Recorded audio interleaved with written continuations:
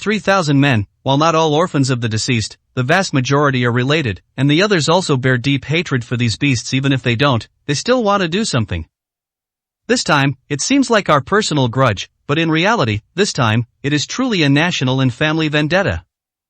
So, Mr. Yi, we cannot and should not stop these people from killing beasts. The only thing we can do is to try our best to let them survive, and to let them die with some peace, if they must. Everyone says that the underground world is only about bad deeds, and so on. Undeniably, this is true, because the underground world is not a world of light. It involves darkness, bloodshed, and violence. However, the true people of the underground world, if they follow the right person and do what needs to be done, then they are also brave, worthy of respect, and even warriors who protect the nation from the shadows when Dragon Country cannot act. At least, these 3,000 people today are like that. Yi Qing looked at Old Feng and Wind Dragon, nodding heavily, and said, "On this journey, I, Yi Qing, cannot guarantee anything, but I promise these 3,000 warriors, we will definitely kill more beasts." That was enough. Just that one sentence was enough. Neither Old Feng nor Wind Dragon knew better than anyone else that what Yi Qing was about to face was the true death trap. Perhaps these 3,000 warriors might have a chance to survive, but Yi Qing's chance of survival was too slim. To put it bluntly, Wind Dragon might even survive, but Yi Qing would probably face certain death. Old Feng looked at Yi Qing, sighed softly, and patted Yi Qing's shoulder, saying, "Mr. Yi, I am old, and I no longer have the ability to go to battle. I will cheer for you here, waiting for your triumphant return. Drink this farewell wine, and when you return, I will prepare a celebration feast for you." As he spoke, someone immediately brought out a tray with several small, full wine cups. Without a word, Yi Qing picked up a wine cup and looked at Old Feng, saying, "Old Feng, the celebration feast, you must prepare it." Yes, Yi Qing said it must be prepared, but he didn't say he would definitely be there to drink it. Then, Yi Qing, Old Feng, and Wind Dragon all tilted their heads back and drank the farewell wine. "Mr. Wind Dragon, then, let's depart. Don't let these 3,000 warriors wait anxiously." Wind Dragon nodded heavily upon hearing this, saying, "Good, Mr. Yi, let's depart." At this moment, Red Eyes also returned to Yi Qing's side under Feng Linger's reluctant gaze. Then, Yi Qing looked back at Old Feng, looked at the magnificent rivers and mountains, and burst into laughter. To kill the enemy. Kill until blood flows like rivers. Kill until mountains collapse and earth shatters. Kill until ghosts wail and spirits shriek. Kill until the border is secure forever, and we, even if we die, have no regrets. Ha ha ha ha ha ha ha. The vehicles slowly started moving. Tears streamed from Feng Linger's eyes. And Old Feng was already shedding tears of old age. "Grandpa, will I see them again? I want to see them again." At this moment, Old Feng's voice was firm and resolute. "Yes, you definitely will. They will return once they have defeated the enemy. Linger, let's wait right here to welcome their triumphant return." Chapter 600, Eliminate Demons and Defend the Way. On the southwest border. 3,000 warriors from the southwest underground world stood fully armed in a camp, each with a grim expression and firm eyes. There was no fear in anyone's eyes. Perhaps everyone feared death, but in the face of national enmity and family hatred, when those damned enemies had not yet died, they were fearless of life and death. Besides these 3,000 fully armed warriors in jungle camouflage, not far from them was a team of 500 people. These were the elites brought by Pujuan and Nangongyu. Although these elites didn't harbor as much deep-seated hatred as the warriors from the southwest underground world, they were equally fearless of life and death. Pujuan and Nangongyu stood in front of these people, looking at the 3,500, and it was false to say they weren't emotional. Even Pujuan and Nangongyu, who had seen countless deaths, couldn't help but feel a hint of pity at this moment. Yes, it was pity, even knowing they would die for a worthy cause. The thought that so many might never return made them feel a little unbearable. Nangongyu was a woman after all. At this moment, seeing so many people and thinking of so many about to go to battle, her eyes turned a little red. "Pujuan, is this battle really worth it? Those people clearly only want to encircle and kill Yi Qing, but is it worth dispatching so many people?" You should know that even if all these people are dispatched, it might not, no, it's not might not, it's definitely won't save Yi Qing. If Yi Qing wants to survive, he can only rely on himself in the end. This was a fact. Nan Gongyu was very clear about the situation Yi Qing was currently facing. It was a desperate situation where 4 dragon ranking experts were confirmed to encircle and kill him under such desperation. Who could survive? If Yi Qing could truly survive, then from then on, he would completely establish his legendary position, and his Southeast King throne, even if some in the 9 Kings Council objected, would be unstoppable. He, Yi Qing, would be the true king. But could he survive? At least, no matter how Nan Gongyu analyzed it, even doubling Yi Qing's strength in her calculations, she couldn't figure out what chance of survival Yi Qing could possibly have. Pujuan looked at Nan Gongyu, frowned slightly, and said in a deep voice, Nan Gongyu, remember, no matter how much animosity you have with Mr. Yi, at this moment, you shouldn't speak like this, and even more so, you shouldn't think like this. Do you think these 3,500 warriors who are about to go into battle, what are they fighting for? Merely to buy Mr. Yi a slim chance of survival? That's simply ignorant and completely wrong. These people are fighting not for Mr. Yi, but to deal with those murderers from overseas who are devoid of conscience and humanity. They are fighting so that innocent citizens on the Dragon Country border will no longer fear being killed for no reason, and even for the innocent people overseas, so that their lives can have a bit more security from now on. They are going to fight, to kill, and even more so, to eliminate evil and uphold justice.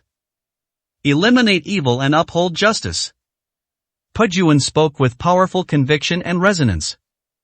He wasn't just saying it for show, he truly meant it.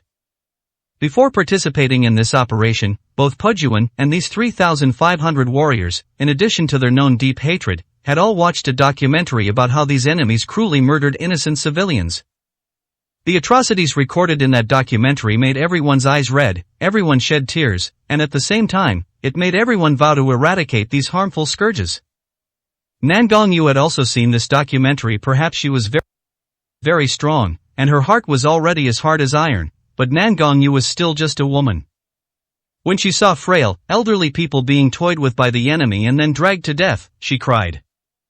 When she saw infants in swaddling clothes being brutally thrown to their deaths, her rage had already reached the heavens. She saw so much, truly a human tragedy. So, she came even if no one asked her to, she forced herself to come. She wanted to come and kill all these beasts. However, after arriving here, she kept thinking that these people were all acting for Yi Qing, which made her feel a bit awkward, or rather, aggrieved. Pujuan, I didn't mean that. I also watched the documentary, and I hate the actions of these devils more than anyone. I just, for a moment, couldn't quite understand it. But rest assured, my complaints will not affect the speed at which I draw my sword. I will definitely kill all these devils. She spoke with an unwavering resolve, and Pujuan did not doubt Nan Gongyu. Pujuan looked at Nan Gongyu, sighed softly, and said, if you look at the problem from a different perspective, perhaps you won't feel so awkward. Why do you say that all of us are going to die to help Mr. Yi? Have you never thought that, in fact, Mr. Yi is helping us? It is he who has attracted all the main enemies together, thus giving us the best opportunity to wipe out all these devils in one fell swoop? Mr. Yi is facing the masterminds of these enemies, the most dangerous enemies. The rest are left to us. It is Mr. Yi who has helped us. Nan Gongyu looked at Pujuan, opened her mouth, and finally said nothing. If it were put that way, it was not impossible. After all, if these devils were truly so easy to kill, then the Feng family would not have been powerless for so many years. It wasn't a question of whether the Feng family was strong enough, but rather, if these devils couldn't be completely annihilated in one go, then the retaliation that would follow would be unbearable for many. From this perspective, this time Yi Qing did indeed gather these enemies, directly initiating a life and death struggle, a battle to the death. Moreover, it was undeniable that the enemies Yi Qing faced were the most terrifying, far more terrifying than the enemies they were about to face. From what was known, it was an encirclement by 4 dragon ranking experts. To ordinary people, perhaps the battle involving thousands of people seemed the most terrifying, but to an expert like Nan Gongyu, she clearly understood that the siege by 4 dragon ranking experts was the true fatal threat to Yi Qing. Otherwise, as long as Yi Qing was willing, as long as it wasn't complete saturation bombardment, he would be able to escape from the encirclement of these ordinary people, and even kill countless enemies along the way. This was the strength of a dragon ranking expert. But the thought of being besieged by 4 dragon ranking experts was enough to make one despair. Pujuan, I won't say anything more. My animosity with Yi Qing can be discussed later. This time, I will definitely not hold back. And, just as you said, Yi Qing is my enemy, and I don't want my enemy to die at someone else's hands. If Yi Qing is to die, he can only die by my hand, so he must live. As she spoke, a cold glint flashed in Nangong Yu's eyes, and she gritted her teeth. Yes, he must live, he cannot die.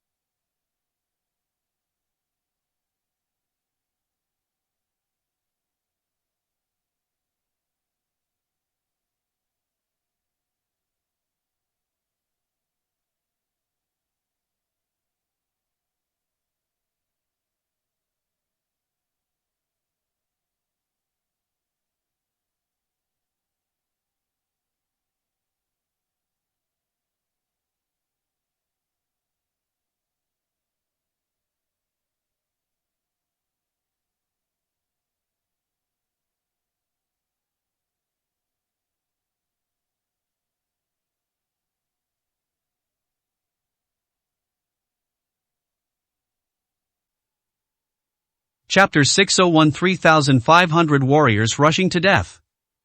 Seeing Nangonyu's murderous expression, Pujuan shook his head and said no more. This was acceptable, at least, she wasn't thinking of killing Yi Qing, but rather of letting him live. As for Nangonyu wanting to take revenge herself, let her be, they didn't even know how they would get through the current predicament, so what was the point of talking about the future? Of course, if Yi Qing could get through this current predicament, would Nangongyu really still be able to take revenge? Yi Qing, who could survive being surrounded and attacked by at least 4 dragon-ranking powerhouses, had reached an unimaginable level of strength. Nangongyu was indeed a genius, but there were differences between geniuses. Especially if Yi Qing survived this ambush, he wouldn't just be a genius anymore, nor half a legend, he would be a true legend. Pujuan looked at his watch and said in a deep voice, "It's almost time Mr. Yi and the others should be here." Nangonyu's expression also turned solemn upon hearing this. Perhaps the documentary had an effect, or perhaps Pujuan's earlier words made her understand many things. In any case, at this moment, before the great battle, no matter how ignorant Nangonyu was, she wouldn't quarrel with Yi Qing at such a time.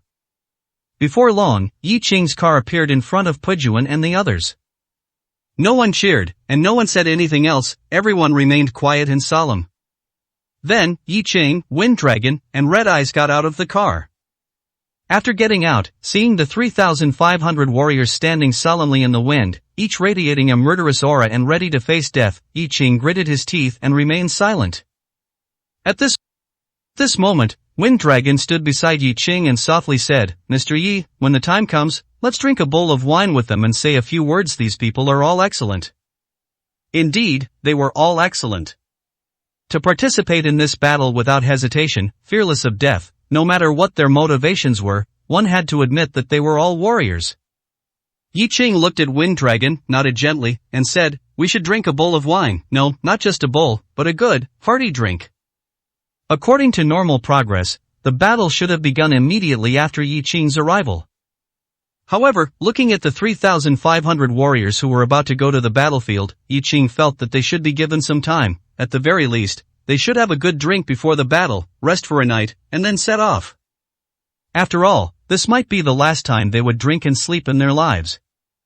Just then, Pujuan and Nangonyu also walked over and saluted Wind Dragon and Yi Qing. Yi Qing immediately spoke, "You've come at a good time. I have a decision. Tell me if you think it's appropriate.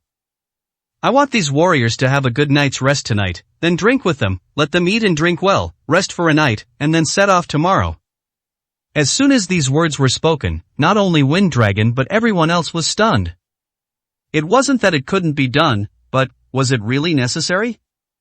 Especially Wind Dragon, who immediately frowned and directly shook his head, saying, "Mr. Yi, I can understand your concern for these warriors, but this is a battlefield. It's better to set off directly." There was another thing Pujuan didn't say, which was that Yi Qing's parents were currently in the hands of these enemies. The sooner they set off, the sooner Yi Qing's parents could be rescued, and only then would Yi Qing be more at ease. Pujuan and the others knew very well how loyal and righteous Yi Qing was with his parents in the hands of the enemy. To put it unpleasantly, let alone waiting an extra night, even a single second would be an agonizing ordeal for Yi Qing. In such a situation, if it were anyone else, they would probably have demanded that these warriors set off immediately, at all costs.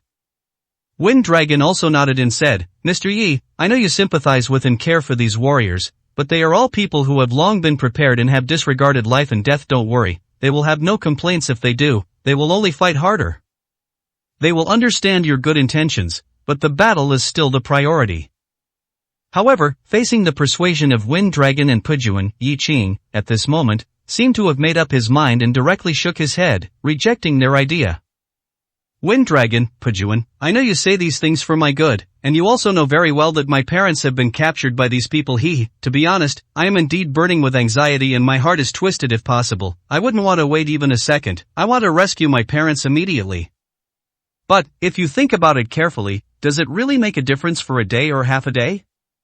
At this point, Yi Qing looked at the 3,500 warriors standing in the wind, sighed softly, and said, "These warriors, after today, may very likely have no tomorrow.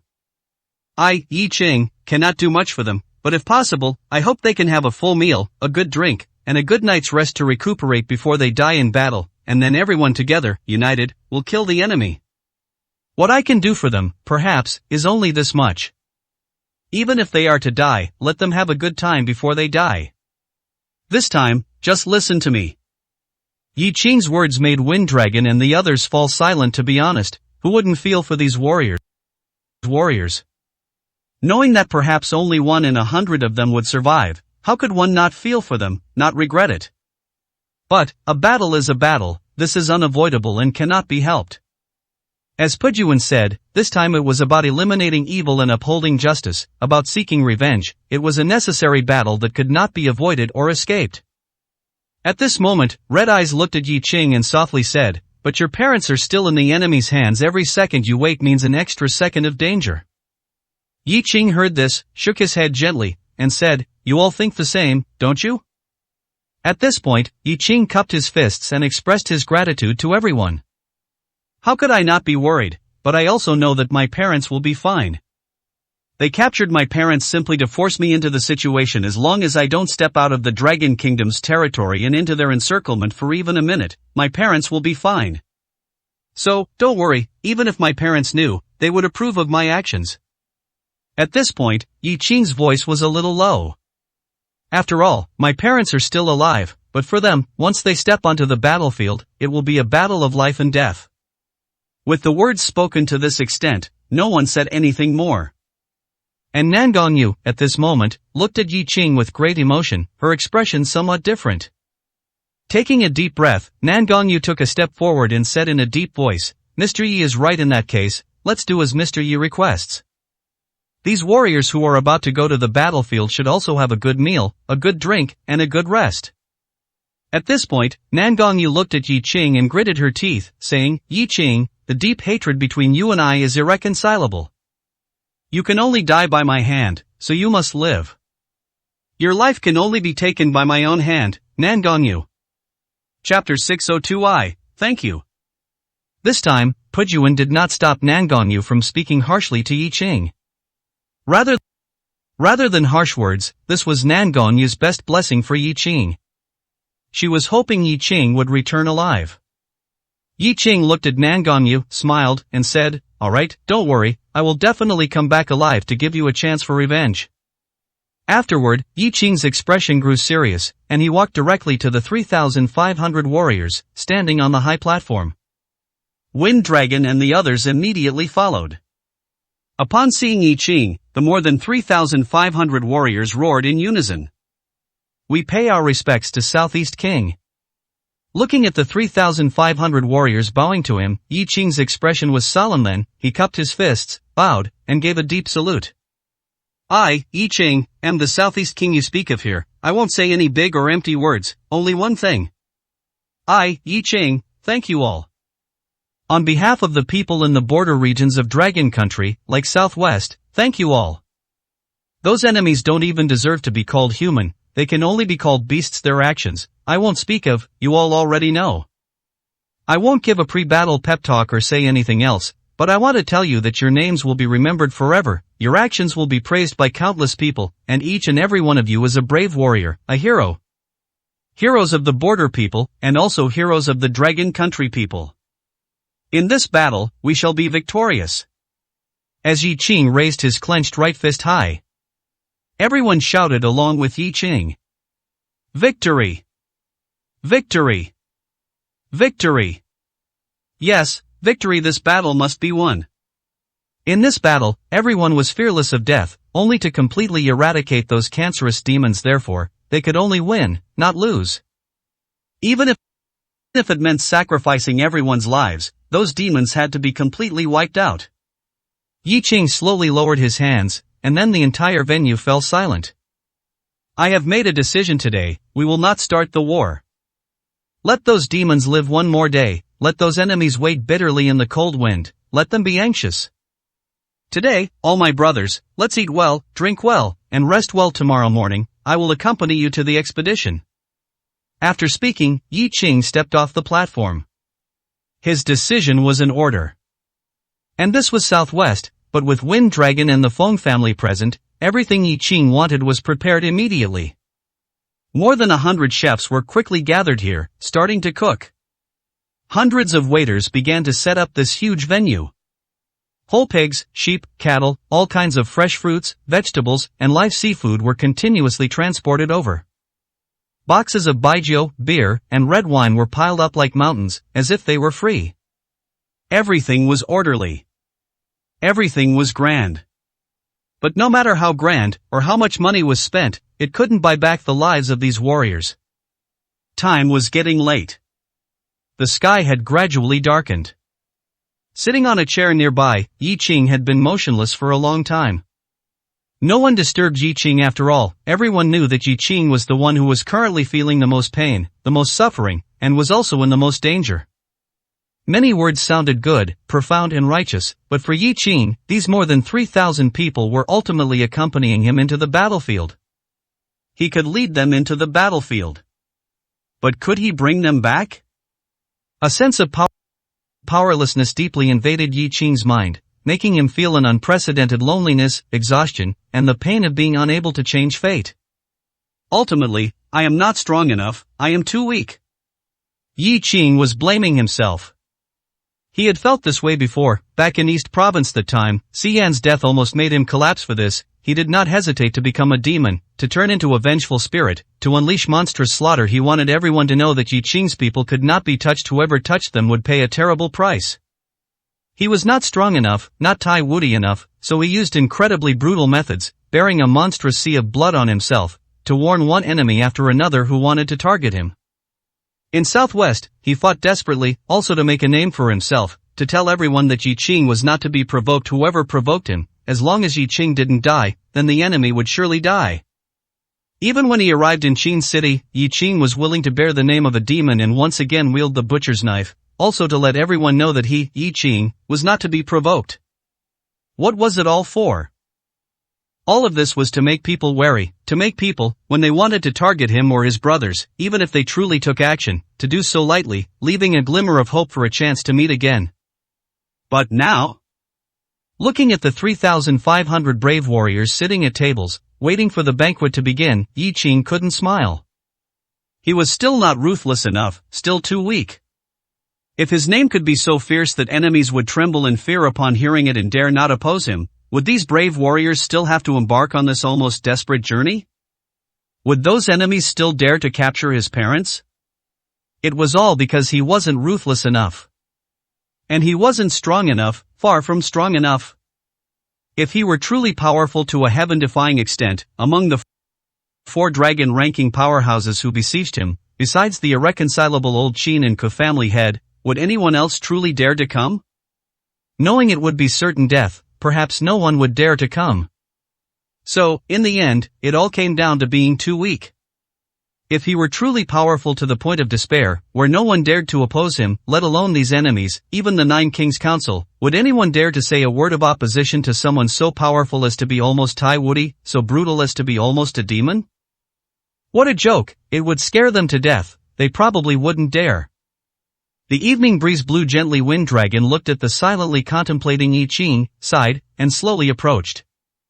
Mr. Yi, it's come to this, don't think so much. Just as you said, today, let's eat heartily, drink heartily, and rest while all worries can wait until tomorrow.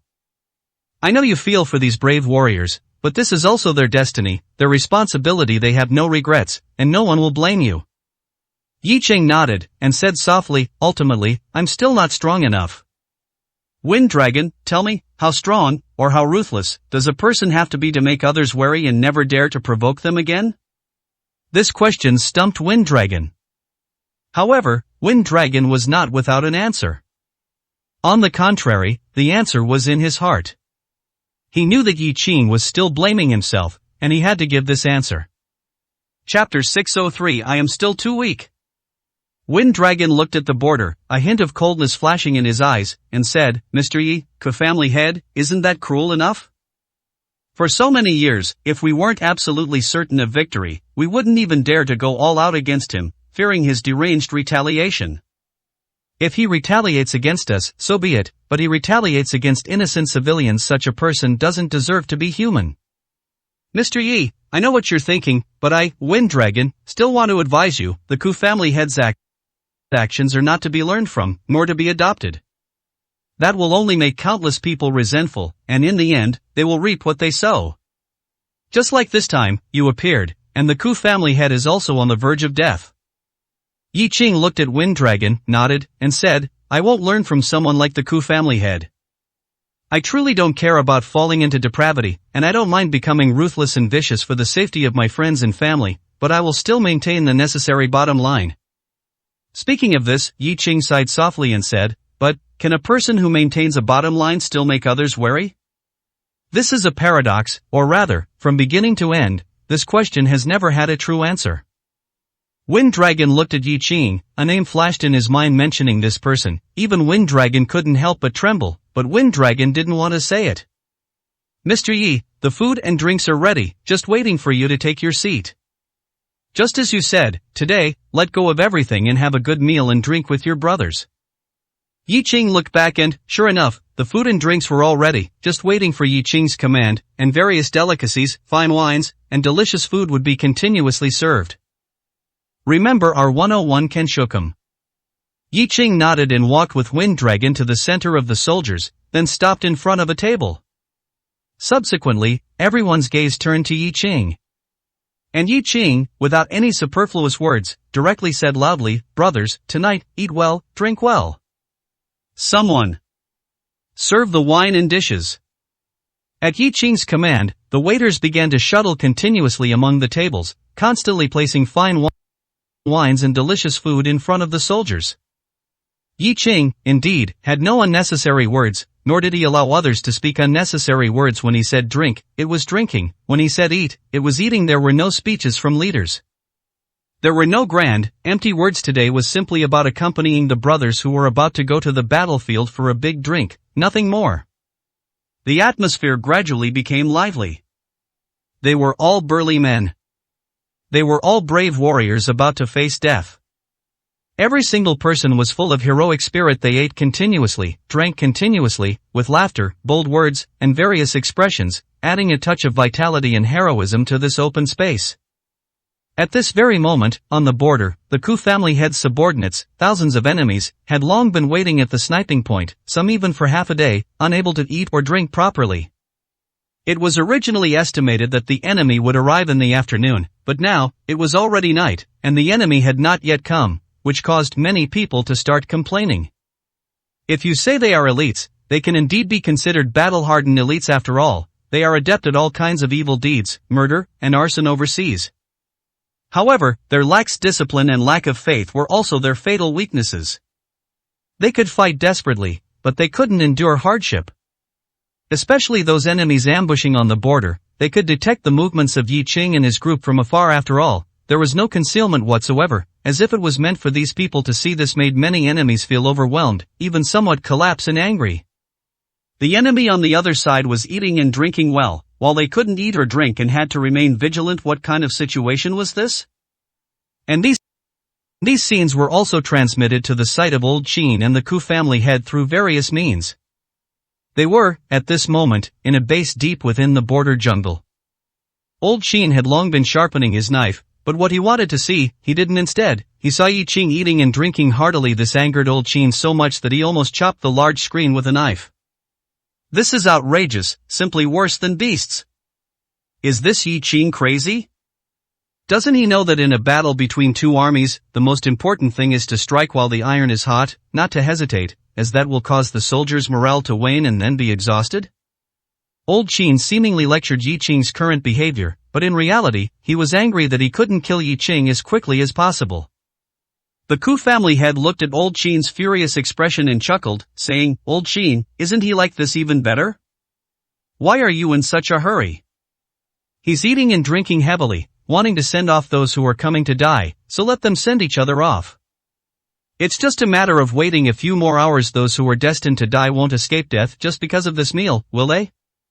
So, don't rush, there's nothing to rush about.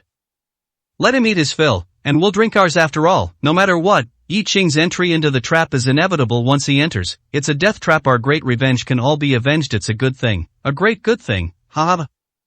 Subsequently, the Ku family head immediately ordered someone to prepare food and drinks in the large room. And Old Qin didn't say much. The Ku family head was right. there was no point in rushing now. Yi Qing would definitely not come now, so all they could do was wait. Fortunately, Yi Qing was only temporarily not coming, but it was only a delay of a few hours. Alright, then let him live a few more hours. A few hours later, I will use his head to pay tribute to all those who died in my Qin family. Speaking of this, old Qin looked at the Ku family head and said in a deep voice, Ghost Village has been in seclusion since he arrived and doesn't eat with us, which I can understand. What about Mr. Jin? The great battle is about to begin, he should be here by now. The Ku family head heard this, chuckled, and looked at the time, saying, Don't worry, Mr. Jin never arrives late, but he also never arrives early. Let's eat first. If nothing unexpected happens, Mr. Jin will arrive before we even have 2 drinks. Old Qin nodded, but then frowned and said, No, don't eat yet, have someone bring Yi Qing's parents over. The Ku family head was stunned for a moment, then smiled and said, We're eating and discussing matters, is it necessary to have those 2 dying people accompany us? Old Qin sneered and said, Even dying people need to know how they died and who to blame. Speaking of this, Old Qin pointed at Yi Qing's brightly lit camp on the large screen, where they were eating and drinking heartily, and said coldly, at the very least, they should know that their own son, whom they painstakingly waited for to rescue them, not only didn't come to save them immediately, but instead, was eating and drinking heartily. Haha, what's the use of raising such an unfilial son?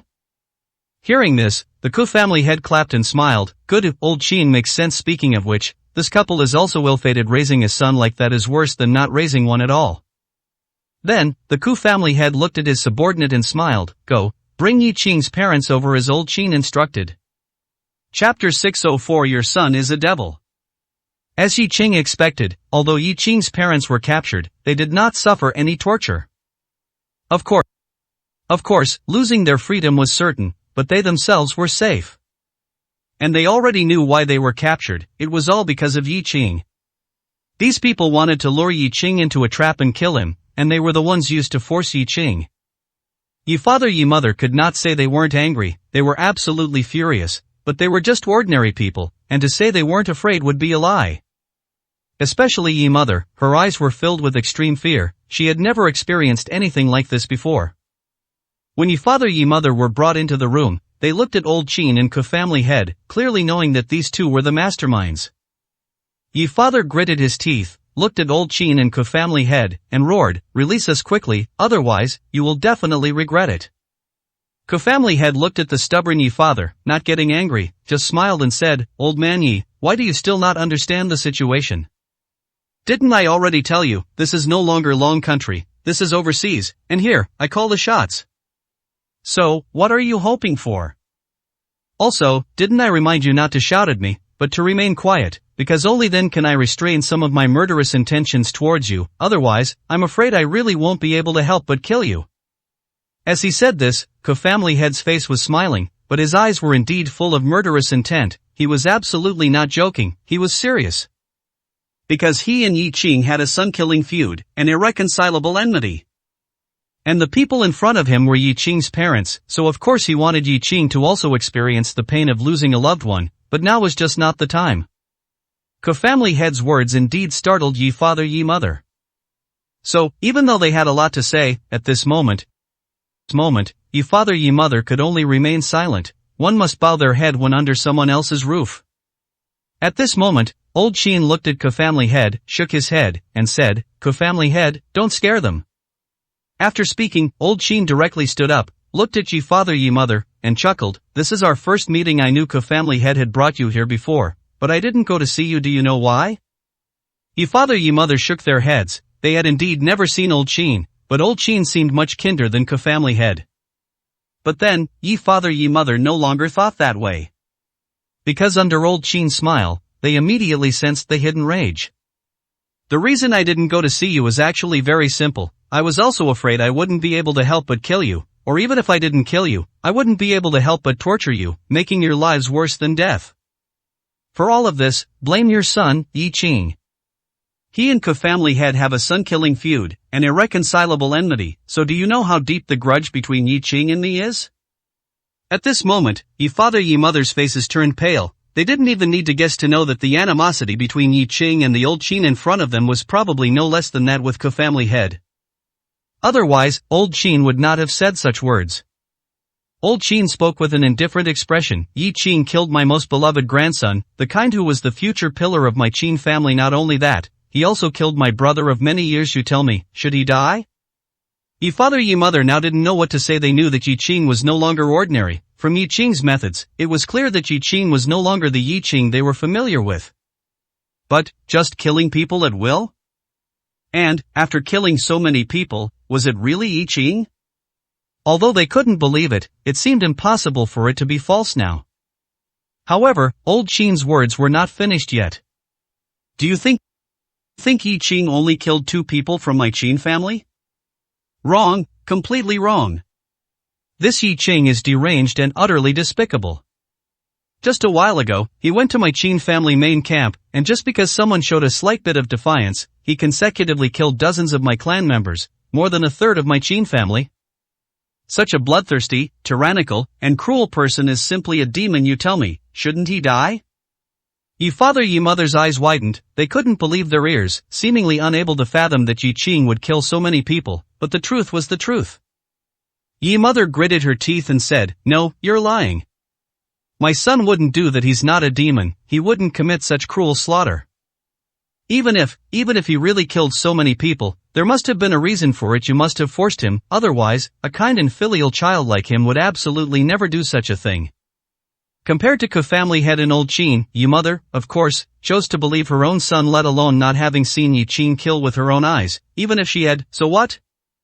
They had personally witnessed Yi Qing's exhaustion and helplessness when he was in front of them, and Yi Qing was raised by their own hands. A person's character might change, but how could it change so completely? Moreover, all of Yi Qing's actions after being released from prison proved that Yi Qing had a conscience and a bottom line. It was simply impossible for him to become a butcher for no reason. This was absolutely false. Family head stood up at this moment, walked towards Yi mother, and sneered, "Your son couldn't do such a thing? Your son's killings are far more than you imagine. His hands are already stained with blood. The people he's killed are almost piled up into a mountain." At this point, family head pointed at the large screen and sneered, "Also, are you sure your son is really very filial? Then tell me, what is this?" What was shown on the large screen was the scene of Yi Qing and his people gathered together, drinking. Of course, it couldn't be filmed that clearly, as it was filmed from a very distant place, but one could still see the bright lights and hear the chaotic sounds of many people, including some loud laughter. Yi father Yi mother looked at the screen, not knowing what family head wanted to say, but since Yi Qing was mentioned, they knew without thinking that it must be related to him. "What do you mean?" Family head snorted coldly when he heard this and said, "What do I mean? I can tell you right now that Yi Qing already knew you were in my hands, but has he come to rescue you immediately?" This scene shows Yi Qing drinking and having fun with those rabble, with laughter and joy. Didn't you hear those laughs? This is your so-called filial son. His parents were captured, their lives unknown, yet he has the leisure to drink and have fun. You tell me, isn't this ridiculous? This is truly filial, ha ha ha ha. Family head's words made Yi father Yi mother frown involuntarily. Was that really Yi Qing? Chapter 605, A Vicious Plan. Seeing Yi father Yi mother frown, family head smiled. "Aren't you feeling very sad? The son you raised turned out to be such an unfilial son. Your mood must be very low and uncomfortable, right?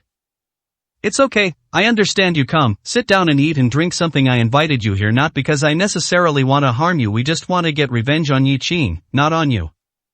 If you cooperate with us well, then I promise I will let you return safely. So, I don't think I need to remind you what to do, right?" Old Qin frowned at this moment, wanting to say something, when family head gave Old Qin a look, signaling him not to speak.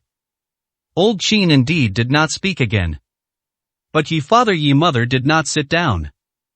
Yi father gritted his teeth, looked at family head, and said, "Now that we are in your hands, you can kill or dismember us as you please. Whether Yi Qing is filial or not is not for you to judge, but I just want to tell you, if you want to kill Yi Qing, you are thinking too much."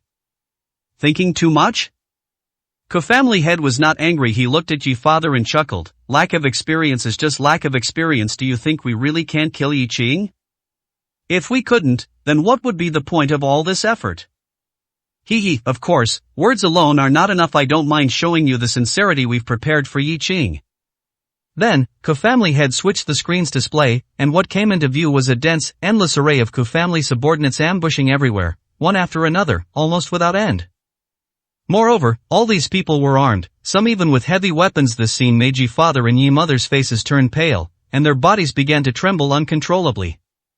For ordinary people like them, Tiger rankings experts or Dragon ranking powerhouses were too far removed. They didn't know what that meant.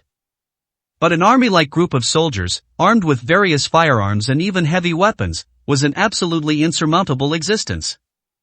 What are all these? Ye Mother couldn't help but gasp, covering her mouth. It wasn't that she didn't know, she just couldn't believe it. In her opinion, if these densely packed armed men were to deal with Yi Qing, then Yi Qing would have no chance of survival at all. No matter how powerful Yi Qing was, he was still flesh and blood. How could he contend with so many people, and how could he block bullets? Family Head wanted precisely this effect. Seeing Ye Father Ye Mother's panicked expressions, he immediately laughed and said, "These are the grand gifts I've prepared for Yi Qing. Do you think they're satisfactory? To tell you the truth, there are 5,000 armed elites ambushed in this overseas jungle with so many people and so many weapons. To put it bluntly, taking down a small country wouldn't be a problem. Do you think killing a Yi Qing is difficult? Difficult? It's certainly not difficult at all." In Ye Father Ye Mother's eyes, these people, with just one spit each, would be enough to drown Yi Qing. "Let my son go, I beg you, please let my son go. As long as you let my son go, I'll do anything you want. Yi Qing has a grudge with you. He killed your relatives, then kill us instead. We are willing to die, to atone for Yi Qing's sins with our deaths, okay?" Ye Mother felt despair, but she could do nothing but watch for her. The only way to save Yi Qing, the only thing she could do, was to die for Yi Qing, nothing more. Ye Father looked at Family, and at this moment, he also gritted his teeth and said, "That's right, if you want to kill us instead. Let Yi Qing go." Family Head laughed heartily and said, "You are truly good parents, willing to die for your child. It truly pains the hearts of parents everywhere. Your hard work genuinely moves me deeply. Unfortunately, no. Moreover, don't you think it's not worth it? Yi Qing knows you are in my hands, unaware of your life or death, perhaps even suffering torture, yet he is out feasting with others, showing no concern for you at all. I just want to ask you, is such a son worth having?" Family Head walked up to Ye Father, patted his shoulder, and smiled. "What I want you to do is very simple. As long as you do it, then I guarantee you will be treated well here with me. At the very least, you won't be tortured, and, once the matter is complete, I will let you go back. How about that?" Ye Father looked at Family Head, frowned, and said, "What do you want to do?" Family Head smiled and clapped his hands. Then, two subordinates entered the room, holding cameras, pointing them at Ye Father Ye Mother. "What I want you to do is very simple. You just need to speak into the camera, following the content on the script." After speaking, Family Head's subordinate immediately handed a script to Ye Father Ye Mother. Ye Father Ye Mother picked up the script and, upon seeing its content, their faces immediately changed, turning ashen. Ye Mother was so angry that she directly tore the paper to shreds, gritting her teeth and roaring, "Impossible! You are daydreaming! I will never, ever, slander my son like this. You are dreaming." Ye Father also frowned tightly, throwing the paper directly onto the ground, and said coldly, "The content on this paper describes Yi Qing as a despicable, shameless beast who goes against human ethics, is disloyal, unfilial, unkind, and unrighteous. It practically pours all the disgusting filth onto him. You are simply despicable, shameless, utterly devoid of conscience. I tell you, I will absolutely not read the content on this script. I won't read it even if you kill me." Although Ye Father Ye Mother were ordinary people, seeing the camera and the content on the paper, they immediately understood what Family Head wanted to do. He wanted Ye Father Ye Mother to directly nail Yi Qing to the pillar of shame, never to rise again, to forever become someone despised by others. Leaving aside how unpleasant the content was for a moment. But, as long as these words came from Yi Qing's parents' mouths, regardless of whether they were forced, Yi Qing would never have a chance to recover, and would certainly become a laughingstock and an object of contempt for everyone in the world. If even his own parents would so insult and curse Yi Qing, then what about others? Ye Father Ye Mother absolutely refused to do this, not even if it meant death. Meanwhile, Family Head walked up to Ye Father, picked up the paper from the ground, and chuckled, "Old brother Yi, it's always good to be sensible. Otherwise, did you misunderstand something? Do you really think we are so kind that we won't lay a hand on you? Chapter 606 Using you to threaten Yi Qing. Yi Father, for once, stood his ground. Looking at Kafamli Head, Yi Father gritted his teeth and said, "Go ahead and do it in any case, you're dreaming if you think we'll cooperate with you to slander my son." Kafamli Head smiled, then directly slapped Yi Father across the face. Even though Yi Father was physically robust, he was still just an ordinary person, but who was Kafamli Head? He was a powerful expert on the dragon ranking, and even though he held back all his strength, that single slap caused Yi Father's mouth to bleed profusely, and several teeth fell out. Yi Mother cried out in alarm, immediately hugging Yi Father, tears instantly streaming down her face. "You bad people, you will definitely get your comeuppance." Kafamli Head looked at Yi Father Yi Mother and said coldly, "Comeuppance? Heh, perhaps it's true that comeuppance will befall us, but do you think you'll survive before that happens to us? Let me tell you, either you do as I say, or I will make your lives worse than death. Don't think that I can't capture Yi Qing without your help. To be honest with you, since Yi Qing has already arrived at the border, it means he will definitely cross the border to rescue you. As soon as he crosses the border, his life and death will be in my control. Do you think you still have any use? Do exactly as I say immediately, otherwise, I'll make you suffer greatly." However, at this moment, Yi Father was more resolute than ever. Looking at Kafamli Head, Yi Father spat out a mouthful of blood and gritted his teeth, saying, "Originally, I truly thought that the animosity between Yi Qing and you might not have a clear right or wrong, but now I see it. You are the villains, the bad people. Yi Qing must have had his reasons for killing your people, and he definitely didn't kill innocent people indiscriminately. My son, I have always educated him, and even hurt Yi Qing's feelings because of it, but this time, even if I die, I will never be used by you. I will never disappoint my son again. If you have the guts, kill me, otherwise, I'll wait for my son to come and kill you, to avenge me." Kafamli Head looked at the unyielding Yi Father, his rage burning fiercely. One Yi Qing was enough to make him furious, and now, even Yi Qing's parents dared to boss him around and put on an act. It was simply, damnable. "Oh, so you want to die, huh? Do you think I really wouldn't dare to kill you? Then, let you die." As he spoke, murderous intent flashed in Kafamli Head's eyes, and then he directly rushed in front of Yi Father, raising his hand, intending to directly strike Yi Father dead. However, just as Yi Father closed his eyes, waiting for death, Old Qin frowned and directly came in front of Kafamli Head, reaching out to stop him. Kafamli Head gritted his teeth and said, "Old Qin, don't interfere with this matter today. I must kill them. These two people are simply stubborn. They think they are something. Yi Qing dares to treat us like this, and they dare to? It's simply laughable." Old Qin heard this and said in a deep voice, "Whether it's laughable or not, that's not the point for now, but they cannot die." Kafamli Head heard this and immediately shook his head, saying, "Old Qin, I know what you're worried about. Are you afraid that if these two people die, Yi Qing won't fall into the trap? Don't worry, your concern is unnecessary. Yi Qing already knows his parents are in our hands, so he must enter this trap. Even if he knows his parents were killed by us, he will still come to us for revenge. Maybe he'll even come faster then.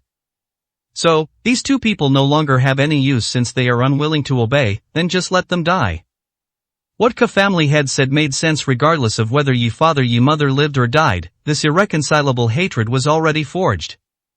Moreover, Yi Qing and the Feng family had already prepared so thoroughly, not coming was impossible. If Yi Father Yi Mother were alive, Yi Qing would come to save them. If Yi Father Yi Mother died, Yi Qing would still come to avenge them and collect their bodies. Therefore, Yi Qing would definitely come, regardless of whether Yi Father Yi Mother were still alive. Old Qin looked at Kafamli Head and said indifferently, "I don't object to killing them, but don't you think it's a bit too uninteresting to kill them now? Moreover, who said they have no use? Kafamli Head, think about it. After Yi Qing arrives, imagine tormenting his parents severely in front of him, and even killing his parents directly before his eyes. Don't you think that would be more interesting? Is this interesting? This is cruel."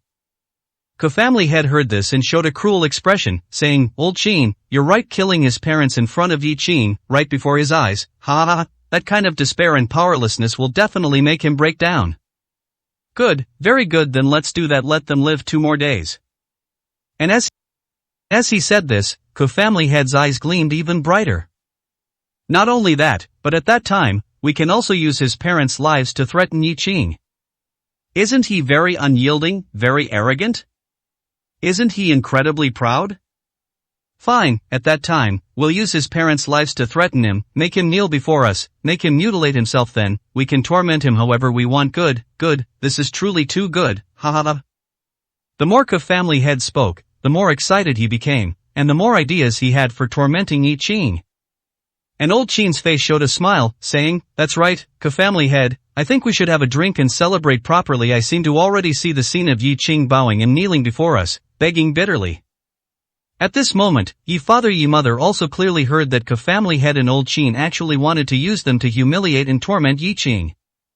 The most crucial thing was that these two people, from beginning to end, had no intention of letting them go. They would ultimately still die, and even worse, they would die in front of Yi Qing. After Yi Qing suffered greatly for them, they would still be killed. No, absolutely not, such a thing must not happen.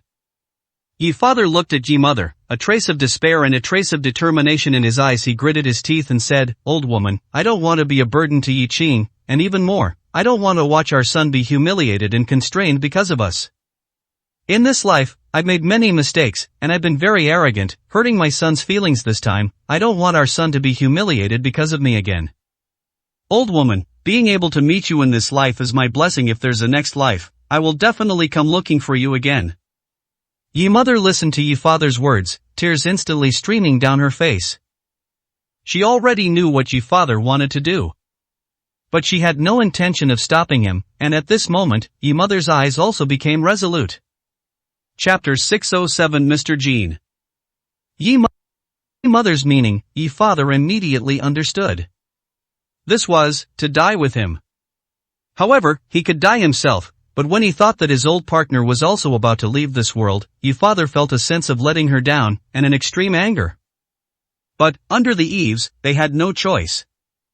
Even if they survived now, when Ke family head and old Qing saw Yi Qing, they would still die, and might even become a means to threaten Yi Qing, or even be killed in front of Yi Qing.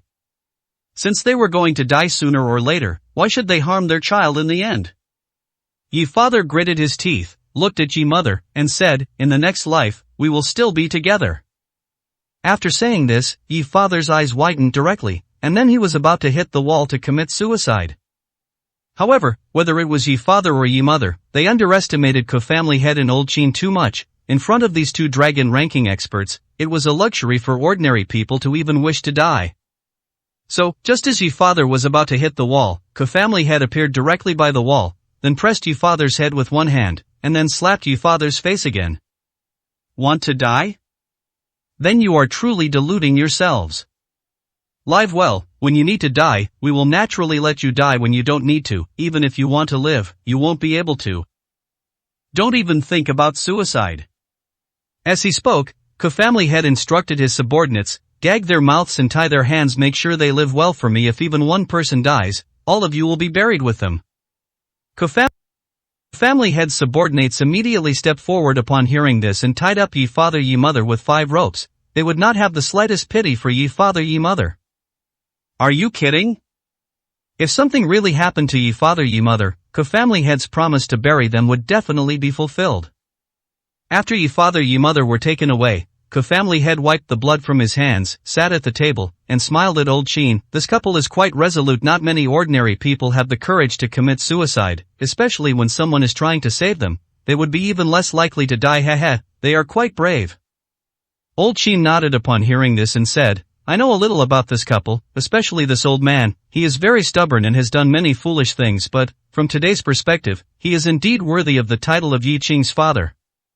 It's just a pity that no matter who he is, what he has done, or whether he deserves respect, he must die." Who told his son to deserve to die? Ke family head nodded upon hearing this and said, "So, at that time, this couple must be put to good use. Heh, as long as they are in our hands, making Yi Qing commit suicide might be impossible, but making Yi Qing kneel and slap himself should be no problem. Unless Yi Qing truly prefers to watch his parents die than to compromise, but if that's really the case, then even if Yi Qing lives, his inner demons will probably never disappear in this life." And just then, a voice speaking in awkward Dragon Kingdom dialect came over. The person was in his 40s, dressed in a suit, looking more like a businessman than a strong expert. But, if anyone was fooled by his appearance, they would be greatly mistaken. Family head, Old Sheen, I'm not late, am I? I heard what you said, but I wonder, will this Yi Ching even live to see us? After all, with Family head going all out, all his subordinates mobilized, and so many heavy weapons, isn't it simple to kill a Yi Ching? The person who arrived was Mr. Jean. A dragon ranking expert, the head of the Jean family from the neighboring Stick country. When Family head saw Mr. Jean arrive, he immediately stood up with a smile and embraced Mr. Jean, then looked at Old Sheen and smiled, Old Sheen, this is Mr. Jean now that he's here, our people are all here. This time, even if Yi Ching has 10 lives, he will surely die. With Mr. Jean here, Family head and Old Sheen at this location, and by Wu in seclusion somewhere, all 4 dragon ranking experts have arrived. This is the strongest combat power. Killing a Yi Ching would be as easy as pie, wouldn't it? As he spoke, Old Sheen also stood up and greeted Mr. Jean regardless of whether they knew each other before or had any contact. From this moment on, they were people united by a common enemy. They had a common enemy, a common goal, which was to kill Yi Ching. Mr. Jean was also not polite. He sat directly on the chair, faced a table full of delicious food, poured himself a glass of wine, and then smiled, with Family head going all out. I'm just afraid that this time, I'll arrive here and hear of Yi Ching's death without even having a chance to fight this newly risen Yi Ching. After all, others may not know Family head's strength, but I know it very well. With so many subordinates and so many weapons, killing a Yi Ching shouldn't be a big problem, right? Mr. Jean was not Family head, nor was he Old Sheen for him. A young man might indeed possess the strength of a dragon ranking expert, but even so, what of it? Was he truly worth being besieged by 4 dragon ranking experts? Family head's 5,000 subordinates were not to be trifled with. Before Family head could speak, Old Sheen frowned directly, looked at Mr. Jean, and said in a deep voice, Mr. Jean, if you view Yi Ching with such an attitude, then you will inevitably suffer a great loss at that time. This time, we are going to make Yi Ching die, and absolutely no accidents can occur. So, Mr. Jean, I advise you to take this a bit more seriously. Mr. Jean heard this and did not get angry. He just smiled and said, don't worry, since I'm here, I naturally won't underestimate anyone. After all, even Southeast King Old Sheen was forced to leave his home and stand with Family head. How dare I underestimate such a young man? It's just that I want to know what benefits I can get after this matter is settled. The enemy is so powerful. Although I, Mr. Jean, have a friendship with Family head, I can't take risks for nothing, can I? Old Sheen, Family head has promised me enough benefits that I couldn't bear to refuse, which is why I came to get involved in this matter. So, what about you? What can you give me? Family head frowned immediately upon hearing this, looked at Mr. Jean, and said, Mr. Jean, I will fulfill all the money I need to pay and the things I promised you to do without any discount. Why are you asking Old Sheen for benefits now? Mr. Jean laughed directly upon hearing this. Family head, I am a businessman. Admittedly, you have already given me enough benefits, but even more benefits are not worth me risking my life, are they? Since I'm here, I naturally want to maximize my profits. Old Sheen is the Southeast King of Dragon Kingdom. After all, although he seems a bit unlucky now, as long as Yi Ching dies, the position of Southeast King will still be Old Sheen's. Plus, the blood feud that is irreconcilable, I think Old Sheen wouldn't mind paying some price, would he? After speaking, Mr. Jean looked at Old Sheen and chuckled. Of course, if Old Sheen thinks my request is excessive, then you can just pretend I didn't say anything. After all, I think your strength is actually enough with or without me. There isn't much differences for me. I'll just consider it a trip to see friends after this meal. I can still leave, you know. Chapter 608, Agreement. Though he spoke of leaving, Mr. Jean didn't move an inch. He knew very well that Old Sheen would not let him leave. Old Sheen looked deeply at Mr. Jean, then suddenly started to laugh. Family head, fearing further complications, quickly stepped forward, about to speak. But Old Sheen directly stopped Family head. So you're Mr. Jean, huh? Although this is our first meeting, I've heard of your name. As a strong individual with dragon ranking strength, yet you immerse yourself in the business world all day long. That's quite unconventional. Mr. Jean chuckled at this, saying, everyone has their preferences. I, Mr. Jean, don't really love gourmet food, fine wine, or beautiful women, but I just love doing business and making money. So, Old Sheen, what do you say? It's good to have hobbies, what's scary are those who have no desires. If you really encounter such people, you truly wouldn't know how to win them over or control them. Old Sheen looked at Mr. Jean and chuckled, I'm penniless right now, and I came here only to take revenge, so I can't give you anything at the moment. However, as long as Yi Qing dies, and as long as the position of Southeast King is still mine, then, Mr. Jean, I promise you 1 billion in cash, plus the entire Southeast 5 provinces will be open to your co-family, allowing your co-family to do business in the territory of the Southeast 5 provinces. I will handle all related matters. How does that sound? 1 billion in cash might not be much to people like them. But having it is better than not having it. This is a display of sincerity. What's truly valuable, what's worth a lot of money, is Old Sheen's promise that the territory of the Southeast 5 provinces will be open to the Ku family, allowing them to do business freely, and Old Sheen will handle all related matters, giving them a green light all the way. This is the true source of continuous wealth. Upon hearing this, Mr. Jean burst into laughter, directly picked up his wineglass, and drained it. Splendid, truly Old Sheen, truly the Southeast King. I believe this promise, and I'm very satisfied with this condition. Even for the sake of our future friendly cooperation, this Yi Qing must die. Co-family head, come, let's sit down and have a good chat. Although co-family head felt somewhat displeased, seeing that the matter was finally resolved satisfactorily and Mr. Jean would not leave, he immediately became happy. Old Sheen seemed to be giving up a lot, but in reality, he didn't give up anything. After all, if Yi Qing didn't die, everything would be empty talk, and for the sake of revenge, what did it matter to give up a little?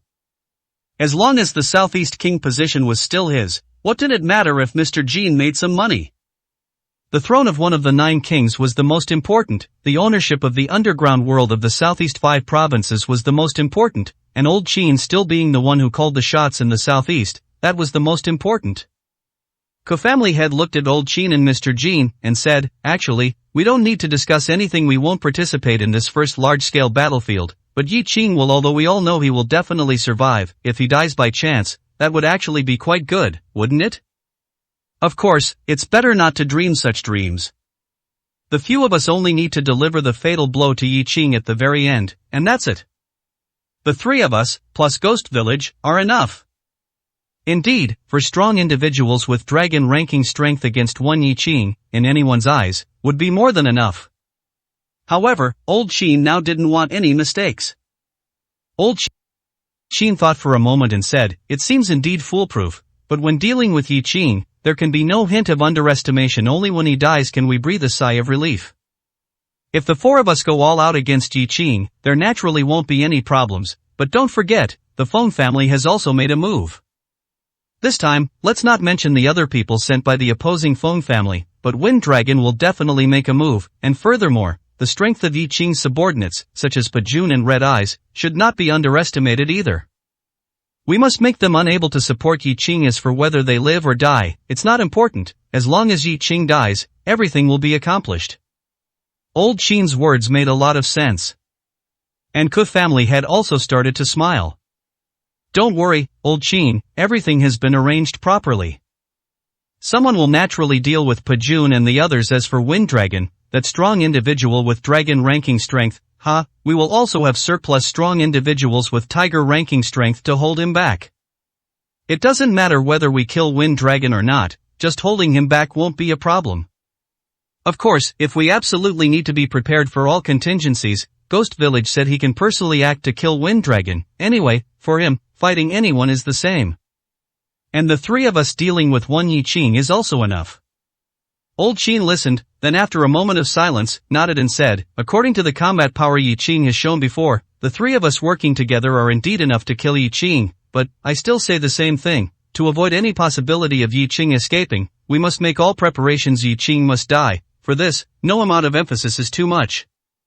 Ku family had nodded, looking at Old Sheen, and said, Old Sheen, you can rest assured on this point. However, compared to these matters, I heard that Queen Hongxiu seems to have become very close to Yi Qing. If she were to somehow lend a hand, Old Sheen, what do you think should be done? As one of the 9 kings of the underground world of Dragon Country, Ku family had naturally asked Old Sheen about such a matter. And Old Sheen, without hesitation, directly waved his hand and said with great confidence, You don't need to worry about Queen Hongxiu. From the moment it was rumored that she was close to Yi Qing, I had already made arrangements. Strong individuals from Dragon Country will naturally act to obstruct Queen Hongxiu. Perhaps they won't help me deal with Yi Qing, but I am confident that they will help prevent Queen Hongxiu from interfering. So, there's no problem with Queen Hongxiu. At this moment, Mr. Jin clapped his hands with a smile and said, "Good, then there's no problem with anything. However, I am becoming more and more curious about this Yi Qing. A person who was once unknown and unheard of, in a short period of time, has made such a great name for himself, and his strength is extremely terrifying. Who exactly is this Yi Qing? Not only that, Yi Qing has many enemies, but he also seems to have many friends. He's friends with the Feng family and also friends with Queen Hongxiu, and his enemies are all incredibly strong. Truly, it leaves me speechless. It's just that Yi Qing probably won't live past these 2 days, otherwise, if he truly continued to grow, I would become increasingly curious about how spectacular his future would be." Listening to Mr. Jin's words, Old Qin's eyes narrowed slightly, and he sneered. Mr. Jin had better not have such thoughts. After all, if Yi Qing doesn't die this time, then we will definitely be the ones to die. Don't forget, Yi Qing is a ruthless and vengeful person. His actions these days are simply demonic. He doesn't value human life at all. Do you think, given how we've encircled and attacked him this time, if he survives, will we still be able to live? Chapter 609 Golden Lion. There was absolutely nothing wrong with that statement. If Yi Qing didn't die this time, then the ones who would die were them. Even if they managed to escape this time, Yi Qing's temperament and character would never give them a chance to make a comeback. He would definitely try every means to hunt them down and ensure they died without a burial place.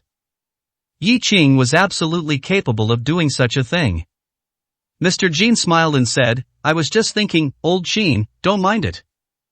I've accepted your benefits, and we are friends naturally. I won't have any pity for Yi Qing. He is definitely going to die, and he must die, otherwise, my reputation, Mr. Jin's reputation, would also be ruined, wouldn't it?" Ku family had heard this and said softly, "Alright, let's not talk about such things. In short, this time, Yi Qing is bound to die. To tell you the truth, this time, it seems like only the 4 of us dragon-ranking powerhouses are making a move, but in reality, there's another powerhouse who has been waiting in the dark. As soon as the time is right, that powerhouse will also make a move.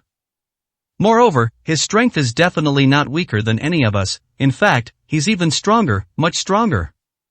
As soon as these words were spoken, Old Qin and Mr. Jin's eyes lit up, and they looked at Ku family head. "Ku family head, is there really another powerhouse who wants to make a move? Who is it? Has he arrived yet? Please invite him over. No matter what, we should meet before the battle." Ku family head heard this, showed a wry smile, and shook his head, saying, "Do you think I don't want to invite him to meet? Even if it's not for battle, I'd like to invite him to a meal and a drink, chat a bit, and get acquainted, but he has his airs, and he's not someone you can just invite at will. Besides, I can't even find him. I only know that he has arrived, but where exactly he is or when he will appear, I have no idea." These words left Old Qin and Mr. Jin a bit bewildered. Such airs, so grand. It wasn't even a matter of whether he had grand airs. Knowing that there were 4 dragon-ranking powerhouses here, he was still acting so mysterious. This was completely different from the situation in Ghost Village. It seemed as if he didn't put them in his eyes at all. Mr. Jin sneered, saying, "Ku family head, who is this person? So arrogant. What if he's not here to help but to cause trouble instead?" Old Qin didn't speak, but his displeased attitude was also evident. Ku family head looked at Mr. Jin and Old Qin, chuckled, and said, "It sounds a bit arrogant, but there's no choice. He has the confidence for it, not just in terms of strength, but also in terms of background and qualifications. Both of you must know that I have joined Heart Hall, right? However, I've only just joined Heart Hall, and I'm only an outer force. To put it bluntly, I haven't even met His Excellency Gu Xian. My status is very low. But the one who came this time was sent by Heart Hall, and I won't hide it from you anymore. The person who came is none other than Golden Lion William. Gentlemen, I think you must have heard of that name, right?" As soon as these words were spoken, Old Qin and Mr. Jin, who had just been dissatisfied, both showed solemnity and apprehension on their faces, completely losing their previous attitude. It wasn't just because Golden Lion William's strength was sufficient, but also because he was a powerhouse sent by Heart Hall. Representing Heart Hall, they wouldn't dare to show disrespect to a powerhouse sent by Heart Hall. Especially Mr. Jean, who had originally appeared arrogant, doing business and interacting with everyone as if he were so powerful and looked down on everyone, but at this moment, his straight back was somewhat bent. His eyes even became somewhat fawning. Heard of him? How could we not have heard of him? Within Harthall, there are countless powerhouses, yet almost all of them are mysterious, let alone their shadows. Even their names are unknown. However, Golden Lion William is an exception. He acts very high profile and flamboyant, and he is the pillar of the William family. Who doesn't know him, who hasn't heard of him? He became the head of the William family in his 20s. In 3 years, he cleared all obstacles and led the William family to new glory. At the age of 30, he challenged powerhouses from all sides, becoming famous throughout the world. After that, the results were subject to various speculations. Golden Lion William, after 30, resigned from his position as the William family head, and from then on, whatever he did became much more low-key. I never thought he would join Harthall. Truly, congratulations, congratulations. To be able to serve under His Excellency Gu Xian is a blessing many people dream of. Good, truly good. With Golden Lion William's help, this time, we are bound to win. Mr. Jean, with a fawning expression, recounted everything he knew about Golden Lion. Finally, he used Golden Lion to flatter Gu Xian severely, showing that in his heart, Gu Xian was the most untouchable existence. Are you kidding? Was being called the only god merely Gu Xian's own murmurings? No, only those who truly understood knew how terrifying Gu Xian was. Calling him a god wasn't Gu Xian's self-admiration or exaggeration, but something many people recognized. Old Sheen also nodded at this moment, looking as if he had let out a sigh of relief. Since we have Golden Lion William's help, and Harthall's intervention, then this time, it will certainly be foolproof. Come, let's drink. Nothing will happen tonight, but we still need to instruct those on the front line to be fully on guard, just in case this is an enemy trap, meant to ambush us when we're unprepared. Ambush? Gu family head looked at the brightly lit scene of Yi Qing and his group drinking and eating meat on the big screen. This didn't look like an ambush at all. However, it was never too much to be prepared for anything. Anyway, they were in the back, just waiting for the final battle. As for whether the defense personnel on the front line were eating and drinking well or could sleep, that was none of their business. Old Sheen, don't worry, I've already made the arrangements. The alert level is still the highest, but at the same time, quite a few people have been withdrawn, and many have started resting. After all, we can't have all our people exhausted for tomorrow's battle. That would certainly not yield ideal results. Old Sheen nodded and said, Gu family head has been through many battles, everything is up to you. At this point, Old Sheen looked at the screen, a sinister smile appearing on the corner of his mouth, and said, Yi Qing, I'm not in a hurry. I'm waiting for you to come. When you do, I'll see how you die. At this moment, Gu family head raised his wine glass and chuckled, saying, how he dies? Of course, he'll die miserably. Instead of thinking about how he'll die, it's better to think about how to torment him severely before he dies, to make him regret being our enemy. As they spoke, several people burst into laughter, as if Yi Qing had already become fish on their chopping board, ready to be slaughtered at will. And at this moment, Yi Qing was drinking heavily. That's right, drinking heavily. He accepted every offer, bowl after bowl of strong liquor, pouring it directly into his mouth, as if he wasn't afraid of getting drunk at all. Chapter 610, Roar to the sky and celebrate the victory by killing the enemies. Wind Dragon and the others also drank a lot, but nowhere near as much as Yi Qing. Yi Qing barely touched his chopsticks to eat, instead continuously drinking. He wasn't drinking by himself, but ceaselessly toasting, one table after another, as if he wanted to toast all 3,500 warriors who would be heading to the battlefield tomorrow, single-handedly. But how could that be possible? Wind Dragon watched Yi Qing's back, watching him hold his bowl, with Red Eyes carrying large jars of wine beside him, walking, drinking, and toasting all the way. Sighing softly, Wind Dragon looked at Pejuan and Nangongyu beside him and said, I can understand Mr. Ye's feelings right now. He is toasting these warriors, and at the same time, he is distressed for these soldiers. After all, once they step onto the battlefield tomorrow, those who can truly survive will likely be few and far between. However, his method of toasting like this is really not appropriate. Pejuan, Nangongyu, you are Mr. Ye's close associates. Please, go persuade him. This time, Nangongyu did not deny being Yi Qing's close associate. To put it bluntly, after interacting with him for this period, perhaps she still harbored immense hatred for Yi Qing, but she also had to admit that this time, Yi Qing had made her see him in a new light. But, persuade? How to persuade? Even if she were to persuade, it wouldn't be her turn to do so. And Pujuan, looking at Wind Dragon, sighed softly and said, Mr. Wind Dragon, just let Mr. Yi drink, don't worry, he knows what he's doing and it definitely won't affect tomorrow's battle. The pain in Mr. Yi's heart right now is probably beyond what we can imagine after all, he is just a young man under 30. The most important thing is that he has lived the life of an ordinary person for most of his life. His exposure to this underground world and strongest world has perhaps only been for 2 or 3 years, or even just 2 or 3 months. Everything happened too quickly, too many things, and he couldn't accept it all at once. His pain is understandable. It wasn't until they heard Pujuan's words that Wind Dragon and Nangong Yu seemed to remember that this renowned, decisive, and legendary Yi Qing wasn't just a matter of being young or not. The most fundamental issue was that the time he had spent in this world of rampant slaughter was too short, too short. If calculated this way, Yi Qing truly lived up to the name of a legend. However, now was not the time to talk about this. If he could return alive from this battle, Yi Qing would truly be a legend, and perhaps he could firmly establish himself in this complex world. But if he couldn't return, everything would become meaningless. Yi Qing's name, like a meteor, would shine in the sky, but also vanish in an instant, like a meteor. At this moment, Pujuan pointed at Yi Qing, who was about to move to the next table, and softly said, perhaps we don't need to persuade him. Look, all those warriors have stood up. Indeed, just as Pujuan said, all those warriors had stood up. Those who hadn't been toasted yet, and even those who had, all stood up. They all saw it, and even those who didn't see it heard it through word of mouth, that Yi Qing wanted to drink a bowl of wine with each of them, single-handedly. So far, Yi Qing had already drunk it over a dozen tables, but this was just the beginning. If Yi Qing continued to drink like this, no one knew what would happen. And most importantly, they all felt Yi Qing's sincere heart towards them. They were already people who were willing to die, and to be so valued before their death, they were content. A middle-aged warrior, his face flushed from drinking, walked up to Yi Qing at this moment and, somewhat informally, held down Yi Qing's hand as he was about to pick up his wine bowl. Mr. Yi, please don't drink anymore. We understand, we all understand. We know you feel for us and want to drink and talk with each of us tonight, but you really can't drink anymore. We've received your kindness, and we understand your friendship even more.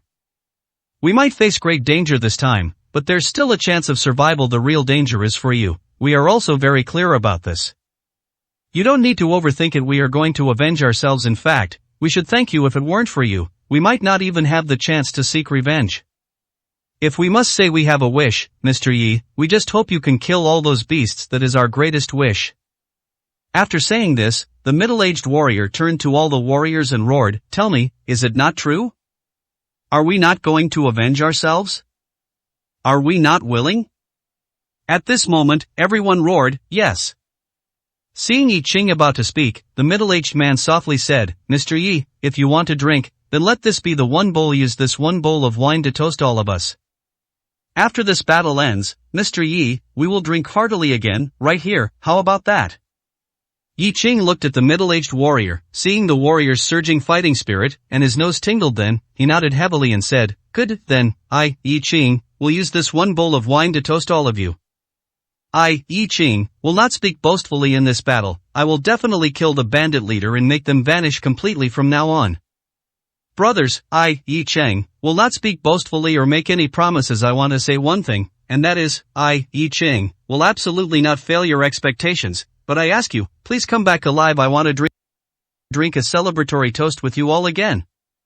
As he spoke, Yi Qing raised his wine bowl high, his eyes red as he roared, brothers, drink this bowl, and tomorrow, kill the enemy. Then, Yi Qing drained the bowl in one gulp, smashed it heavily on the ground, and roared towards the sky, his breath and roar shaking the heavens, echoing for dozens of miles. And the 3,500 warriors, plus everyone present, all raised their wine bowls, drank them in unison, then angrily smashed their bowls, and roared towards the sky along with Yi Qing's roar. The rolling sound waves seemed to sweep across the world, capable of shaking heaven and earth. The long night would eventually pass. Dawn would always appear. As the first ray of sunlight appeared on the horizon, one warrior after another began to gather silently. None of the 3,500 warriors missed their duties due to drunkenness. Nor did anyone, because they had stayed up an extra night and drunk an extra night, suddenly become afraid of death or lose their fighting spirit. On the contrary, the killing intent in everyone's eyes seemed even heavier than last night. Yi Qing, at this moment, was covered by a black cloak, his face solemn, looking full of murderous intent. After this departure, who knows how many will return? But, this battle must be fought. This battle must be won. Yi Qing, perhaps the only thing I can do is ensure that these warriors' blood is not shed in vain. As he spoke, Yi Qing walked onto the high platform, looking at the 3,500 warriors standing solemnly below. He had many things he wanted to say, but couldn't bring himself to speak. Finally, Yi Qing took a deep breath, pointed his finger towards the overseas jungle, and roared, "Depart, kill the enemy." With Yi Qing's command, the 3,500 warriors began to form their pre-planned groups and set off at full speed towards overseas. And Yi Qing watched the warriors marching at full speed, not looking back, seemingly without regret, heading to the battlefield, and slowly pulled up the hood of his black cloak. The hood blocked others' view of Yi Qing's face, but it couldn't hide the blood-red light flickering in Yi Qing's eyes. At this moment, Yi Qing's killing intent seemed to materialize, soaring into the sky. Chapter 611 Hell on Earth. Gunshots echoed incessantly, and the sounds of battle reverberated through the heavens and earth. Bullets flew wildly, blood flowed freely, and corpses lay everywhere. War, it was truly this cruel. In fact, this time, Mr. Yi and his forces operating overseas was no longer just a battle, it could be considered a war, and one of no small scale. The number of people dispatched by both sides had already reached tens of thousands, which would be considered a major battle anywhere. The battle had been going on for a whole morning. By this point, the fallen, whether enemies or their own soldiers, already numbered over 1,000. The pervasive corpses and the pungent smell of blood made one's scalp tingle, as if they had arrived in a living hell. Yi Qing and Wind Dragon stood silently on the first line of defense that had already been breached.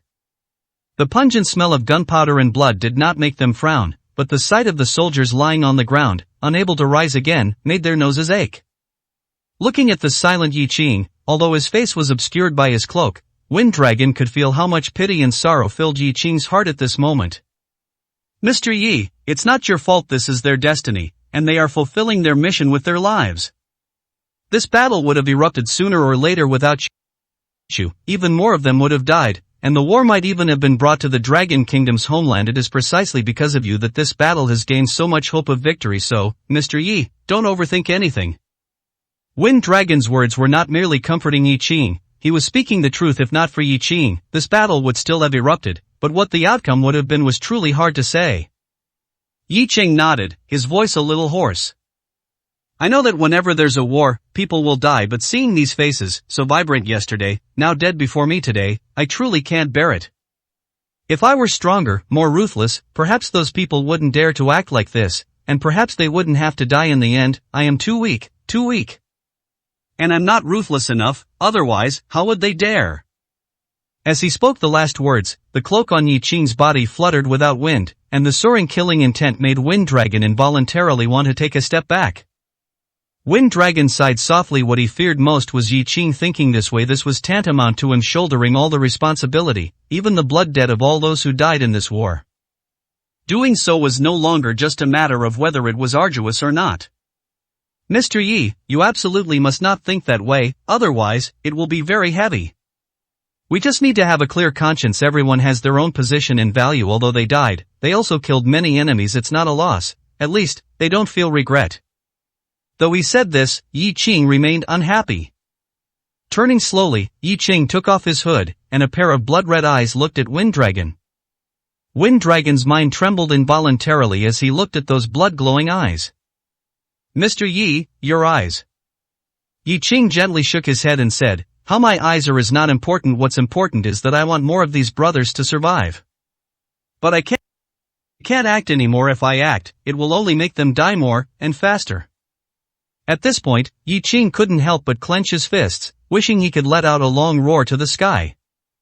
He truly couldn't act anymore, because he had already acted before his strength, his speed, against these ordinary people, was like a harvester reaping the lives of enemies. Wherever he went, heads rolled. But what was the result? The retaliation that followed was the enemy directly using large-scale destructive weapons to indiscriminately bomb the area where Yi Qing appeared. With just one strike, the forest ignited, and countless soldiers were reduced to ashes. Both enemy and friendly forces suffered, severed limbs and broken arms were everywhere, and corpses littered the fields, like a living hell.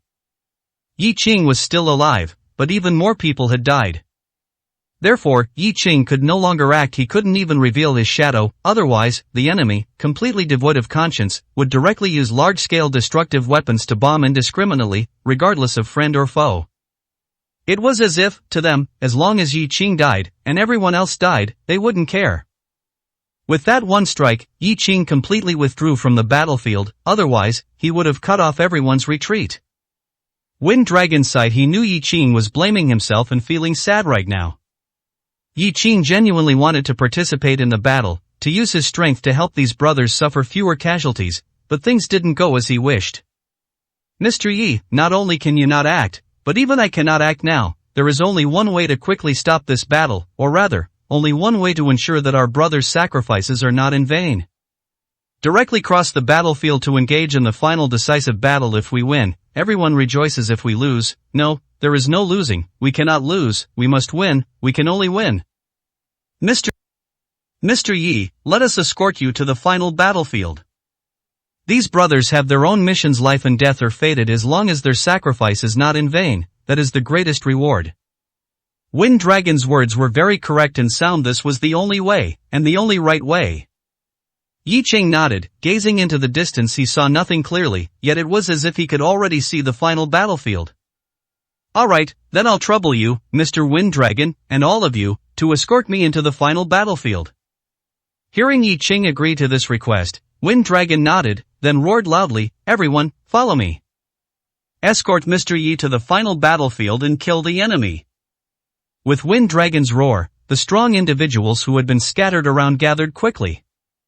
Pujuan, Red Eyes, Nangongyu, and the 3 tiger-ranking strong individuals brought by Wind Dragon.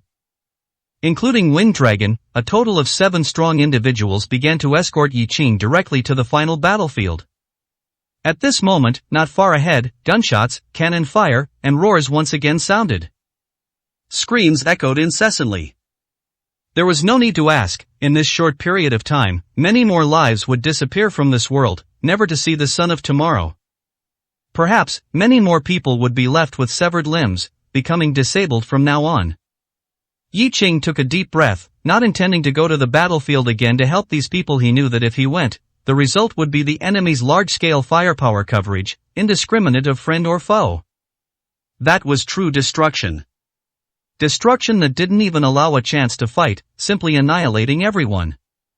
Yi Qing was unwilling to let this happen, because that would truly be letting these brothers down. If he didn't go, at least they might still have a glimmer of hope. Even if they died, they could still fight desperately with the enemy, dying a worthy death. Yi Qing slowly turned, looking at the corpses covering the ground, at this living hell, and bowed deeply. Then, Yi Qing put on the hood of his cloak, and the blood-red glow in his eyes grew increasingly intense. And then, Yi Qing roared towards the sky, directly transforming into an afterimage, swiftly heading from the side towards the final battlefield. Meanwhile, Wind Dragon and the 7 strong individuals followed closely, escorting Yi Qing to kill the enemy. Chapter 612, Advance. In fact, there were indeed many obstacles along the way. This was, after all, the enemy's home ground, and there were many, many enemies. So, even though Yi Qing and his group had launched a surprise attack from the flank and carefully concealed their tracks, they were still ambushed by various enemies. Fortunately, facing these enemies, Yi Qing and his group killed anyone who stood in their way, and no one could stop their advance. In fact, in Yi Qing's opinion, there weren't enough enemies blocking them. More should come. If there were more enemies on their side, then there would be fewer enemies on the battlefields of the ordinary soldiers. Unfortunately, things never went according to Yi Qing and his group's wishes. However, from the start of the battle in the morning until noon, everyone's hands were stained with a lot of blood, and everyone had harvested many lives. Yet, the final battlefield still seemed to be a long way off. It wasn't until Yi Qing and his group had been on the offensive for about another half an hour that in a somewhat open area, nearly 100 enemies, without any concealment, stood ready, and in front of these people were 5 strong individuals who did not seem weak at all. Mr. Yi, you and Wind Dragon, please continue forward, we will handle things here. Pujuan walked directly in front of Yi Qing at this moment, requesting to stay and fight. Upon hearing this, Yi Qing's eyes flashed with red light, and he coldly said, "No need with just these people, we can kill all of them in one round." As he spoke, Yi Qing was about to step forward and initiate the battle. However, just then, from the enemy camp, a middle-aged strong individual looked at Yi Qing indifferently and said, "Yi Qing, I advise you not to act rashly. Otherwise, a large-scale firepower coverage will immediately strike everyone, including us here. Everyone will be directly crushed by the firepower, and no one will escape." As soon as these words were spoken, Yi Qing immediately stopped, his anger burning fiercely. How many times had this happened? Today, Yi Qing, was truly constrained, as if his hands and feet were tied, unable to move at all. Kill, he couldn't kill; move, he couldn't move. He felt like a puppet on strings, being led by the nose by these enemies. But, apart from enduring, he seemed genuinely unable to do anything, because the enemies were truly capable of doing these things. Seemingly sensing Yi Qing's anger and helplessness, Wind Dragon stepped forward, looked at the enemy, and said in a deep voice, "Speak. You specifically waited here and won't let Mr. Yi act. Are you perhaps trying to surrender?" The middle-aged enemy burst into laughter upon hearing this. How ridiculous! Where do you get such confidence? The reason we won't let Yi Qing act is simply because those higher-ups want Yi Qing not to suffer too miserably. However, for the specifics, let Yi Qing discuss them personally. As they spoke, these enemies actually set up a large screen, and then, Ko-Family Head's figure appeared on the large screen. At this moment, Ko-Family Head was sitting in a chair, with fruits and fine wine beside him, seemingly quite at ease. This scene formed a stark contrast with the hellish scene on the battlefield right now. "Yi Qing, we finally meet, and Wind Dragon, we are old friends, huh? I am truly happy to see you all." Ko-Family Head, as if genuinely catching up with old friends, actually began to chat casually. And when Wind Dragon saw Ko-Family Head, the killing intent in his eyes could not be concealed. To others, Ko-Family Head might just be a vicious, cruel person, without much direct feeling, but to Wind Dragon and the Feng family, Ko-Family Head's malevolence was deeply ingrained and vivid in their memories. How many people died at the hands of the Ku family? How many innocent commoners were cruelly slaughtered by the Ku family? The hatred between them was already irreconcilable. Wind Dragon looked at Ko-Family Head and roared, "Ko-Family Head, you cowardly rat who hides your head and shows your tail, only daring to hide behind the scenes, what kind of thing are you? If you have the guts, come out and fight me, Wind Dragon. I promise, only the two of us will fight, with no one else interfering. Do you dare? To the death, do you dare?" Wind Dragon's words seemed to be provoking Ko-Family Head to act, but in reality, for Wind Dragon, he truly wanted to kill Ko-Family Head, even if it meant paying a heavy price, he didn't care. For him, personally killing Ko-Family Head would truly be avenging those who died unjustly, and avenging the brothers who died in this battle. Facing Wind Dragon's provocation, Ko-Family Head showed no anger. Instead, he took a sip of wine and said with a chuckle, "Wind Dragon, what right do you have to engage in a life-and-death battle with me? Now you're shouting so fiercely, but for so many years, haven't you, and even your Feng family, had to tuck in your tails and behave properly in front of me? Ha, you ungrateful wretch, you are not qualified to challenge me. However, since you're all going to die anyway, rest assured, I will fulfill your wish once you die. Once all of you die, my Ko-Family will intensify its invasion of the border. By then, I will slaughter every single person in your Feng family, ha ha." Ko-Family Head was definitely good at stirring up hatred. These words completely enraged Wind Dragon, who wished he could dismember Ko-Family Head into 1,000 pieces right now. At this moment, Yi Qing seemed to have calmed down. Looking at Ko-Family Head, he spoke indifferently, "You are Ko-Family Head, right? Speak, why are you stopping me at this moment? Begging for mercy? It's not impossible now. Kneel down and kowtow, then crawl over, and have all your subordinates commit suicide. I can still leave you a complete corpse. Otherwise, rest assured, I will definitely make sure you are utterly annihilated." Yi Qing would not humor Ko-Family Head. What he said, he would definitely do. However, Ko-Family Head also couldn't possibly be afraid of Yi Qing. Looking at Yi Qing, whose entire body was covered by a cloak, he chuckled lightly.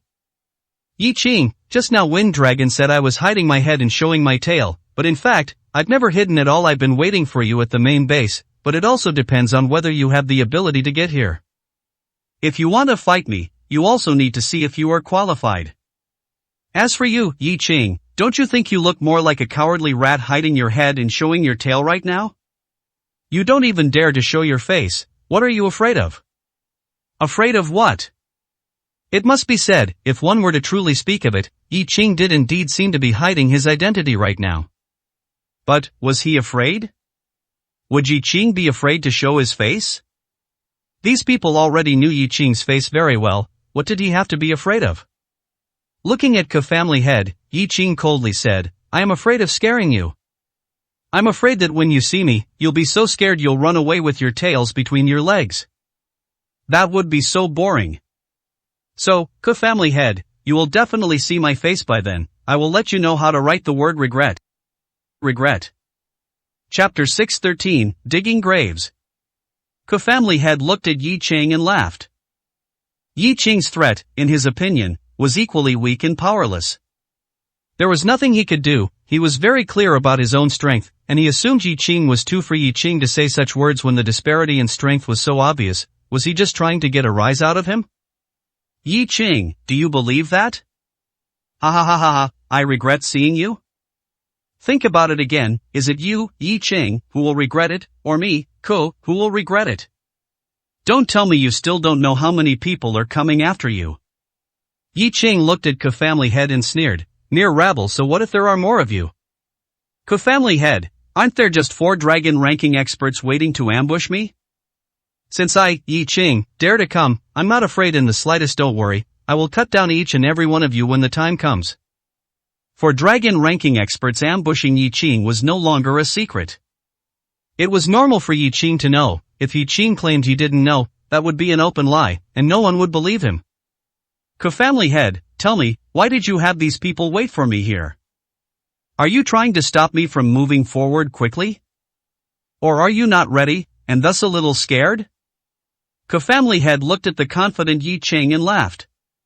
Yi Qing, oh Yi Qing, I've long known you were arrogant to death. Now it seems the rumors were mistaken. You are far more arrogant than imagined. I don't like it. I really, truly don't like it.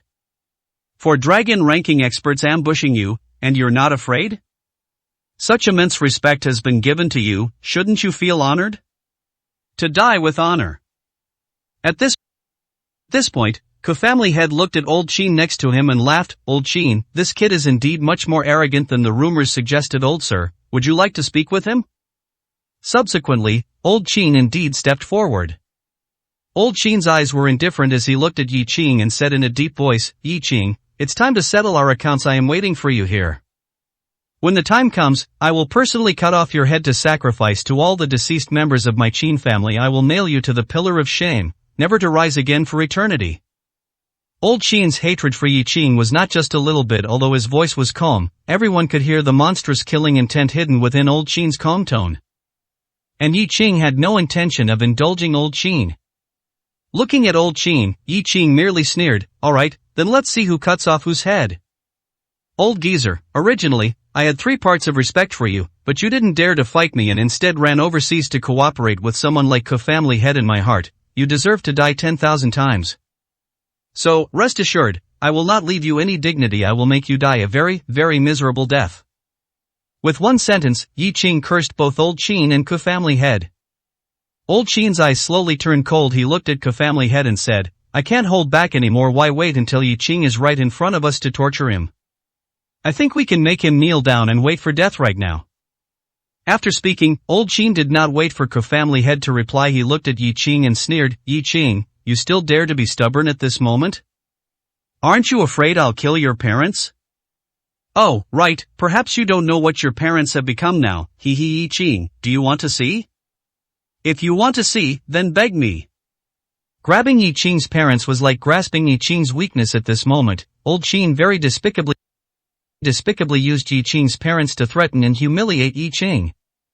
And Yi Qing indeed looked up. His face, shrouded beneath the cloak, was unclear. However, at this moment, his crimson, almost glowing eyes were filled with murderous intent, making anyone who looked at them feel a chill run down their spine. My parents are in your hands, you'd best ensure their safety, otherwise, I don't know what I'll do, but, Qin, I can tell you one thing right now, your clansmen are also in my, Yi Qing's, hands, don't forget that. After speaking, Yi Qing didn't even glance at old Qin, but instead roared directly, Red Eyes. Upon hearing this, Red Eyes immediately took 2 steps forward with murderous intent, looked at Yi Qing, and nodded heavily, saying, Mr. Yi, Red Eyes is here to receive orders. Yi Qing's eyes were extremely cold. He directly waved his big hand and said coldly, pass on my order. As long as any of you see my parents being bullied or harmed by them, you don't need to ask for my command. Directly order the slaughter of all of old Qin's clansmen. Not only that, but also dig up their ancestral graves. I want their entire family, from top to bottom, not only dead but also their ancestors for 18 generations to have no remains, becoming wandering spirits. At this moment, Yi Qing was truly worthy of the name demon. The enemy was ruthless? This single command from Yi Qing was far more ruthless than the enemies. It was not just ruthless, it was demonic behavior. However, no one dared to say anything about Yi Qing, nor did anyone have the right to say anything. Under a life-or-death crisis, with Yi Qing's parents captured and threatened by the enemy, why couldn't Yi Qing do this? Why wouldn't he dare to do this? Looking at old Qin on the big screen, whose face had turned incredibly pale at this moment, and whose eyes flickered with rage, Yi Qing showed no hesitation and continued to roar, take good care of my parents, otherwise, you'll see if I, Yi Qing, can do it. Even if I die, I guarantee that your entire family will have no remains and will all become wandering spirits. At this moment, Family Head looked at old Qin and laughed, Old Qin, this kid is crazy, don't mind him, look how arrogant he is now, why don't we just bring his parents over and severely punish them right in front of him? I don't believe he, Yi Qing, would still dare to be like this then? If we tell him to kneel, he'll have to kneel, that's what's going to happen later. However, Family Head was speaking without considering the consequences for himself. His clansmen were not in Yi Qing's hands, of course. Perhaps for someone like Family Head, even if his clansmen were in Yi Qing's hands, he wouldn't care. But while he didn't care, old Qin cared deeply. Old Qin looked at Family Head and said in a deep voice, Family Head, don't think about this matter anymore. If we're going to fight, let's fight honorably. Threatening with Yi Qing's parents is meaningless, it's not honorable enough, and will be needlessly called villains. Family Head wanted to refute these words, but after thinking about it, he remained silent. And old Qin looked at Yi Qing and said coldly, Yi Qing, you don't need to threaten me like this. I, Qin, am not easily intimidated, but I also won't use this method to threaten you. If I'm going to kill you, I'll kill you fairly and squarely. I will personally beat you until you kneel and beg for mercy. After speaking, old Qin said nothing else and directly left the screen. And Family Head shrugged, looked at Yi Qing, and laughed, Yi Qing, you can threaten old Qin, but if you want to threaten me, that's a fool's dream. What if I insist on torturing your parents? What can you do? Ha ha ha ha ha. Chapter 614, Fight Evil with Evil. What was said truly made it impossible for anyone to refute. Old Qin's family members and everything else were all within Dragon Country, in the southeast. And the southeast was now Mr. Yi's territory. If he wanted to do something, others truly couldn't stop him. But Family Head wasn't like that. So at this moment, Family Head was extremely arrogant. Not only was Family Head arrogant, but through the large screen, the laughter of others also came through, as if each and every one of them wanted to see Mr. Yi flustered and helpless. Mr. Yi looked at Family Head calmly and said, perhaps I truly have nothing to threaten you with for now, but I still say the same thing. If my parents are harmed and tormented, then I will let all of old Qin's family members die, and I will also have all of old Qin's ancestral graves dug up, turning his 18 generations of ancestors into wandering spirits. As soon as these words were spoken, everyone fell silent. Everyone thought that Mr. Yi might find a better way to deal with Family Head's threat, but no one expected that Mr. Yi didn't need to look for anything. He only needed to threaten old Qin alone, and that would be enough. At this time, it was a critical moment for old Qin and the other 4 dragon ranking experts to jointly besiege Mr. Yi. They had to work together, and anyone who wanted to withdraw midway would create a glimmer of hope for Mr. Yi. Therefore, unity was the most important thing. To torment Mr. Yi's parents and make one of the 4 experts unhappy, that wasn't worth it. Sure enough, as Mr. Yi finished speaking, Old Qin's ashen face appeared on the large screen once again. Yi Qing, I told you, I won't target your parents. What kind of thing are you, threatening me in this way? Mr. Yi looked at Old Qin and said calmly, in my eyes, you are all birds of a feather, all people who want to deal with me, so there's no need for me to distinguish between right and wrong with you. And don't think my actions are too demonic. Talk about conscience with trash like you? Then I would truly be letting down those brothers who are fighting and dying, and also those innocent people who died tragically.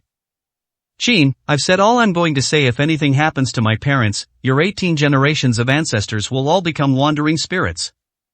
Originally, these people wanted to threaten Mr. Yi, torment Mr. Yi, and throw him into disarray, but in the end, it turned into Mr. Yi threatening them instead. And they couldn't say anything. Old Qin looked at Mr. Yi, his eyes glinting with ferocity. If looks could kill, then Mr. Yi would probably have been torn to shreds by Old Qin's gaze by now. After a long while, Old Qin took a deep breath, seemingly compromising. Yi Qing, I still say the same thing. We want to deal with you, and we don't need any other dirty tricks. If you have the ability, just rush over first, then we'll talk. We'll be waiting for you at the final battlefield. We're not afraid of you coming, only afraid that you won't dare to come. After speaking, Old Qin snorted coldly and disappeared from the large screen once again. Co-family head, meanwhile, clapped his hands and looked at Mr. Yi, his eyes filled with appreciation. Yi Qing, oh Yi Qing, I truly appreciate you more and more. Your ruthless, conscienceless, demonic actions truly make you a born demon, a bad person, huh? If not for the irreconcilable hatred between us, I truly would very much want to be friends with you. I even feel that we should have been friends by nature, but alas, you must die. As co-family head spoke, he even sighed, as if genuinely regretting not being able to become friends with someone like Mr. Yi. Mr. Yi heard co-family head's words and said coldly, whether I am a demon or not is not for you to comment on. Are you even worthy of being my friend? Don't have such pipe dreams. Even without deep hatred, with trash like you, if I saw you, the result would still be death. Co-family head looked at Mr. Yi, said nothing more, and said with a smile, being stubborn is useless in the end, it's still about strength. Yi Qing, since you threatened Old Qin, then, as Old Qin said, rest assured, your parents will be fine until you reach the final battlefield. So, Yi Qing, don't waste time here. This stage is their checkpoint, not yours. Hurry up and come. My patience is limited, ha ha ha ha. If you don't want your parents to suffer after you arrive, then come as quickly as possible. Don't make me lose patience. After speaking, co-family head said nothing else and directly cut off the call. Before Mr. Yi could speak, Wind Dragon immediately said, it seems this stage is indeed not the place for you to act. Mr. Yi, let's set off first. We'll leave this place for Pujuan and the others to resolve. As if afraid Mr. Yi would worry, Wind Dragon looked at the opponent's lineup and said in a deep voice, although Pujuan and the others only have 6 people, and the other side has over 100, their experts are only 5. From that perspective, we have an advantage. Especially Pujuan, he's almost a dragon ranking expert, so it's not a problem. And at this time, Pujuan and the others also knew that this battlefield was theirs, not Mr. Ye's. Pujuan said in a deep voice, Mr. Yi, rest assured, we will resolve this place very quickly and meet up with you. Mr. Yi looked at Pujuan and the others and said in a deep voice, then, I'll leave this place to you. I know you have more experts, especially Pujuan, who has almost reached dragon ranking strength, but never underestimate these people. Since co-family head and his group dared to let these people guard here and fight you, it's definitely not just for fun. In fact, Mr. Yi was being overly cautious. Even if he hadn't said that, Pujuan and the others wouldn't have underestimated the people in front of them. Even a lion uses its full strength to fight a rabbit, let alone these people, who were not rabbits. Besides the 5 experts of unknown background, there were also over 100 people holding weapons. In any case, they were absolutely not weak. Soon, Mr. Yi and Wind Dragon directly left at full speed. And the enemies, as expected, didn't even try to stop them. It seemed they were deliberately letting them pass. As soon as they left, gunshots instantly rang out, and the sounds of battle spread in all directions. The battle had begun once again. However, the battle for Wind Dragon and Mr. Yi had not yet begun. But regardless of whether their battle had started, the outside world had already spread the news, even causing a sensation. Almost everyone of note was paying attention to this battle. Including the dark web, which had long been in an uproar. Everyone constantly wanted to check for the latest news every second. Everyone knew that this battle could be called the most earth-shattering battle in at least the last 10 years. This battle would rewrite the destinies of countless people. And the scale and experts gathered for this battle were even more hair-raising for countless people. Just think, openly, there were already 6 Dragon ranking experts fighting, and at least 10 to 20 Tiger rankings experts participating. The scale alone made people feel their scalps tingle. However, without exception, everyone had a pessimistic view of the battle's outcome and Mr. Yi's fate. Chapter 6:15, Drinking the Celebration Wine in Advance. Dragon Country, Mu Family. At this moment, every single person of the Mu family was brimming with excitement, their joy even surpassing that of New Year's. Mu family head and others gathered in the family dining room, where the table was laden with fine wine and delicious food. Good. Good, truly good, it's simply delightful. That damn Yiqing, I originally planned to severely deal with him once he reached the imperial capital, but I never expected that he would die without us even needing to make a move. Serves him right, he should have died long ago. He didn't even give face to my Mu family. He even dared to kill people of my Mu family. If he doesn't die, who will? It's just a pity that he didn't die by our hands, that we couldn't personally torment him, but it's also good, falling into the hands of Ku family head and old Qin means it's impossible for him to die an easy death. It can be considered as a great revenge. Avenged. Good, very good, ha ha ha ha. The Mu family members all burst into laughter, as if Yiqing had already perished. It seemed as though there was an irreconcilable deep hatred between them and Yiqing, and it was as if Yiqing had bullied them. But, what was the truth? The truth was that they ran to Qin City, wanting to give Yiqing a warning. Yiqing killing their people and not giving them face was naturally also a fact. Mu family head watched the core family members present laughing heartily, and his brows furrowed slightly. He naturally also hoped for Yiqing's death, but would Yiqing truly die? Looking at everyone, Mu family head said in a deep voice, Yiqing isn't dead yet according to the latest news. Although the battle was very fierce and many people died, Yiqing is still safe and sound. He hasn't stepped into the final battlefield yet, and hasn't met old Qin or Ku family head. Don't you think it's a bit too early to start celebrating at a time like this? Mu family head's doubts were normal, but such caution, in the eyes of these Mu family members, seemed a bit too overly cautious. Family head, it's not too early. It's better to hold the celebration feast early. After all, everyone knows that this time, Yiqing is dead for sure. Heh heh. Heh, now everyone knows that Ku family head and the others have 4 dragon ranking level powerhouses surrounding and killing Yiqing. If he can still survive this, then there really would be no justice. That's right, family head, may I ask how many people today can escape the encirclement of 4 dragon ranking level powerhouses? Yiqing's previous performance is still vivid in our minds. 2 dragon ranking level powerhouses were his limit. He might still survive, but with 3, he would be certain to die, let alone 4-inch. Yes, comparing the military advantages of both sides, and so on and so forth, no matter how you look at it, Yiqing won't survive. They won't win. It was better not to analyze. The more they analyzed, the faster the wine went down, as if they had truly received news of Yiqing's death. Mu family head looked at everyone and didn't want to spoil their mood, so he said indifferently, alright, if you want to celebrate, then celebrate. Even if Yiqing doesn't die, he will probably suffer a great loss this time, and it's uncertain if he can remain unharmed. However, to be honest, it's really a bit of a pity. Within a short period, Yiqing was able to rise rapidly. It's one thing that he has the support of the Feng family behind him, but it's even rumored that even Queen Hongshu is supporting him. If he doesn't die, this world, who knows, might really change. It's a pity, truly a pity, especially Myth Group and Life Elixir. If he were given enough development, it would be simply unimaginable. Ever since Life Elixir was given to many people by Yiqing in Southwest, the name of Life Elixir had been completely established.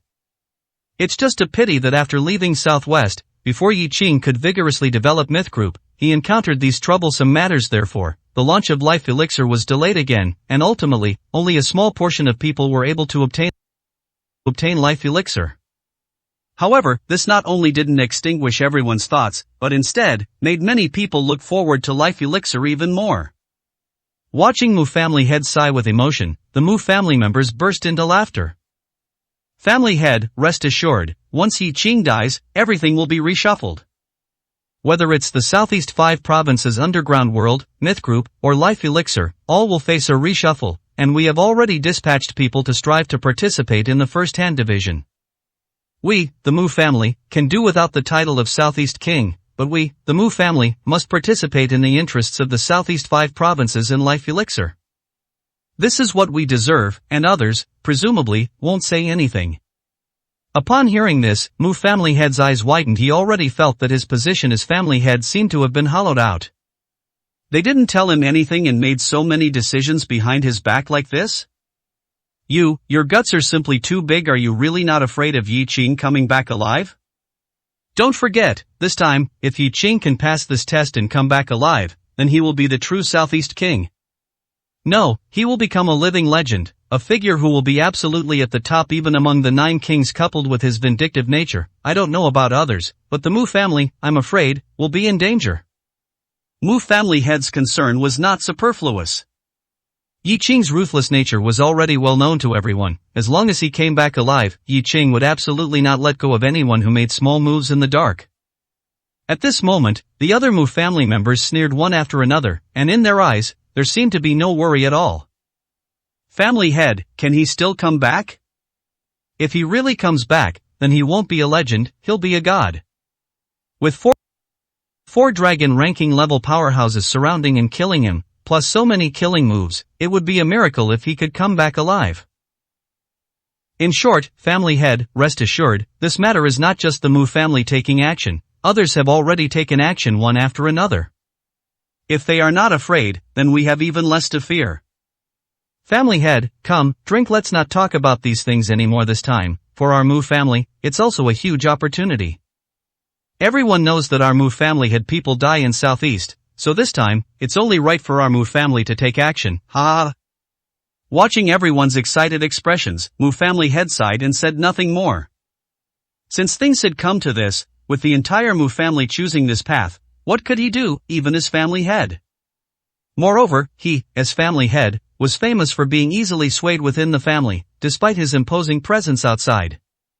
However, Mu family head still couldn't sit down and drink this so-called celebration wine with them. Instead, he got up alone, walked out of the room, looked at the moon in the sky, and sighed. Someone. Immediately, someone walked up to Mu family head to receive orders. Pass on my command. From this moment on, pay attention to all information channels. I want to know every single move, everything, no matter how small, regarding the border battlefield in Yi Qing, and report it all to me. His subordinate immediately obeyed and left. And at this moment, there were too many people like Mu family head, who were paying attention to the border battlefield in Yi Qing's life and death. Chapter 616 Discussions from all sides. The Mu family, among the forces paying attention to Yi Qing's battle, could only be considered mid-tier. Currently, there are countless influential figures monitoring this battle and Yi Qing's fate. All the prominent figures in the imperial capital, various influential figures from different sectors of Dragon Country, the 9 kings, and everyone else, are all paying attention, awaiting news at the earliest possible moment. Furthermore, this battle is not only being watched within Dragon Country but also by various overseas forces. There's no other way, the scale of this battle is truly immense. The number of participants, the amount of firepower used, and especially the number of powerful individuals deployed, make it the largest in over a decade. Yi Qing's name, consequently, entered the sight of various overseas forces for the first time. On the dark web, the situation was even more tumultuous, with various pieces of information making people dizzy, yet the most attention was still on the Fool's news. Everyone had something to say, but everyone was waiting for the Fool's commentary. Mouse who loves cats, this battle will not only change the power structure of Dragon Country but also affect the overseas. It's just a pity that Yi Qing is bound to die. He is destined to lose. Silence is golden. Indeed, almost everyone believes he is certain to die. Even if he miraculously survives, he will definitely be severely injured and may never recover in a short time, or even a lifetime. This is not without reason. May I ask, how many people in the current world can cope with a siege laid by at least 4 dragon ranking level powerhouses? Steamed Bun, Old Sheen, Ka Family Head, Mr. Jean, Ghost Village, the 4 known dragon ranking level powerhouses. Any one of them, even among dragon ranking level powerhouses, is not weak, especially Ghost Village, who is said to have been in seclusion for many years and has not emerged this time. Who knows what a great price they paid to invite Ghost Village? Legend has it that Ghost Village's single sword strike makes ghosts weep and gods wail. After many years, we can finally witness this scene again. Kojiro, that's right. Ghost Village is the strongest sword saint of our Wa country. If he doesn't emerge, so be it, but if he does, he is the strongest under heaven. He slays gods if they block him and slays Buddhas if they block him. A mere Yi Qing? Ghost Village, the sword saint, can cut him down with a single sword. Korean, you Wa country brats sure know how to brag. No matter how formidable Ghost Village is, can he be as formidable as our Mr. Jean?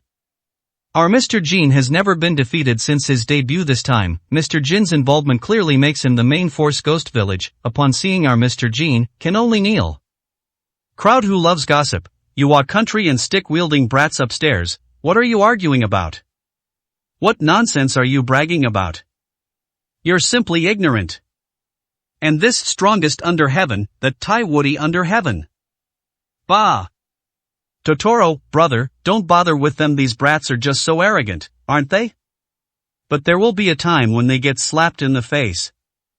Perhaps this time, Yi Qing will break everyone's expectations and make a king's return directly. That would truly be fun. Durian flavor, fun? That's not just fun, that would be a world-shattering event. Facing such a desperate situation, no one would dare say they could survive. If Yi Qing truly survives, I'm willing to call him the strongest of this era. However, speaking of it, there seems to be a portion of people who support Yi Qing and believe he can survive, right? Thinking about it, it makes sense. From his debut until now, Yi Qing has caused so many major incidents, and not only is he fine, but he's also getting stronger and stronger. Impressive, truly impressive. But what we say doesn't count. Where's the fool? The fool should come out by now, right? This is already a mess. Fool, come out and express your opinion. As one person called for the fool's appearance, the number of people calling for the fool on the dark web grew even more, as if, once the fool spoke, most of the disputes would subside. And this is absolutely related to the fool's reputation over the years on the dark web for accurate information and accurate predictions. When the fool speaks, it almost certainly represents the truth. And this time, the fool had not appeared from the beginning, but everyone knew that the fool must be paying attention to this matter, and he definitely had his own assessment. As expected, the fool quickly opened a separate post and expressed his views. Fool, I know everyone is currently focused on the border battle, focused on whether Yi Qing can survive facing such a desperate situation. I am also paying attention, and even more so than you. So, if you insist on asking for my opinion, to be honest, I don't know how to answer you. But, if you ask me, based on the current situation, who will win and who will lose? Who will live and who will die? Then, I can answer you right now. My answer is, Yi Qing is bound to die in this battle. He is bound to lose. In fact, as long as Yi Qing dies, even if many people live, it's still a loss.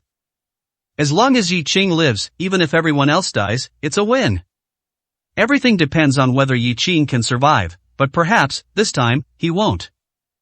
As soon as this comment was posted, the entire dark web immediately stirred up enormous waves, and even various forces and influential figures began to prepare in advance because of the fool's comment. After all, if Yi Qing dies, even if old Qin survives, he probably won't be well off, and the entire Southeast 5 provinces underground world would fall into a huge vacuum of interests and power. That is something countless people dream of. No way, fool, will Yi Qing really die? Yes, fool, is Yi Qing truly destined to die this time, with no chance at all? Many people who thought Yi Qing might survive began to inquire.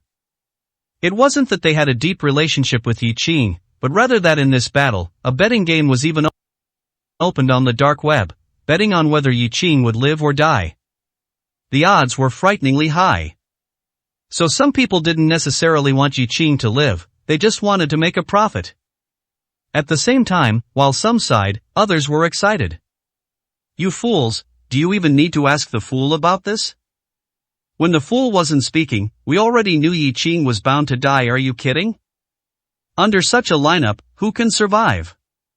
That's right, if Yi Qing can survive this, then Yi Qing isn't a human, he's a true god. However, just then, the fool spoke again. Indeed, if Yi Qing survives this time, then even if he isn't a god, he will be a true legend. Moreover, although I just said that based on all the previous information, Yi Qing is bound to die. But I didn't say that in reality, Yi Qing is also bound to die. These words, once uttered, once again caused immense commotion. What did the fool mean by this? He had just said that Yi Qing was bound to die, couldn't win, and couldn't even live.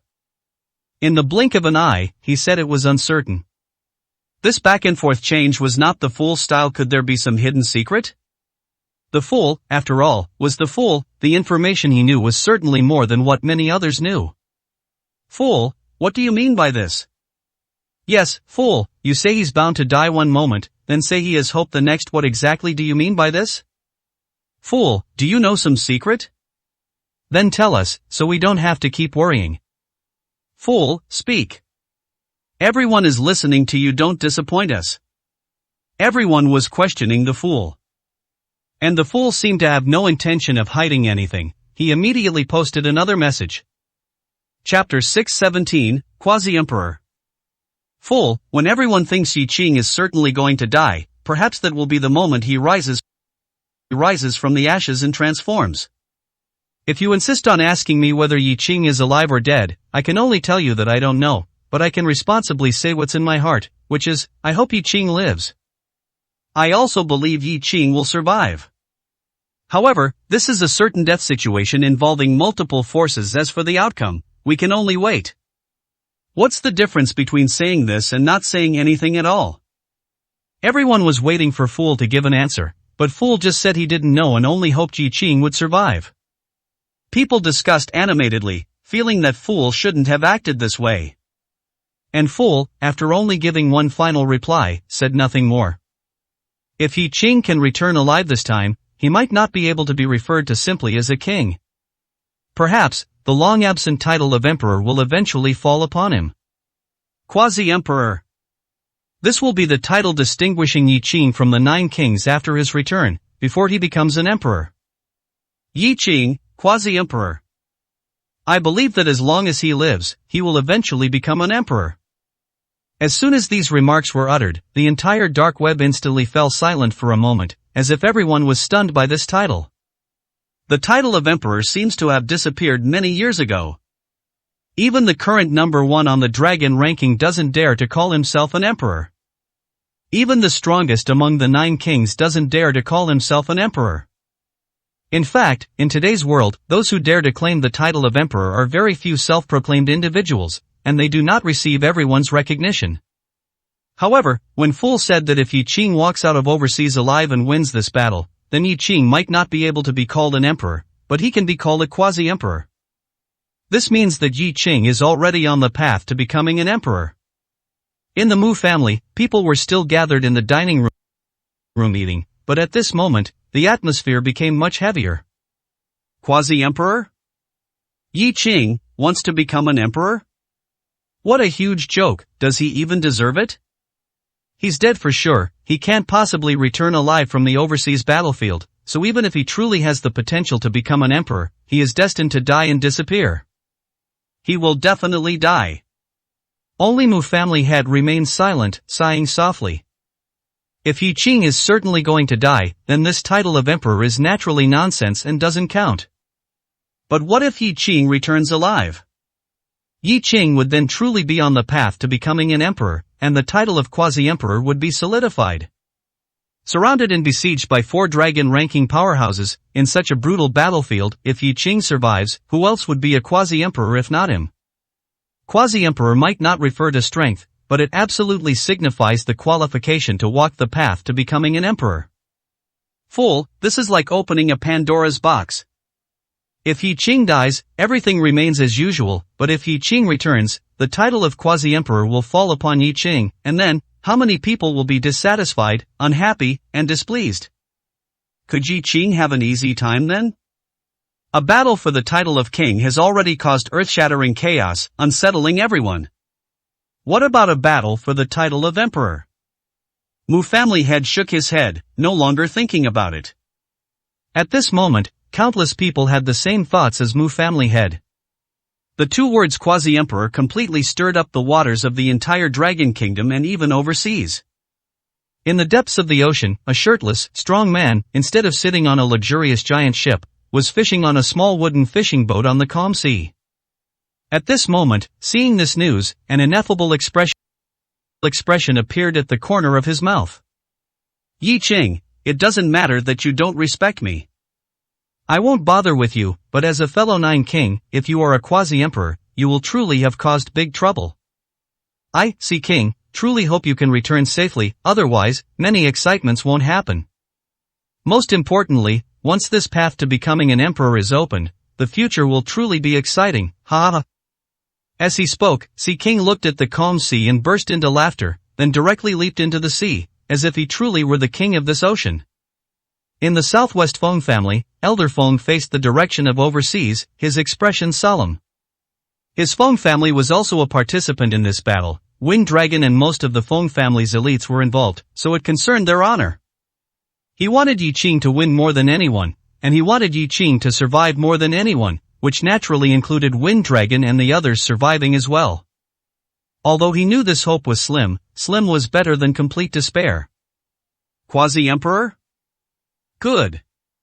As long as Mr. Yi can return alive, the title of Quasi-Emperor will be well deserved by then. In the Nine Kings Council, I'd like to see who still gets agitated. At this point, Elder Feng also sighed and muttered to himself, but, having the title of Quasi-Emperor will make many people unhappy, but what does unhappiness matter? As long as Mr. Yi returns alive, it means he has indeed embarked on the path to becoming an emperor. If not, then this time, not only will Mr. Yi's title of Southeast King not be secured, but perhaps my title of Southwest King will also be in name only. The vacuum of power and interests in Southeast plus Southwest, just thinking about it is terrifying. Elder Feng's concern was not baseless, but a fact. If Wind Dragon and the others hadn't gone to battle, even if some people coveted the Feng family's position in Southwest, they might not have dared to truly act. But the problem now is that Wind Dragon went, and most of the Feng family's strong individuals and elites also went to battle. If Yi Qing returns, everything will be fine. If Yi Qing doesn't return, the next Nine Kings Council will probably not only discuss the ownership of the Southeast King's title, but also the question of whether he, the Southwest King, will step down. The next convening of the Nine Kings Council might be the beginning of a bloody battle for the title of king. And at this moment, on the border, Ruan Hongxiu, in a red combat suit, held a long sword, gazing towards overseas, her eyes seemingly filled with a certain determination. And right beside Ruan Hongxiu, Bai Xiao, Lotus Mist, Green Sprout, Poison, and many other powerful subordinates stood in a row. However, the eyes of each of these subordinates seemed to hold different meanings, but without exception, everyone seemed to have some opposition to Ruan Hongxiu going overseas to fight and help Yi Qing. Your Excellency, your relationship with Yi Qing isn't that close. Are you sure you want to go overseas to fight for him? That's right, Your Excellency. Before you made this decision, many important figures had already issued warnings to you, warning you not to go overseas to fight. Do you really want to offend all of them for one Yi Qing? Your Excellency, this era is an era of change, with shifting trends. If you make a wrong choice, I'm afraid that by then, it won't just be the positions of Southeast King and Southwest King that are not secure, but perhaps even your position as a Nine King will be coveted by others. Your Excellency, please think twice. Opposition, opposition, opposition, everyone was against it. They opposed it with all sorts of arguments. And these people were not outsiders, they were Ruan Hongxiu's own people. Chapter 618. This road is blocked. For others, Ruan Hongxiu might be able to ignore them, but these were her sisters, her subordinates, so Ruan Hongxiu naturally couldn't just ignore them. Looking at her subordinates, Ruan Hongxiu said faintly, I know you are all doing this for my own good, but there are some things I must do. Yi Qing called me Sister Hongxiu and helped me when I was in Qin City. Just for that, I must help him this time. Of course, your worries are justified, but some things have to be done, cannot not be done. Those people want to threaten me, to make me not act, and just watch. Do they think that will scare me?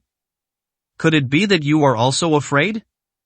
Afraid that I will lose this Nine Kings title, afraid that my Hongxiu pavilion will become a soft persimmon for others to divide?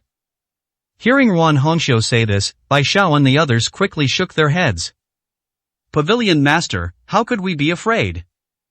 As long as you give the order, we will fight them to the death without regret. We just think that everything should be looked at separately. If they truly provoked you, then we would not hesitate and go straight to war. But the key now is it worth it for Yi Qing?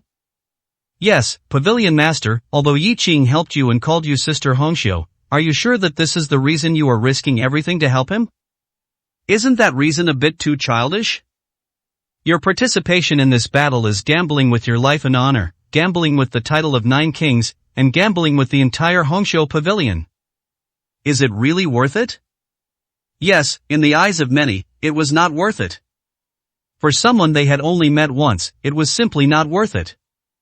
But Ruan Hongxiu was not an ordinary person in her opinion. If she thought it was worth it, that was enough. Ruan Hongxiu looked at everyone and said softly, "You all think it's not worth it, but I think it is. Isn't that enough?" For so many years, I, Ruan Hongxiu, have been like an emotionless robot, never living for myself, never doing anything for myself. This time, I just want to fight for myself once, be willful once. Can't you understand me? As she spoke, Ruan Hongxiu's mood seemed a bit low, as if there was a grievance in her heart. Seeing Ruan Hongxiu like this, Bai Xiao and the others instantly fell silent. Especially Bai Xiao, she gritted her teeth and said, "Alright, I won't say anything more. Pavilion Master, my life is yours. Whatever you want to do, I will support you.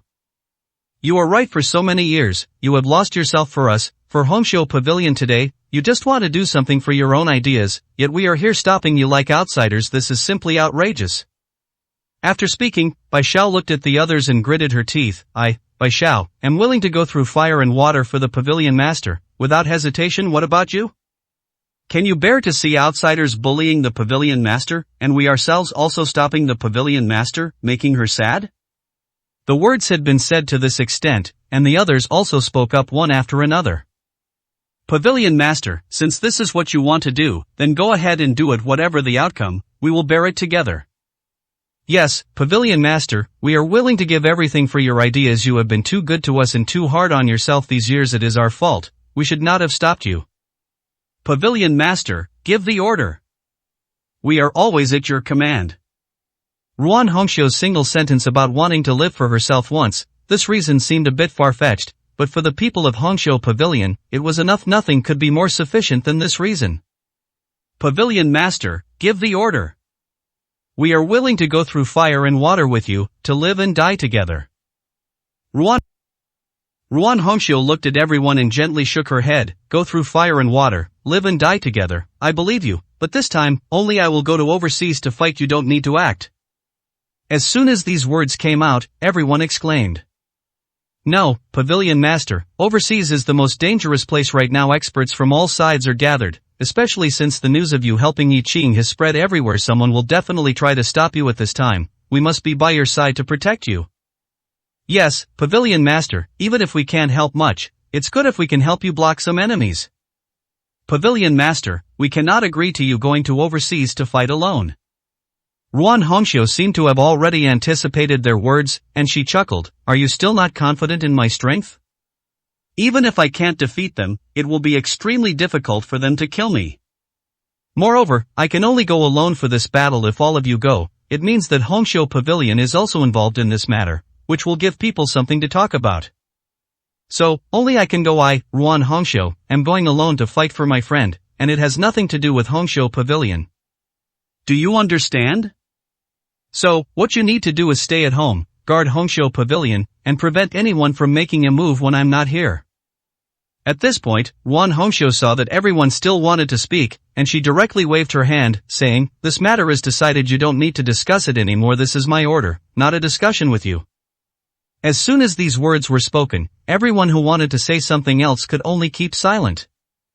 Just then, a subordinate exclaimed, then looked at Ruan Hongxiu and said somewhat flustered, "Pavilion Master, Fool of the Dark Web has released a new message. He said that if Yi Qing can return alive this time, perhaps he can be called a quasi-emperor." As soon as these words came out, everyone present's eyes lit up, and they all gasped. Quasi-emperor. Even if it wasn't an emperor, it meant he was on the path to becoming an emperor. The key was that whether it was the 9 kings, or dragon ranking experts, or other big shots and magnates, no one dared to use the word emperor.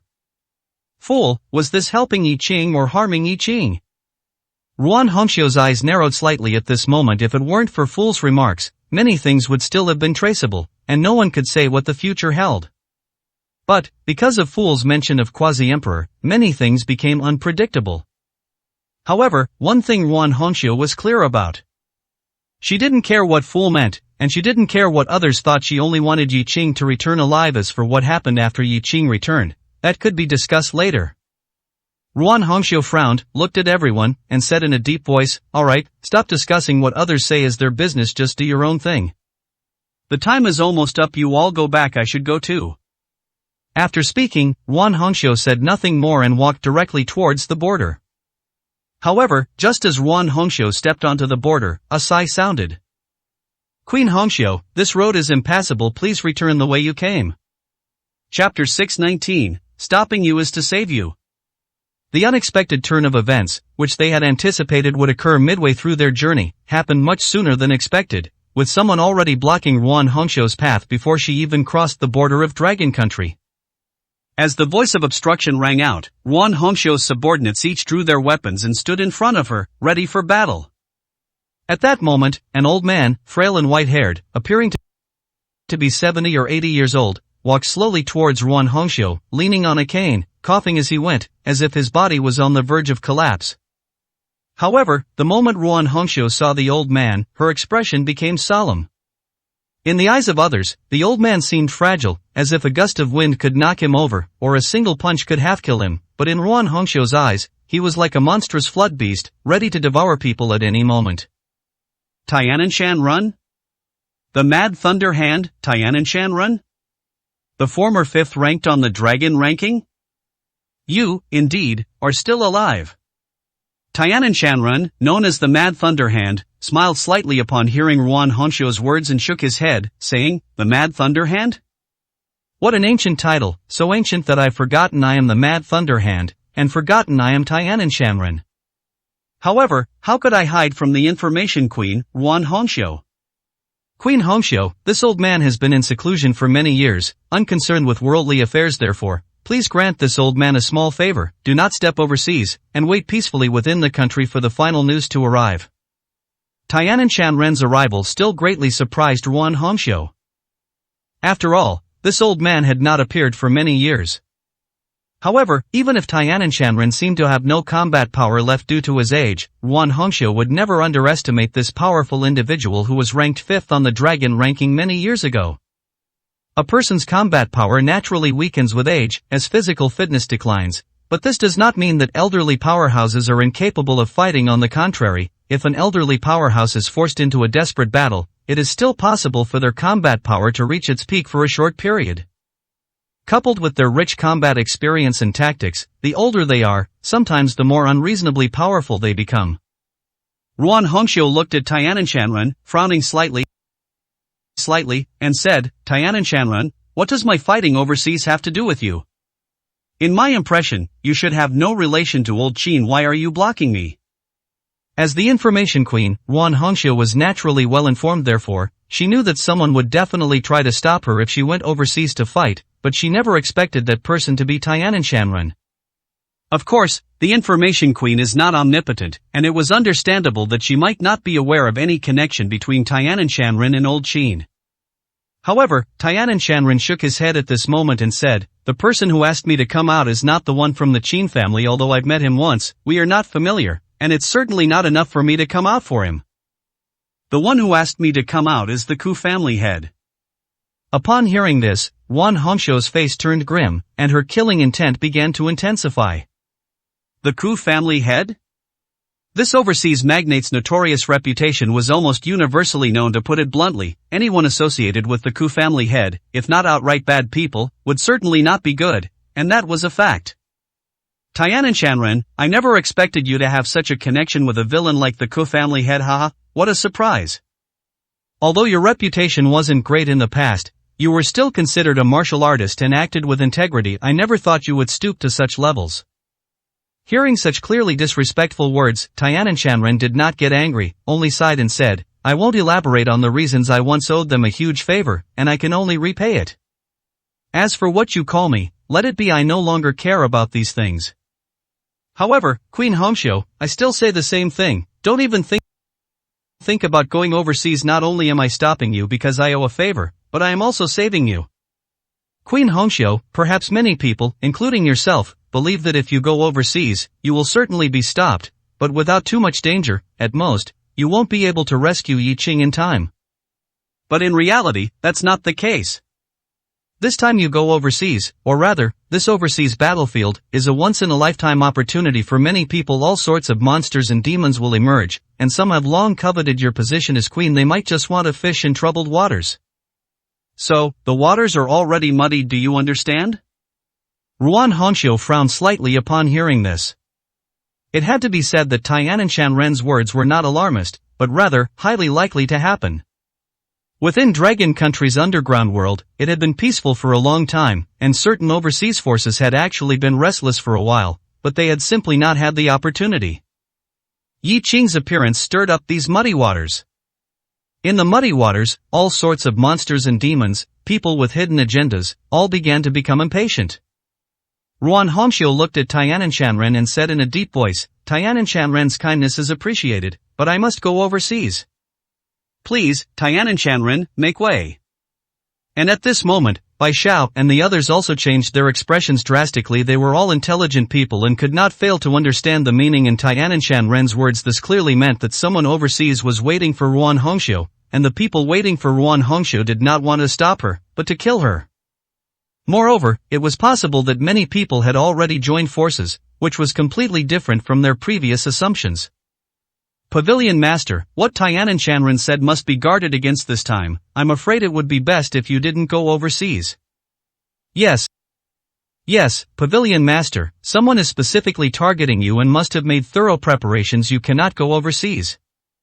Looking at her subordinates, Ruan Hongxiu frowned slightly and said in a deep voice, all of you, shut up. I've already made myself very clear, so don't make me repeat myself.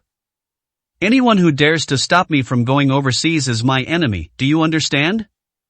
When Ruan Hongxiu lost her temper, it meant that the matter was settled, and no one could stop her. Bai Xiao and the others sighed inwardly, helpless. Ruan Hongxiu looked at Tiananmen Ren, stepped forward, and said coldly, Tiananmen Ren, what lies ahead has nothing to do with you. Please do not block me, otherwise, don't blame me for being merciless. As she spoke, Ruan Hongxiu drew the precious sword in her hand. The sword gleamed coldly, and its chilling killing intent made people tremble. Tiananmen Ren, I ask you, will you make way, or not? Chapter 620. No one can stop. Ruan Hongxiu's murderous aura made the Tianshan man sigh involuntarily. Looking at Ruan Hongxiu, the Tianshan man shook his head and said, Ruan Hongxiu, I've made myself this clear, why are you still so stubborn? I told you, I'm saving you, not harming you. Do you really not believe me, thinking that this old man would lie to you? Once you go overseas, it won't be as simple as you think. Perhaps great danger awaits you ahead for a Yi Qing you just met. Are you sure you can abandon everything, even your life? The Tianshan man put on a facade of doing everything for Ruan Hongxiu's good, seemingly wanting to persuade her further. However, Ruan Hongxiu's expression had already become impatient. Old fool, you're taking my kindness for granted. When have I, Ruan Hongxiu, needed others to meddle in my affairs? I'm giving you one last chance, move aside, or don't blame me for being impolite.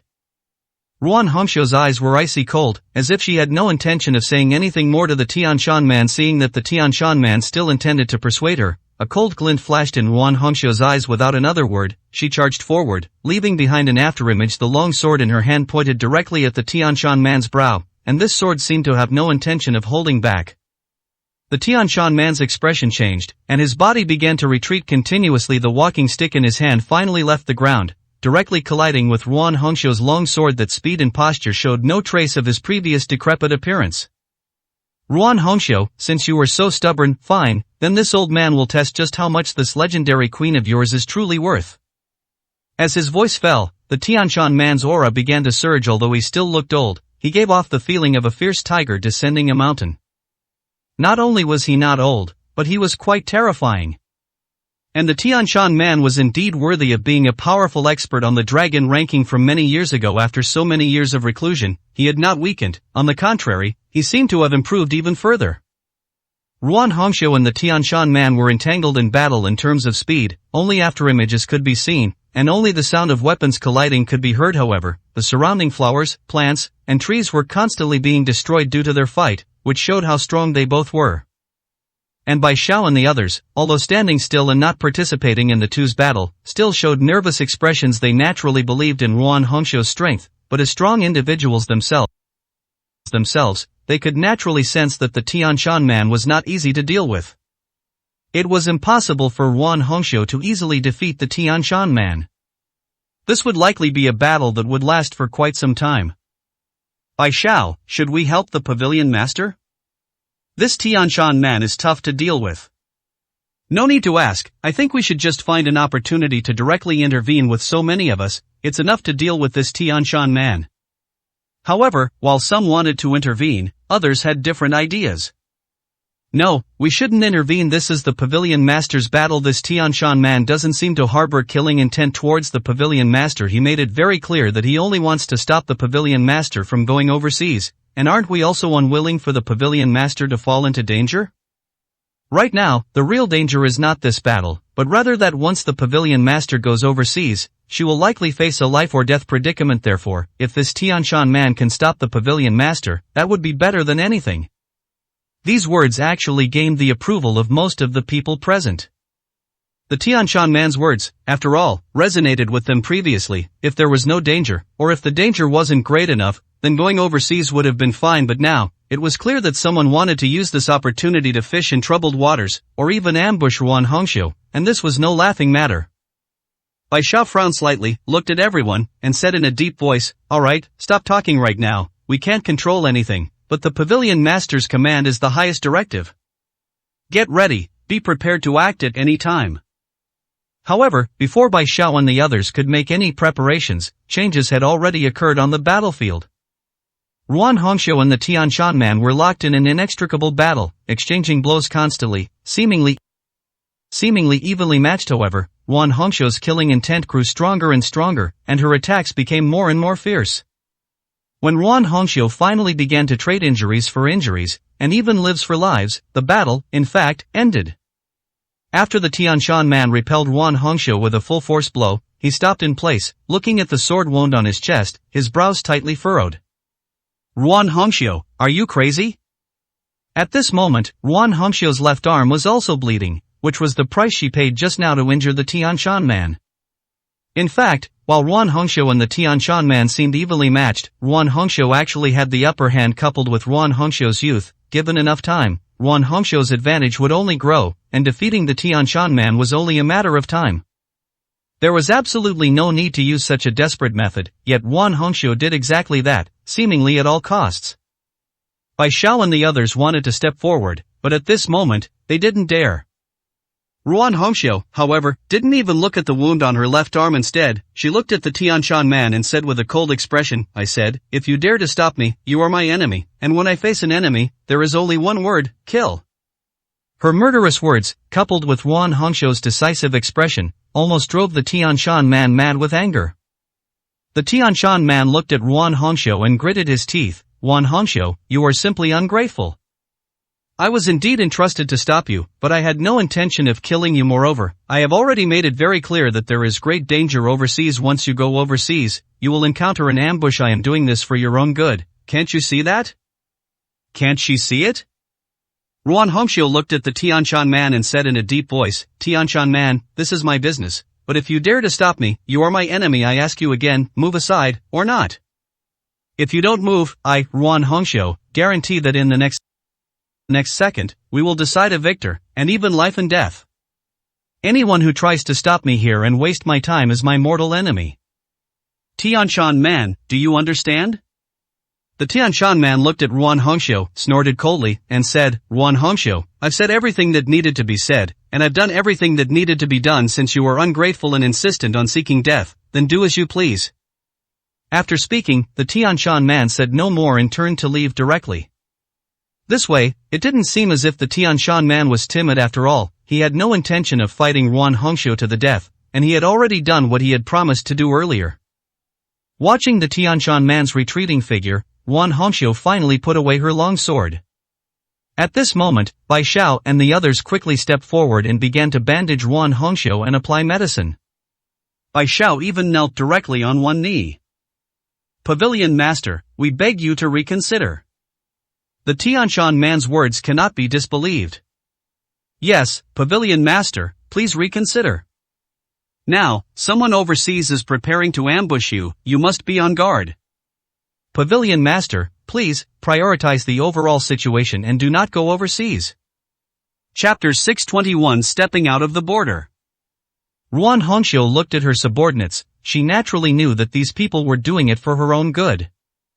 However, how could a decision made by Ruan Hongxiu be easily changed? If she said she would go help Yi Qing, she would definitely go, even if it meant facing a mountain of daggers and a sea of fire. What of it? "You may rise, you already know the decision I just made, so there's no need to say more. As for ambushes or not, let them come. I, Ruan Hongxiu, haven't made a move much recently, so perhaps they've forgotten my methods. If they want to kill me, they'll have to see if they have the ability. If they want me dead, then I'll make them dead." As she spoke, there was not a trace of fear in Ruan Hongxiu's eyes, only icy cold light. Bai Xiao on the other side, knowing they couldn't change Ruan Hongxiu's decision, so they also made corresponding adjustments. "Honored Pavilion Master, if we truly cannot stop you, please allow us to accompany you to overseas for battle. Although our strength is insufficient and we cannot help you much, we can at least block a few enemies for you. Honored Pavilion Master, please do not refuse us. Otherwise, even if it means 10,000 deaths, we will stop you from going overseas. Honored Pavilion Master, please agree to us. After all, if the other party intends to ambush you, their numbers will surely be large. If we go overseas, we can certainly alleviate some of your pressure, making you a bit more relaxed and safer at the very least. It can speed up your process of eliminating enemies now. Time is money, and Yi Qing is waiting for you to save him, Honored Pavilion Master." Since coercion didn't work and persuasion was futile, Bai Xiao and the others decided to try a different approach, as long as Ruan Hongxiu agreed to take them to overseas for battle. Other arguments were useless, but saying that Yi Qing was in danger and that leaving earlier and eliminating enemies sooner would buy him more time to live, that, surely, would work. Indeed, after they finished speaking, Ruan Hongxiu fell silent. In Ruan Hongxiu's view, this was ultimately her own affair, and dragging her subordinates into danger was not something she wanted to see. "You all, guard the home. Don't worry, I'll be fine. Moreover, this is something I personally promised Yi Qing, so I can go into battle alone. You don't need to risk yourselves with me. Besides, since someone has started targeting me, Hongxiu Pavilion here needs to be looked after even more carefully to prevent opportunists from causing trouble, so, you all stay." With sound reasoning, Ruan Hongxiu did not forcefully order her subordinates, because she knew that this time was much worse than before, and these people were subordinates and sisters willing to go through fire and water for her. They were just worried about her. However, upon hearing Ruan Hongxiu say this, Bai Xiao and the others' expressions immediately became anxious and uneasy. Bai Xiao took a deep breath, looked at Ruan Hongxiu, and said with a wry smile, "Honored Pavilion Master, if it were just now, if you told us to go back, we would have, but this time." The words of the Tiannan mountain person were very clear. "In overseas, there are people waiting to ambush you, and people waiting to stir up trouble and fish in troubled waters. We may not be able to help you much, but we can at least help you a little, so, Honored Pavilion Master, please let us accompany you." Seeing that Ruan Hongxiu was about to say something else, Bai Xiao quickly interjected, "Honored Pavilion Master, if the skin does not exist, where will the fur attach itself? If you truly encounter something in overseas, we won't be able to defend Hongxiu Pavilion at that time, we will still die. So, why not let us go to overseas for battle with you? This is not only for your safety, but also for our own survival. Honored Pavilion Master, you know very well that Hongxiu Pavilion's current existence is entirely due to you. If you are gone, if something happens to you, everything will lose its meaning." Bai Xiao's words made Ruan Hongxiu fall silent. Indeed, what Bai Xiao said was very reasonable and also a fact. If something happened to Ruan Hongxiu and she died in overseas, then those who targeted her would not let Hongxiu Pavilion go. This organization, with its powerful intelligence capabilities, had long been coveted by countless people. It was only because of Ruan Hongxiu's presence that no one dared to act. But once Ruan Hongxiu died, Hongxiu Pavilion's greatest protection would be gone at that time. The bloodshed would be beyond Ruan Hongxiu's imagination. Only if she lived could everything continue to exist. If she died, just as Bai Xiao said, neither Hongqiu Pavilion nor people like Bai Xiao would likely have a good outcome. Ruan Hongqiu sighed softly, looked at Bai Xiao and the others, and said, "What you said makes some sense, it's just that someone must remain here in the country to oversee the overall situation." Hearing Ruan Hongqiu's softened tone, seemingly indicating some agreement, Bai Xiao and the others immediately rejoiced. At least, she hadn't completely refused. And this meant they had a chance. "Honored Pavilion Master, what you said makes sense. Someone naturally needs to remain stationed here in the country. You see, Hong Yue and the others couldn't come to see you off this time due to distance. Don't you think it's possible to let them stay behind? That way, the problem wouldn't be big. We who came to see you off can accompany you to overseas for battle. This is a win-win situation." Bai Xiao's words immediately made the others present cheer with joy. After all, Bai Xiao hadn't left them behind. However, if Hong Yue and the others who couldn't make it knew, they would probably be furious. After all, if it was just a farewell, and they couldn't make it in time, that would be understandable. But if it was about going to overseas for battle, then they would definitely try every possible way to come. It was just too late. After all, it was too late. They weren't present, so they couldn't even argue. Ruan Hongqiu looked at Bai Xiao and the others, and finally sighed, saying, "All right. Then give orders to Hong Yue and the others to temporarily take good care of Hongqiu Pavilion's affairs. Guard it well until we return, and that will be a great merit." Hearing Ruan Hongqiu agree, Bai Xiao and the others immediately became excited. Then, they immediately called and messaged Hong Yue and the others, conveying the order. As for how furious Hong Yue and the others were, that was temporarily beyond their concern. After all this was done, Ruan Hongqiu looked at the jungle and overseas and spoke faintly, "Since you have chosen to go overseas with me, and you clearly know the dangers you will face this time, then prepare for everything, including death. Now, everyone, follow me, to overseas."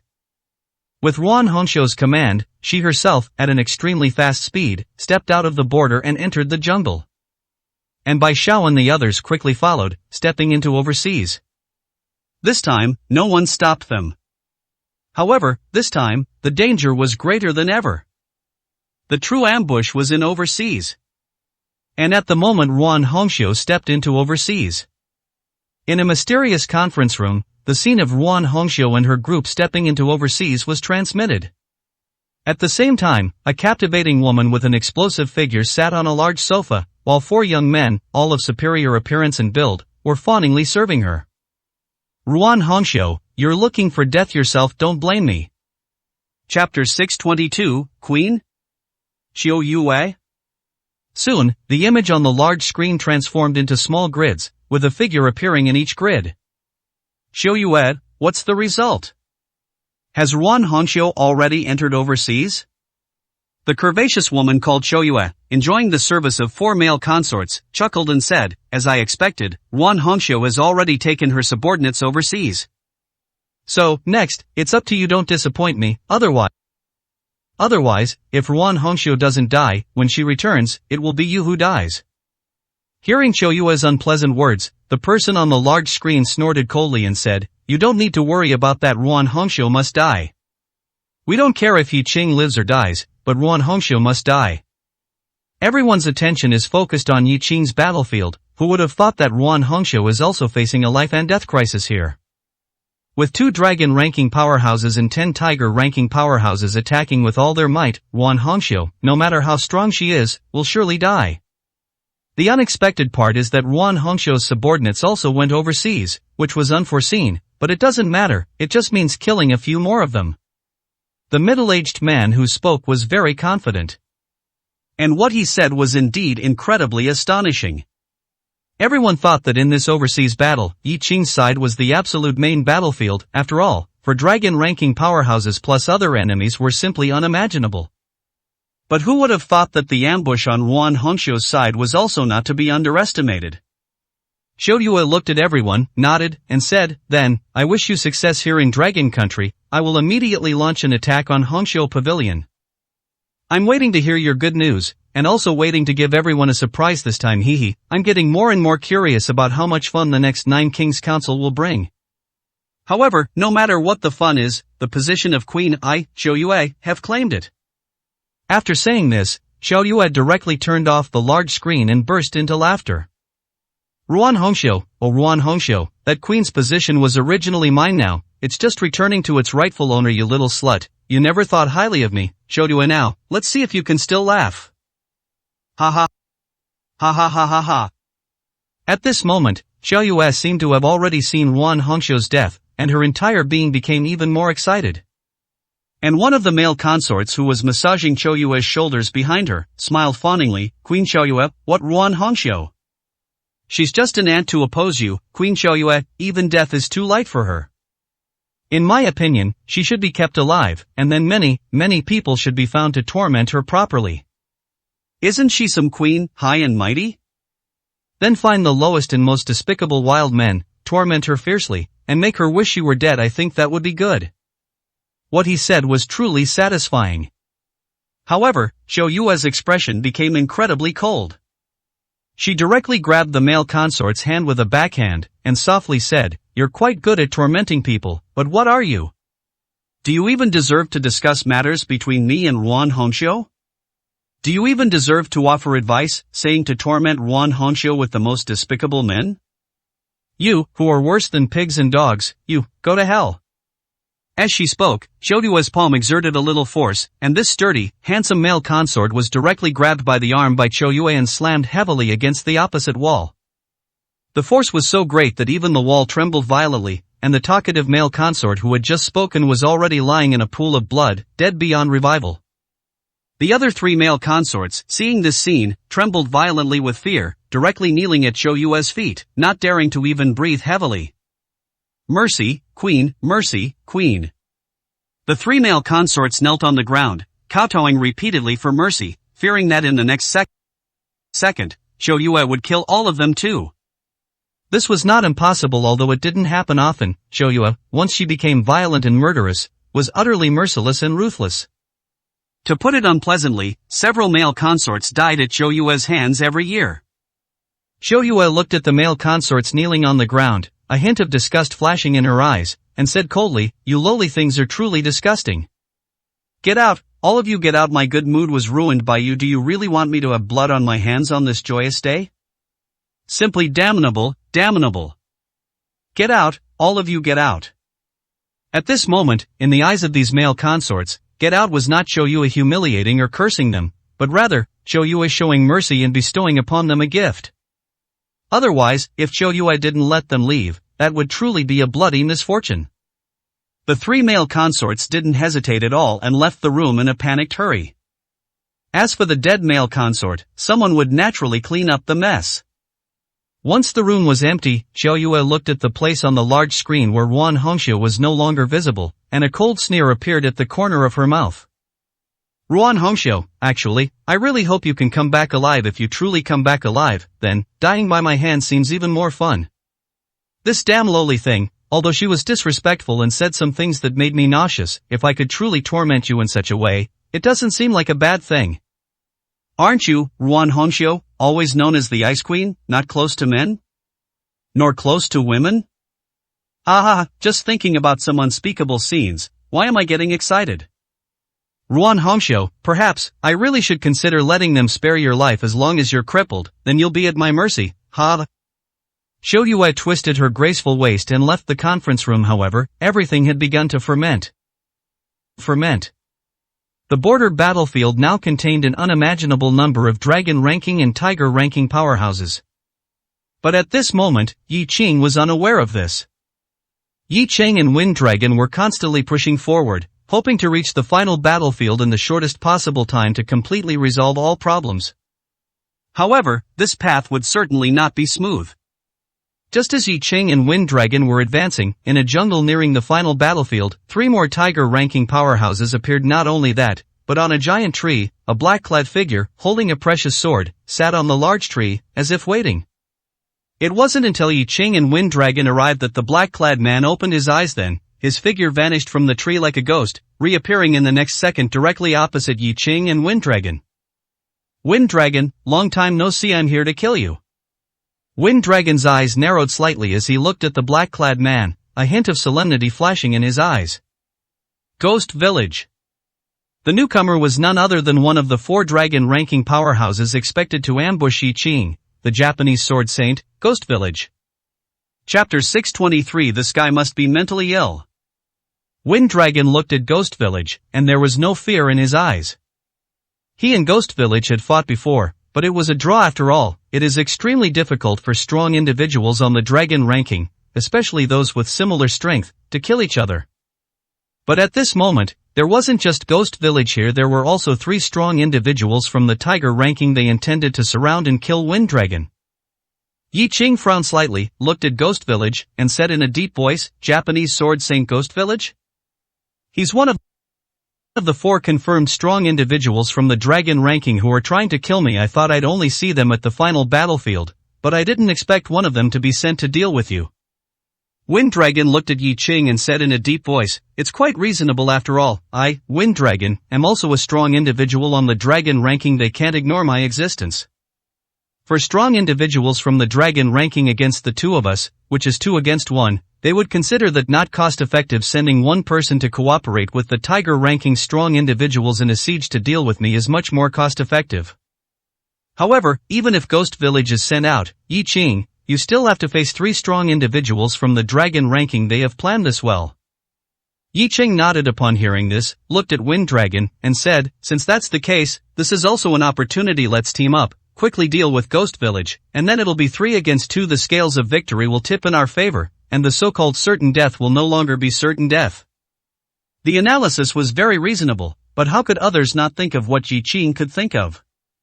Before Wind Dragon could speak, Ghost Village had already looked at Yi Ching and said coldly, you must be Yi Ching. I'm really looking forward to fighting you, but before that, I need to deal with Wind Dragon. Don't worry, I'll solve Wind Dragon quickly. At that time, I'll rejoin the siege against you. Also, if you 2 want to team up and surround me, I have no objection, but, Yi Ching, your parents will just die. If you don't mind, I actually think you and Wind Dragon should team up to kill me. After all, I am your biggest threat.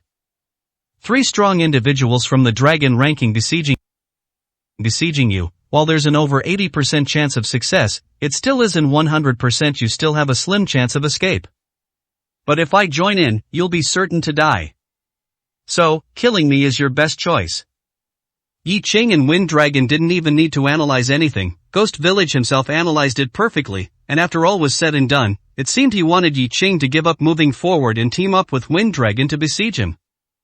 Was he crazy? Did he really want to die? Yi Ching was silent for a moment, looked at Wind Dragon, and said, do you know him? Wind Dragon nodded and said, not well, we've just fought before. What? Do you also think he has a problem with his brain? These words didn't need to be explicit to show that Wind Dragon also thought Ghost Village's brain definitely had a problem. He was abnormal. How could a normal person say such things? Yi Ching nodded and said, I won't comment on his strength for now, but I strongly suspect this guy wants to commit suicide, that he doesn't want to live otherwise. Why would he force me to team up with you to kill him? The conversation between Wind Dragon and Yi Ching wasn't deliberately hushed, so it clearly reached Ghost Village's ears. Ghost Village didn't get angry, on the contrary, he started to laugh. Yi Ching, Wind Dragon, I know what you want to say, but aren't my words reasonable? Especially you, Yi Ching, you know very well that what I said is right. If the 2 of you team up to kill me first, and then team up to deal with the other 3, it will be 3 against 2, greatly increasing your chances of victory and survival. You might even have a chance to turn the tables and eliminate them. This is the best way to solve the problem once and for all. You wouldn't not know this. Of course, the premise is to pay some price, which is the lives of Yi Ching's parents, but this price, compared to the final victory, is completely insignificant, isn't it? We martial artists, focused on becoming stronger, how can we be hindered by external things and emotions? This is the greatest blasphemy against a martial artist. Yi Ching, don't tell me you are also such a stubborn person. What kind of twisted logic was this? Saving one's parents became stubbornness? Allowing one's parents to die became a model of devotion to the martial path? It was simply incomprehensible. Yi Ching looked at Ghost Village and sneered, that's utter nonsense. However, I'm too lazy to argue with you compared to your method. I think there's a better one. That is, even if Wind Dragon can't do anything to you for a while, I'll go deal with the remaining people first, and then come back to deal with you. All problems will also be solved easily. This is the best method. After speaking, Yi Ching didn't want to waste any more words with Ghost Village. He looked at Wind Dragon and said, "Wind Dragon, don't aim for certain victory, but you must protect yourself while I will resolve everything as quickly as possible and then come to help you." To anyone who heard these words, they sounded like boasting, but Wind Dragon couldn't stop Yi Ching either. Moreover, Wind Dragon's purpose in coming this time was to kill enemies, but more importantly, to divert fire for Yi Ching. Ghost Village's arrival, in fact, was already considered a success for Wind Dragon. At least it meant one less enemy for Yi Ching. "Yi Ching, you go. I will deal with Ghost Village as quickly as possible and then find you."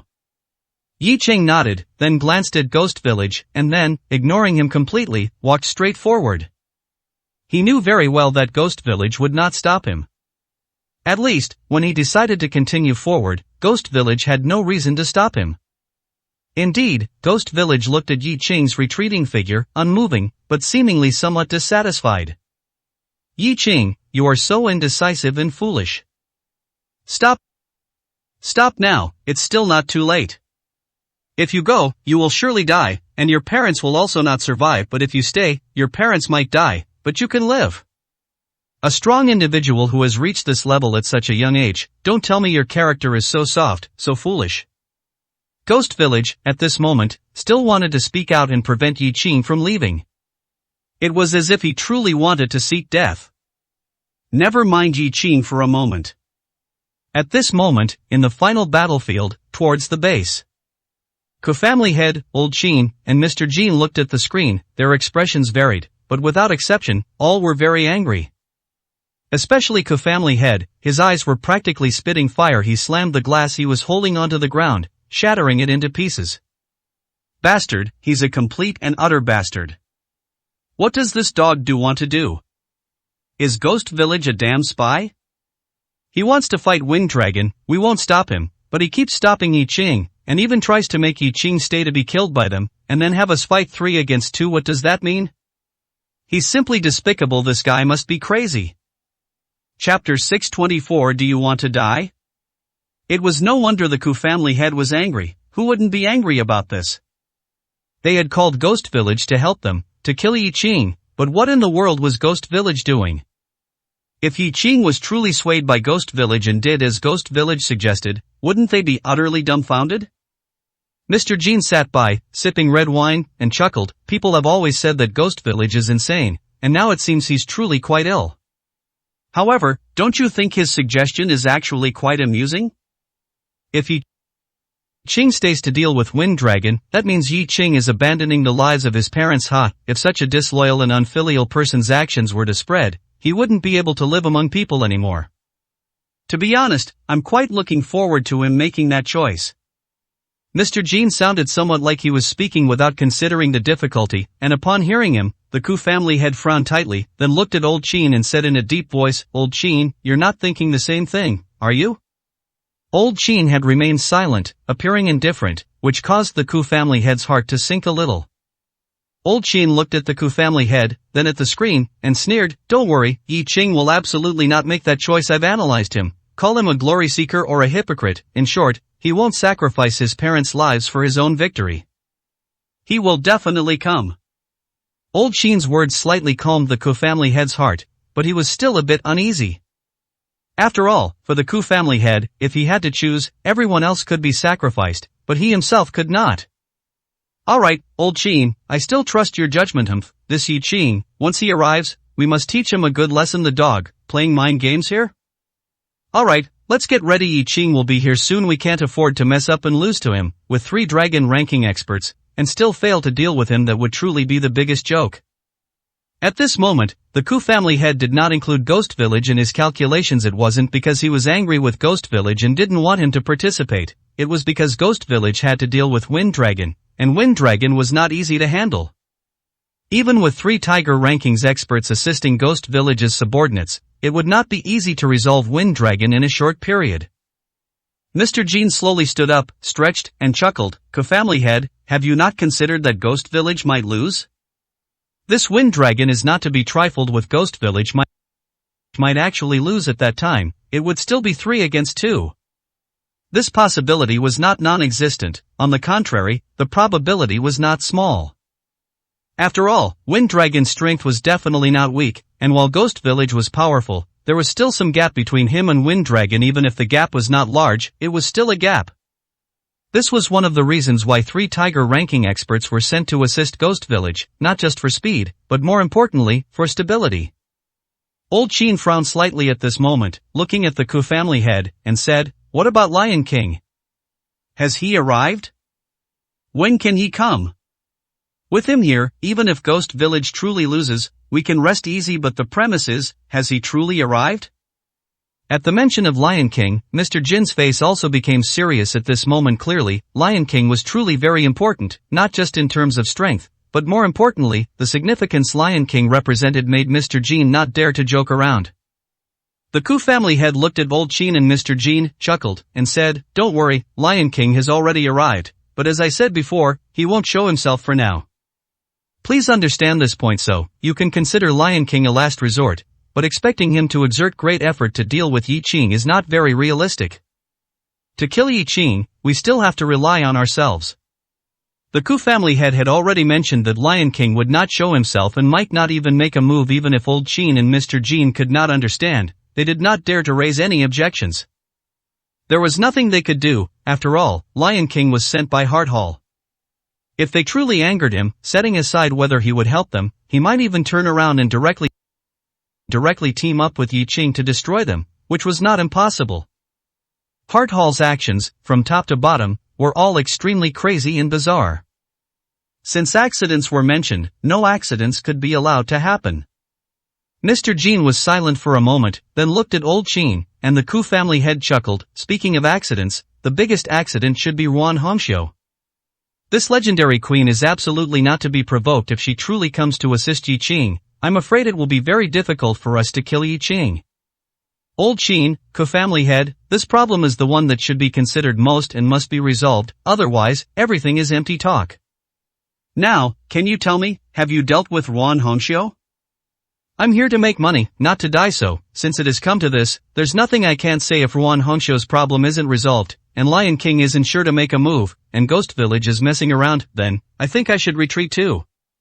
As soon as these words were spoken, the faces of the Ku family head and Old Qin became extremely grim. Accidents truly were coming one after another. Old Qin was even more furious at this moment. He had long known that these people could not be of one mind, but now that things had come to this point, they were all causing trouble one by one. What were they trying to do? Old Qin took a deep breath, stood up directly, looked at Mr. Jin, and said coldly, "Mr. Jin, I have given you the promises I should, and you will not lack the benefits you deserve at this time. If you dare to back out and leave us all here, then I can tell you now, this old man can give up on seeking revenge on Yi Qing, but you must die." As he spoke, Old Qin's body moved without wind, and his eyes were bloodshot, radiating an overwhelming killing intent. He seemed ready to fight Mr. Jin to the death if there was any disagreement. The great battle had not yet begun, but they were already on the verge of internal strife. However, Old Qin's anger was also justified. Mr. Jin was brought here to deal with Yi Qing, but now Mr. Jin wanted to back out. Wasn't that abandoning them here to die? Rather than that, Old Qin would rather give up on revenge than let Mr. Jin leave here alive. Mr. Jin's face also turned extremely ugly at this moment. Seeing Old Qin's stance, ready to fight him to the death, Mr. Jin was indeed afraid.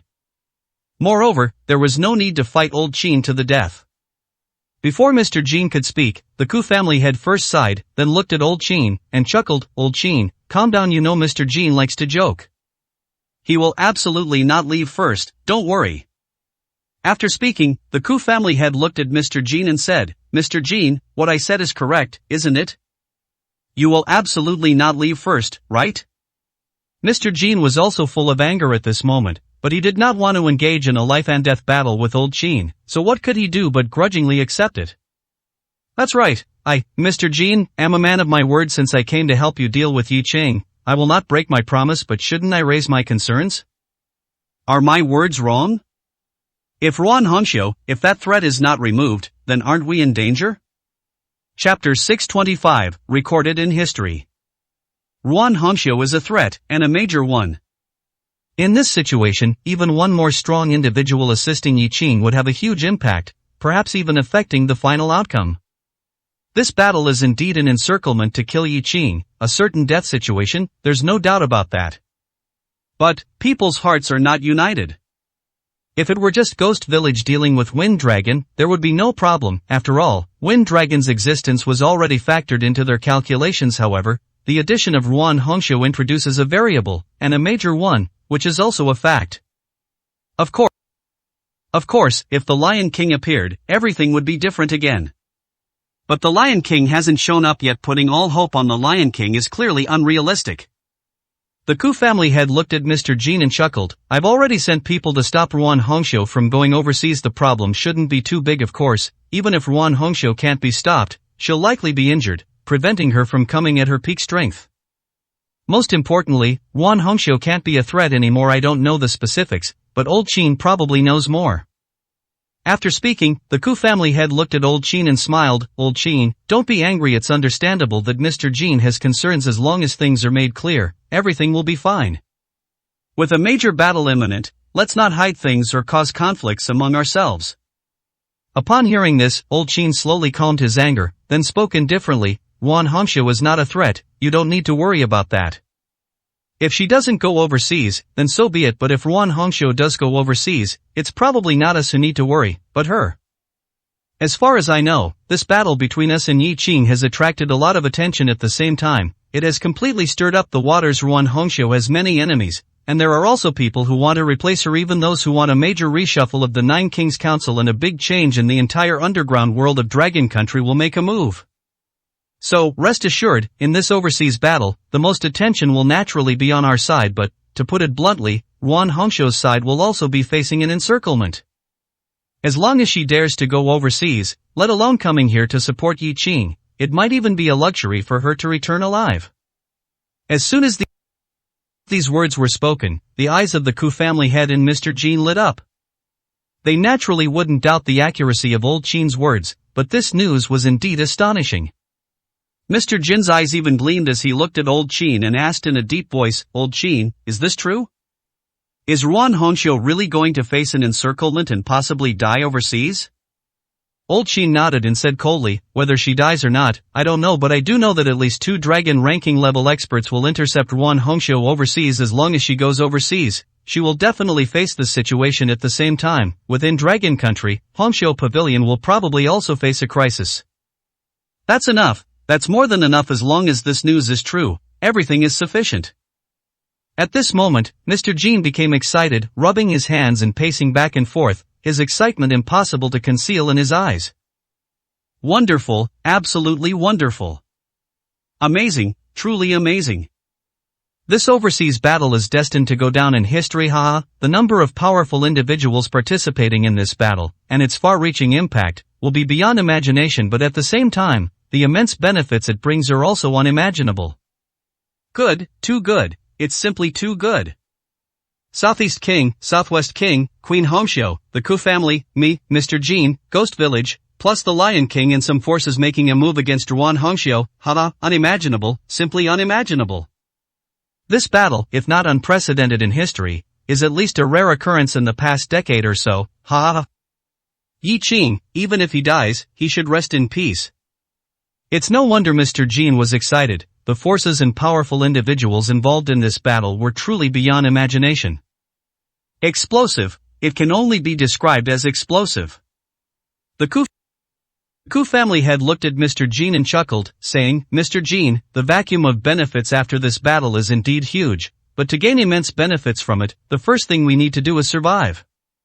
Kill Yi Qing, and then we survive. Only then can we gain huge benefits, otherwise, everything is empty talk. Mr. Jin heard this, smiled and nodded, saying, that's naturally the case. Survive, win, kill Yi Qing, are we going to lose? Let's go, I have no more questions. I'm very excited now, so excited that I want to immediately start a big battle with Yi Qing. Get ready, Yi Qing has already rejected Ghost Village's proposal and is heading our way. What do you say? How should we welcome Yi Qing then? Should we go straight to battle, or, as we thought before, play with this arrogant young man first, so that he thoroughly understands that there are always people better than you, and there's always a higher authority? On the large screen, Yi Qing had already left Ghost Village and was rapidly advancing towards the final battlefield. Yi Qing was expected to arrive at the final battlefield in at most half an hour. Old Qin then said in a deep voice, "Don't do useless work, those minor skirmishes won't hurt Yi Qing at all. Open the base gate and let Yi Qing in. But, immediately arrange for someone to tie Yi Qing's parents to a high platform. Haha, we need Yi Qing to see his parents tied up the moment he arrives." The Ku family head heard this, nodded, and said with a smile, "What Old Qin said is exactly what I was thinking. However, tying them up is not as shocking and satisfying as hanging them, is it? But hanging them up is inconvenient for us to do anything in my opinion. Let's tie them up first, and then hang them up after Yi Qing arrives. If he's obedient, his parents will suffer less torment, but if he's disobedient and doesn't let us bully him, well, then I apologize." At this point, a sinister expression appeared on the Ku family head's face, and he said, "I'm really looking forward to Yi Qing coming quickly." "Old Qin, you must also be looking forward to it, right? Seeing the unyielding Yi Qing kneeling before us, begging us, it's really something to look forward to, ha ha ha." Upon hearing this, a hint of coldness appeared in Old Qin's eyes, and he said coldly, "Just kneeling is too easy for him. I want him to experience unprecedented humiliation. Yi Qing, he must die, but before he dies, he must suffer endless torment. Let's go, let's set off and wait for Yi Qing."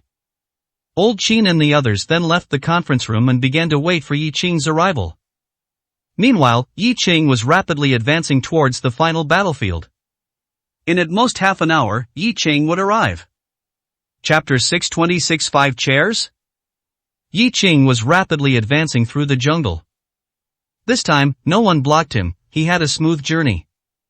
However, Yi Qing knew very well that the more unobstructed it was, the more it meant that the real danger lay at the very end. And in fact, that was exactly the case. Without Ghost Village, there were still 3 dragon ranking experts waiting for him at the final battlefield. To put it bluntly, the pressure was still immense, and the danger had not yet been lifted. With 3 dragon ranking experts, plus some tiger rankings experts, and even some firepower, Yi Qing was actually still in a deadly trap. But thankfully, at least Ghost Village was gone. At the mention of Ghost Village, Yi Qing's brows furrowed slightly as he moved forward quickly. He didn't forget to look back. Although he couldn't see anything, he still felt worried.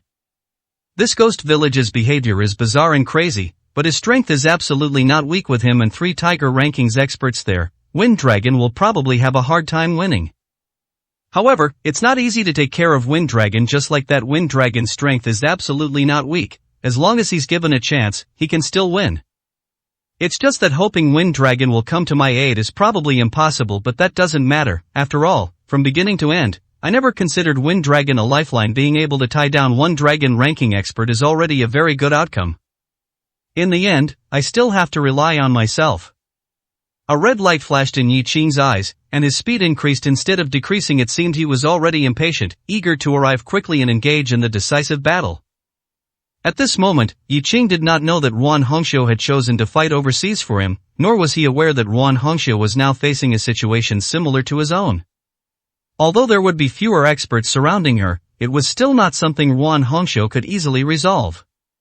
In fact, it was even possible that Ruan Hongxiu was also in danger of falling, and the risk was extremely high. Time passed second by second. Soon, Yi Qing arrived at the final battlefield, Ku family head's main base overseas. At this moment, the base was obscured by a huge wall, looking extremely oppressive. Especially, one after another of Ku family head's heavily armed subordinates stood in neat formations, all assuming combat stances. The posture suggested they could open fire on Yi Qing at any moment. 200 fully armed enemies. This was the only elite force left after Ku family had dispatched all his other forces.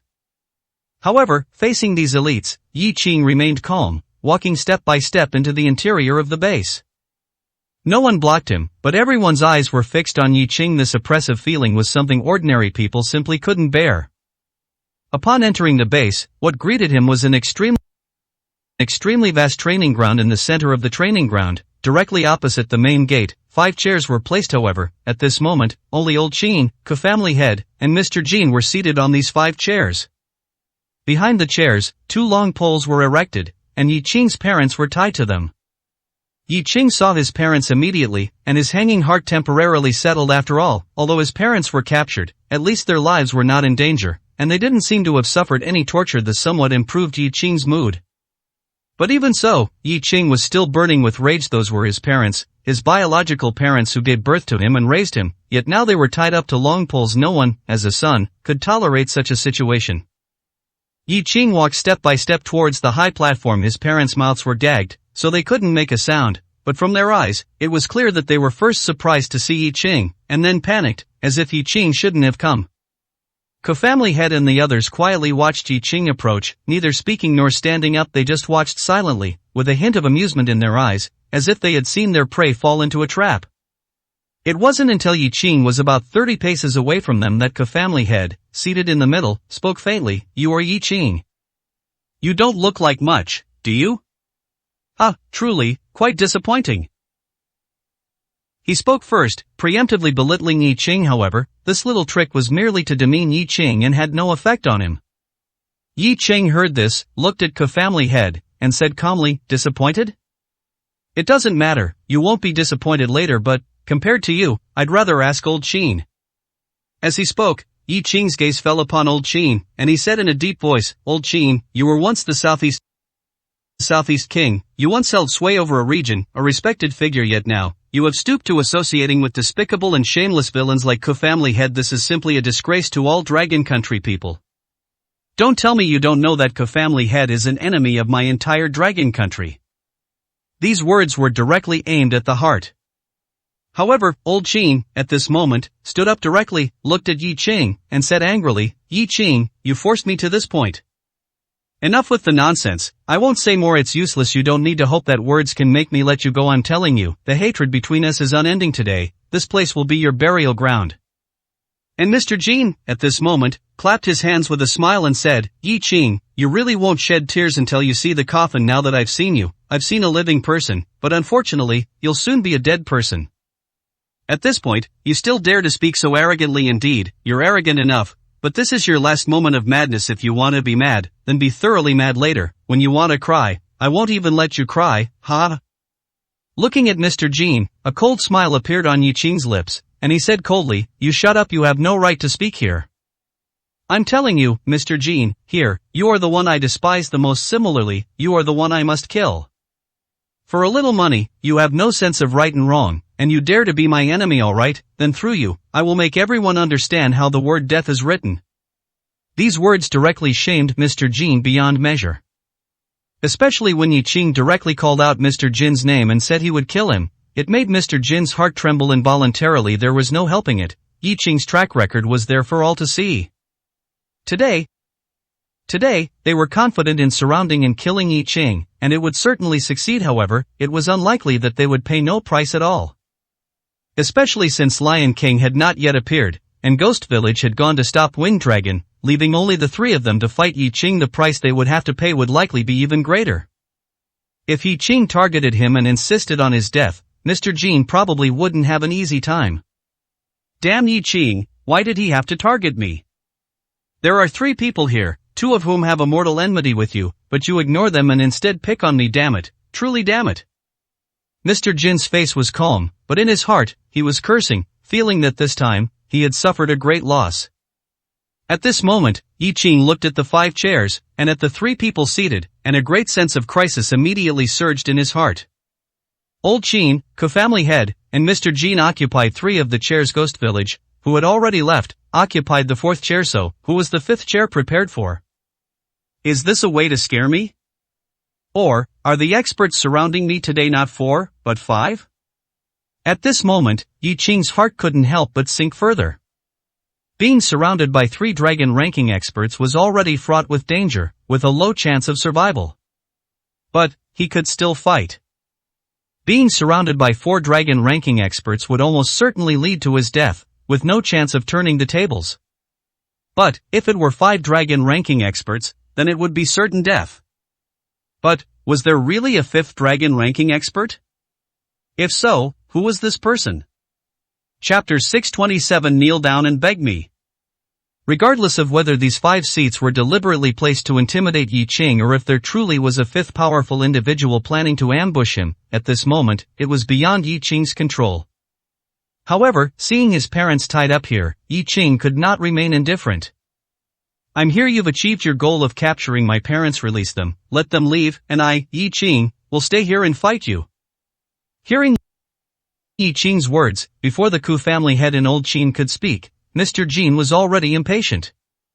Ha, Yi Qing, I thought you were heartless and didn't care about your parents' lives.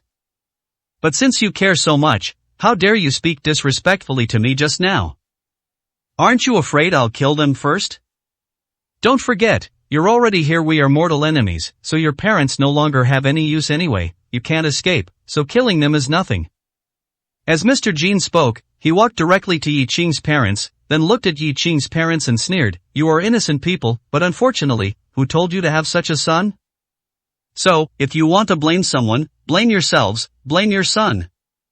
However, I, Mr. Jin, am not completely unreasonable. Before you die, come on, say a few words." As he spoke, Mr. Jin removed the gags from Yi Qing's parents' mouths so they could make sounds. And Yi Qing's parents, at this moment, immediately cried out loudly. "Yi Qing, don't mind us, run away quickly." "Yes, Yi Qing, we'll die. If we die you run, you can escape, run away quickly." They didn't ask for help, nor did they say anything extra. They immediately told Yi Qing to escape. In their eyes, whether they lived or died was no longer important, but Yi Qing could not die. Regardless of any conflicts or misunderstandings between them and Yi Qing, at this moment of life and death crisis, their parental instinct made them want to protect Yi Qing. Even if they knew they couldn't truly protect Yi Qing, they didn't want to be a burden to him. Seeing his parents like this, Yi Qing's heart was cut like a knife. "Dad, Mom, don't worry, I will definitely save you." Just then, Mr. Jin smiled, looked at Yi Qing, and said, "Yi Qing, everyone can boast, but boasting comes with a price. Didn't anyone teach you that? You can't even protect yourself, how will you save them? Now, your parents are in my hands and aren't you going to fight me to the death? Then I don't seem to need to indulge you anymore." At this point, Mr. Jin directly took out a short sword from his person and placed it against Yi Father's neck. The sharp blade, with just a slight touch to Yi Father's skin, caused a trickle of blood to appear on his neck. "You surnamed Jin, how dare you?" At this moment, Yi Qing's eyes flashed with red light, and an overwhelming killing intent emanated from his body, making it almost impossible to look directly at him. And Mr. Jin, looking at Yi Qing, sneered, "Why wouldn't I dare? Aren't you, Yi Qing, high and mighty, refusing to submit to anyone, and even saying you must kill me? Then what do I have to be afraid of? Now, Yi Qing, I really want to ask you, do you still dare to speak wildly in front of me? Now, your parents are in my hands, their lives are at my whim. I want to ask you, do you submit?" Yi Qing, naturally, did not submit. However, just as Mr. Jin said, Yi Qing's parents' lives were in Mr. Jin's hands. What could he do if he didn't submit? Taking a deep breath, Yi Qing looked at Mr. Jin and gritted his teeth. "Release my parents, and I can spare your life. You know, if I say it, I can definitely do it. As long as you release my parents now, Mr. Jin, I swear, I will never kill you later." This was the greatest concession Yi Qing could make. He chose to let Mr. Jin off the hook. However, Mr. Jin burst into laughter, as if he had heard the biggest joke in the world. "What a Yi Qing, what a pseudo-king, ha ha ha ha. Even now, you're still speaking wildly, still thinking you're in charge here. Let me off? Spare my life?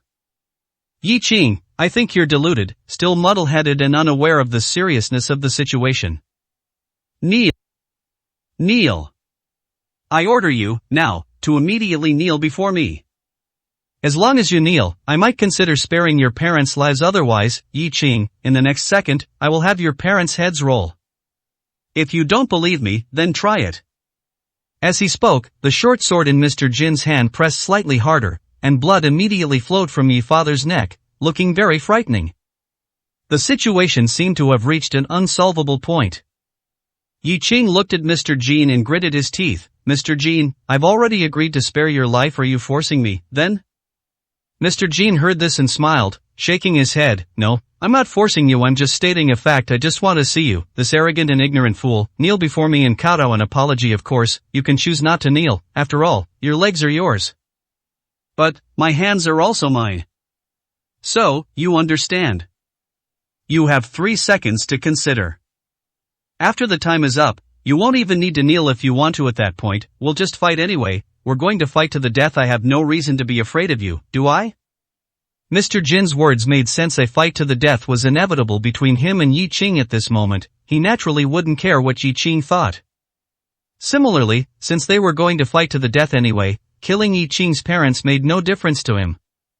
Yi Qing took a deep breath, looked at Mr. Jin, and gritted his teeth. Alright, I'll kneel. But, after I kneel, you must immediately release my parents and not harm them. If you break your word, I swear, as long as I, Yi Qing, am alive, no, even if I'm not alive, I will make my subordinates, my brothers, all those willing to avenge me, from now on, hunt down all your descendants and everyone related to you by blood, making all your relatives and friends live in eternal unrest until there is no longer any trace of them in this world. Mr. Jin, I can do it. These words were no longer just murderous, they were utterly ruthless. This was tantamount to hunting down all of Mr. Jin's relatives and friends, his blood relatives. This was to make all of Mr. Jin's existence and those connected to him, die. What a vast number, what a terrifying revenge that would be. Just thinking about it made one's scalp tingle. This was a method of revenge that almost no one dared to choose, because the slaughter would be too great, harming the heavens. But Yi Qing, he said it anyway. He said it so decisively, so unhesitatingly. At this moment, Yi Qing truly seemed like a demon who would slaughter the world without a care. It was at this moment that Mr. Jin's mind trembled violently. He suddenly had a feeling that he shouldn't have come this time, that he had made the wrong choice, a terrible mistake. Chapter 628. The battle to the death begins. Mr. Jin was hesitant at this moment. However, Old Qin smiled faintly and said, Mr. Jin, I think we should just let it go. If we're going to fight, let's fight fairly. It's dishonorable to threaten Yi Qing with his parents. If you want Yi Qing to kneel, then let Yi Qing kneel honorably. Isn't it better to beat him until he kneels and begs for mercy? These words seemed to be advising Mr. Jin, but coming from Old Qin's mouth, they were a form of provocation. Family Head was no longer in a hurry at this time. He had originally thought that he was the one who would fight Yi Qing to the death, but he didn't expect that as soon as Yi Qing arrived, the spearhead would be directed at Mr. Jin. And Mr. Jin actually fell for it. With someone else charging into battle, why shouldn't he be happy? Yes, Mr. Jin, Old Qin is right. There's no point in that. You can certainly choose not to release Yi Qing's parents, but, again, there's no need to threaten Yi Qing with his parents. Let's just fight fairly. Of course, if you insist, we won't stop you, but, Mr. Jin, you need to think clearly. At this moment, Mr. Jin felt as disgusted as if he had swallowed a fly. It was Old Qin and Family Head who had a deep-seated grudge with Yi Qing, yet now, it had somehow become an irreconcilable conflict between himself and Yi Qing. What kind of situation was this? Now, he was truly in a difficult position. If he made Yi Qing kneel, he was genuinely afraid of the threats Yi Qing made. There was no other way. Just as Yi Qing said, even if he died, his brothers and subordinates could still hunt down Mr. Jin and his people. At that time, Mr. Jin might be fearless, but what about his relatives and friends? Unless they killed all of Yi Qing's subordinates right now, but could they do that? Now, listening to Old Qin and Family Head's instigation, pointing all the blame at him, Mr. Jin was truly enraged at this moment. However, this anger was not shown on his face. Mr. Jin took a deep breath, looked at Old Qin and Family Head, and chuckled. Heh, you two seem to be Yi Qing's mortal enemies, right? Between Yi Qing and me, to be honest, there's no deep-seated hatred. In fact, we didn't even know each other before. I take people's money and help them solve problems, but ultimately, I have no animosity or grievances with Yi Qing. You don't need to force me to make me and Yi Qing irreconcilable, a life and death struggle. In this way there's no need for that. Isn't it just about humiliating Yi Qing? Before, you two wanted to do this, but now you're pushing me forward. That's not honorable.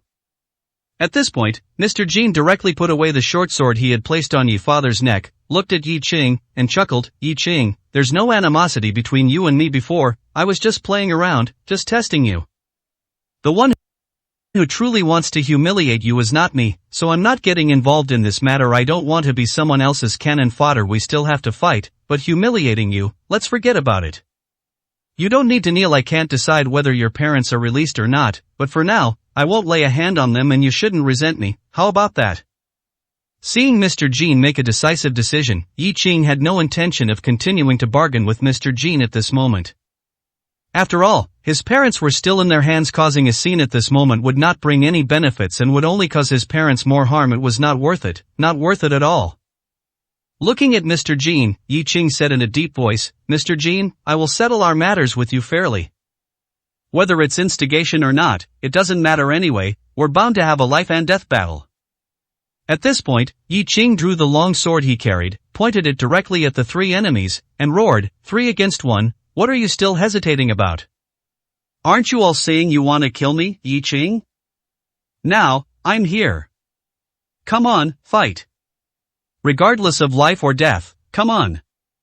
Yi Qing only wanted to fight now, without any thought of delaying time. His parents were suffering right in front of him, yet he could do nothing for the time being. Who understood this feeling of powerlessness? Only by fighting and killing all the enemies could he rescue his parents.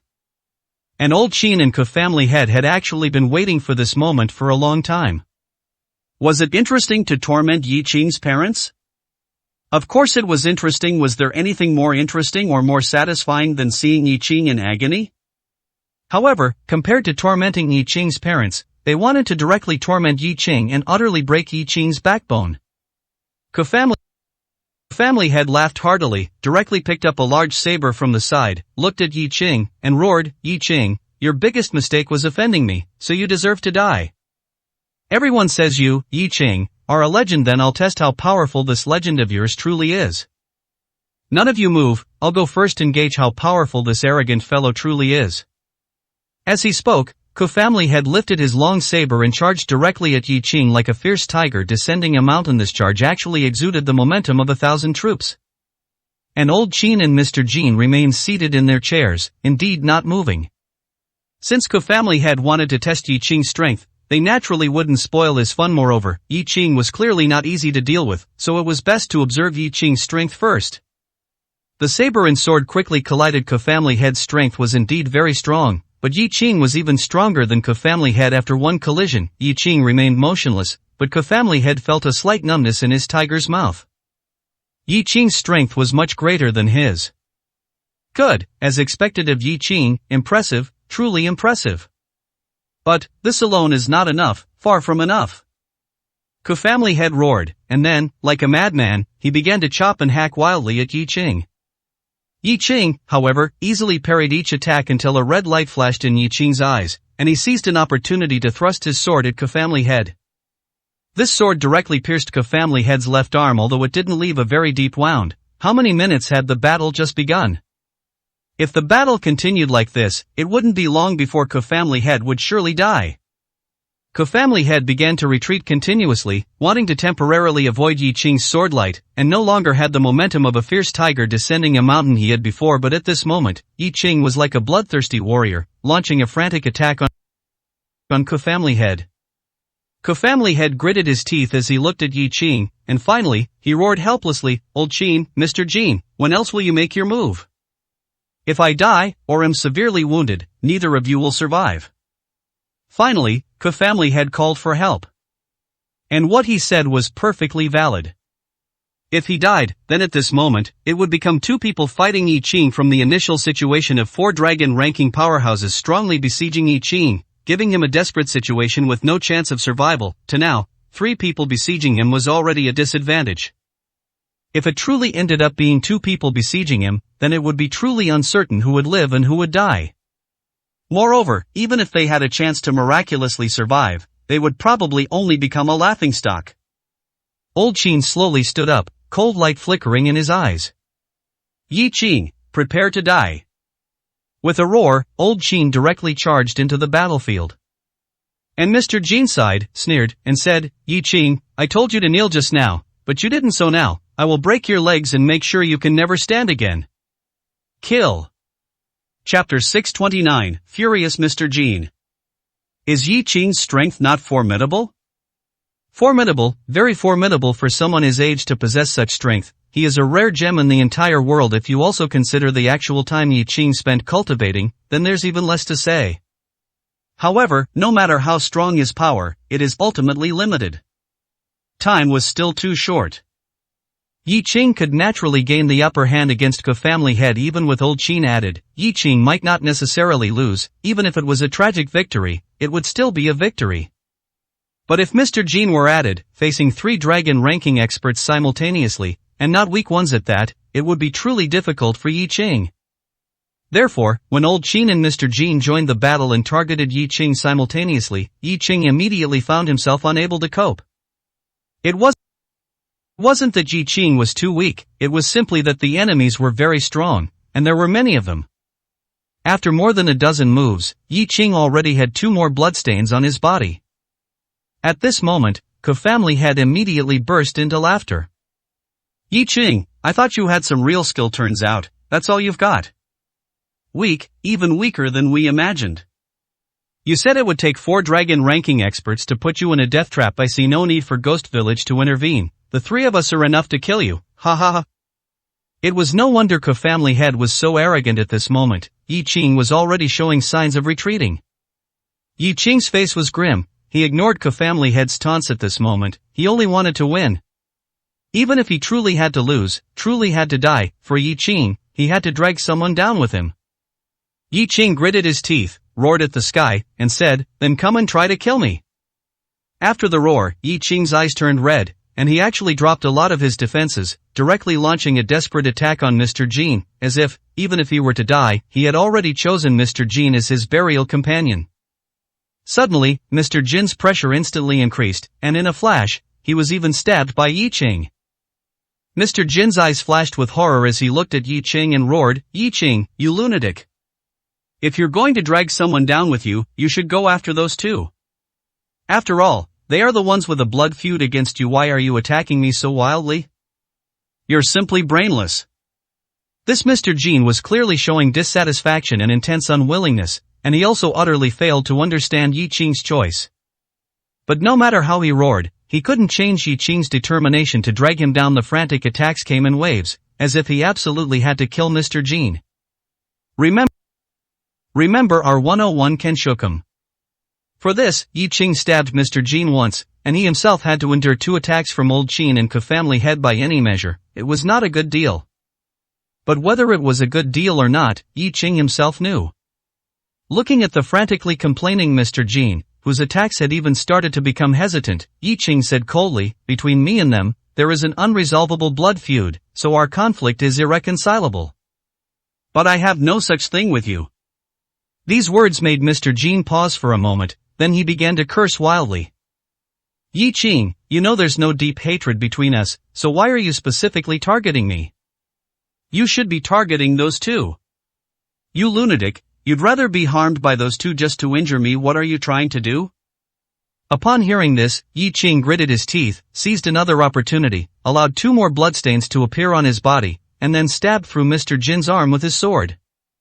At this, Mr. Jean turned pale with fright and immediately retreated. Madman, madman, you suicidal madman. Are you really brainless? Why are you targeting me? You're crazy, you're absolutely crazy, Yi Qing, what exactly do you want? Yi Qing now had several more bloodstains on his body, but this did not affect his combat power. Moreover, as blood flowed freely, Yi Qing's attacks became even more frenzied. Looking at the constantly retreating Mr. Jean, Yi Qing gritted his teeth and roared, I've already made it very clear. There's a blood feud between me and them, they won't retreat. At worst, it's a fight to the death. I could naturally bet that they are afraid of death, but instead of betting on them being afraid of death, wouldn't it be better to bet on you being afraid of death? If you, Mr. Jean, are willing to risk your life and die for them just to earn some money, then I'll grant your wish. If you don't want to die, then get lost now, otherwise, you're dead for sure. Even if I, Yi Qing, am killed by them, I will definitely drag you down with me. If you don't believe me, just try. After saying this, Yi Qing, as if to prove his determination, charged madly towards Mr. Jean. And these words, heard by Mr. Jean, finally made him understand what Yi Qing meant. It must be said that Yi Qing's judgment was very accurate. The choice he made was also incredibly correct. He could bet that Ke family head and Old Qin were also afraid of death and wouldn't dare to exchange lives, especially when they had the advantage. Exchanging lives was clearly not worth it, but instead of betting on them, it was better to bet on Mr. Jean, the outsider. As long as Mr. Jean collapsed and dared not be an enemy, then there would only be 2 enemies, and the dangerous situation could be resolved immediately. This was not a conspiracy, this was an open strategy, an overt strategy. Looking at the frantic Yi Qing, even though he knew this was Yi Qing's scheme, and Yi Qing might not really dare to fight to the death, Mr. Jin dared not gamble. Ah! Yi Qing, you bastard!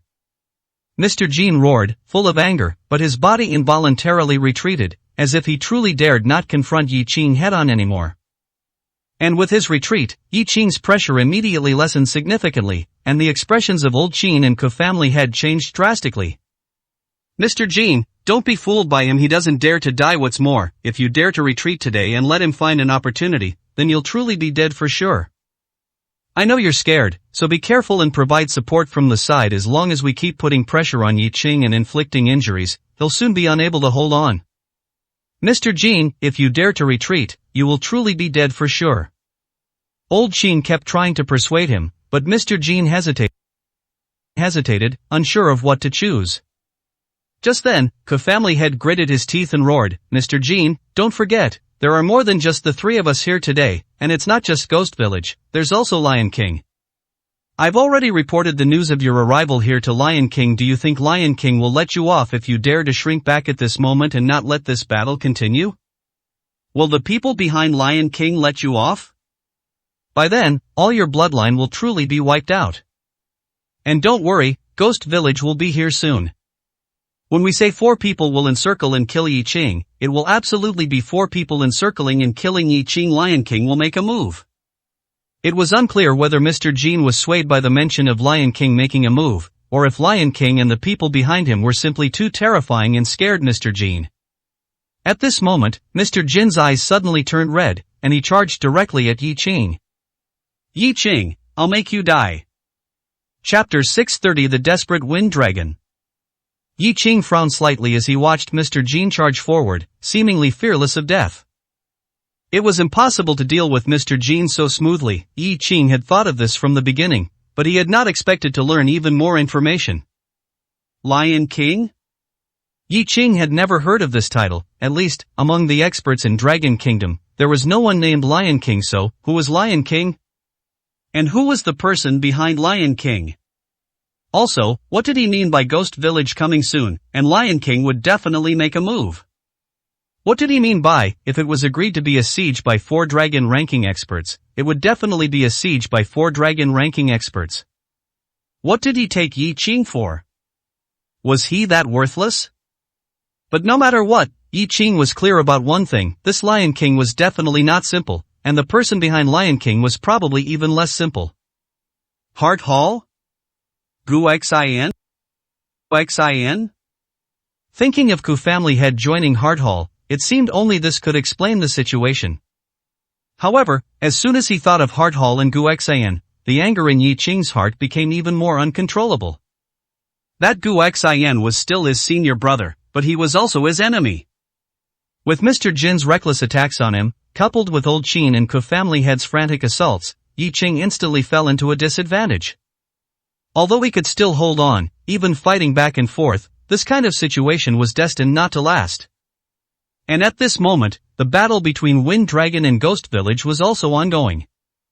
Ghost Village was indeed not Wind Dragon's match. Describing the two as evenly matched was actually accurate. However, Wind Dragon still had the upper hand, and it was only with the help of 3 Tiger Rankings experts that Ghost Village managed to gain some advantage. However, although Tiger Rankings experts were not weak masters, in this situation, they could only add icing to the cake. Being able to slightly suppress Wind Dragon for Ghost Village was already the limit. By now, 1 Tiger Ranking expert had already died nearby, and Wind Dragon had several new wounds on his body at the same time. Ghost Village was in a similar state. Wind Dragon, I didn't expect that after you were poisoned, not only did your combat power not decrease, but it even improved. That's truly unexpected. However, you are destined to die here today, so I advise you to surrender. That way, you can suffer a little less harm. Ghost Village actually didn't need to say such things at all in a life and death battle. No one could hold back against anyone, and asking someone to surrender was even more impossible. Wind Dragon seized the moment, directly punching a Tiger Ranking expert flying, and then he himself was struck by Ghost Village's blade. The knife mark, though not deep enough to show bone, was still bloody and gruesome, making one's scalp tingle just by looking at it. Wind Dragon merely frowned slightly, then charged towards Ghost Village, his eyes already filled with the intent to die. Ghost Village, you dream of making me surrender. You trash, you want to fight me, but you don't dare to face me alone. If you don't die, who will? Just now you had the nerve to tell Yi Qing how a martial arts expert should act. You can't even do it yourself, yet you have the nerve to say it? It's not easy to update. Remember to share 101 Kenshokum. Die, I'll make you die. As Wind Dragon spoke, he began a frantic assault on Ghost Village. At this point, there was only one Tiger ranking expert left who could assist Ghost Village in battle.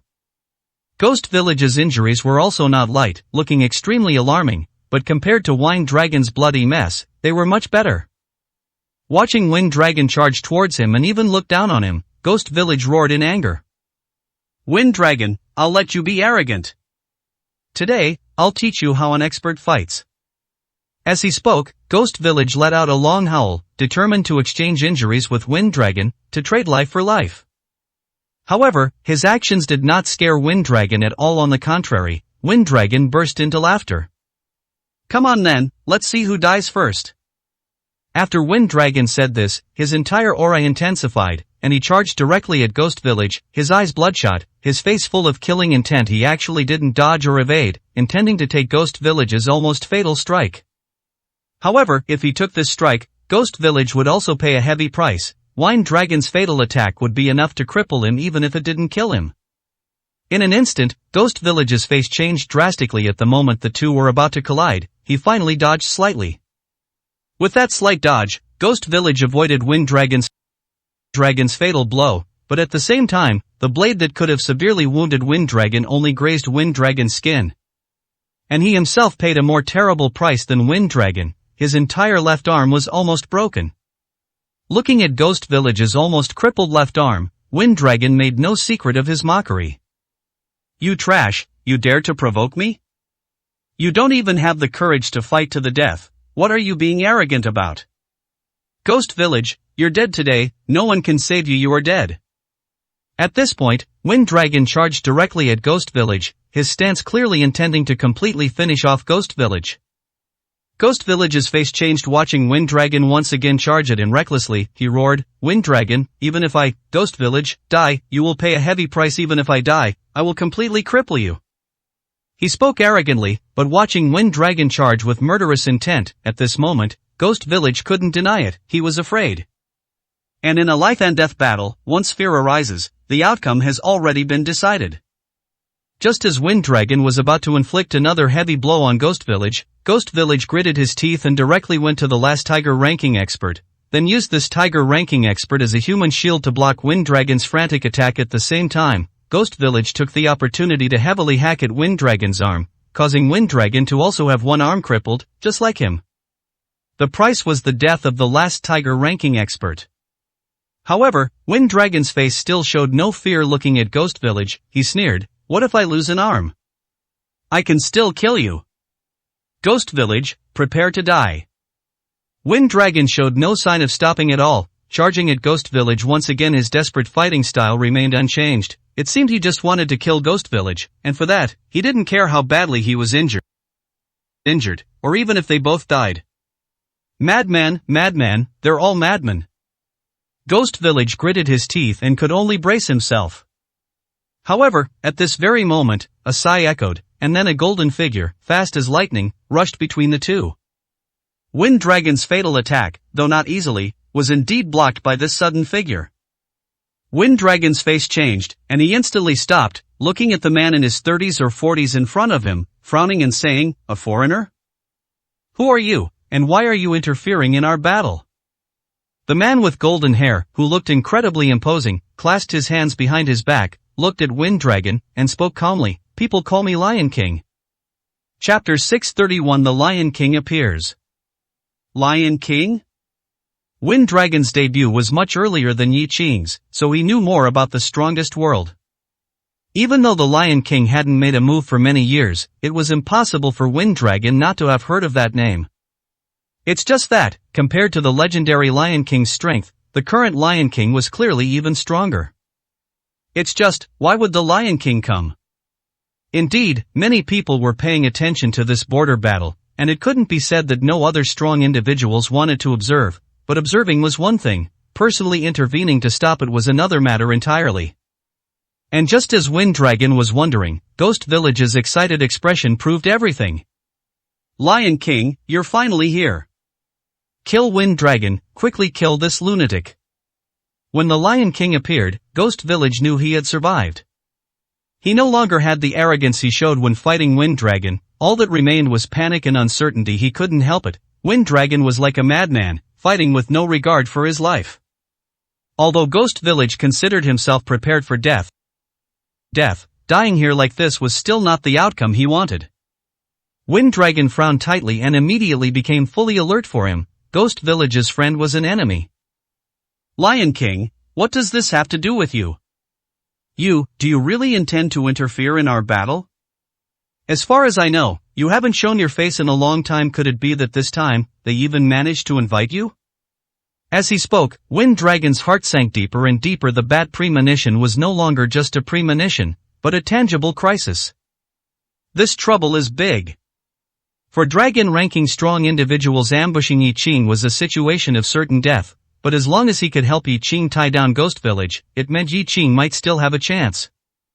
But now, it was no longer a matter of tying down one Ghost Village. The Lion King had also arrived.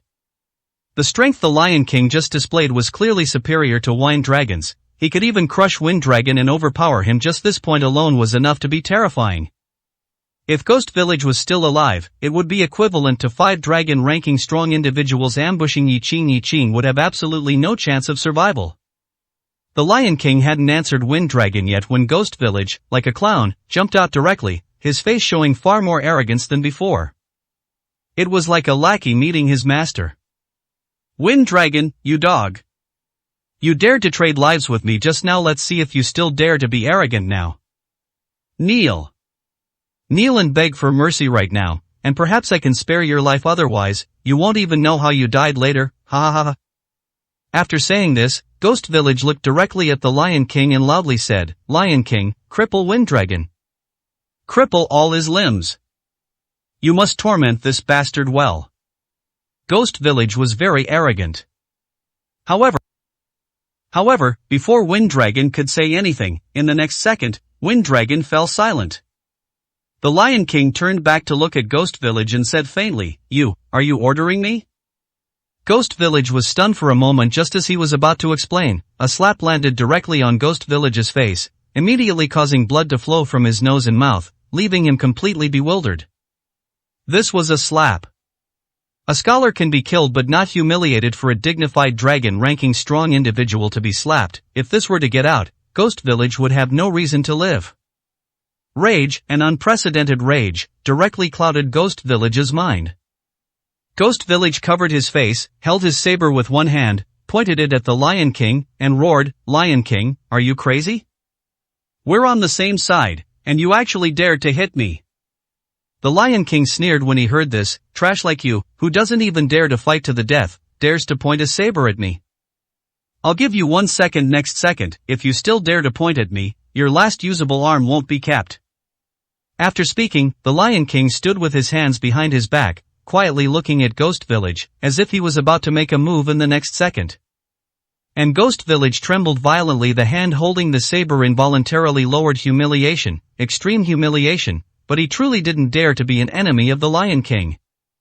Not only because of the Lion King's incredibly strong combat power he just displayed, but also because behind the Lion King stood the Heart Hall, stood Gu Xin. That was a forbidden existence that Ghost Village couldn't even think of being an enemy of just by hearing his name. Seeing Ghost Village obediently lower his saber, the Lion King then coldly mocked, useless trash. If I sense even a hint of dissatisfaction from you again, I will directly finish you off. Ghost Village was truly afraid of the Lion King now. They said they were on the same side, but there was no resemblance of being on the same side at all. Taking a deep breath, Ghost Village respectfully said to the Lion King, I wouldn't dare. The Lion King waved his hand and coldly said, get lost. Go and cooperate with those other useless guys to kill I Ching. It was agreed that 4 people would attack together. What kind of situation is it when only 3 people attack? Hurry up and get lost. Ghost Village was stunned when he heard this, then nodded, and without looking back, ran directly towards the base battlefield. He didn't ask what to do about Wind Dragon, nor did he dare to ask anything more. Wind Dragon's life or death was now entirely at the Lion King's whim. In any case, at least Wind Dragon wouldn't be able to go to the battlefield, that was certain. After Ghost Village left, Wind Dragon did not relax his guard, instead, he became even more vigilant. Looking at the Lion King, Wind Dragon gritted his teeth and said, "Lion King, what exactly do you mean?" Wind Dragon was truly confused now about what this Lion King intended to do. To say he was helping Wind Dragon, but he was clearly on the same side as Ghost Village. But to say he was on the same side as Ghost Village, yet he showed no good face to Ghost Village, hitting him when he wanted, scolding him when he wanted. Moreover, Wind Dragon believed that what the Lion King had just said was definitely not false. If Ghost Village really dared not follow the Lion King's wishes, even if he didn't die, he probably wouldn't have a good end. The Lion King looked at Wind Dragon, with a hint of appreciation in his eyes, and said faintly, "Not bad, your strength is a bit lacking, but you don't lack the willingness to fight to the death." You ask me what I'm going to do? What I just said, wasn't it already very clear? Since Ghost Village is not your opponent and can't deal with you quickly, then he has no need to fight you. His battlefield is over with Yi Qing. It was agreed that 4 dragon-ranking strong individuals would ambush Yi Qing. How can it work with one person missing? Is this a reason? However, looking at the Lion King's serious expression, Wind Dragon could tell that what the Lion King said was truly sincere, at least, that's what he thought. Alright, Wind Dragon, you don't need to say anything more. I, for one, don't necessarily have to kill you.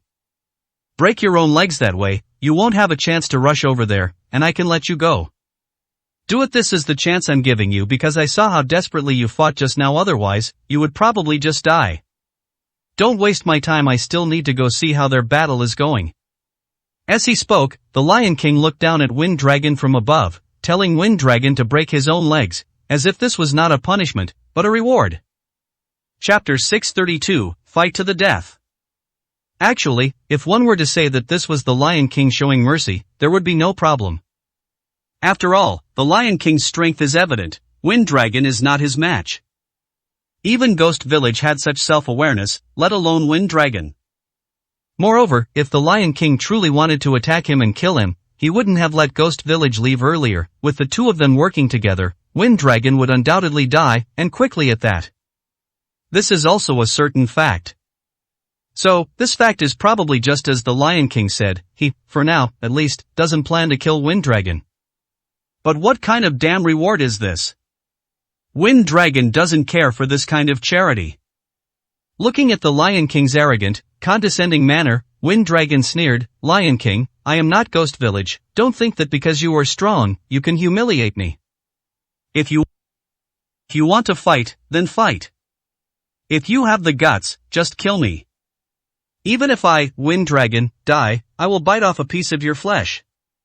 Wind Dragon's strength is definitely not weak. When he fights desperately, his strength will increase, so when he said that he could make the Lion King pay a price in a desperate fight, he was absolutely not trying to scare him, but stating a fact. The Lion King looked at Wind Dragon and sneered, "I'm giving you a way out, but you don't want it. However, I'm growing to admire you more and more, but is it worth it? I know a bit about the relationship between you and Yi Qing. You could only be considered to have met for the second time, right? Just because he helped you at the Feng family before, you are going to seek death? Don't tell me you don't know that once you die, the Feng family will collapse by more than half, and with the 3,000 elite troops of the Feng family all dispatched, even if some survive, it will only be a minority. The Feng family's strength will inevitably be greatly diminished. Do you think relying on old Feng alone can protect the Feng family? Losing the title of Southwest King is not important, but the various enemies you will face next are truly deadly. Wind Dragon. Are you not thinking for yourself, or for them?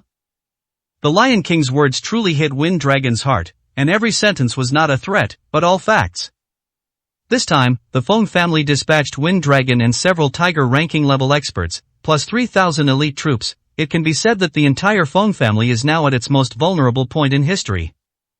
Many people might not dare to act now, but not acting now doesn't mean they won't act later. As long as news of Wind Dragon's death spreads, or if Wind Dragon's strength is severely damaged, then no one can guarantee what kind of dangerous situation the Feng family will fall into next.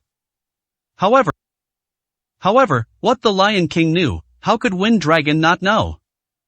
Therefore, if possible, Wind Dragon naturally wanted to survive, and to survive completely unharmed. Only then could he protect the Fong family and Old Fong. He could even imagine what kind of desperate situation Old Fong would face if he were to fall. But he couldn't leave. This was not only his intention but also Old Feng's intention.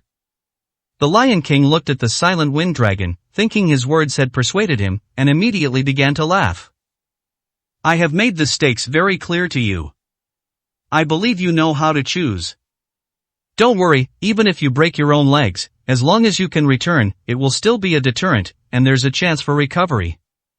So, do it. However, Wind Dragon looked at the Lion King, his eyes slowly becoming resolute. No, I will not break my own legs, nor will I surrender without a fight. Lion King, I know you are very powerful, but to make me, Wind Dragon, obey you like this, you are dreaming. As he spoke, Wind Dragon took an attacking stance, looking at the Lion King, and said coldly, Lion King, come, let's fight. The Lion King heard this, looked at Wind Dragon, frowned slightly, and his eyes became somewhat cold, saying, stubborn and ignorant. If I hadn't seen your courage just now and felt pity, do you think you would be qualified to stand here and challenge me? Wind Dragon, I'll ask you one last time, do you want to break your own legs? Do you want to save the Fong family? Wind Dragon took a deep breath, looked at the Lion King, and his eyes turned cold. Lion King, no more nonsense. If you want me to give up on rescuing Yi Qing, then unless you kill me. I know that if I die, the Fong family will inevitably face a desperate crisis this time, but this outcome, when I decided to come, both I and my father, we all thought of it. But, a person living in this world has things they must do, and things they must not do. Not to mention that Yi Qing has shown great kindness to me and the Fong family, which we must repay. Just what Yi Qing is doing is something our Fong family has long wanted to do but never had the chance. Ko family head has been entrenched in the border, wantonly killing innocent people. How many elites of my Fong family hate him to the bone? Now they are fighting desperately. How can I, Wind Dragon, flee in the face of battle? I may not be your match, and I may not be able to rescue Yi Qing, but since you are Yi Qing's enemy and are participating in the encirclement and killing of Yi Qing, then I, Wind Dragon, will use this life to stop you. Lion King, come, let's fight. As his voice fell, Wind Dragon said no more unnecessary words and directly charged towards the Lion King. His stance, facing death as if going home, and the super strong combat power he unleashed, made the Lion King frown and feel displeasure. Looking at Wind Dragon, who was charging at him, ready to fight to the death, the Lion King snorted coldly and said, you don't know what's good for you. Since you insist on seeking death, then I will grant your wish. As his voice fell, the Lion King also charged at Wind Dragon with all his might. Although his strength was greater than Wind Dragon's, he couldn't underestimate Wind Dragon. A lion uses its full strength even to hunt a rabbit. Moreover, Wind Dragon was not a rabbit, but a fierce wolf. The two quickly clashed, and their powerful attacks, just the aftermath, caused the surrounding trees to fall as if bombed, showing their immense strength. However, the strength gap was still significant, and Wind Dragon had already been injured when he fought desperately with Ghost Village before, so after a few moves, Wind Dragon quickly fell completely into a disadvantage.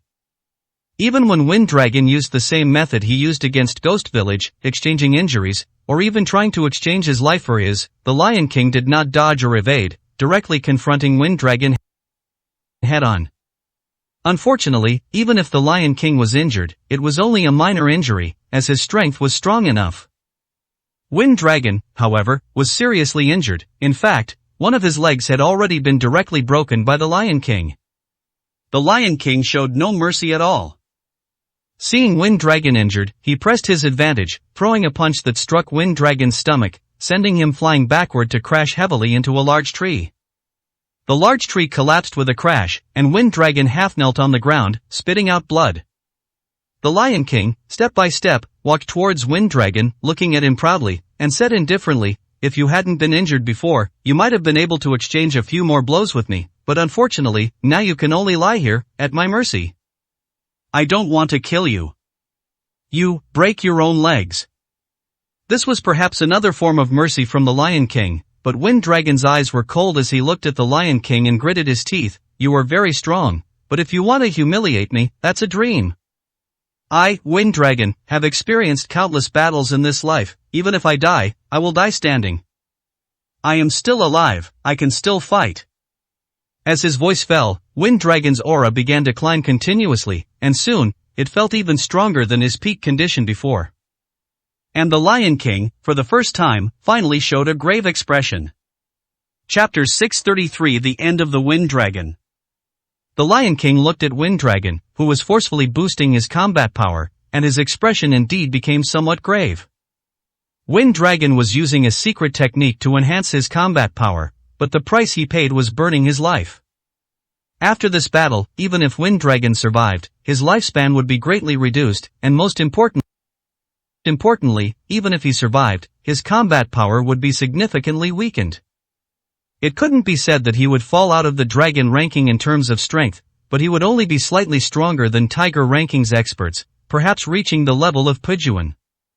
In the Lion King's view, this was completely unnecessary, asking for trouble, and simply foolish. Facing Wind Dragon's powerful punch as he charged forward, the Lion King also met it with a punch, and this time, the Lion King was also pushed back several meters by Wind Dragon. Looking at Wind Dragon, the Lion King said coldly, "Wind Dragon, you're absolutely insane. I told you I didn't want to kill you, yet you used this method to increase your combat power. Aren't you afraid of the consequences?" Upon hearing this, Wind Dragon revealed a tragic smile, forcibly reattaching his arm, and said, "Consequences? I, Wind Dragon, don't even care about my own life, so what consequences am I afraid of? Yes, you didn't intend to kill me, but you wanted to stop me, and you wanted to attack Yi Ching. I, Wind Dragon, can't help Yi Ching much, but I can do my best to injure you and reduce your combat power. In that way, I will have helped Yi Ching. Enough talk, Lion King, let's fight." As he spoke, Wind Dragon once again charged towards the Lion King. He attacked the Lion King frantically and continuously, and the Lion King also had a grave expression, using all his strength. But no matter how much strength he used, this time he couldn't prevent himself from getting injured. At least, it looked quite serious. However, after a few minutes, the one who was truly miserable was not the Lion King, but Wind Dragon. At this moment, Wind Dragon was bleeding all over, and his body was swaying precariously, but he still stood firmly in place, relying on his strong willpower. The Lion King had many injuries on his body, but none were fatal. Perhaps it would have some impact on the Lion King's strength, but these impacts were not significant. The Lion King looked at Wind Dragon, sighed, and said, "The gap in strength is not something you can bridge by fighting with your life. You fought with your life, and you injured me, but with just these injuries, I can still unleash 90% of my combat power. Wind Dragon, was it worth it? Was it worth it?" Obviously, it was not worth it. If he had risked his life and could reduce the Lion King's combat power by half, then it would have been worth it, but only reducing it by 10% was clearly not worth it. At this moment, Wind Dragon only felt that his strength was too weak to help Yi Ching much. But he was still alive, and as long as he was alive, there was a chance. Looking at the Lion King, Wind Dragon gritted his teeth and said, "Lion King, there's no worth it or not worth it. I'm not dead yet, I still have a chance. Then, let me see how far I can go by completely burning my life force." As he spoke, Wind Dragon's eyes turned crimson, and his aura once again soared. At the same time, Wind Dragon's skin began to crack inch by inch, revealing his flesh and blood. At this moment, Wind Dragon was much more tragic than before. The Lion King frowned tightly, looking at Wind Dragon, a hint of anger appearing in his eyes, and said, "Wind Dragon, you are utterly ignorant. You know that even fighting with your life won't cause me much harm, yet you insist on doing this. Fine, you want to play the hero, do you? Then I'll grant your wish. If you want to die, then go die." As his voice fell, this time, without waiting for Wind Dragon to attack first, the Lion King charged at Wind Dragon with all his might, and Wind Dragon roared and also charged at the Lion King. The two of them once again engaged in battle. However, compared to before, this battle was more brutal and astonishing. However, no matter what, the gap remained. Even though Wind Dragon had used all his strength, even unleashing all his life potential, the result was still despairing. 5 minutes later, Wind Dragon collapsed directly to the ground, barely clinging to life. At this moment, he didn't even have the strength to lift his arm. Covered in blood, his body was almost completely broken down, it seemed he wouldn't survive even without anyone else's intervention. And the only thing that could make Wind Dragon feel relieved was that the Lion King at this moment was much more tragic than before. Even one of his arms hung limply, and a wound was so deep that the bone was visible. On the Lion King's face, there was originally towering rage, as if he was extremely angry about the injuries he had sustained. However, looking at Wind Dragon lying motionless on the ground, the Lion King finally shook his head and sighed. "You didn't disappoint my renewed impression of you. You succeeded, although my combat power wasn't affected by half, only 60% remains. Wind Dragon, you should be satisfied, you should be proud at least, you truly bought a lot of time for Yi Qing and won him a glimmer of hope. But, I'm sorry, this result is destined to be in vain, because even if I don't act, Yi Qing won't survive.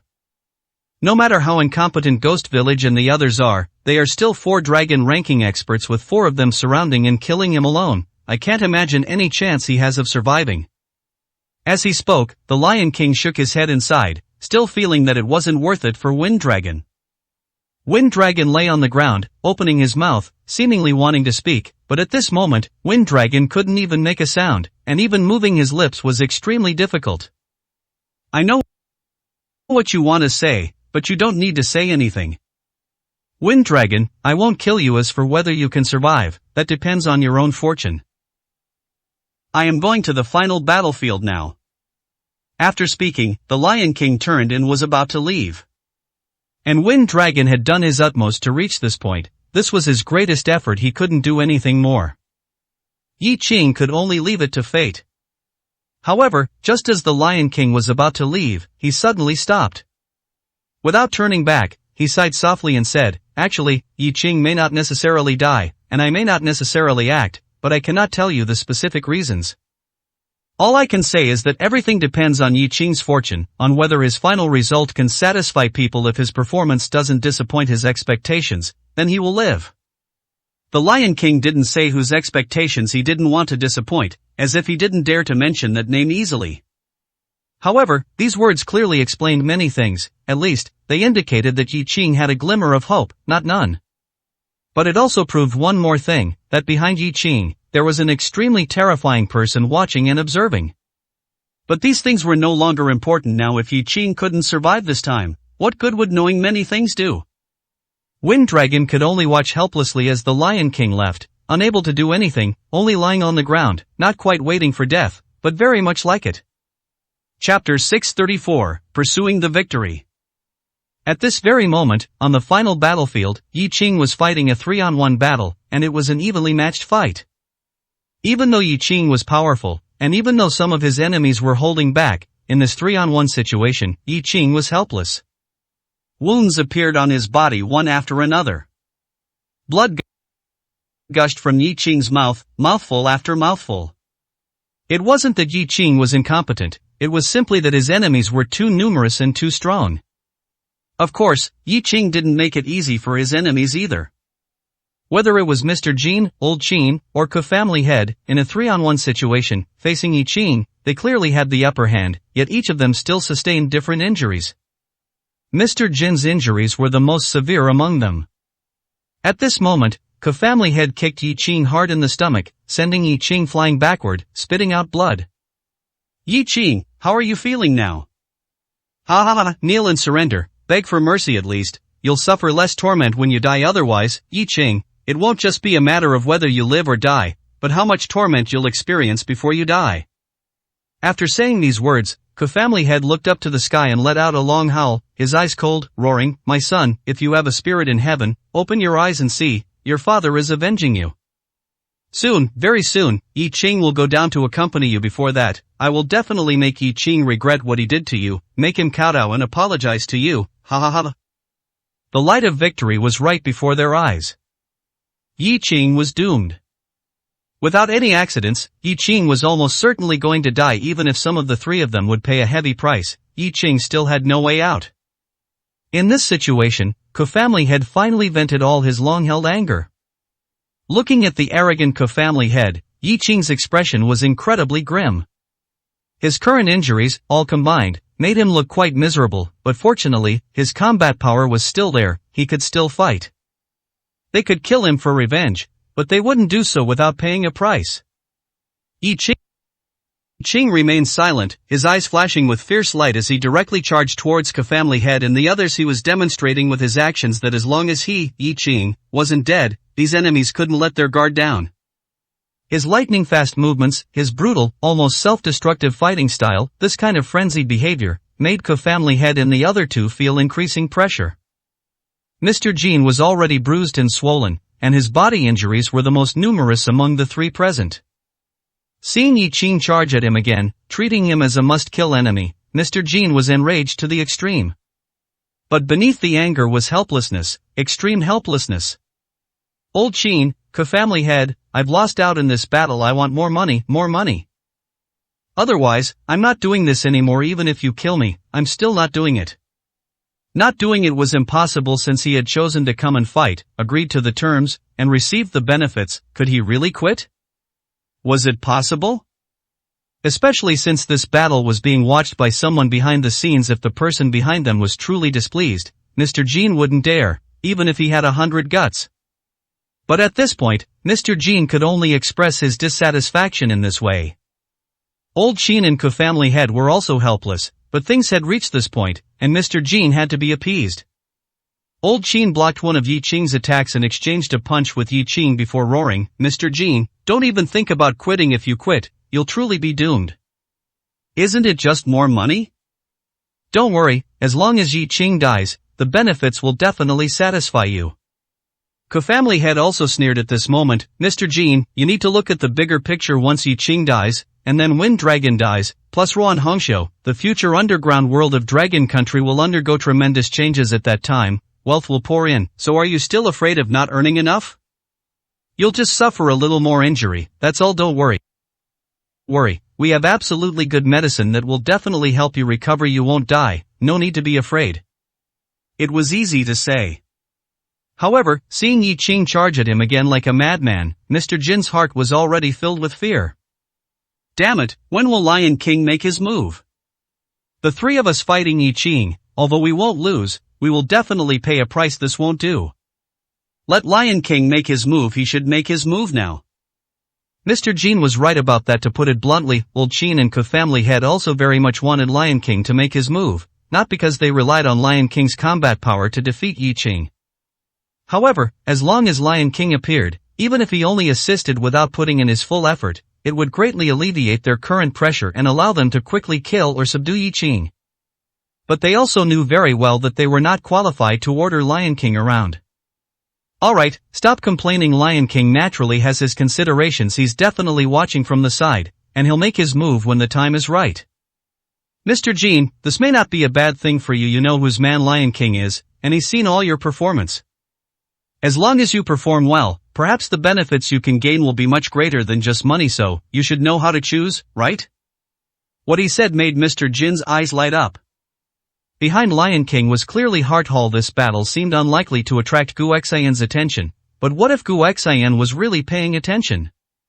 Then, if he, Mr. Jin, performed well and caught Gu Xian's eye, who would dare say the benefits wouldn't be great? Thinking of this, Mr. Jin seemed to fear nothing at this moment, roaring at Yi Ching, come fight. Don't you want to kill me? Come on, I want to see what qualifications you have to kill me. Looking at Mr. Jin, who was provoking him, Yi Ching wiped the blood from the corner of his mouth and sneered, idiot, you believe whatever others say, without any brains at all.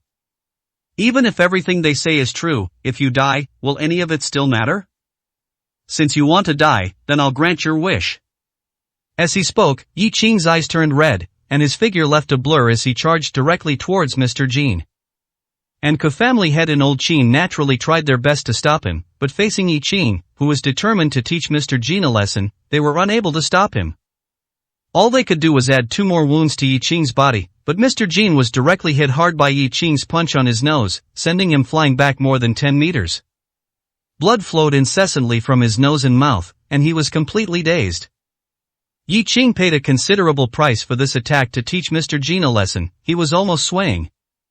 Old Qin and Kafamli Head's faces immediately lit up with joy. With Mr. Jin, this idiot, acting as a human shield, they suffered far fewer injuries.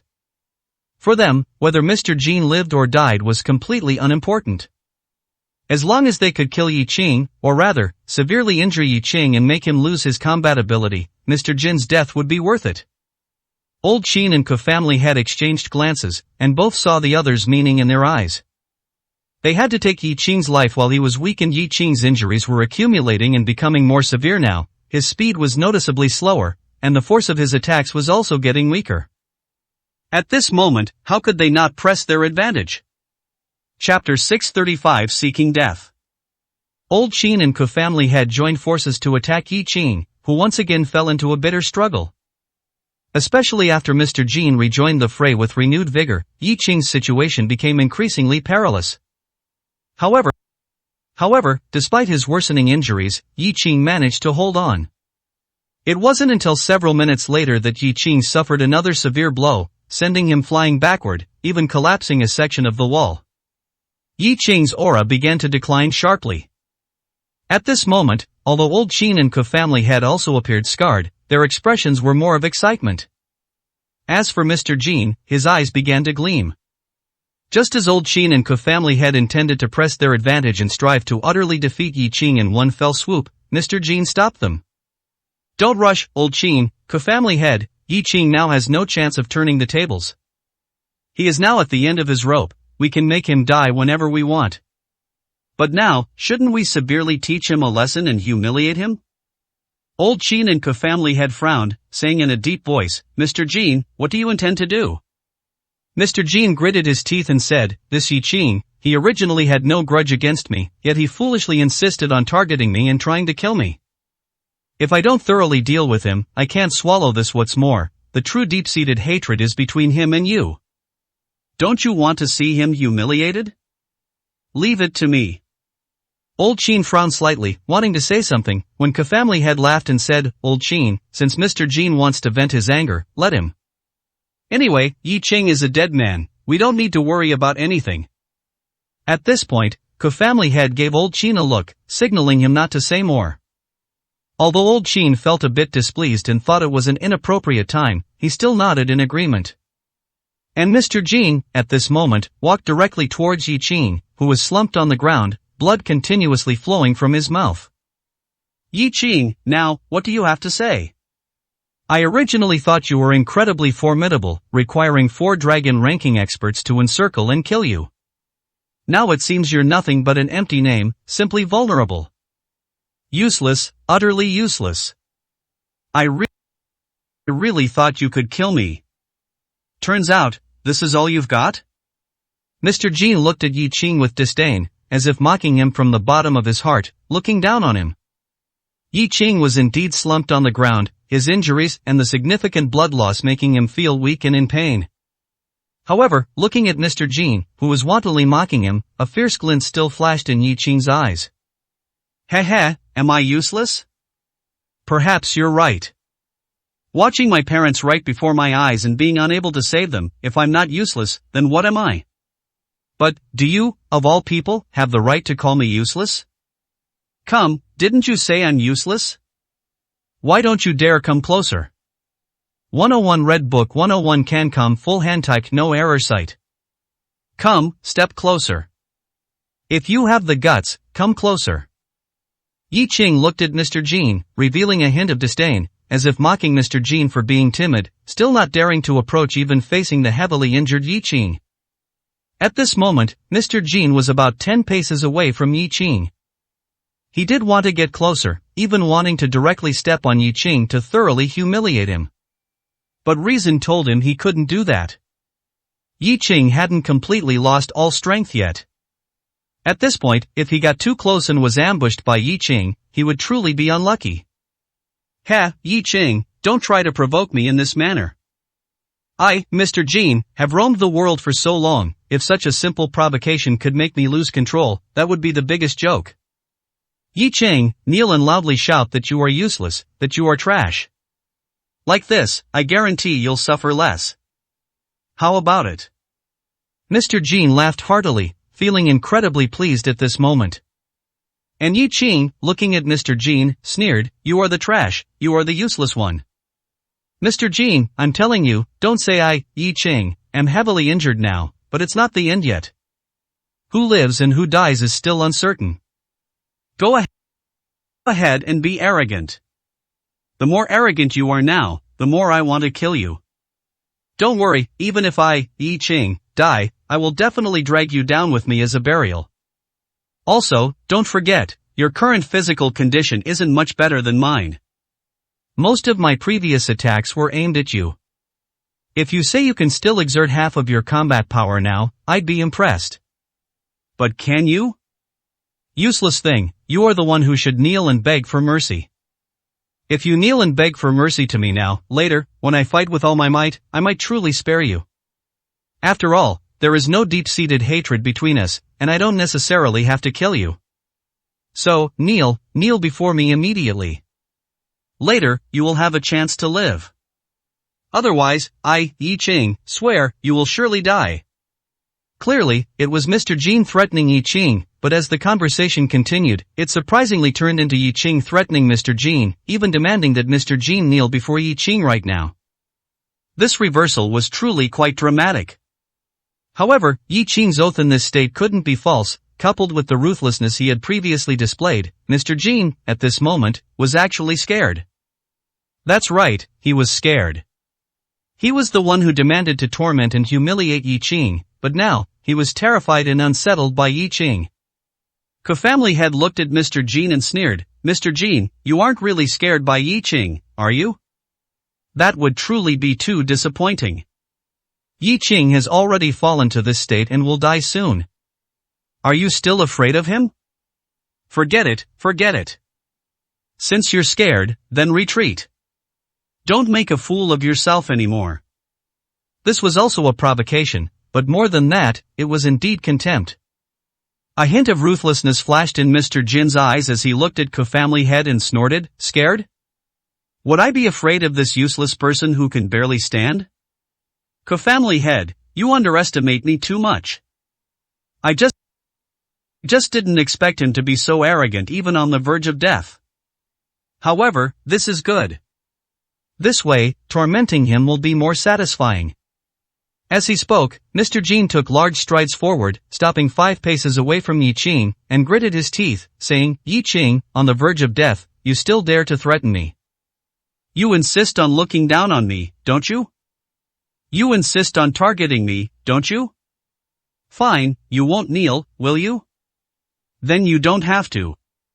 I'll go break your parents' legs right now. I want to see how you'll kneel and beg me later." After saying this, Mr. Jin turned directly, intending to deal with Yi Qing's parents. However, it was precisely at the moment he turned that the killing intent in his eyes reached its peak. The suppressed brutality, which had been building, now completely erupted. Within his eyes, red lotuses instantly appeared, looking eerie and terrifying. Chapter 636 Red Lotus in the Eyes. As the red lotus appeared in Yi Qing's eyes, his aura surged instantly, and the severe injuries his body had sustained seemed unable to hinder his actions at that moment. Yi Qing instantly got up and charged towards Mr. Jin with lightning speed. Old Qin and Family Head noticed the change immediately, their expressions changing as they roared, "Yi Qing, how dare you! Mr. Jin, run!" As they spoke, Old Qin and Family Head simultaneously rushed towards Yi Qing, intending to stop him. However, Yi Qing's eyes, which seemed to carry a great terror, made Old Qin and Family Head's hearts tremble, and they were, after all, a step too late. And as the person directly involved, the first to feel fear was not Old Qin or Family Head, but Mr. Jin. The moment Mr. Jin turned around, he didn't feel anything. But when he took his first step, a feeling of dread emerged, and even the back of his neck felt cold. It was as if a fierce beast had awakened behind him, staring intently at him, and even pouncing on him. Before Old Qin and Family Head could finish speaking, Mr. Jin's hair stood on end, and he used all his strength to try and escape, but the next second, a sharp pain struck him, and Mr. Jin could no longer move. Looking at the blood-stained hand protruding from his abdomen, Mr. Jin endured the severe pain and slowly turned around. The next second, he saw Yi Qing right behind him, close at hand, with blood-red lotuses flickering in his eyes. What kind of eyes were those? Just one look, and Mr. Jin felt his soul tremble violently, as if his very soul was sinking into hell. "Yi Qing, you are despicable." As he spoke, a mouthful of fresh blood suddenly gushed out. Mr. Jin felt dizzy and was about to collapse, while Yi Qing stood behind Mr. Jin, his voice sinister, as if coming from the netherworld. I am despicable? To kill you scoundrels, what does it matter if I am despicable? You dared to threaten my parents. If you don't die, who will? As he spoke, Yi Qing suddenly pulled out his hand, which had pierced Mr. Jin's abdomen. This instantly made Mr. Jin scream in pain, blood continuously flowing from his mouth and abdomen, making it seem he might not live. And at this moment, Old Qin and Co-family Head's attacks finally arrived. Yi Qing, at this point, neither dodged nor avoided, taking 2 heavy blows head-on, spitting out another mouthful of fresh blood, even causing him to retreat more than 10 meters. Yi Qing looked even more miserable, yet at this moment, he did not fall, but remained standing. Not only that, the blood-red lotuses in Yi Qing's eyes made people dare not look directly at him, making Yi Qing himself seem to have transformed into a demon that had escaped from hell. This feeling was not good, very not good, causing Old Qin and Co-family Head to tremble involuntarily. Even they had a feeling of not daring to look directly at Yi Qing. Oh no!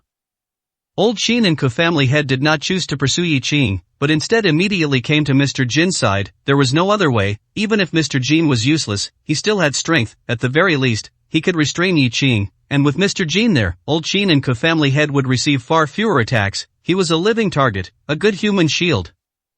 If Mr. Jin really died, that was definitely not what they wanted to see. Especially since, with the 3 of them fighting Yi Qing, they seemed to have an absolute chance of winning, but someone always had to pay the price, and why couldn't that price be Mr. Jin? Damn it, I told you before not to provoke him, and now you've brought this upon yourself. If you die, but how are the 2 of us supposed to deal with him? Co-family Head held Mr. Jin in his arms, feeling both angry and anxious at this moment, wishing he could slap Mr. Jin twice across the face. He was useless and only caused trouble, truly deserving of death. But, no. Mr. Jin could not die. If there was even a shred of hope to save him and allow him to exert a little more combat power, Co-family Head would now go all out. Old Qin looked at Co-family Head and said with a grim expression, "Alright, Co-family Head, there's no point in saying these things now. Let's find a way to stop his bleeding. He cannot die, at least, he absolutely cannot die right now." Co-family Head gritted his teeth and said, "I know, damn it, useless, and he's wasting my precious medicine." As he spoke, Co-family Head pulled out a bottle of medicine from his person and, without bothering with anything else, poured it all into Mr. Jin's mouth. However, even with the best medicine, at this moment, putting aside other injuries, just the large hole in Mr. Jin's abdomen, pierced by Yi Qing's punch, was enough to cause Mr. Jin to die at any moment. But fortunately, Mr. Jin's life was temporarily saved. Co-family Head gritted his teeth and said, "Sit here and recuperate properly. Giving you this precious medicine is a waste, but there's no other way. Rest assured, you won't die for now, and it can also relieve your pain, allowing you to have some combat power." Mr. Jin, I've lost a lot. If you can't be of any use, then you might as well die now. Mr. Jin, at this time, couldn't bother to argue, and of course, he didn't have the strength to throw a tantrum with Co-family Head. He was now on the verge of death, and his priority was simply to stay alive. Watching Mr. Jin's complexion gradually improve. Only then did Old Qin grit his teeth and say, "Now there are only the 2 of us left. How should this battle proceed?" This Yi Qing, I don't know how he suddenly became like this. Not only has his combat power somewhat recovered, but his injuries also seem to be temporarily suppressed. Most importantly, his eyes, what exactly are they? As Old Qin spoke, a trace of fear involuntarily flashed in his eyes. There was no other way. Yi Qing's transformation had truly startled him. Co-family Head heard this, his expression solemn as he shook his head and said, "I don't know how he became like this, but I know that no matter what, Yi Qing must die today. No matter how much he changes, he is merely at the end of his rope, a fleeting phenomenon. As long as we can continue to inflict heavy damage on him, he is bound to die. Old Qin, even if there are only the 2 of us, we still have the advantage. We must win."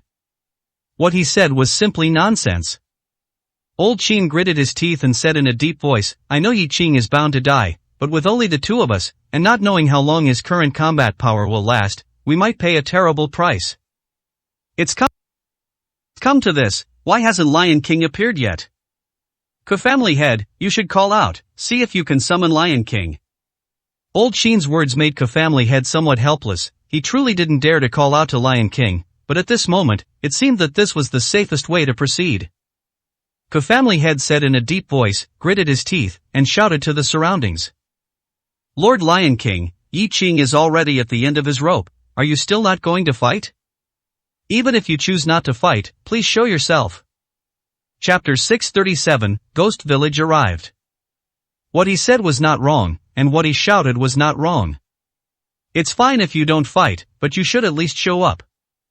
It's one thing if we didn't know you were here, but knowing you're right here and not even showing your face, just watching them fight to the death, that's truly a bit unreasonable. You could have killed Yi Qing without any loss, but you chose to pay a heavy price. What kind of logic is that? However, there was no response, at least, at this moment, only the voice of the Ku family head echoed. But the next second, Yi Qing's mocking voice reached their ears. Heh, where did this Lion King come from? Even if there truly is a Lion King, if he didn't show up before, he probably won't show up now. You two are still here, and I am already severely injured. Even so, you don't dare to be my enemy? Truly, trash, garbage.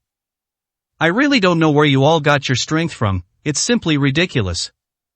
It was indeed ridiculous logically. Experts who reach this stage should be fearless and unafraid of death, otherwise, they wouldn't possess such strength.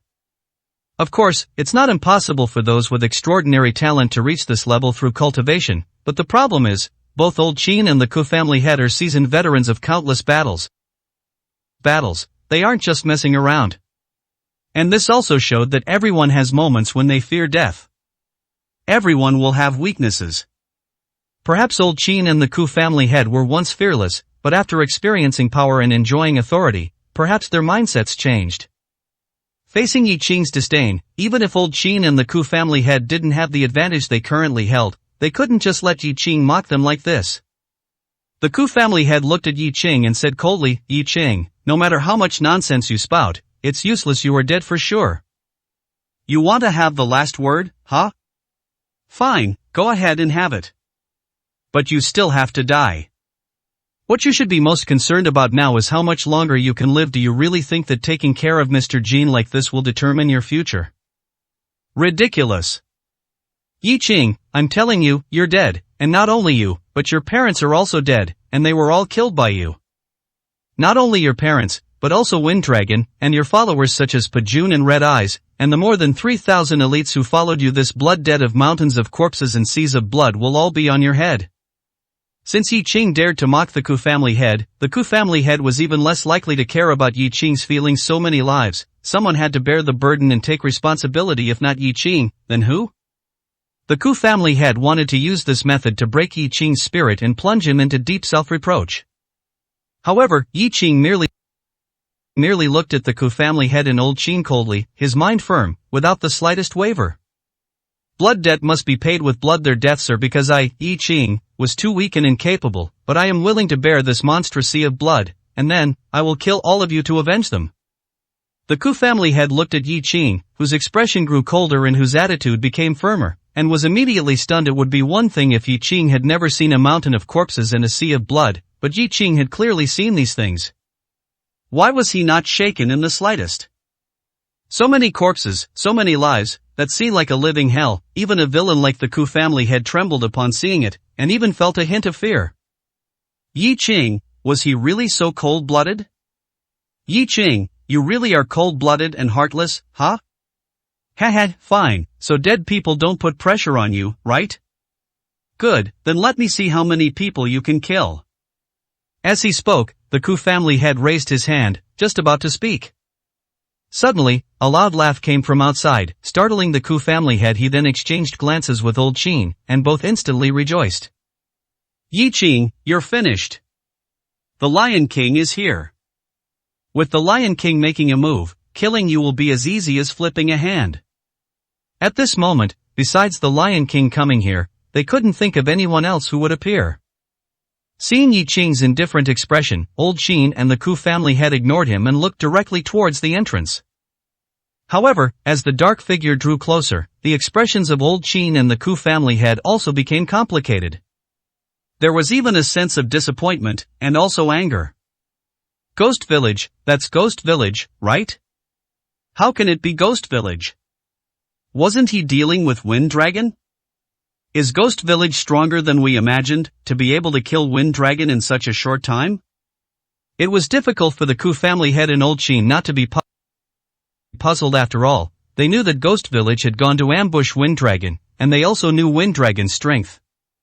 Even if Ghost Village had the help of 3 tiger ranking experts, it would still be unlikely to swiftly kill Wind Dragon. So, to put it bluntly, neither the Ku family head nor Old Sheen thought that Ghost Village would be able to return to help them, because even if Ghost Village did deal with Wind Dragon, there wouldn't be enough time for him to rush back. Moreover, Ghost Village would surely be heavily injured and wouldn't be able to play any role at all. But Wind Dragon had to be killed. Ghost Village had to go. They naturally had other ways to restrain Wind Dragon, but Ghost Village insisted on fighting Wind Dragon, which left them with no choice. Now, Ghost Village had returned, and he didn't seem to be very seriously injured, which was truly beyond their expectations. And at this moment, Yi Qing, who had originally been indifferent, also became solemn. He certainly knew Ghost Village just before he had seen Ghost Village, and even heard Ghost Village say foolish things about abandoning his parents and joining forces with Wind Dragon to fight him. In the end, Yi Qing left and continued to fight Old Sheen and the others here, but Wind Dragon stayed, and Ghost Village also stayed. Now that Ghost Village had returned, then, where was Wind Dragon?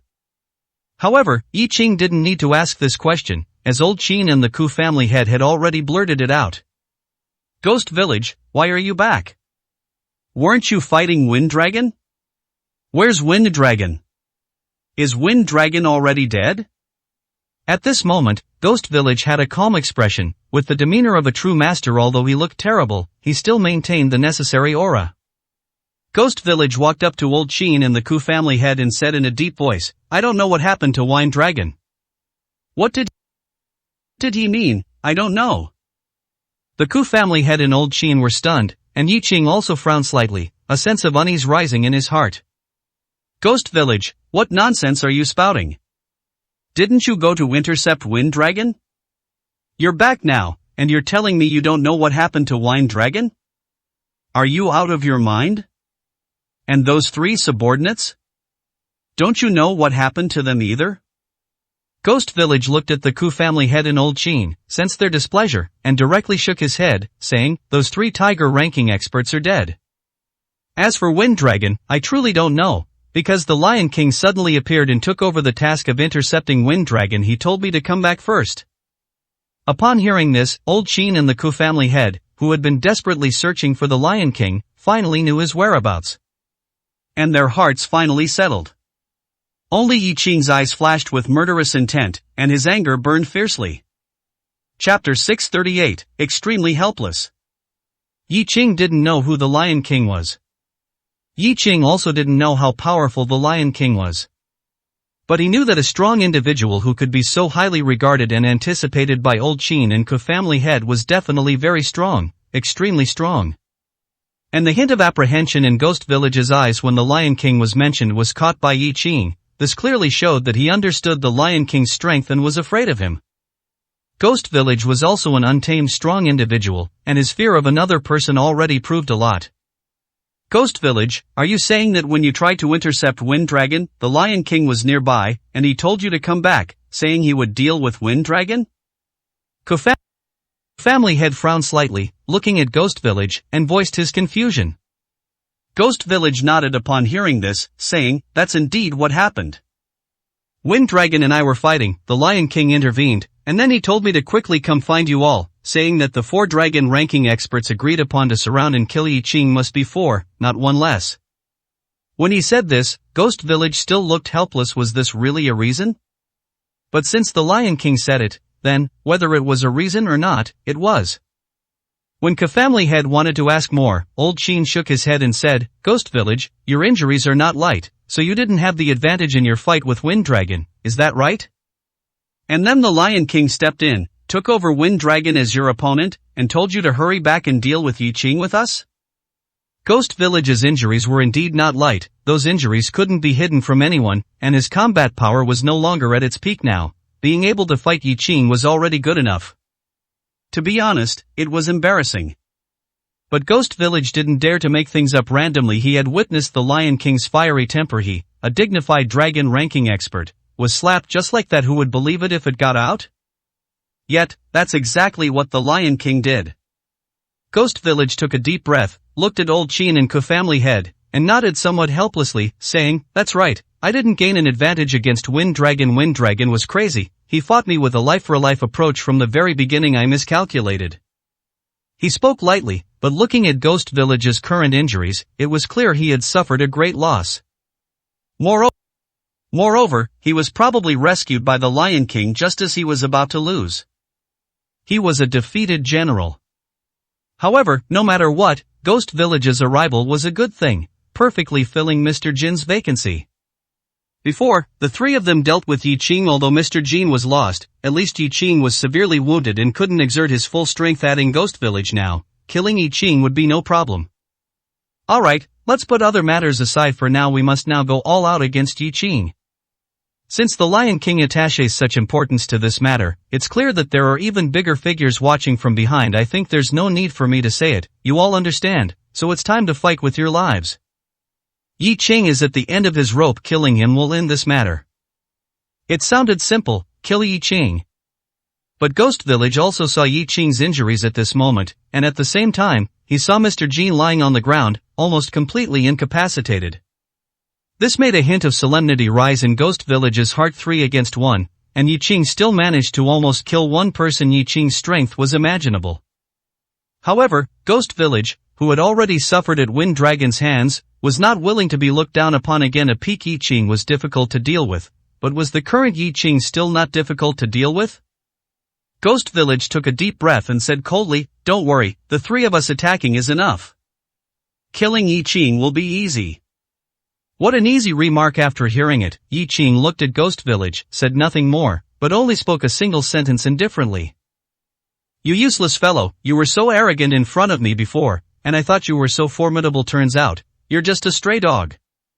Alright, since Wind Dragon couldn't kill you and you were saved by the Lion King, then I'd like to see who can save you now. Come on, Ghost Village, after Mr. Jin, you are the next one who must die." These words made Ghost Village's eyes turn red with raging fury. Yi Qing was humiliating him, rubbing salt in his wounds. Ghost Village was very angry. However, Old Chin and Family Head exchanged glances at this moment and both breathed a sigh of relief.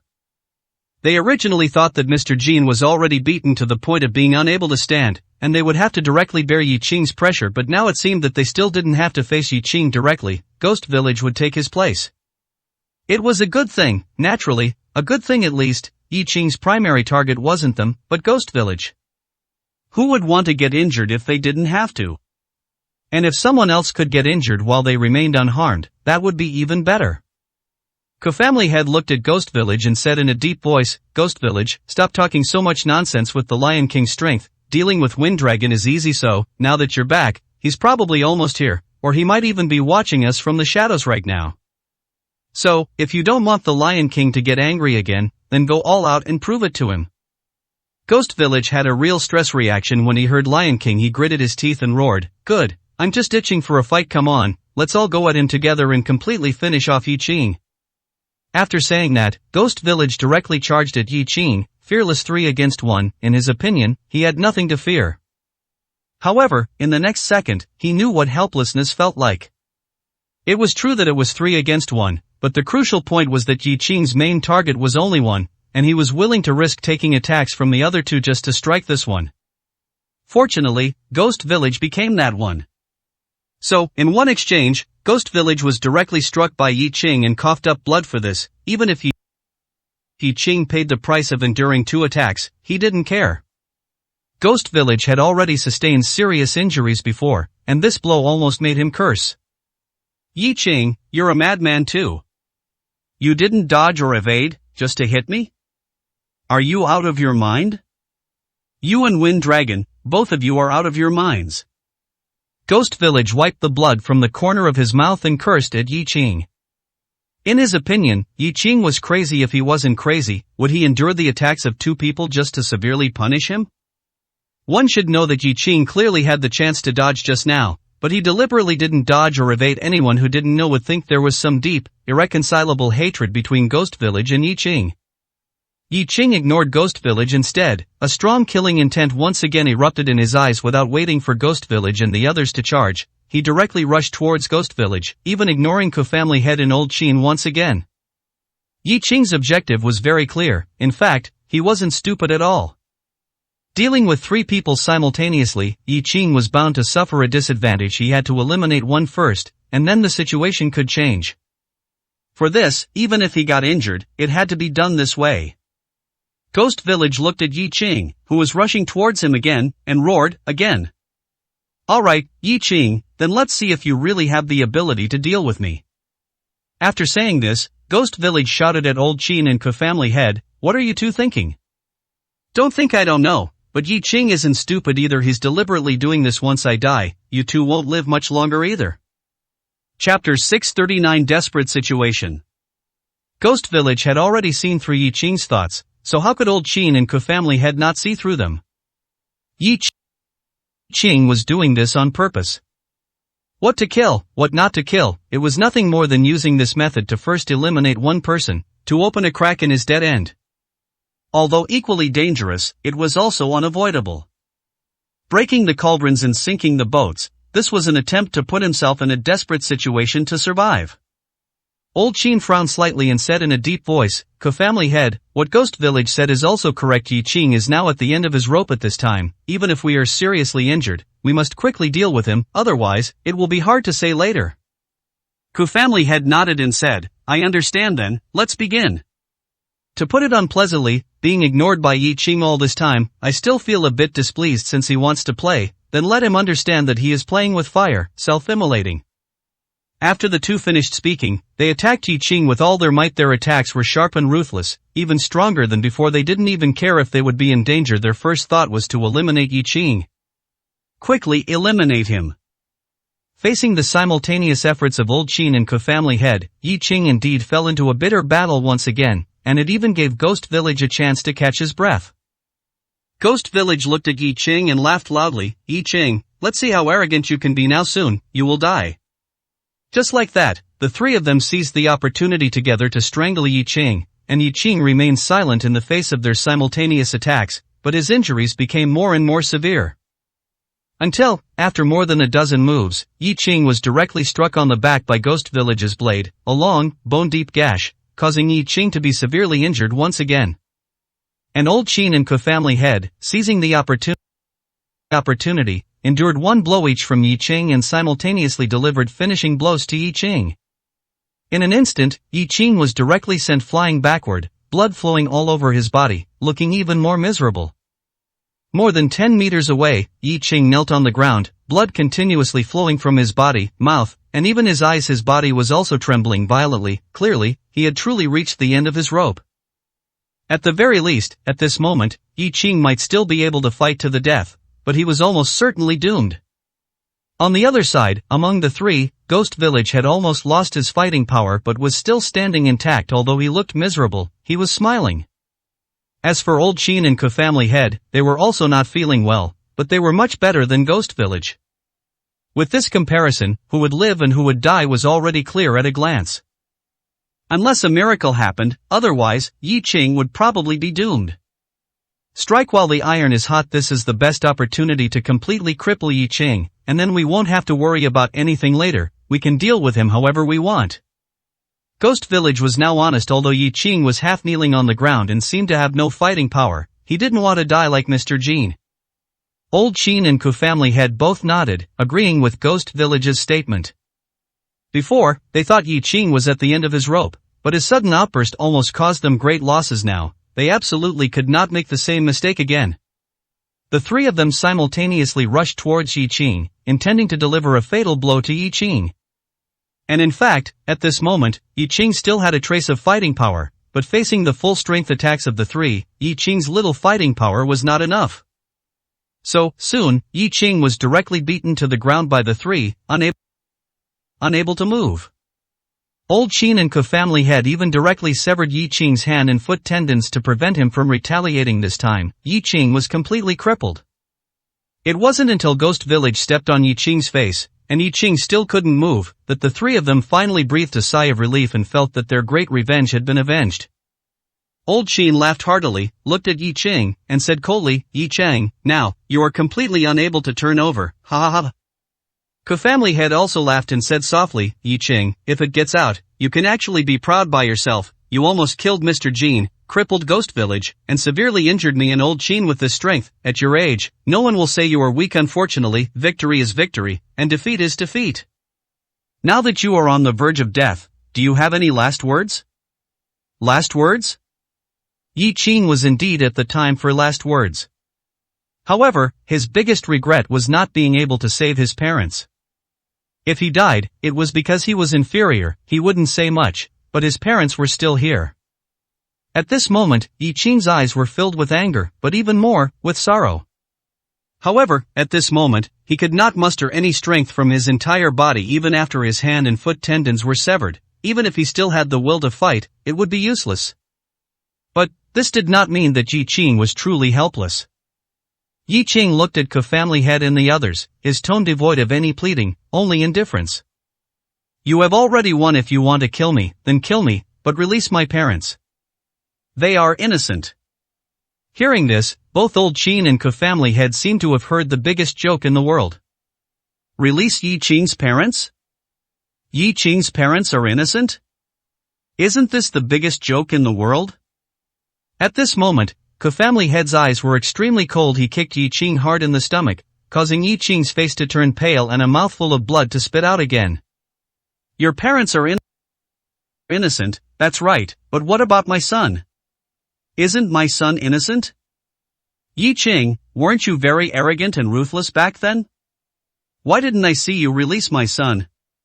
Talking about innocence at this time, ha ha ha ha, Yi Qing, I'll tell you the truth, you're dreaming. Your parents are dead, no one can save them, they are dead. Speaking of this, Family Head looked at Old Qin and laughed loudly. "Old Qin, come, tell me, should we release Yi Qing's parents?"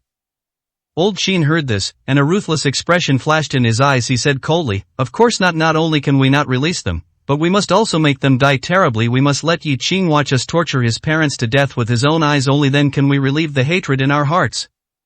We must let him watch with his own eyes, angry but powerless. We must make him wish he were dead." These words, heard in Yi Qing's ears, were like knives cutting him, making him heartbroken. He knew that these two people were not joking, they truly dared to do this. At this moment, Ghost Village, with his foot on Yi Qing's face, clapped his hands and laughed. "Old Qin, Family Head, this is fun, it's really too much fun. There's no deep hatred between Yi Qing and me, but I don't mind being a witness. Then, let's have someone bring Yi Qing's parents over, and we'll let him watch his parents die tragically in front of him. This feeling will definitely make Yi Qing's soul collapse and be unforgettable forever, ha ha ha." Chapter 640. Let my son go. Despicable, cruel, and ruthless. Such demonic behavior. At this moment, Yi Qing was trampled underfoot by Ghost Village, utterly incapable of fighting back. They could kill Yi Qing right now if they wished. Yet, their choice was not to kill Yi Qing, but to brutally torment Yi Qing's parents right before his eyes, making Yi Qing's heart ache as if cut by a knife, leaving him helpless and wishing for death. How incredibly cruel this was, yet to Ghost Village and his two companions, it meant absolutely nothing. Yi Qing struggled with all his might, but could not break free, and tears of blood streamed from his eyes. "Let my parents go. I can die, but please, let my parents go." Yi Qing let out a furious roar of grief and indignation. However, all he received in return was the unrestrained mockery of Ghost Village and his companions. Ghost Village stomped heavily on Yi Qing's face with his foot, and sneered, "Let your parents go? Yi Qing, are you begging us? Ha ha, you were so arrogant just now, saying you'd kill us. Now, why are you crying? You're crying, aren't you?" At this point, Ghost Village looked at Old Qin and Family Head and burst into laughter. "Old Qin, Family Head, did you see that? Yi Qing is crying. He's actually crying. I thought he had a heart of stone, truly a devil, but he actually has emotions, he can even cry. He's simply utterly foolish and beyond saving." As he spoke, Ghost Village repeatedly slammed his foot onto Yi Qing's face, relentlessly crushing Yi Qing's face and dignity into the ground, humiliating him savagely. And at this moment, Ghost Village's expression also became incredibly ferocious, as if a surge of pent-up malice in his heart was finally being unleashed. Yi Qing, don't you think it's too late? It's useless to beg anyone now. I'm telling you, from the moment you and Wind Dragon rejected my proposal and caused me injury, no one could save any of you. Let your parents go? Don't worry, I will personally torment your parents, making them wail in agony before your very eyes, regretting ever giving birth to you, ha! I told you before, to win, to triumph, what are parents, all people, all emotions, can be abandoned, but you wouldn't listen to me. As a strong individual, especially a genius like you, how can you be swayed by emotions? Your parents, your relatives, all your feelings, they are all burdens, all stumbling blocks preventing you from reaching the peak of power. Yi Qing, why don't you understand? Now, do you regret it? I'm asking you, do you regret it now? Tell me. At this moment, Ghost Village seemed somewhat deranged. He directly squatted down, grabbed Yi Qing's hair, and looked at Yi Qing with bloodshot eyes, as if he absolutely had to make Yi Qing utter the words, I regret it. Yi Qing looked at Ghost Village and spat a mouthful of blood directly onto Ghost Village's face. Regret? A soulless beast like you will never understand how important emotions are to a person. The path to becoming the strongest has never been about being heartless, never. Ghost Village, if you want to humiliate me, beat me, do as you please, but if you want me to satisfy you, dream on. You are not worthy at all, you cowardly trash. Do you dare to fight me one-on-one? I could tear you to shreds alive. Yi Qing's fury had long since reached the heavens. But at this moment, he was utterly helpless, unable to move and deprived of the ability to act. The only thing he could do was vent with his mouth. Even so, Yi Qing actually didn't dare to go too far. In fact, if he could, he would truly be willing to humble himself, because there was no other way, because his parents were in their hands. But he had already understood now, they would not let his parents go. Ghost Village wiped the blood from his face, and at this moment, he felt like devouring Yi Qing alive. Bastard, you scoundrel, you're at death's door, yet you still dare to be so arrogant. Good, you want to be arrogant, do you? I'll let you be arrogant, I'll see how you can still be arrogant. As he spoke, Ghost Village grabbed scattered stones from the ground and violently smashed them onto Yi Qing's head and face. In a short while, Yi Qing looked utterly miserable, barely breathing, on the verge of death and likely not to survive. Old Qin and Ke family had finally couldn't bear it any longer. They directly pulled Ghost Village away and roared, Ghost Village, do you want to kill him or something? I'm telling you, it's impossible for Yi Qing to die so easily. If you kill him, then we won't mind slaughtering you too. Looking at the cold Ke family head and Old Qin, Ghost Village roared, how could I kill him? I just want to torment him brutally right now, but this bastard, even at this point, still dares to insult me. He deserves to die, he deserves to die. Don't stop me, let me give him a good beating. Today, if I don't make him beg for mercy and apologize to me, then I, Ghost Village, am not Ghost Village. After Ghost Village finished speaking, he was about to rush forward to beat Yi Qing again. However, Ke family head's face turned cold, and he directly kicked Ghost Village heavily in the body, saying coldly, Ghost Village, where did this deep hatred between you and Yi Qing come from? It is I and Old Qin who have a deep hatred for Yi Qing right now. We are still waiting. We haven't made a move yet, but you, what do you intend to do? I have no objection to you humiliating Yi Qing, but you've seen it. Yi Qing is already on his last breath, more than half dead. If you kill him, are you sure you'll live? Are you sure, Old Qin, and I will let you off? Ghost Village, I advise you to be honest. There are many ways to torment Yi Qing, but directly beating him to death is the most foolish way, and the easiest release for him. Do you understand? After being kicked hard by Ke family head, Ghost Village became even more enraged. However, looking at the ice-cold expressions of Old Qin and Ke family head, Ghost Village also knew that he was no match for the two of them. If he were to truly incur the displeasure of Old Qin and Ke family head at this moment, he probably wouldn't have a good outcome himself. Anyway, it was all about tormenting Yi Qing, so he could wait a bit longer. Fine, then I'll give you face. Let him live for a while. For now, later, I'll personally slaughter him. As he spoke, several subordinates had already brought Yi Qing's parents before them. Before they could even say anything, Yi Qing's parents were already in tears. Seeing Yi Qing's tragic state, they were on the verge of collapse. Yi mother, in particular, cried out mournfully. Yi Qing, my son, what's wrong with you? Don't scare your mother. I beg you, please let my son go. I beg you, please let my son go. I'll kneel for you right now. If you want to kill, then kill me. Let my son go, kill me. As long as you can vent your anger and let my son go, I'm willing to die right now. As she spoke, Yi Mother, despite the two people holding her, struggled to kneel before Ghost Village and his two companions. At this moment, the greatness of maternal love was fully displayed in Yi Mother for her child. She could even sacrifice her life, let alone her dignity. Chapter 641 Father Ye's Desperate Proposal. Yi Qing saw his mother crying like this, and even about to kneel for him to Ghost Village. His tears, like a flood breaking a dam, could no longer be stopped. Mom, don't beg them, don't kneel to them, please don't. Yi Qing knew very well that old Qian and Ke family head would absolutely not let him go. No matter what compromises, concessions, or pleas his parents made, it would be useless. Besides making them laugh more, it would be of no use at all. As expected, Ghost Village laughed heartily at this moment, looking at Yi Qing, and said coldly, Yi Qing, are you happy? Seeing your parents crying and begging for you, you unfilial son, how do you feel? At this point, Ghost Village looked at Yi Mother and said coldly, if she wants to kneel, let her kneel anyway, it's useless even if she kneels. Just as Yi Mother was about to say something, Yi Father pressed on Yi Mother directly and said in a deep voice, old woman, don't say anything more. They won't let us go, nor will they let our son go. Yi Mother heard this and choked out, I know, but so what? Perhaps there's still a chance? If I beg them more, and if it really doesn't work, I'll pay with my life. Isn't that enough?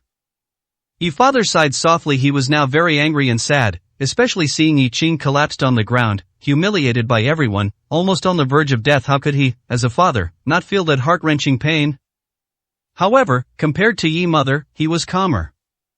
Others had gone to such great lengths, even sacrificing so many lives, to capture them and lure Yi Qing here. How could they easily let them go? Especially since he had just seen that Ke family head and the others possessed almost unbelievably powerful strength. These were not ordinary people at all. These people reaching this point was definitely not without reason, and the animosity between them, he feared, could only be resolved with blood for blood.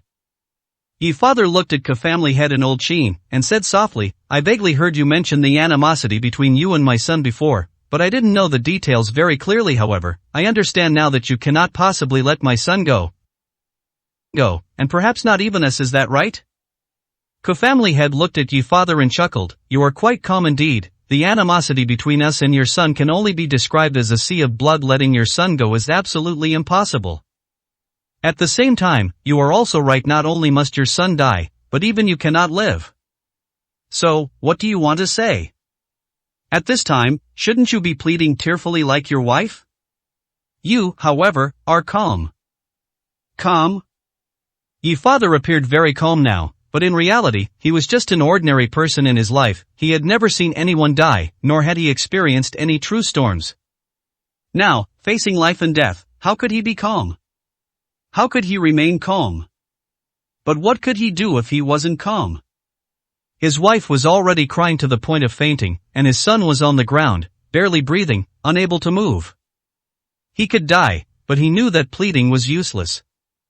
So, he had to find a way, try to find a glimmer of hope, even if it was just a sliver. I'm not calm, and I don't want to die, nor do I want my son to die.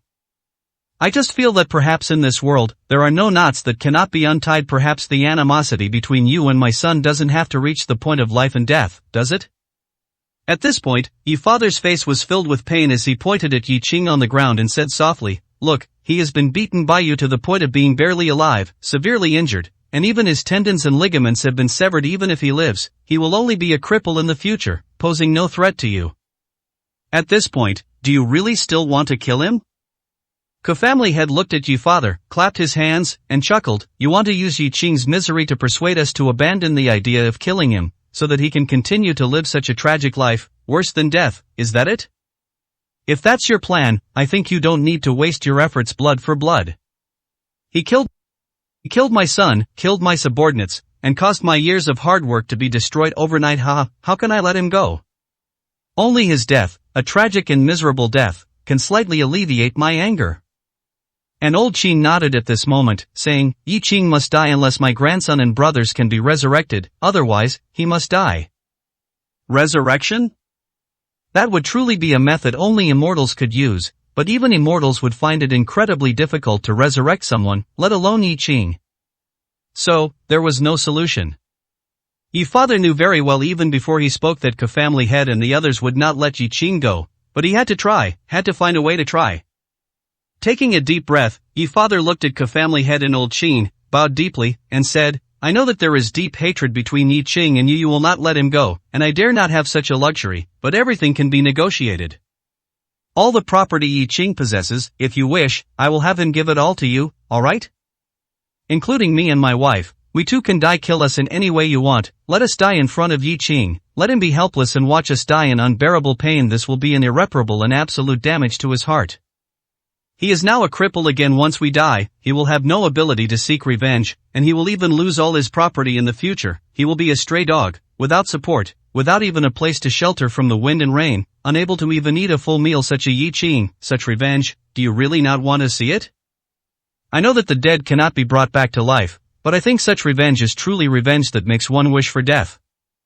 Let Yi Qing live with deep hatred, live a miserable life, every moment, every second, living in despair, pain, and hatred, yet powerless. This is true revenge. Family Head, old Qin, I think you should consider my suggestion. This will not harm you. After Yi Father finished speaking, he fell silent. The life he described for Yi Qing, indeed, would be worse than death, like hell to live like that. Truthfully, it would be better to just die. However, he still wanted Yi Qing to live, to give Yi Qing a glimmer of hope. However, Ghost Village walked up to Yi Father at this moment and chuckled, You truly are glib-tongued. Yi Qing's arrogance probably comes from you, doesn't it? But you've been begging from beginning to end, and your wife has already knelt, but why don't you kneel? Don't tell me you still have some so-called dignity now. Chapter 642, Kill. Kill. Kill. Kill. Kill. Kill. Yi Father, indeed, did not kneel. Even when he was begging just now, he only bowed. In fact, for an older generation like Yi Father, kneeling is reserved only for heaven, earth, parents, and ancestors. It's impossible to kneel before others. If a man has to kneel and beg for mercy, then what's the point of living? However, at this moment, Yi Father looked at Ghost Village and softly said, I will kneel as long as it can save my son. What does it matter if I kneel to you?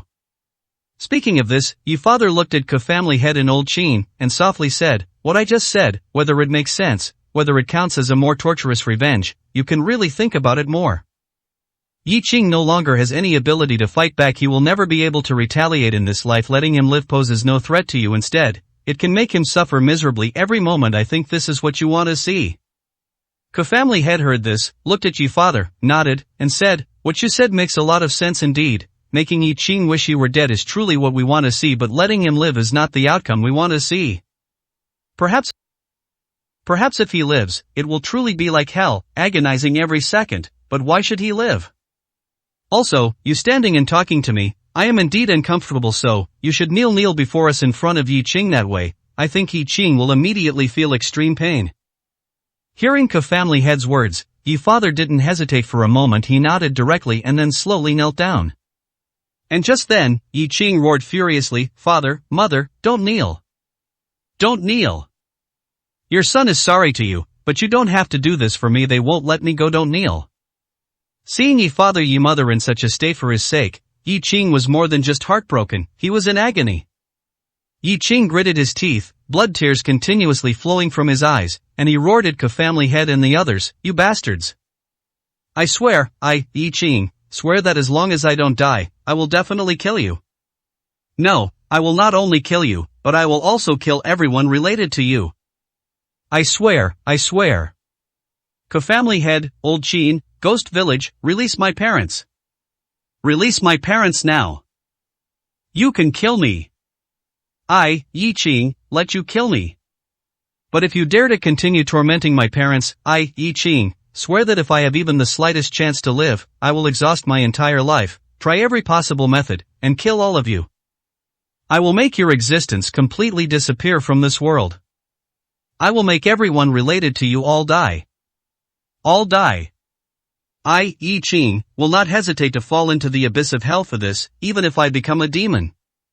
Release my parents. Otherwise, I, Yi Qing, swear that I will definitely do what I say.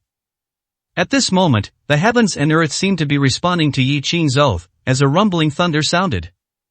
And the sky also began to gradually darken, with oppressive dark clouds suddenly appearing, giving a feeling that even heaven and earth were furious.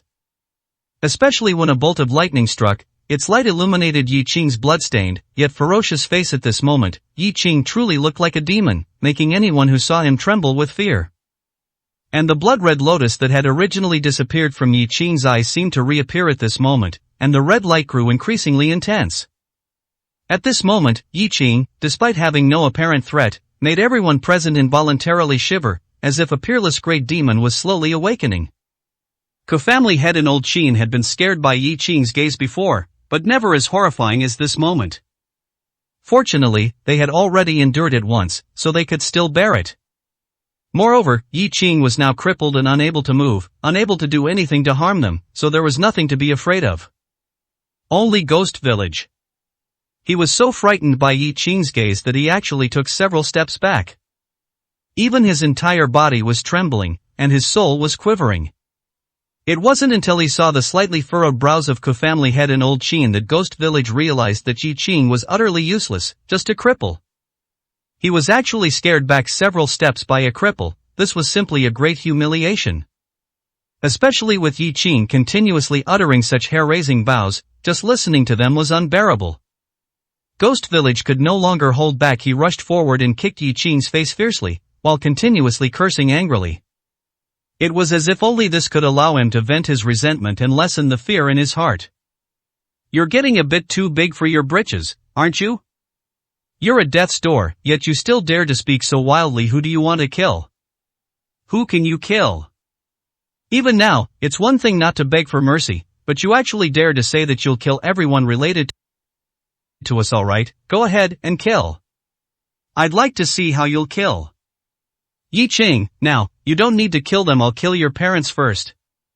After saying this, Ghost Village rushed directly to Yi Father Yi Mother, and slapped Yi Father's face fiercely. Yi Father was just an ordinary person. How could he withstand a slap from a strong person like Ghost Village? Especially since Ghost Village didn't hold back any strength. It was only because Ghost Village was severely injured and couldn't exert much force. Otherwise, this one slap would have been enough to kill Yi Father directly. But even so, Yi Father was directly slapped by Ghost Village until he was dizzy, his teeth constantly falling out, and blood continuously gushing from his mouth. If Yi Father's body hadn't already consumed Yi Qing's life elixir and undergone good transformation, he probably wouldn't have ended up like this now. However, even so, it was extremely tragic. Yi Mother saw Yi Father spitting blood incessantly from being beaten, and she couldn't help but grab Ghost Village's leg, crying bitterly. Stop hitting him, please stop hitting him. Ghost Village sneered upon hearing this, and directly kicked Yi Mother, breaking several of her ribs and almost causing her to faint.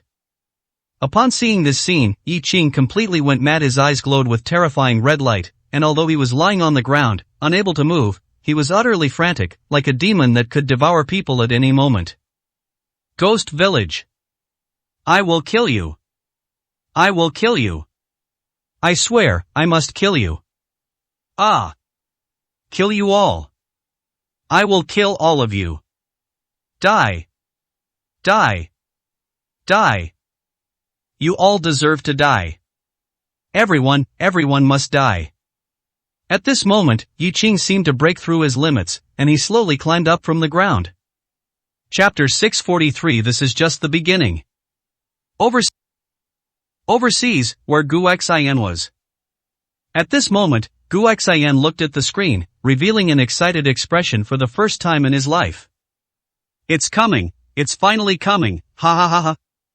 Become a demon.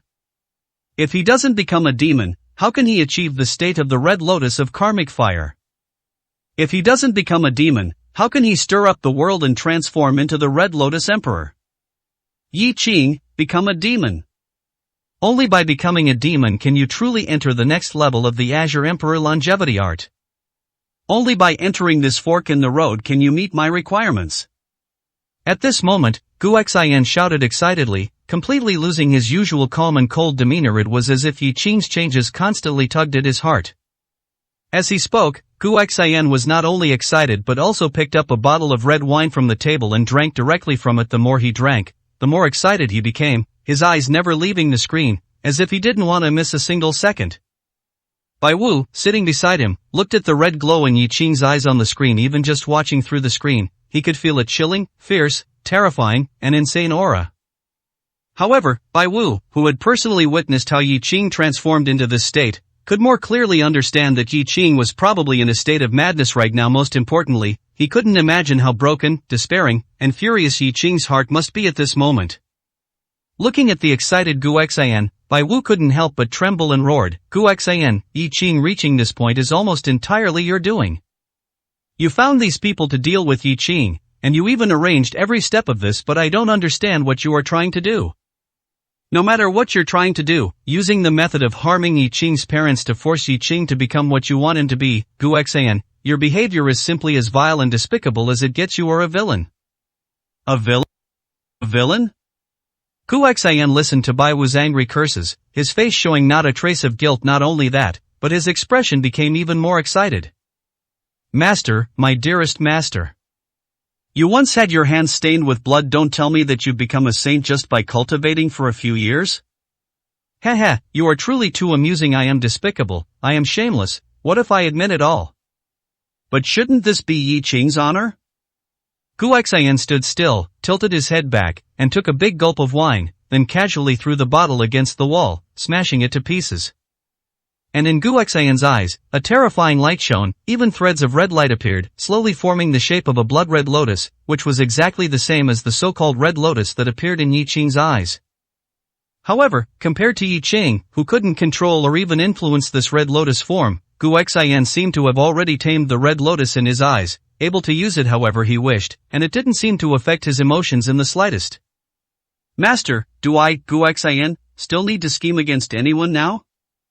I am the Heart Palace Master. Under my command, there are thousands of powerful individuals at my disposal throughout the world. Among various forces, many wish for my death, but those who truly dare to be my enemies are few and far between.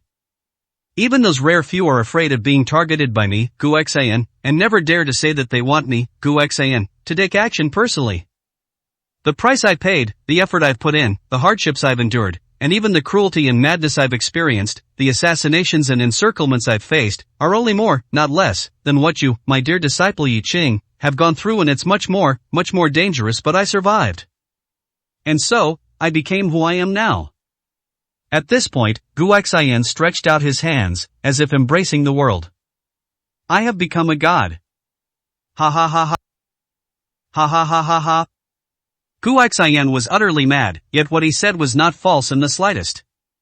Everything Gu Xian had experienced was beyond what the current Yi Qing could imagine. It was 10, 100, 1,000 times more tragic than what Yi Qing was currently going through. Gu Xian had walked this path, and so he became the Gu Xian of today. If he hadn't made it through, Gu Xian might have long ago become a wandering ghost somewhere. Even if he had survived, he would probably have lost his sanity long ago, becoming a true madman. Bai Wu looked at the arrogant Gu Xian at this moment, and along with his anger, a great deal of pity emerged in his heart. Gu Xian was also his disciple. "Gu Xian, not protecting you was my inadequacy as a master, but you shouldn't take it out on Yi Qing. If you want Yi Qing to become a certain way, you can even talk to him directly. Even if you don't want to see him and want to set things up to make him reach the stage you want to see, you shouldn't involve his parents. He is already crippled. His tendons have been severed in his hands and feet, he is completely crippled. If he dies, all your efforts will fail, won't they? This isn't the outcome you want to see, is it?" Upon hearing this, Gu Xian stood with his hands behind his back, facing the large screen, watching Yi Qing gradually succumb to madness, becoming more and more insane. He chuckled, "Of course, this is not the outcome I want to see. Therefore, if he wants to survive, he can only follow the path I've arranged. Only that path can allow him to survive, but at the same time, the word demon will accompany him for the rest of his life." His parents were merely the catalyst for his demonization. In fact, he had already activated the red lotus of karmic fire. Even without this incident, he would have become a demon sooner or later, but I didn't want to wait anymore. I also don't have time to wait anymore. As he said this, a hint of loneliness flashed in Gu Xian's eyes, as if there was an unspeakable, immense difficulty that left him powerless to change. Bai Wu looked at Gu Xian and said in a deep voice, "What do you mean?" Gu Xian smiled and shook his head, pointing at the large screen, saying, "Nothing in particular, but what comes next might be very interesting. More interesting than now, perhaps. You don't truly think that he, in this state, can satisfy me, do you? You don't truly think that he can survive like this, do you?" Gu Xian shook his head and laughed heartily, his laughter somewhat crazed. "No, it's not enough, far from enough. Today is the day Yi Qing will be completely reborn. If he can't do it, then if he dies, it's not worth regretting." At this moment, Bai Wu suddenly stood up, pointed at Gu Xian, and angrily shouted, "Bai Wu, he's already like this, what else have you arranged?" "What do you mean, far from enough? What exactly do you want to do?" Looking at the anxious Bai Wu, Gu Xian chuckled, "Master, sometimes, you have to give something up to gain something. Especially at such a critical moment concerning Yi Qing's life and death, and even what kind of person Yi Qing will become in the future, the words give and gain become even more important. At such a crucial moment, how could I not arrange a spectacular show? That, not only would it prevent Yi Qing's demonization from being complete, but it would also betray my expectations. Master, watch closely soon, the show will begin, ha ha." Gu Xian's laughter grew increasingly wild and manic.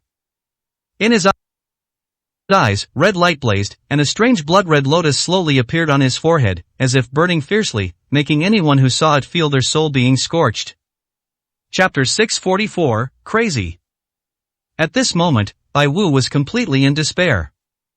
Looking at Gu Xian's expression, he knew very well that for Gu Xian to be so excited, the real show was probably just beginning.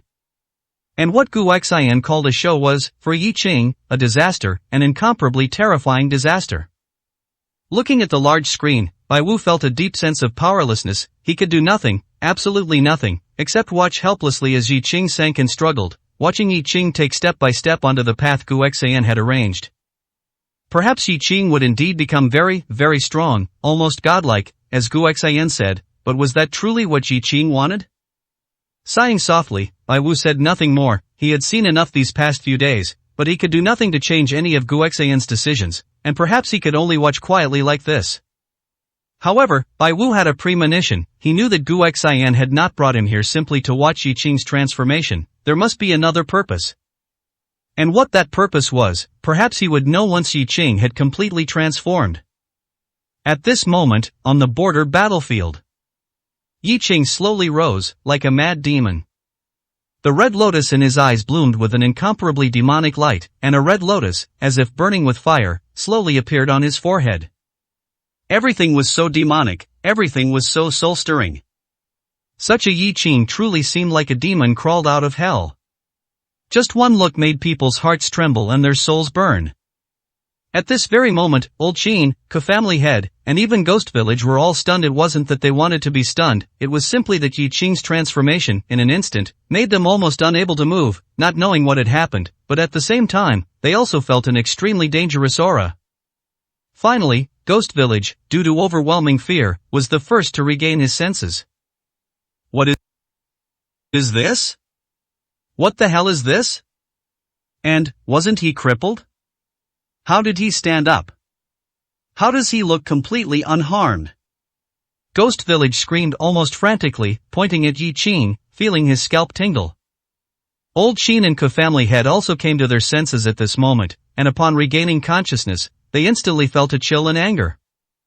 Was Yi Qing really that hard to kill?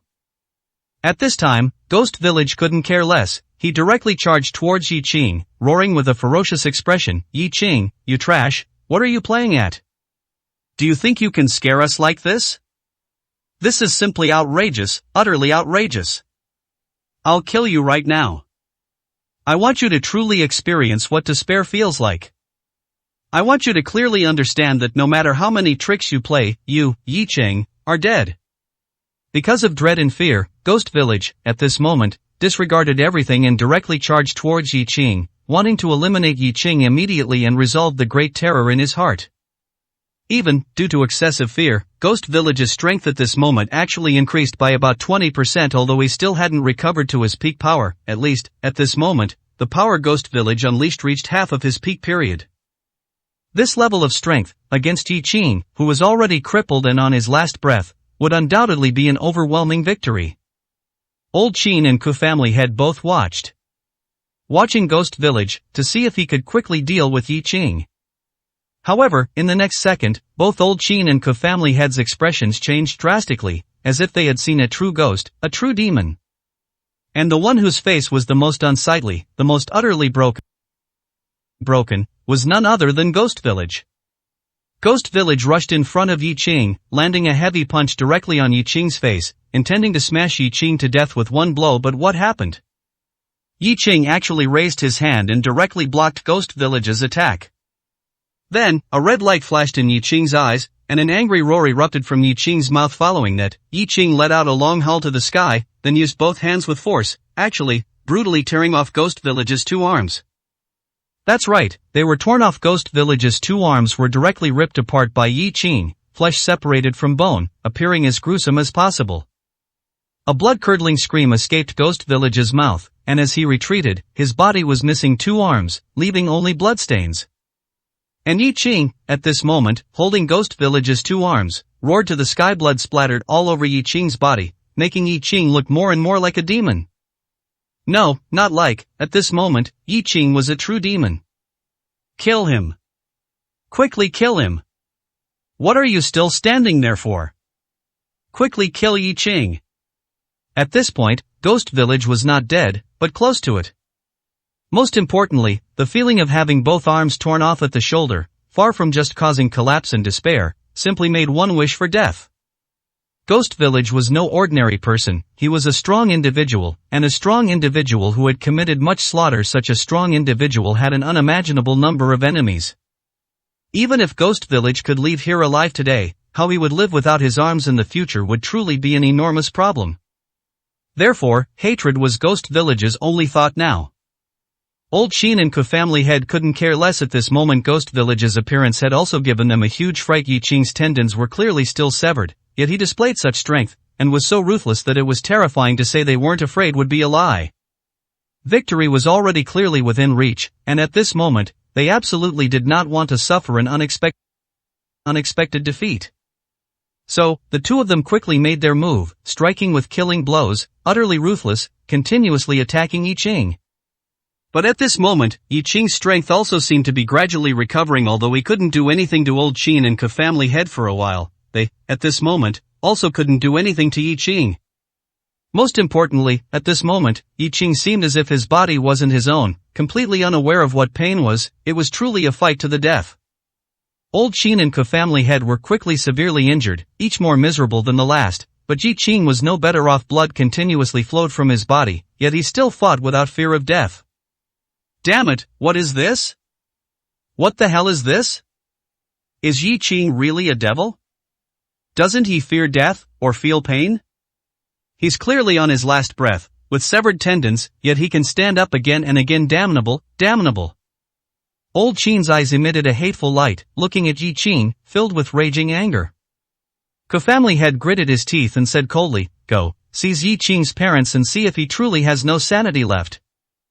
Damn it, we should have killed him directly just now. Now look, what the hell is this? Complaining, Ku family head and Old Qin immediately rushed to Yi Qing's parents, who were already dumbfounded, and firmly grabbed Yi Qing's parents. Ku family head even roared at Yi Qing, "Yi Qing, if you dare to move again, your parents will die immediately." Chapter 645 Red Lotus Form. At this moment, no one knew what kind of state Yi Qing was in. Perhaps, only Gu Xan, who had experienced the same scene, knew, but Gu Xan, even if he knew, wouldn't say it. Yi Qing's mind was blood red at this moment, and everything he saw through his eyes was also blood red. There was no sound, yet in his mind, there was an overwhelming slaughter, countless shouts to kill, urging him to kill, kill, kill, kill everything in front of him. The phantoms in his mind were countless horrific, hellish scenes, countless figures surfacing and sinking in a sea of blood, screaming miserably, countless souls being suppressed and purified. Kill, kill, kill, kill everything. Purify, purify, purify, purify everything. All are sins, all deserve to die. Yi Qing's last shred of sanity, perhaps, was that moment of clarity in his mind when old Qin and Family Head grabbed his parents, which made him involuntarily stop his steps. But from Yi Qing's mouth, a constant low roar began to erupt. Kill! Kill! Kill! Kill all you sinners, purify your filthy souls, all of you deserve to die, all of you must die, kill all of you, kill all of you. Although his steps had stopped, Yi Qing's current deranged appearance, to be honest, was even more terrifying, making people's scalps tingle. Old Qin and Family had exchanged glances, both seeing the horror in each other's eyes. He's insane, he's truly insane, what is he saying? Old Qin looked at Family Head, asking through gritted teeth. Family Head, hearing this, also shook his head helplessly. He didn't know what was wrong with Yi Qing either. Perhaps it could only be said that the stimulation was too intense, making Yi Qing truly insane. No matter what's wrong with him, from the moment we captured his parents, Yi Qing stopped his steps. Clearly, even if he's insane, he still has an impression of his parents in his mind, and that's our biggest advantage. At this point, Family Head looked at Yi Father in his hand and roared, "Make Yi Qing stop. Make him surrender, quick, quick, say it."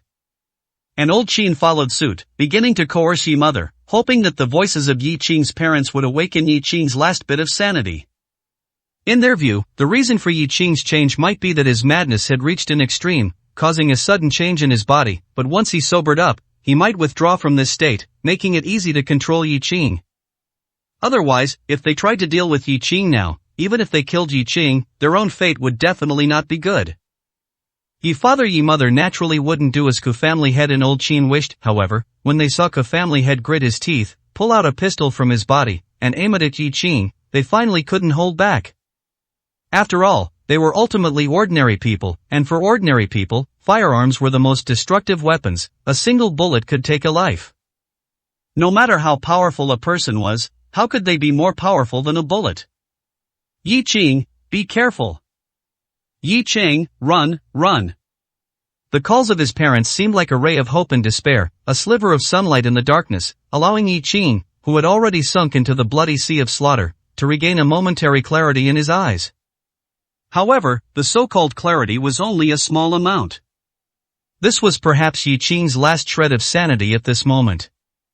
In Yi Qing's eyes, the demonic blood-red lotus still glowed brightly, and the blood-red lotus on his forehead still burned fiercely. Release my parents. Otherwise, I'll kill all of you. Whether this was a threat or not, at least at this moment, since Yi Qing spoke, it meant he had some sanity and could be communicated with. Family Head and old Qin involuntarily breathed a sigh of relief, looking at Yi Qing and roaring, "Yi Qing, immediately kneel down, otherwise, we'll kill your parents right now. Kneel down and commit suicide, that's your only way out. Out. Kneel down, commit suicide?" They were so frightened by Yi Qing that they no longer wanted to torture him, only wishing for his death. However, Yi Qing's sanity was limited to not furiously attacking Family Head and old Qin now. It didn't mean he would obey them. "Let go of my parents, otherwise, die." Yi Qing's voice was sinister and terrifying, as if it came from hell. Yi Qing's waist was bent, like a wild beast, ready to attack at any moment, making people's hearts pound. Family Head gritted his teeth and said, "Damn it, he can't be reasoned with now. What's going on? How did he turn into this ghost-like appearance?" Old Qin, never mind anything else, while Yi Qing still has a bit of sanity and is hesitant to attack because of his parents, let's make our move. Kill Yi Qing, to avoid any accidents. Old Qin nodded, and said in a deep voice, "Good, kill him, he must be killed." Family Head, hearing this, immediately roared, "Come on, open fire, shoot Yi Qing dead, turn him into a sieve." Family Head's subordinates, hearing this, immediately stood 20 to 30 people not far away and began to furiously pull their triggers at Yi Qing. Bullets rained down on Yi Qing. However, the scene people imagined did not occur. Yi Qing's mind was not clear now, but his strength, his agility, and his various abilities seemed to be rapidly improving, as if he was undergoing an ultimate sublimation. Facing countless incoming bullets, Yi Qing's body created streaks of afterimages, and not a single bullet hit Yi Qing. And Yi Qing seemed to only be able to say one sentence. Let go of my parents, otherwise, die. This scene made Ke family head and Old Qin feel their scalps tingle more and more. And Ghost Village, standing nearby, was now becoming increasingly blurry in consciousness. He had lost too much blood, not to mention the pain of having his arms torn off. The blood loss alone was enough to kill a person. No, this madman is already insane. He must not be given any chance to recover. Kill him, he must be killed, the battle must be ended quickly, let them stop my bleeding. If there's enough time, I might still be able to save my arms, but if it drags on, not only will my arms not be reattached, but my life will also be lost. Die, he must die, this battle must end quickly. A crazy killing intent flashed in Ghost Village's eyes, and then, he suddenly looked at Yi Qing's parents. He knew very well that if he rushed at Yi Qing now, there would be no other outcome than seeking death. And Old Qin and Ke family head would not help him, nor would they put themselves in danger for him. The only way to make them immediately start fighting, to kill Yi Qing at all costs, was only one: eliminate Yi Qing's parents, and make Yi Qing completely insane. Although he had lost both arms, Ghost Village was not completely without combat power. Especially at the brink of death, Ghost Village erupted with a strong fighting spirit. Looking at Ke family head and Old Qin, Ghost Village gritted his teeth, his eyes bloodshot, and then suddenly rushed towards them at his fastest speed. He still had his legs, his head, and his body. For a strong person at his level, if he truly wanted to kill someone, almost any part of his body could kill. Especially, ordinary people. Just as Ghost Village was rushing madly, Old Qin and Ke family head's expressions instantly changed, and they immediately felt something was wrong. Ghost Village, how dare you? Chapter 646 Massacre. Ghost Village, of course, dares. If it were before, perhaps Ghost Village would still have to yield to, respect, and even fear Ke family head and Old Qin, but now Ghost Village has become this ghostly appearance, and it's even possible for it to die at any moment. Ghost Village's eyes were bloodshot as he charged forward madly, roaring, "You are too foolish, you are simply too foolish. You keep giving Yi Qing chances, killing him, directly killing him, is the best method. Since you can't do it, then I will help you decide." After Ghost Village finished speaking, he charged directly at Old Qin and Ke family head like a madman. Facing Ghost Village's desperate attack, Ke family head and Old Qin, in their current state, did not dare to meet him head-on. Moreover, they had no way to perfectly protect Yi Qing's parents. So, in an instant, Ghost Village directly sent Yi Qing's mother flying, and at the same time, he kicked out fiercely, sending Yi father flying as well. The force of this desperate attack, filled with rage, can be imagined. Not to mention that Yi Qing's parents were already injured. Even if they were completely unharmed, facing such an attack from Ghost Village, they would have no room to retaliate at all. Therefore, Yi father Yi mother were directly sent flying over 10 meters, falling heavily to the ground. The two of them didn't even have time to say another word, and simply passed out completely. No one knew whether they had truly passed out or were on the verge of death. However, from the degree of collapse in their bodies, it was evident that even if they were still alive, they probably wouldn't last much longer. Old Qin and Ke family head's expressions changed drastically as they looked at Ghost Village and roared, "Ghost Village, you scoundrel, you're going to kill us. You bastard, you deserve to die." At this moment, Ghost Village disregarded everything. Looking at Old Qin and Ke family head, he laughed madly, "I'm not harming you, I'm saving you. If you keep delaying like this, that's truly seeking death. Kill Yi Qing now with all your might. Lion King is still here, he won't stand by and do nothing. But if you continue like this, then we're all really going to die together." Ghost Village was roaring madly, celebrating his triumph. But then he suddenly saw the terrified expressions on Old Qin and Ke family heads' faces. Instantly, Ghost Village felt a tremendous crisis descend, a deadly crisis. Ghost Village abruptly turned his head, only to find that at some unknown point, Yi Qing had already appeared behind him, staring at him with those terrifyingly red, incredibly eerie, and chillingly cold eyes. With just that one glance, Ghost Village instantly felt his body grow cold and tremble uncontrollably, as if he were facing the god of death. And in fact, at this moment, facing Yi Qing, he was facing the god of death. "You deserve to die, you must die." Yi Qing let out a low roar, and then, before Ghost Village could react, Yi Qing's hand slammed heavily on either side of Ghost Village's head. Then, Ghost Village felt a tearing pain, and he saw his 2 ears ripped off by Yi Qing and thrown to the ground. However, this was only the beginning. Just as Ghost Village was screaming in agony, Yi Qing directly punched Ghost Village hard in the face, instantly caving in Ghost Village's nose and mouth, and his teeth continuously shattered and fell all over the ground. And Yi Qing directly reached one hand into Ghost Village's mouth, grabbed Ghost Village's tongue, and ripped it out alive. At this moment, even if Ghost Village didn't die, he had almost no chance of survival. His so-called living was merely his strong physical constitution as a powerhouse holding on. In reality, he should have died long ago and certainly would die. Yi Qing seemed to have completely gone mad. He had already tormented Ghost Village to this state, but he was still not satisfied.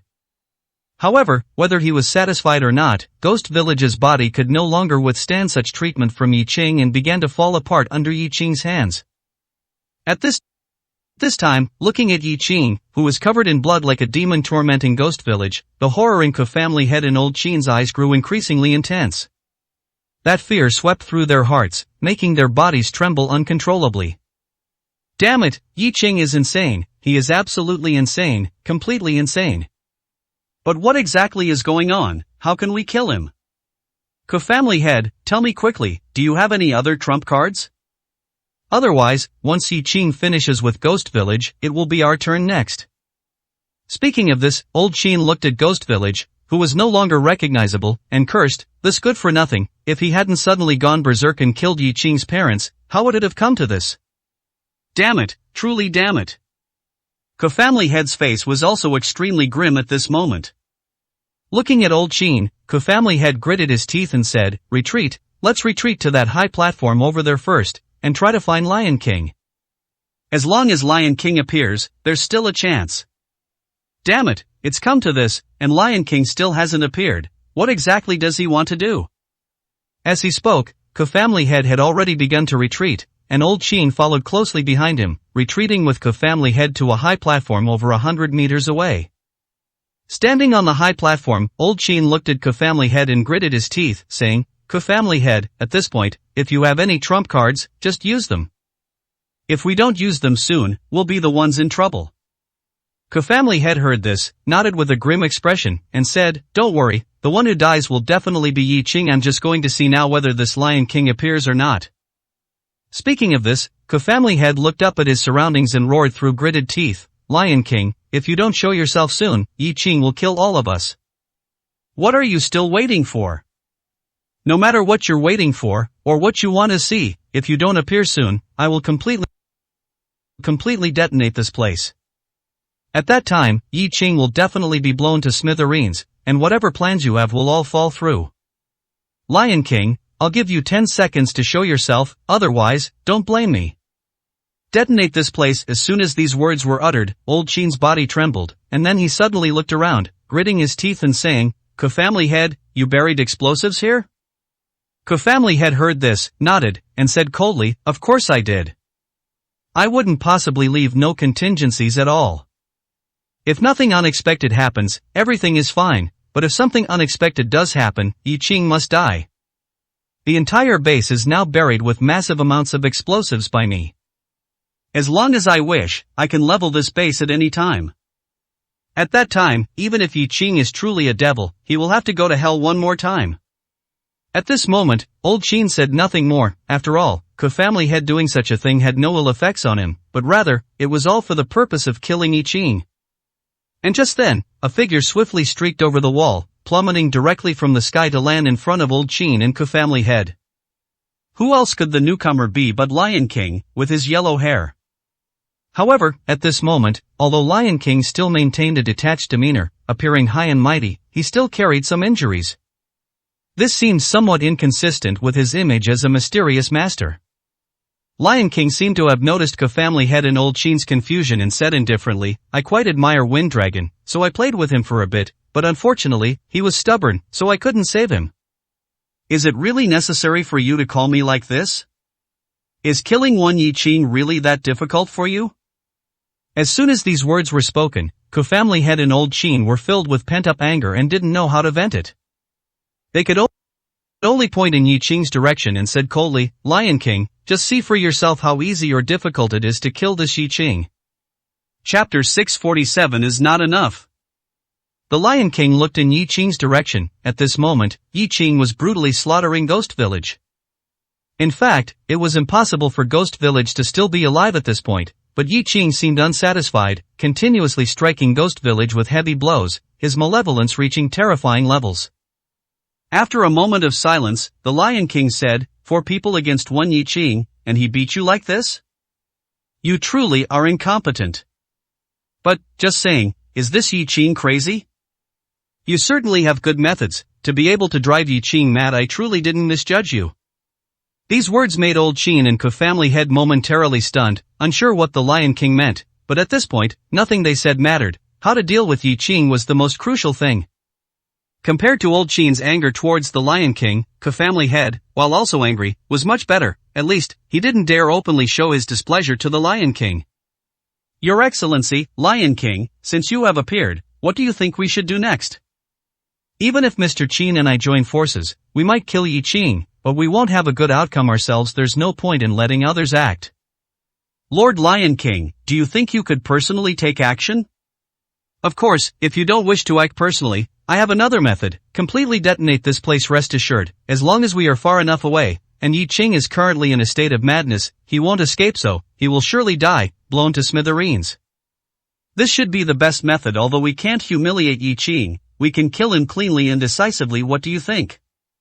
"What do I think? Certainly not good.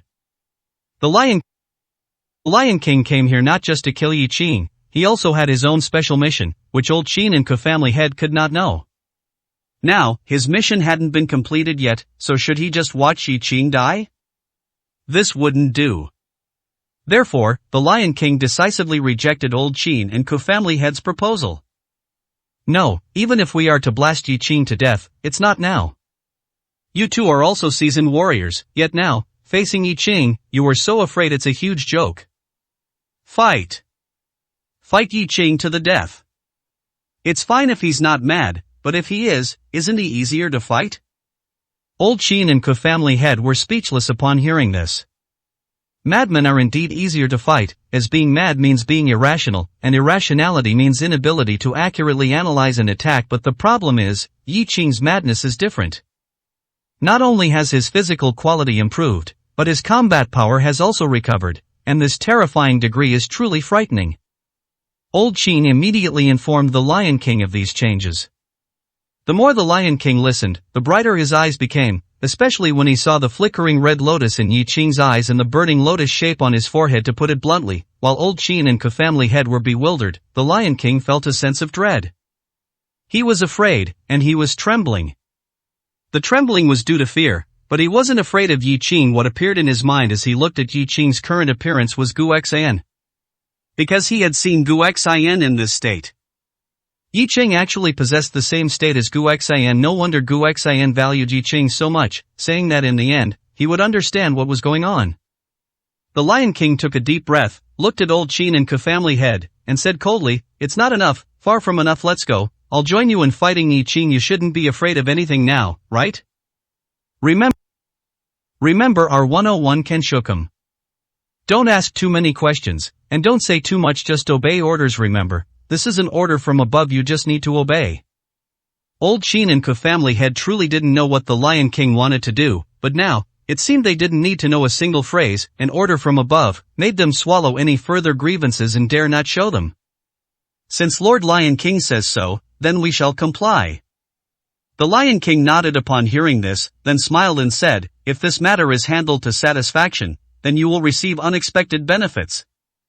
Let's go, let's meet Yi Qing. I can see that although he is currently in a strange state, and even his body has somewhat recovered, it's only a little. With the 3 of us joining forces, dealing with him is more than enough." With the Lion King assisting, Old Qin and Ku family head naturally had nothing more to say. Immediately, the 3 directly charged towards Yi Qing. At this moment, Yi Qing also seemed to sense danger. He stopped brutally beating the already dead Ghost Village and roared like a wild beast, charging directly towards the rapidly approaching Lion King and his 2 companions. The few of them quickly began to wrestle.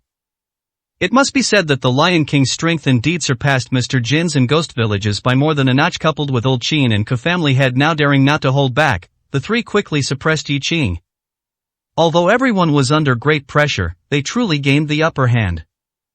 The battle raged, shaking heaven and earth. Even the sky began to rain, and thunder roared incessantly, giving the world a sense of despair. A few minutes later, Old Qin and Family Head knelt on the ground, panting heavily, spitting out mouthfuls of blood, clearly not lightly injured. As for the Lion King, one of his arms was broken, and one of his legs was so damaged he couldn't walk. Yi Qing's strength when he went berserk was indeed terrifying, making it impossible not to be afraid. However, compared to the three of them, the most miserable was still Yi Qing. At this moment, Yi Qing was once again beaten to the point of immobility, pinned against the wall. The bloody red lotus in his eyes began to flicker on and off, and the burning red lotus mark on his forehead also started to flash incessantly. It was as if everything was about to extinguish. And in Yi Qing's eyes, at this moment, a clear look began to return. After recovering, the first thing Yi Qing cared about was not his own body, nor whether he would die, but his parents, who were lying in the distance, their fate unknown. At this moment, bloody tears continuously flowed from Yi Qing's eyes. From his mouth came the roar of a wounded beast. Dad, Mom! Dad, Mom! Old Qin and Family Head showed satisfaction on their faces when they saw Yi Qing like this. Lion King, kill Yi Qing, kill him now. Don't give him any chance to recover. Kill him. Old Qin and Family Head had been thoroughly scared by Yi Qing. No one could endure this back and forth. The Lion King heard this, looked at Old Qin and Family Head, and sneered, "You two are quite cowardly. He's already like this. What tricks can he still pull? However, I do hope he can pull some tricks." At this point, the Lion King walked up to Yi Qing, grabbed his hair, looked at him, and chuckled. "Yi Qing, do you have any other trump cards? If you do, bring them all out. I'm very eager to see. I know you must still have the ability to turn the tide, otherwise, I wouldn't be here. But if you truly have nothing and disappoint me, then you can only die." After speaking, the Lion King was silent for a moment, then said, "I can give you 1 minute, but I think what you need is stimulation, right? Well, looking at your distraught appearance, your parents are your ultimate bottom line. So, your parents might still be saved now, but soon, they might truly be beyond saving. For example, now." The Lion King turned to look at Old Qin and Family Head and said coldly, "You two, grab Yi Qing's parents in 1 minute. If Yi Qing cannot satisfy me, directly slit their throats and make them dead beyond dead." After saying this, the Lion King looked at Yi Qing with a sinister smile and said, "So, you only have 1 minute left."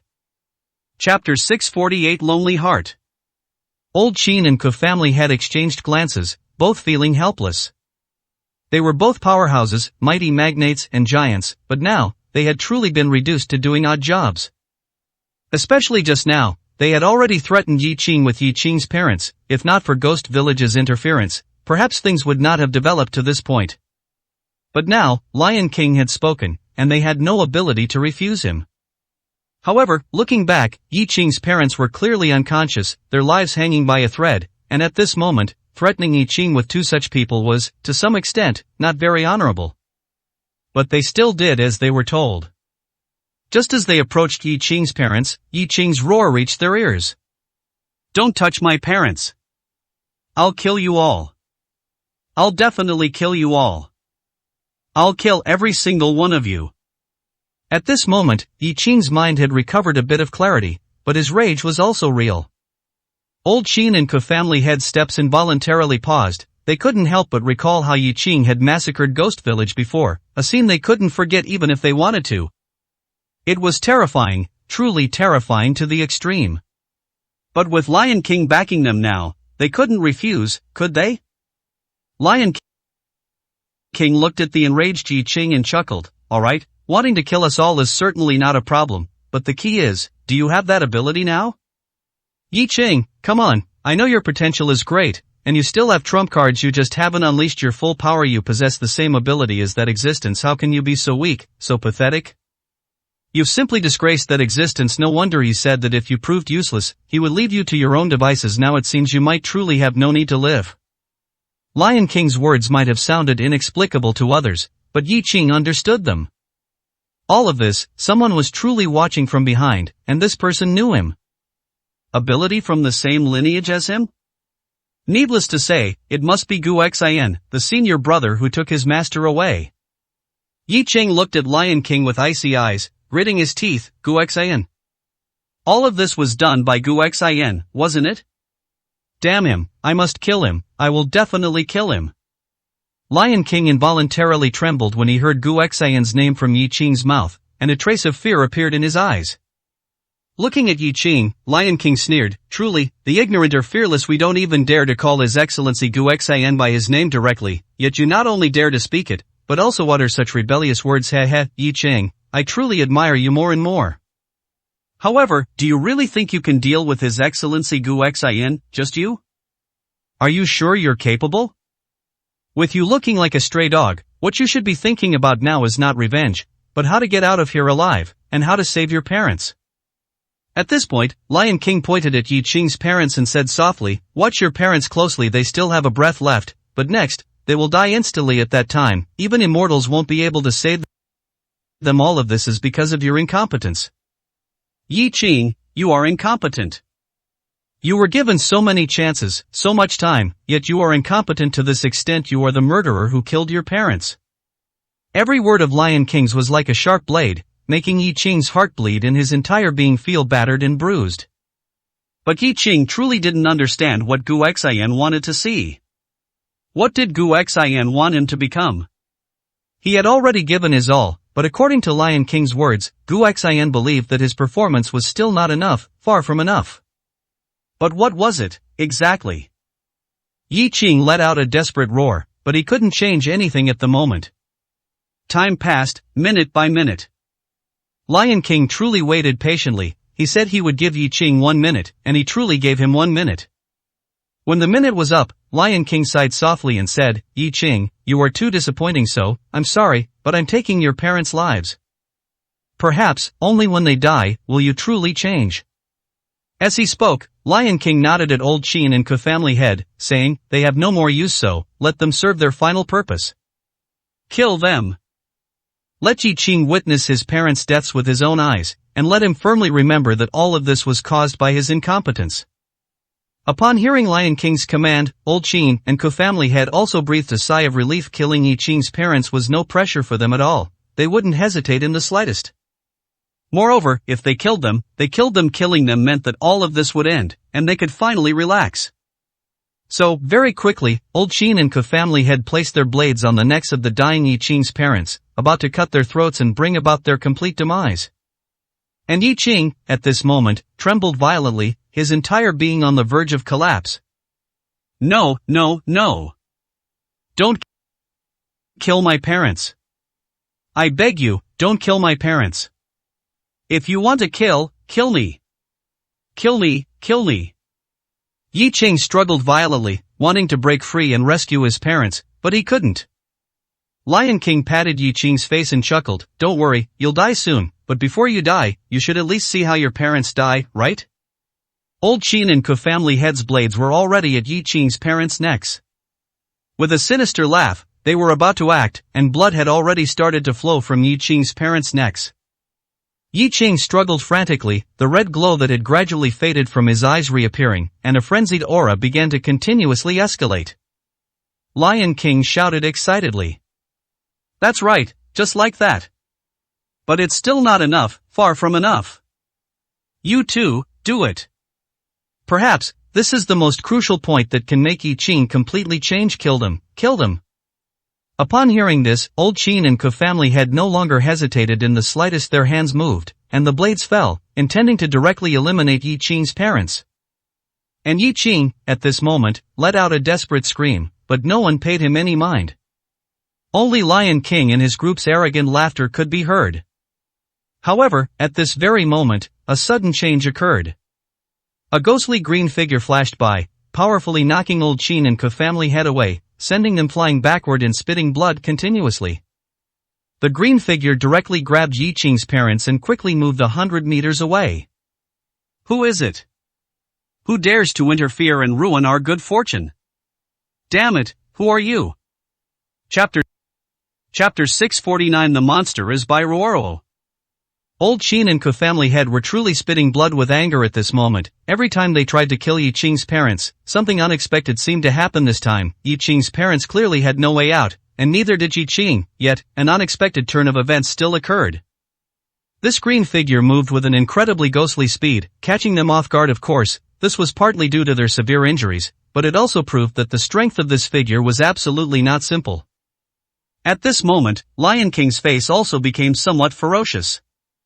Interesting, truly interesting. Even now, Yi Qing, do you still have a trump card? Is there still someone who can help you? Looking at the green figure, Lion King wasn't particularly furious, but he was genuinely unhappy. Just as Yi Qing began his ultimate sublimation, his body transforming and his aura growing increasingly chaotic, his parents were rescued. This was simply unforgivable. Especially when Yi Qing's parents were rescued, Yi Qing's aura noticeably paused, which made Lion King very displeased. Yi Qing, don't worry, no one can save your parents, unless it's you. Now, I'm going to see what kind of thing dares to interfere. After speaking, Lion King looked at the green figure and said coldly, don't tell me you're Ruan Hongxiu. Ruan Hongxiu could indeed be considered one of Yi Qing's trump cards as a powerful expert ranked third on the dragon ranking, one of the 9 kings, Queen Hongxiu. If Ruan Hongxiu were to arrive and lend a hand, she could truly give Old Qin and Ke family head a hard time. In a sense, she might even be able to change the situation. After all, if not for Lion King's powerful intervention, based on Yi Qing's performance today, even if Old Qin and Ke family head were to win, it would be a Pyrrhic victory. Adding Ruan Hongxiu could indeed cause a massive shift in the situation. But unfortunately, Ruan Hongxiu should also be surrounded and under attack. So, who exactly is this person? Old Qin and Ke family head looked at the green figure and gritted their teeth, saying, Lord Lion King, this person is definitely not Ruan Hongxiu. Ruan Hongxiu is currently surrounded and under attack, too preoccupied to come here. Moreover, this person's aura has no relation to Ruan Hongxiu's whatsoever. This person feels eerie, terrifying, like a ghost, full of evil, making one's scalp tingle. Who exactly is this? Old Qin was one of the people most familiar with Ruan Hongxiu, so he could tell immediately that this person was definitely not Ruan Hongxiu. Ke family head nodded upon hearing this and said, this person is not Ruan Hongxiu, and is also severely injured. You can tell from the bloodstains all over him that he experienced a fierce battle before arriving. He's already at the end of his rope. It's truly intriguing. Under such severe injuries, instead of quickly finding a place to heal, he rushed here to save Yi Qing and his parents. I'm becoming more and more curious as to who this person is. Lion King looked at Old Qin and Ke family head, and said faintly, this person is already severely injured. You two, team up and take him down. After speaking, Lion King looked at the figure and said in a deep voice, who are you? Leave now, and you still have time, otherwise, die here. After gently setting down Yi Qing's parents, the figure stood up straight. His clothes were mostly torn, and he was covered in bloodstains, a truly gruesome sight. But just by standing there, he displayed immense determination, as if, without needing to speak, he had already proven his resolve. Let them go, or die. The voice was hoarse and unpleasant to the point of making one frown, and it lacked power. Although his face was obscured, an unintentional glimpse of it would make one feel terror and disgust. And who this person was, they didn't know, not even Yi Qing knew.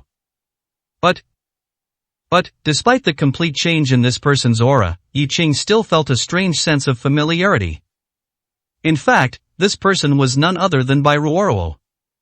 That's right, it was Bai Ruoro. Bai Ruoro had undergone hellish torment at Guxian's command, losing her voice, her appearance, and even her own skin. She had, almost, lost everything. Everything from the past was gone forever. But in exchange, she gained ghostly movement techniques and power. This was something she willingly accepted, because she wanted Yi Qing to live. Bai Ruoro should have arrived earlier, but during her journey, whether intentionally guided by someone or just passing by coincidentally, she stumbled upon the place where Ruan Hongxiu was being besieged. Initially, she didn't want to get involved, but when she learned that Ruan Hongxiu was there to save Yi Qing, Bai Ruoro intervened. Although she successfully helped Ruan Hongxiu resolve the crisis, Bai Ruoro was also severely injured, and Ruan Hongxiu, too, was severely injured and unconscious. There were more people ambushing Ruan Hongxiu than imagined. But at least, Ruan Hongxiu survived, and at the same time, Bai Ruoro also survived. The moment she survived, Bai Ruoro quickly rushed over, and finally, arrived just as Yi Qing's parents were about to be killed. Everything seemed so coincidental, but now, Bai Ruoro's heart was sinking deeper and deeper. Was it truly just a coincidence? Bai Ruoro no longer dared to believe in so many coincidences. The more she understood the power of the mastermind behind the attacks on Yi Qing, the more she realized that everything was within that person's plan. Could such a terrifying existence truly be something they could contend with? Bai Ruoro thought a lot, but all of it ultimately vanished. She no longer thought about anything, because she knew very well that since the mastermind had expended so much effort and done so many things, even using her, it was clearly not just about killing Yi Qing.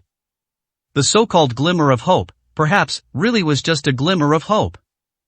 All she could do was make that glimmer of hope appear, and let Yi Qing live. The battle began instantly. Old Qin and Ke family had jointly attacked Bai Ruoro, and Bai Ruoro instantly engaged them in battle. Although Bai Ruoro had only possessed such strength for a short time, what she had experienced was something they could not even imagine. A woman, it's actually a woman, but a monstrously ugly, terrifying woman. Yi Qing, you're really not picky, are you? Do you even provoke such a monster? After Old Qin and Ke family had fought Bai Ruoro at close quarters, they immediately realized that Bai Ruoro was a woman. So, they began to mock her freely. However, Bai Ruoro's face was as calm as still water, as if completely unaffected. But as a woman who once loved beauty immensely, how could she truly not care? A woman who was once incredibly beautiful, now looked like a monster, unable to see the light of day, the kind that would make people cry in fear if they saw her. Who wouldn't feel pain, sorrow, and sadness in such a situation? Even though Bai Ruoro had endured countless torments to reach this point. But every time she heard others' mockery, every time she saw others' gazes, Bai Ruoro's heart was still pierced like a knife, suffering unbearable pain. Especially this time, with Yi Qing just nearby. Kill! Bai Ruoro's eyes glowed with an eerie green light, and she launched a furious, suicidal attack against Old Qin and Ke family head. And Lion King, watching this scene, said coldly, Yi Qing, this person has bought you time again, but why are you so disappointing? Once this woman is dealt with, perhaps you will have no more escape routes. Then, I'll let you see how they die. As he spoke, Lion King directly charged into the battlefield, launching a fatal attack on Bai Ruoro. Chapter 650. I'm sorry I couldn't save you. With her ghostly movements, Bai Ruoro had no problem dealing with Old Qin and Ke family head, who were already severely wounded, as all three of them were heavily injured. However, as soon as the Lion King joined, he immediately suppressed Bai Ruoro with overwhelming force. Soon, Bai Ruoro was spitting blood non-stop. Throughout the battlefield, only the Lion King's rampant roars could be heard. But fortunately, Bai Ruoro's special training wasn't for nothing. Trying to finish her off in a short amount of time would indeed be a significant challenge. However, the Lion King had no such patience, so he immediately roared, "Go, kill Yi Qing's parents." Upon hearing this, Old Qin and Ke family head dared not say another word and immediately rushed towards where Yi Qing's parents lay, while Bai Ruoro, seeing this scene, let out a desperate roar and charged at Old Qin and Ke family head, disregarding her own life. And that was precisely the result the Lion King wanted. Bai Ruoro, disregarding her own life to save Yi Qing's parents, was completely oblivious to the Lion King behind her, exposing her entire back to him. The Lion King immediately struck Bai Ruoro with a heavy blow. With that single hit, Bai Ruoro was directly sent flying backward, spitting blood incessantly, and was almost unable to stand. But even so, when Bai Ruoro fell, she fell beside Yi Qing's parents, and even in falling, she remained fully on guard, as if she intended to use her life to protect Yi Qing's parents. Old Qin and Ke family head did not move again. And the Lion King walked step by step to Bai Ruoro's front, a sneer appearing at the corner of his mouth, and said, "I'm getting more and more curious about who you are. Your movements are ghostly, your strength is powerful, but you seem unskilled in combat, as if you've only recently acquired your power." His insight was incredibly accurate. Because Bai Ruoro had indeed only recently gained her power, and despite special training in combat, she was still somewhat unaccustomed compared to others. However, it was undeniable that Bai Ruoro was now using all her strength. Bai Ruoro did not speak, only her eyes, emitting a green glow, stared coldly and ominously at the Lion King. That gaze was terrifying. The Lion King sneered, "Not speaking? That's fine. I'm just very curious, why are you fighting so desperately to save Yi Qing, even risking your life to save Yi Qing's parents? What exactly is your relationship with Yi Qing? If you were prettier, even if you had a good figure, good skin, a good voice, I wouldn't say anything, but you are simply like a monster, the kind that makes people have nightmares just by looking at you. Don't tell me Yi Qing's taste is so peculiar that he just happens to like someone like you." At these words, Old Qin and Ku family had all burst into laughter, and unrestrained, mocking laughter. Maybe Yi Qing's taste is just that strange after all. Yi Qing doesn't seem to be a normal person either. That's true, but none of that matters anymore. Who loves whom? What does it matter? Playing the whole life and death for love game here is utterly boring. However, Lord Lion King, since they are all going to die anyway, it's not impossible to grant their wish later. Let them die together. At this moment, no one took Yi Qing seriously, nor did anyone take Bai Ruoruo seriously in their eyes. Yi Qing was doomed, and Bai Ruoruo was also doomed. If someone could still rush here to save them, what would be the point of playing anymore? What else would be fun? So, it was impossible for anyone else to come. Bai Ruoruo was already an anomaly, and such an anomaly could not happen again. The Lion King smiled without speaking, merely walked to Bai Ruoruo's front, and heavily stomped on her ankle. The sound of bone breaking made one's scalp tingle upon hearing it. However, Bai Ruoruo did not utter a single sound, as if it wasn't her ankle that had been crushed, but someone else's. The Lion King raised an eyebrow, looked at Bai Ruoruo, and chuckled. "You're really a tough nut, huh?" "Good, a tough nut, not afraid of death, right? But why do you keep hiding your true appearance? Hiding your head and tail? Are you afraid to see Yi Qing? Then I really must make you look." It was unclear if the Lion King's words had an effect, but Bai Ruoruo began to struggle wildly, as if she would rather die than follow the Lion King's suggestion and show her true face to Yi Qing.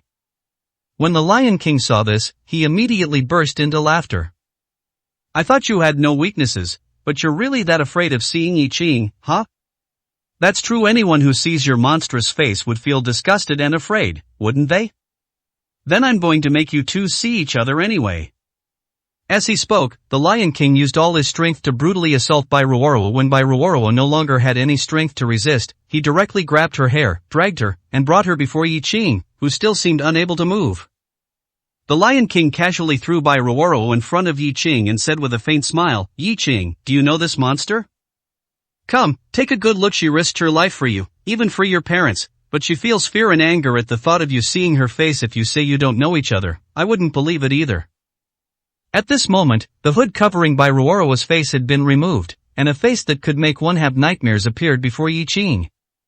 In her eyes, the faint green light was eerie and sinister, making one's scalp tingle, but that wasn't the most important thing. The most important thing was that this face was simply too terrifying, too frightening. Even when Yi Qing first saw it, he slightly furrowed his brow, but then he remembered that this person had come to save him, and Yi Qing had no further reaction. Instead, he stared intently at this person, wanting to see who exactly would fight so desperately for him. Unfortunately, no matter how Yi Qing looked, he could not find any familiar trace on Bai Ruoruo, as if she were a complete stranger. "Who are you?" Yi Qing couldn't help but ask. Bai Ruoruo couldn't help but glance at Yi Qing, and in that glance, she saw Yi Qing's slight frown. She immediately knew that her appearance had frightened Yi Qing. Even though Yi Qing's eyes showed no hint of disgust, only an expression of confusion, Bai Ruoruo still couldn't help but lower her head, not wanting Yi Qing to see her. "I'm sorry, I still couldn't save you." Bai Ruoruo's voice was hoarse and unpleasant, making one's scalp tingle upon hearing it. But to Yi Qing's ears, it wasn't that unpleasant. He only heard regret. That's right, it was regret. This woman in front of him, though she possessed a monstrous appearance and voice, was truly and genuinely looking out for him. Who exactly was she? Even though he was about to die, she still felt guilty for not saving him. This kind of emotion made it impossible for Yi Qing not to be shocked. And just then, the Lion King heavily stomped on Bai Ruoruo's face and laughed loudly. "Ha, could it be that you two really have something going on? Yi Qing, you have quite the heavy taste. But did I ask you to express your deep affection for each other here? Simply preposterous. Chapter 651 by Ruoro. That kick landed heavily on by Ruoro's face. But that wasn't by Ruoro's face, it was a monstrous face, and anyone who saw such a monster would be terrified and even disgusted. The pain was far, far less than the feeling of being humiliated. Ruoro had used all her strength, she had sacrificed everything to gain her current power, all just to save Yi Qing and bring him a glimmer of hope. But on her way, she was delayed. The people who were besieging Ruan Hongxiu were fewer than those besieging Yi Qing here, but they could still ensure Ruan Hongxiu would die without a burial place, with almost no chance of survival. It was by Ruoro's appearance that rescued Ruan Hongxiu. She really wanted to ignore it, but she knew very well that if Ruan Hongxiu could survive, it would be good for Yi Qing at the same time. She also didn't expect that she and Ruan Hongxiu would ultimately fall into such a dangerous situation. Originally, even if they were injured, it wouldn't have come to this point at least. The two of them could have preserved some fighting strength to reach this final battlefield and help Yi Qing. However, everything seemed to be calculated in the end. Ruan Hongxiu was severely injured and unconscious, taken away from the battlefield by the few remaining subordinates. Ruoro, on the other hand, dragged her severely injured body to this final battlefield. It was a pity that while she seemingly saved Yi Qing's parents for a moment, she ultimately couldn't save them just like now. Not only were Yi Qing's parents' lives at the mercy of these people, but it was even very likely that they were already dead. Even Ruoro herself was trampled underfoot by Lion King. Does she regret it? Does she regret saving Ruan Hongxiu? If it weren't for her, Ruan Hongxiu and the others would have surely died, but she wouldn't have been injured. However, the truth was, Ruoro had already understood, everything was a setup. Everything was useless. Even if she hadn't saved Ruan Hongxiu, she wouldn't have had a good outcome by coming here. This wasn't just a difference in strength, it was also because the person behind the scenes was too terrifying compared to them. They were like ants before a dragon. Ruoro believed that if she hadn't gone to save Ruan Hongxiu, she didn't know what Ruan Hongxiu's fate would have been, but at least, the ones dealing with her here today might not have been just Lion King and his group. Perhaps another powerful individual would have appeared. This was not impossible. Everything is a setup. Everything is a death trap created by the mastermind. Yi Qing is the protagonist of the setup, she is one of the supporting characters, Yi Qing's parents are supporting characters, and even Ruan Hongxiu and the others are also supporting characters. It was suffocating, crushing, despairing, leaving no path to survival. This was a death trap, a true death trap. And the one who could break the trap, Ruoro finally understood, was no one else but Yi Qing himself. She finally understood what Mandala's words truly meant. She also finally understood what the so-called glimmer of hope was. But where is this glimmer of hope now? Ruoro kept spitting blood and constantly averted Yi Qing's gaze. She truly didn't want Yi Qing to see her current appearance, not even if she died. However, at this moment, she had no ability to resist. Her thoughts were completely unimportant and would not be cared about by Lion King. The more Ruoro averted her gaze, the more excited Lion King became. Ha! They really have something going on. Who would believe you two don't have something going on? You also know you're incredibly ugly, don't you? You don't want Yi Qing to see your current appearance, do you? But what you say doesn't count. Come, look closely for me. You look at him, and let him look at you. You two, look at each other clearly for me. Lion King directly squatted down, grabbed Ruoro's hair, and forcefully turned her face towards Yi Qing. At this moment, the two of them were intimately close. Ruoro tightly closed her eyes, yet a tear quietly streamed down from the corner of her eye. And just then, Yi Qing felt his heart suddenly ache fiercely. A strange, yet absolutely familiar feeling, made him increasingly realize that he must know this person. But who was she? Who is she, really? Who are you? Do we know each other? Why do I feel like I know you so well? Yi Qing still asked the doubts in his heart. In fact, Ruoro at this moment was unrecognizable to anyone, there was no trace of her former self. But Yi Qing said she felt very familiar.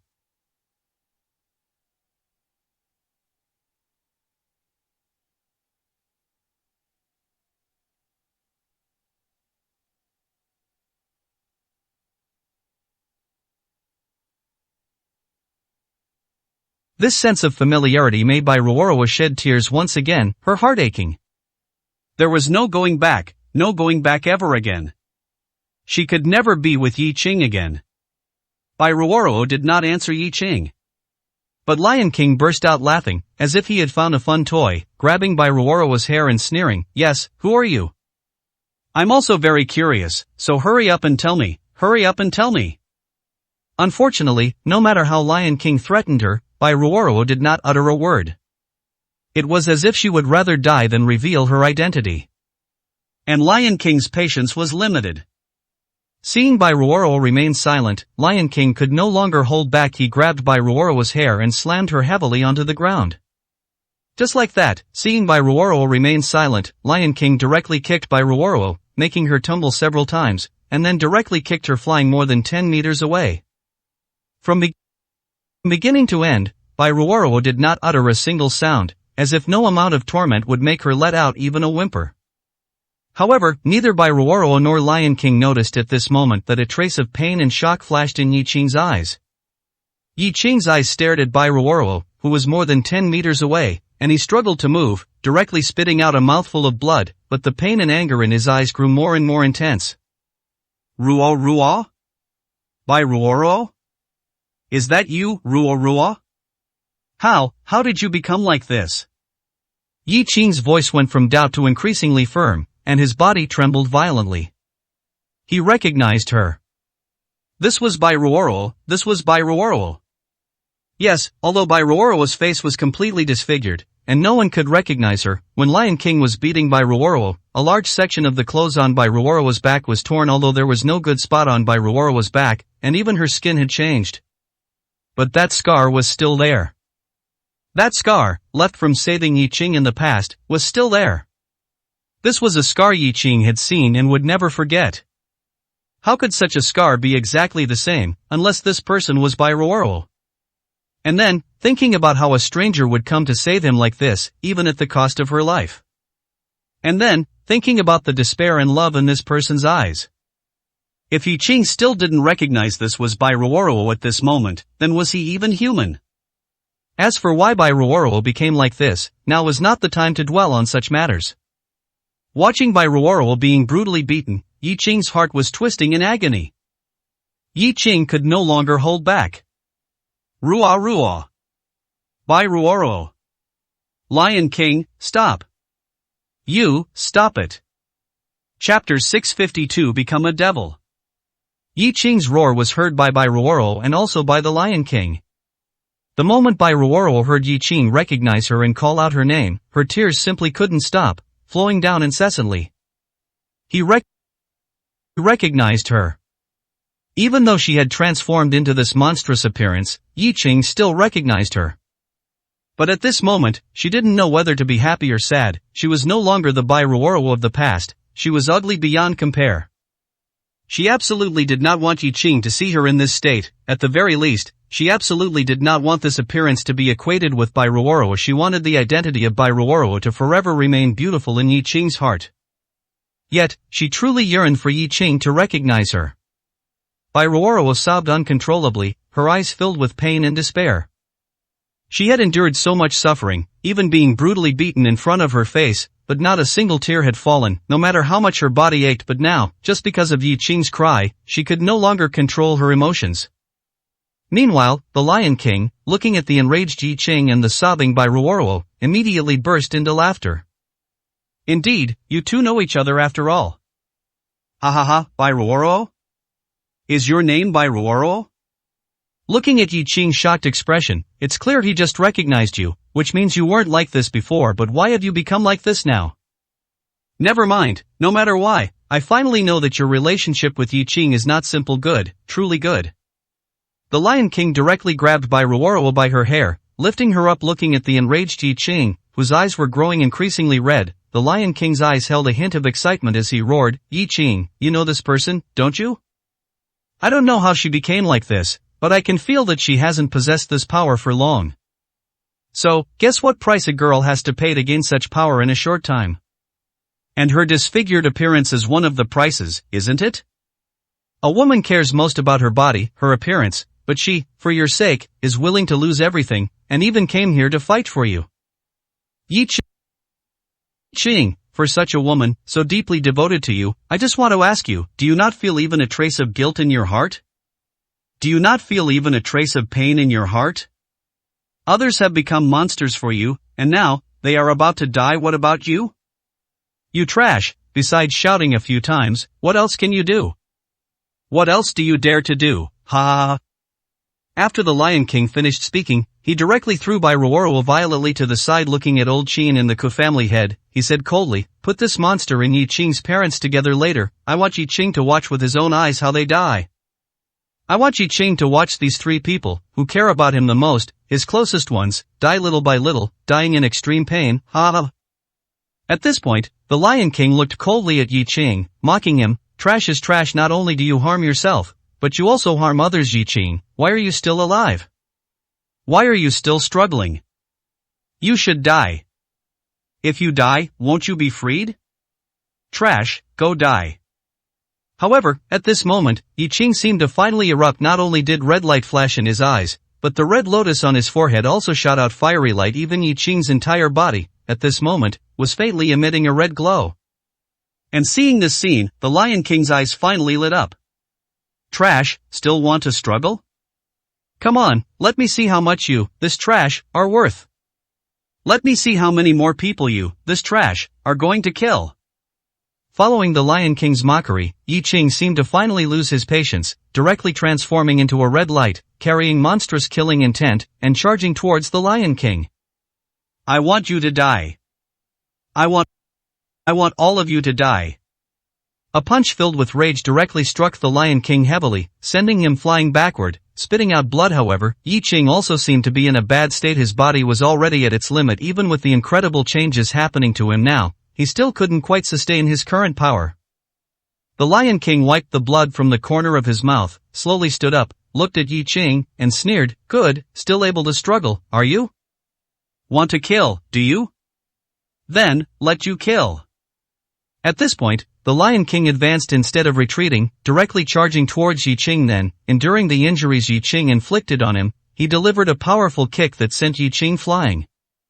Subsequently, the Lion King surprisingly did not pursue further but instead went directly to the high platform at the rear of the battlefield. At this moment, on the high platform, besides the Lion King, there were also old Qin, the Ku family head, as well as Yi Qing's parents and Bai Ruoro. The Lion King, with his hands clasped behind his back, looked at the Ku family head and calmly said, let your subordinates all take action. The Ku family head was stunned upon hearing this, but he dared not say anything more. He immediately nodded and said coldly to his subordinates, all of you, move out and kill Yi Qing.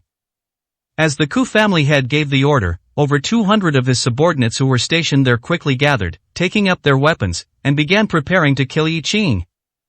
Meanwhile, Yi Qing's eyes were already red. Seeing people blocking him, it was impossible for him to show any mercy. He directly charged in, like a wolf among sheep, causing utter chaos. The Ku family head watched as his subordinates fell one by one in pools of blood, his brows tightly furrowed. Lord Lion King, I only have this many subordinates left. Is it really necessary to send them all to their deaths? They can't possibly stop Yi Qing. They could just fire guns from the side and support us, letting them confront Yi Qing head on. That's just sending them to their deaths. The Lion King was now sitting on a chair, watching Yi Qing wreak havoc below, a cold smile appearing on his lips. You're right, I am letting them go to their deaths. At these words, the Ku family head was momentarily stunned, then frowned and asked, why? Is there a need for this? The Lion King glanced indifferently at the Ku family head and said, so, are you asking me for an explanation? The Ku family head shivered upon hearing this, immediately shaking his head and saying, I wouldn't dare, I just don't quite understand. The Lion King said coldly, if you don't understand, then you don't need to understand, just do what I tell you to do. Go, hang the three of them up. I want to add more fuel to the fire for Yi Qing. Subsequently, Yi Qing's parents and Bai Ruoro were directly hung from long poles. And the Lion King, looking at Yi Qing who was slaughtering all around below, chuckled, Yi Qing, your time is running out. As he spoke, the Lion King directly slit the wrists of Yi Qing's parents and Bai Ruoro. Blood instantly flowed onto the ground. Chapter 653, Unscrupulous Means. Yi Qing saw this scene and nearly went insane. Bastard, I will definitely kill you. Yi Qing roared like a madman, wanting to rush up and rescue his parents and Bai Ruoruo, but 200 people were not easy to kill. Those who block me, die. Yi Qing was almost fully armed now. Anyone who stood in his way was completely cut down by him, using his hands, his legs, or even smashing them to death with his head. As long as he could quickly eliminate these enemies, Yi Qing didn't care what methods he used. At this moment, the battlefield was already littered with severed limbs and flowing with blood, like a living hell. Yi Qing's body was completely covered in blood, and the red light emanating from him gradually seemed to solidify, making anyone who saw it feel their scalp tingle. Lion King saw this scene and sneered, "Family Head, the final gift I asked you to prepare can now be given to Yi Qing." Family Head trembled slightly upon hearing this, then gritted his teeth and nodded, "As you wish, I will arrange it now." Then Family Head took out a remote control from his person and pressed the red button. After the button was pressed, the gates of several warehouses in the base slowly opened. Then, one figure after another appeared. Among these figures were elderly people over 70, and children not yet 10 years old. There were men, women, old people, and children. They held no weapons in their hands, but their eyes seemed devoid of any spirit. If anything, when they saw blood and saw Yi Qing, their eyes immediately turned red, and they all let out beast-like roars, charging towards Yi Qing. 400 to 500 men, women, and children, just like that, rushed towards Yi Qing like madmen. These 400 to 500 people, at a glance, were clearly not Family Head's subordinates, but just ordinary citizens. Yet, at this moment, their minds seemed to be controlled, becoming mad, bloodthirsty, and utterly inhuman. Yi Qing finally finished killing Family Head's subordinates and, seeing this scene, couldn't help but stop. Dense crowds surrounded him. Elderly people with red eyes punched and bit him, as did children and women. Yi Qing's body trembled violently. These ordinary people could not harm him, but they could stop his progress. When he wanted to act, he saw an old man, eyes bloodshot, gripping his neck tightly, while two other children grabbed his thighs and bit down hard, as if they wanted to bite Yi Qing to death. What was happening? What, exactly, was happening? This scene, not to mention Yi Qing falling silent, even old Qin frowned. Family Head didn't feel anything. After all, he had done such things too many times, and he had killed too many innocent people. Lion King slowly rose, looking at Yi Qing, who had stopped and allowed these people to tear at him, and chuckled, "Yi Qing, your feeling is not wrong. These are all ordinary people. They are ordinary people captured by Family Head. But they are no longer ordinary people, because Family Head has injected them with a maddening poison, and it's the kind that has no cure. Even if you don't kill them and let them kill you, they will, from now on, become like walking corpses, biting and killing anyone they see. They can no longer be called humans, they are all beasts. Human-shaped beasts. Do you like this gift?" At this moment, Yi Qing roared to the heavens, looking at Lion King, and bellowed, "Are you still human? You are simply worse than beasts, worse than beasts." At this moment, Yi Qing was surrounded by these human-shaped beasts, his body covered in wounds, yet he still hadn't acted. Because, once he acted, all these people would die. His human instinct prevented Yi Qing from attacking these people. And Lion King, seeing Yi Qing like this, said coldly, "Ignorant, foolish. Yi Qing, since you don't want to kill them, then let them kill you alive. However, don't blame me for not warning you, your time is running out." As Lion King spoke, he pointed to Yi Qing's parents and Bai Ruoruo, who were hanging, and to the continuously flowing blood from their wrists, and said coldly, "Either kill them all to save your parents and Bai Ruoruo, or let them die and you perish with them. You decide. I just want to say one thing, Yi Qing, aren't you a great killer? Don't you care about human lives? Didn't you say that all those who deserve to die should be killed completely? Why are you putting on a show of hypocrisy here now? You are simply nauseatingly hypocritical." Lion King stood with his hands behind his back, a mocking look in his eyes, watching Yi Qing and sneering, "You want to be evil, but you can't be purely evil and you still claim to be a demon? Don't insult the word demon. You're not a good person either, so what are you? A hypocrite who wants to be a whore and yet build a memorial arch? Yi Qing, in this battle today, mountains of corpses and rivers of blood, tens of thousands of people have died, and now, you suddenly feel pity. You are simply ridiculous. However, the path is under your feet if you want to die. If you want to see your loved ones die, then that's your business. If you insist on these human-shaped beasts living, then let them live, and you go die. After speaking, Lion King sat back in his chair, not saying another word. He just watched quietly, watching Yi Qing, watching him make perhaps the most important choice of his life, not only a matter of life and death, but perhaps also the most important crossroads for Yi Qing from now on.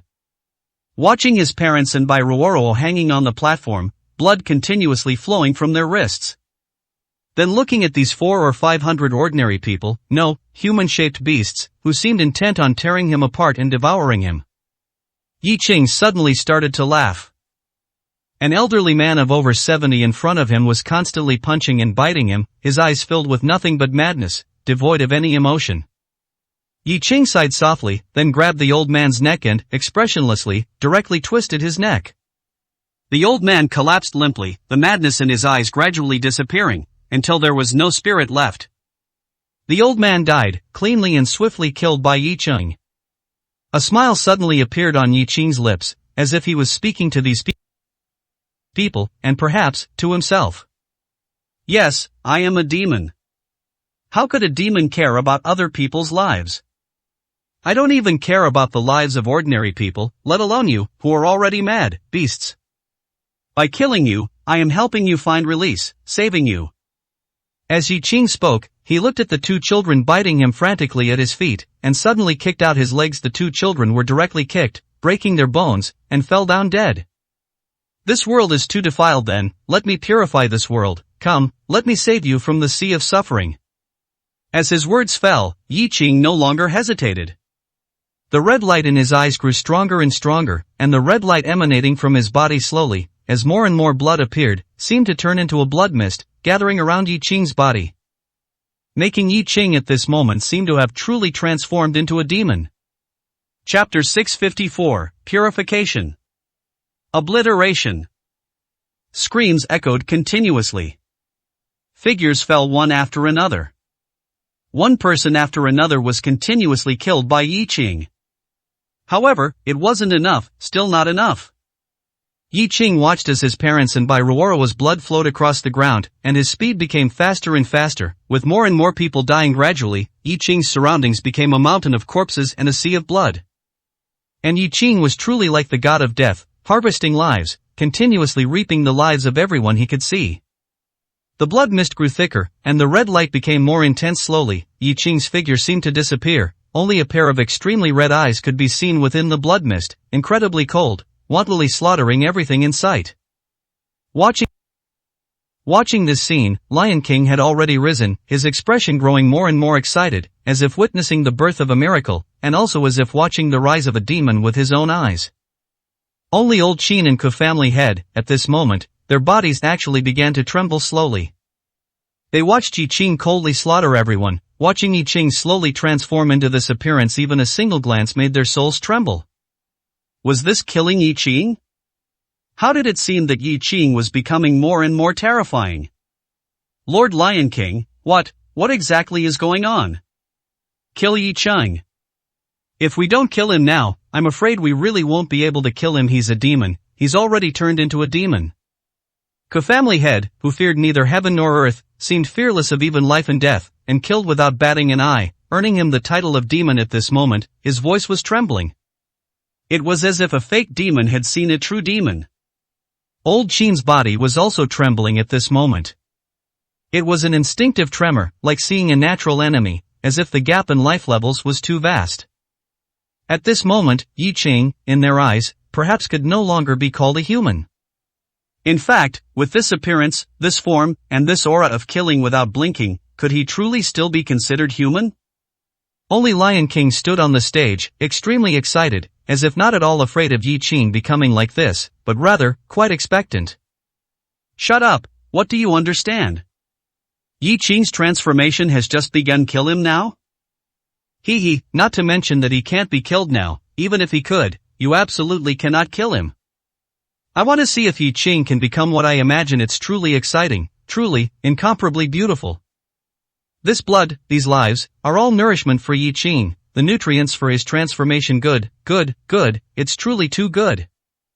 This way, I can be considered to have completed my mission, and to have lived up to the painstaking efforts of that existence. Watching Lion King excitedly gesticulate, Old Qin and Ke family head's expressions became somewhat grim. What did he mean by nourishment for Yi Qing's transformation? What did he mean by Yi Qing's transformation meant not disappointing that existence's painstaking efforts?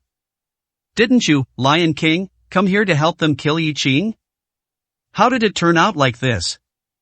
Old Qin looked at the red figure below the stage, resembling a demon, and instinctively felt that this figure was becoming stronger and stronger. Yi Qing indeed seemed to be transforming, his entire life undergoing an unknown leap. But, this wasn't the result they wanted to kill Yi Qing for revenge. Lord Lion King, what do you mean by this? Didn't you come this time to kill Yi Qing? Don't forget, there is an irreconcilable deep hatred between Yi Qing and us, Lord Lion King. Please act immediately and kill Yi Qing. Old Qin looked at Lion King, his tone gradually becoming cold and angry. And Lion King looked at Old Qin, and said indifferently, Indeed, I came to help you kill Yi Qing, but, from beginning to end, I have always said that I am also an observer, right? If Yi Qing performs poorly, then he deserves to die. But if he performs well and survives by his own ability, then he should live. Old Qin, I know you're not satisfied, but it doesn't matter now, you can go down and kill Yi Qing. Don't worry, I will absolutely not stop you. Old Qin gritted his teeth upon hearing this, directly picked up his long saber, and looked at Lion King coldly saying, Before killing Yi Qing, I will first kill his attachments. After speaking, Old Qin was about to walk in front of Yi Qing's parents and Bai Ruoro to kill them. However, Lion King's expression changed, and he said coldly, If you dare to touch them, I will kill you right now. Since they are still useful, they cannot die. Old Qin, you should still go kill Yi Qing. The lives of these three people are not something you can control. As Lion King spoke, he had already walked in front of Old Qin, his cold eyes staring at Old Qin, the meaning in his eyes already very clear.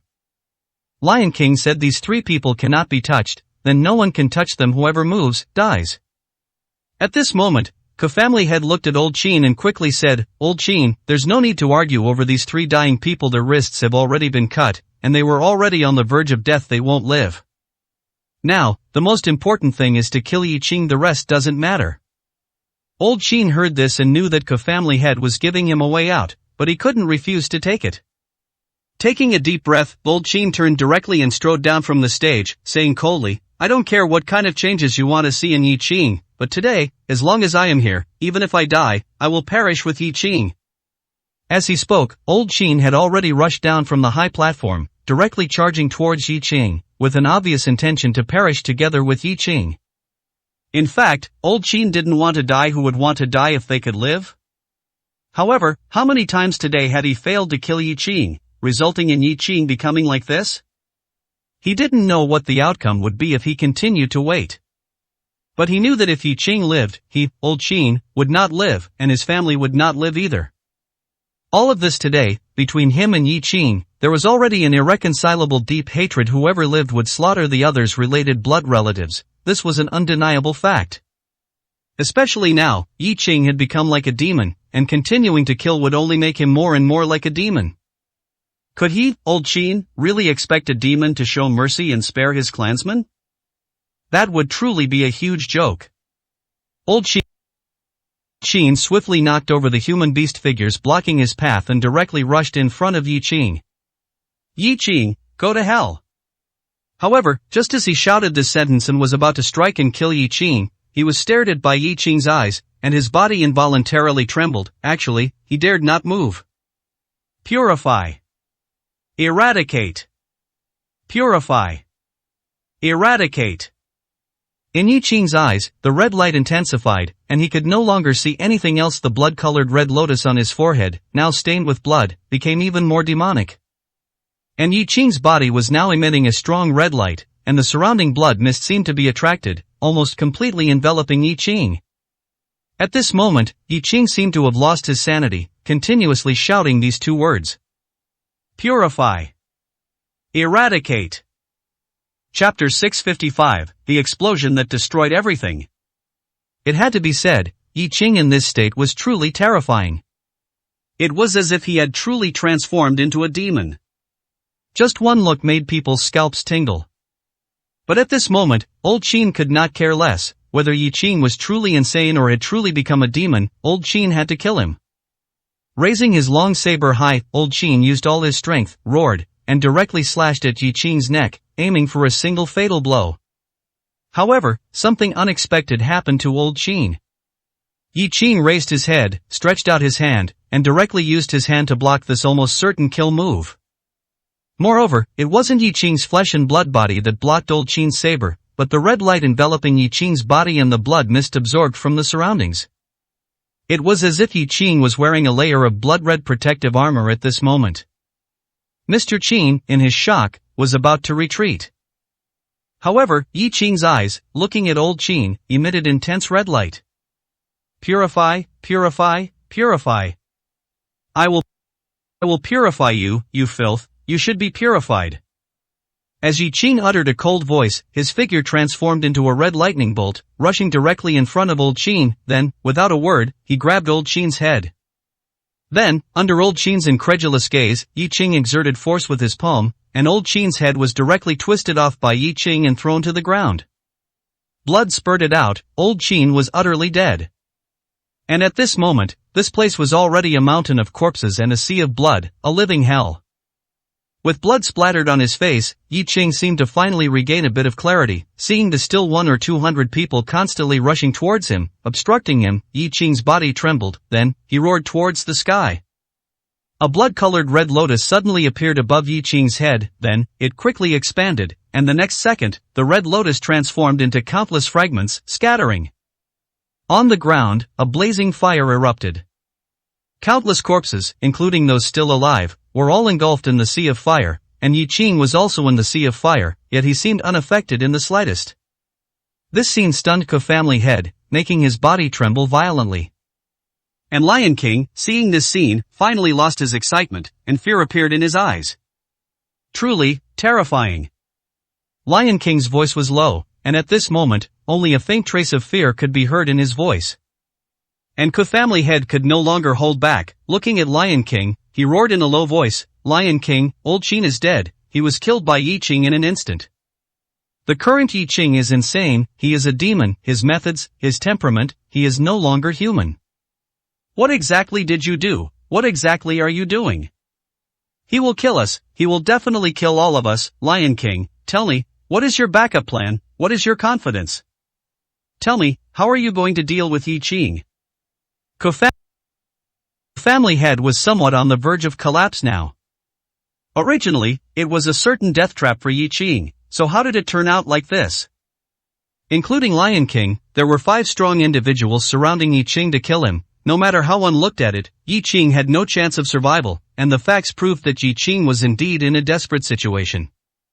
But how did it suddenly turn into this? But now, talking about these things was meaningless. The key was how to salvage the defeat. As long as Yi Qing died, everything would be fine. If others died, then so be it. As long as Family Head lived, wouldn't that be enough? Lion King looked at Family Head and said in a deep voice, "What's the rush? Have you forgotten that I had you arrange one last backup plan in advance?" Hearing this, Family Head was stunned for a moment, then frowned, and fine beads of sweat appeared on his forehead. "Are you talking about explosives?" Lion King nodded, and said in a deep voice, "The explosives buried here are enough to level the entire base. If that still can't kill Yi Qing, then there's nothing else we can do." Family Head heard this, looked at the mountain of corpses and sea of blood, the living hell of the base at this moment, and gritted his teeth, saying, "There are no more survivors here, so let's just blow him up directly. What should we do? Should we detonate it now? Let's leave first. It's better to leave here and then detonate it directly." Lion King nodded, glanced at Yi Qing's parents and Bairuoro, and sneered, "Then let's go." Without further delay. As for them, there's no need to worry about them. Once the explosives explode, no one will survive. Family Head heard this and said in a deep voice, "Okay, everything will be done as you say, but now, we should leave. Yi Qing is about to attack." Lion King looked at Yi Qing, who was completely enveloped in a bloody light. A hint of fear flashed in his eyes, but also a hint of inexplicable fighting spirit. "To be honest, I really want to try and see if this Yi Qing is truly powerful enough. What do you say, if I fight him now?" When Kofamli had heard this, his scalp tingled. Lord Lion King, now is not the time to fight, let's go quickly, if we're late, it will be too late. Whether this Yi Ching is strong or not now, he cannot stop us, let's go quickly. Lion King sighed, nodded, and then directly rushed towards the outskirts of the base. Kofamli Head saw this scene, and without further ado, he followed Lion King, quickly running towards the outskirts. And he ran as far as he could. However, they didn't notice that Bairuoro hadn't fallen into a coma and had heard everything they said, so, at this moment, a hint of horror and fear flashed in Bairuoro's eyes. Then, she tried every possible way to twist her arm and free herself from the ropes. Then she quickly hugged Yi Ching's parents and began to run out of the base with all her might. As she ran, she also screamed mournfully. Yi Ching, run, run. There are explosives here, they want to blow you up, run, run. If she could, Bairuoro wanted to immediately pull Yi Ching away, but she couldn't, because she had to take Yi Ching's parents, because she knew very well how important his parents were to Yi Ching. If the explosives really killed Yi Ching's parents, then Yi Ching, even if he survived, would probably collapse.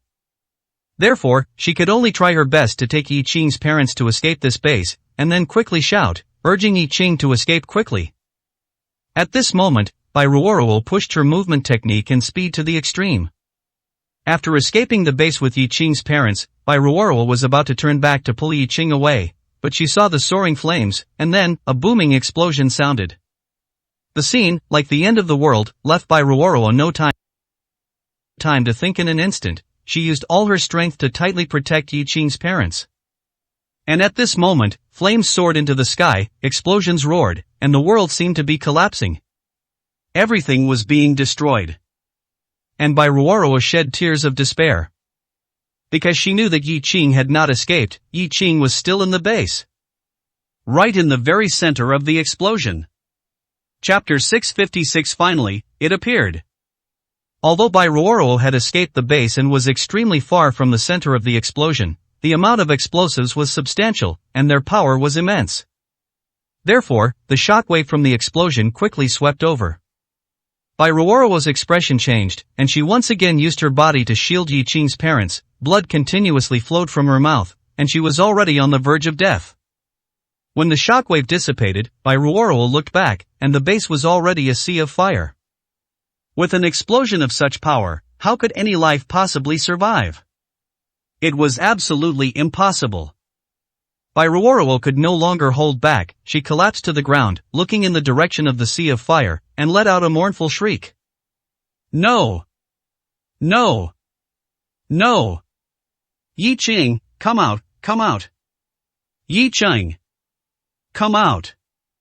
He must live, even if he loses everything, as long as he can live, it's enough. If Bairuoro weren't completely drained of strength right now, she would probably have already rushed into the sea of fire. But even so, at this moment, besides her mournful screams and tear-streaked face, Bairuoro began to constantly tap into her life's potential. She was overdrawing. Even if she had to overdraw everything she possessed, she wanted to find a way to recover some strength so she could rush into the sea of fire and search for Yi Ching. She didn't want to give up, not even if there was the slightest possibility. However, in this boundless sea of fire, how could there be any life? Not even a trace. Bairuoro looked at everything in despair, her cries incomparably mournful. Meanwhile, in another direction from the base, Lion King and Kofamli Head were much better off. Of course, compared to Lion King, Kofamli Head was almost completely exhausted and half-dead. After all, he had already been severely wounded before, and now he had also been injured by the explosion's shockwave. It was a miracle he hadn't died instantly. Lion King, on the other hand, although he looked very miserable, was relatively well. At least, his mobility was unimpaired, and he still retained some combat ability. Lion King looked at the sea of fire, his face indifferent and expressionless, making it impossible to guess what he was thinking at that moment. They both heard Bairuoro's mournful screams, but at this time, they made no move.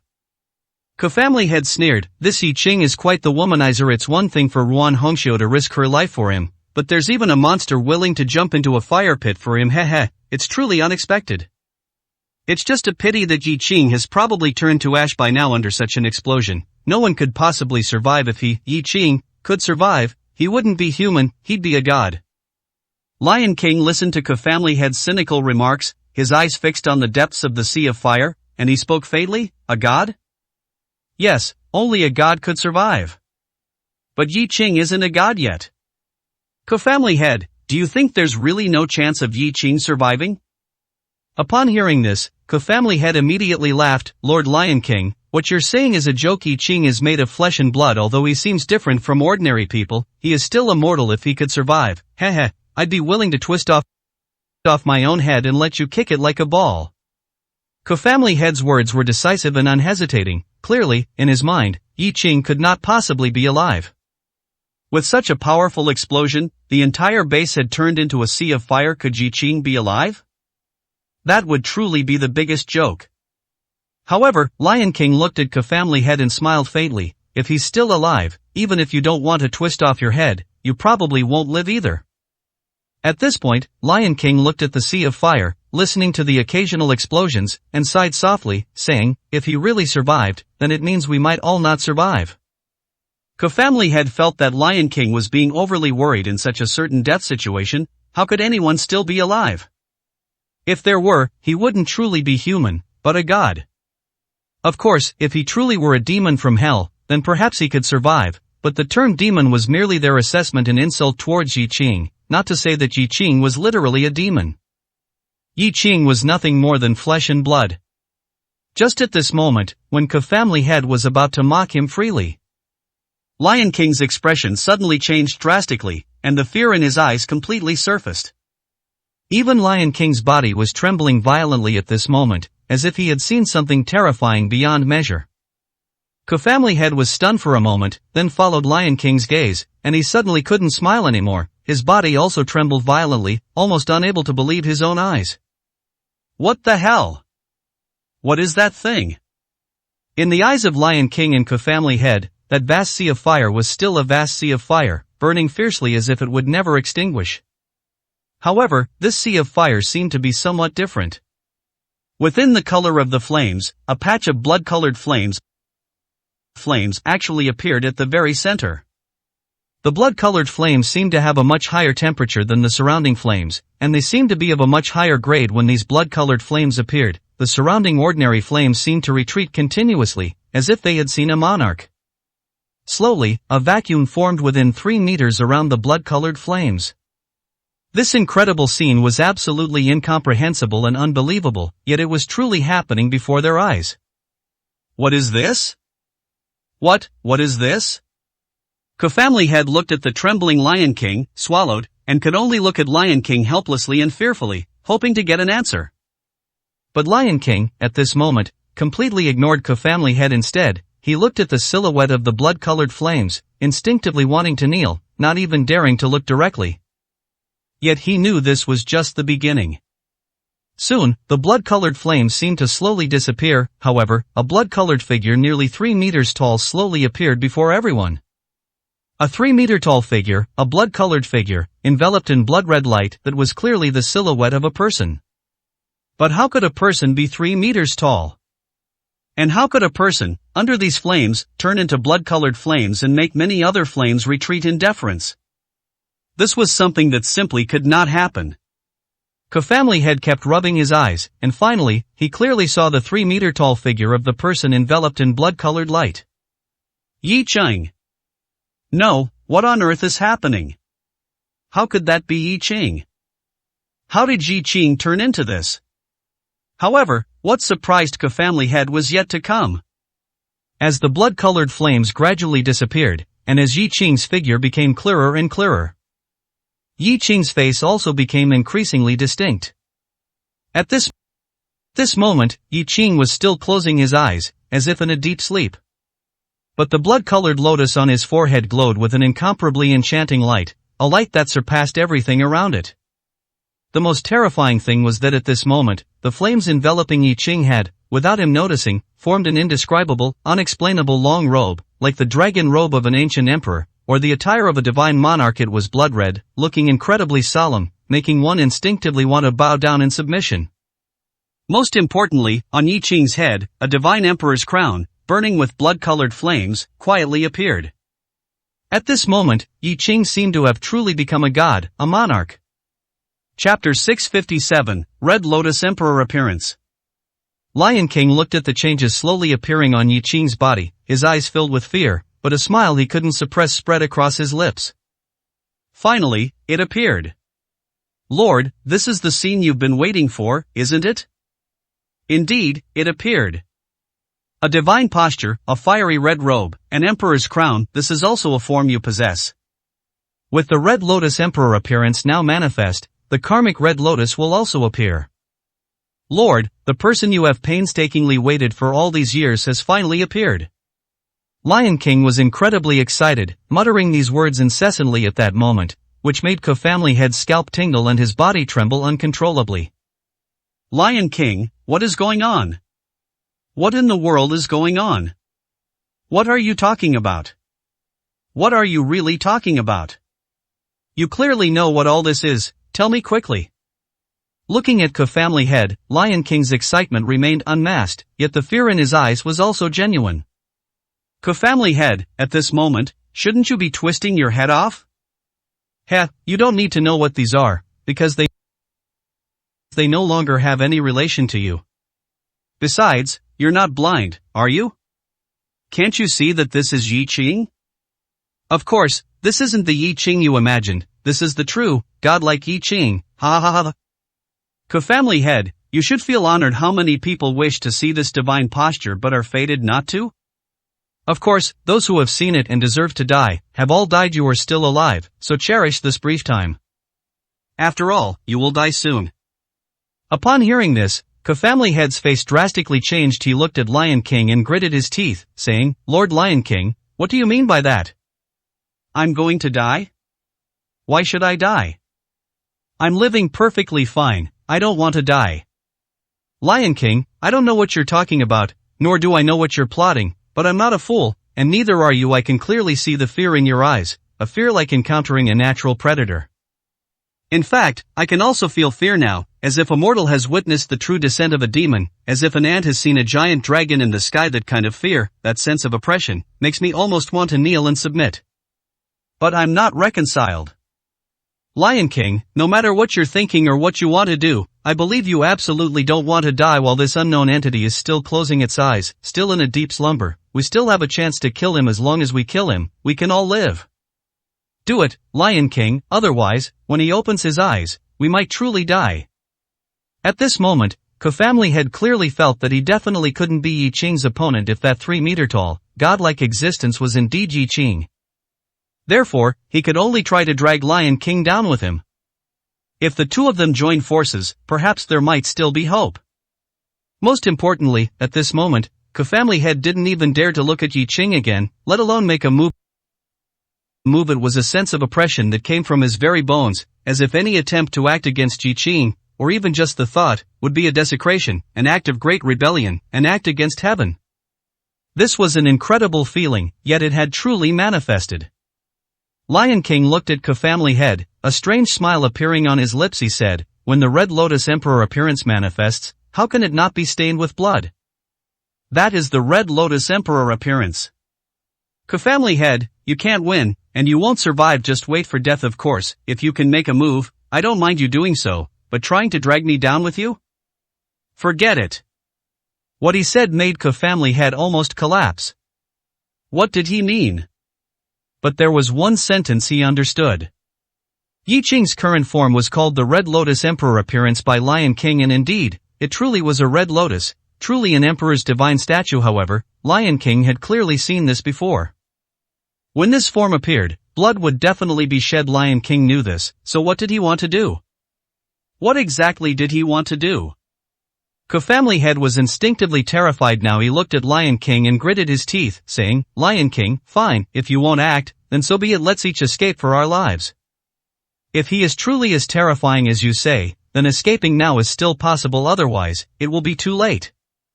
Whether you go or not, I don't care, but I am escaping now. After saying this, Kofamli Head indeed turned and was about to leave. However, Lion King hadn't said he could leave, so how could he possibly go? Lion King directly blocked Kofamli Head's path and chuckled, how can you leave? If you leave, wouldn't it be imperfect? I said, the Red Lotus Emperor appearance must be stained with blood, it must harvest lives therefore, you cannot leave. Upon hearing this, Kafamli Head's face instantly turned extremely ugly. He wasn't a fool. How could he not understand that Lion King's words clearly meant that his own life would be offered up for Yi Qing to kill? Outrageous, simply outrageous. Lion King, you're presumptuous. What do you want to do? What in the world do you want to do? You and I are from the same force. Although my status isn't as high as yours, I am at least an outer member of the Hardhalyu. How can you do this? Aren't you afraid that Lord Guxian will punish you if he finds out you did this? Hearing Kafamli Head mention Lord Guxian, Lion King chuckled and said, this is Lord Guxian's command. If Yi Qing had been utterly disappointing and ultimately failed to manifest the Red Lotus Emperor appearance, then his death would have been his death, but he survived and succeeded, so everything will now be based on Yi Qing's preferences. Kafamli Head, to put it bluntly, you are Yi Qing's nourishment. Do you understand? Nourishment? A perfectly ordinary word, yet it was used by Lion King in this context. This was not just chilling, it was indescribably terrifying. He, Kafamli Head, had actually become the nourishment in Lion King's mouth, to be used to empower Yi Qing's divine form. What was this? Lion King, if he opens his eyes and comes back to life, I'll die, and you won't survive either. Kafamli Head was on the verge of collapsing, but he was no match for Lion King at all. He couldn't break free even if he wanted to. With no other option, he could only beg Lion King to spare him and let him leave immediately. At this moment, revenge? Forget it. What revenge was there to seek? Just staying alive, surviving, was more important than anything. Let's go quickly, let's go together, Lion King. This is no time for jokes, it's really a matter of life and death. However, Lion King looked at Kafamli Head, chuckled, and said, if I can't live, then I can't live. I actually knew what my fate would be from the moment I received this mission. So, if I can live, I'm happy. If I can die, it's worth it. At this point, Lion King's eyes revealed an excited, even inexplicable, and utterly maddening glint. Chapter 658. We are just nourishment. You're insane, Lion King, you're insane. Do you know what you're saying? You've gone mad. Mad? Looking at the Kafamli Head, who was on the verge of despair, the Lion King burst into laughter.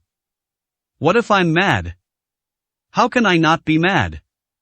Kafamli Head, do you know what you've seen? That is an existence that transcends humanity, almost a deity.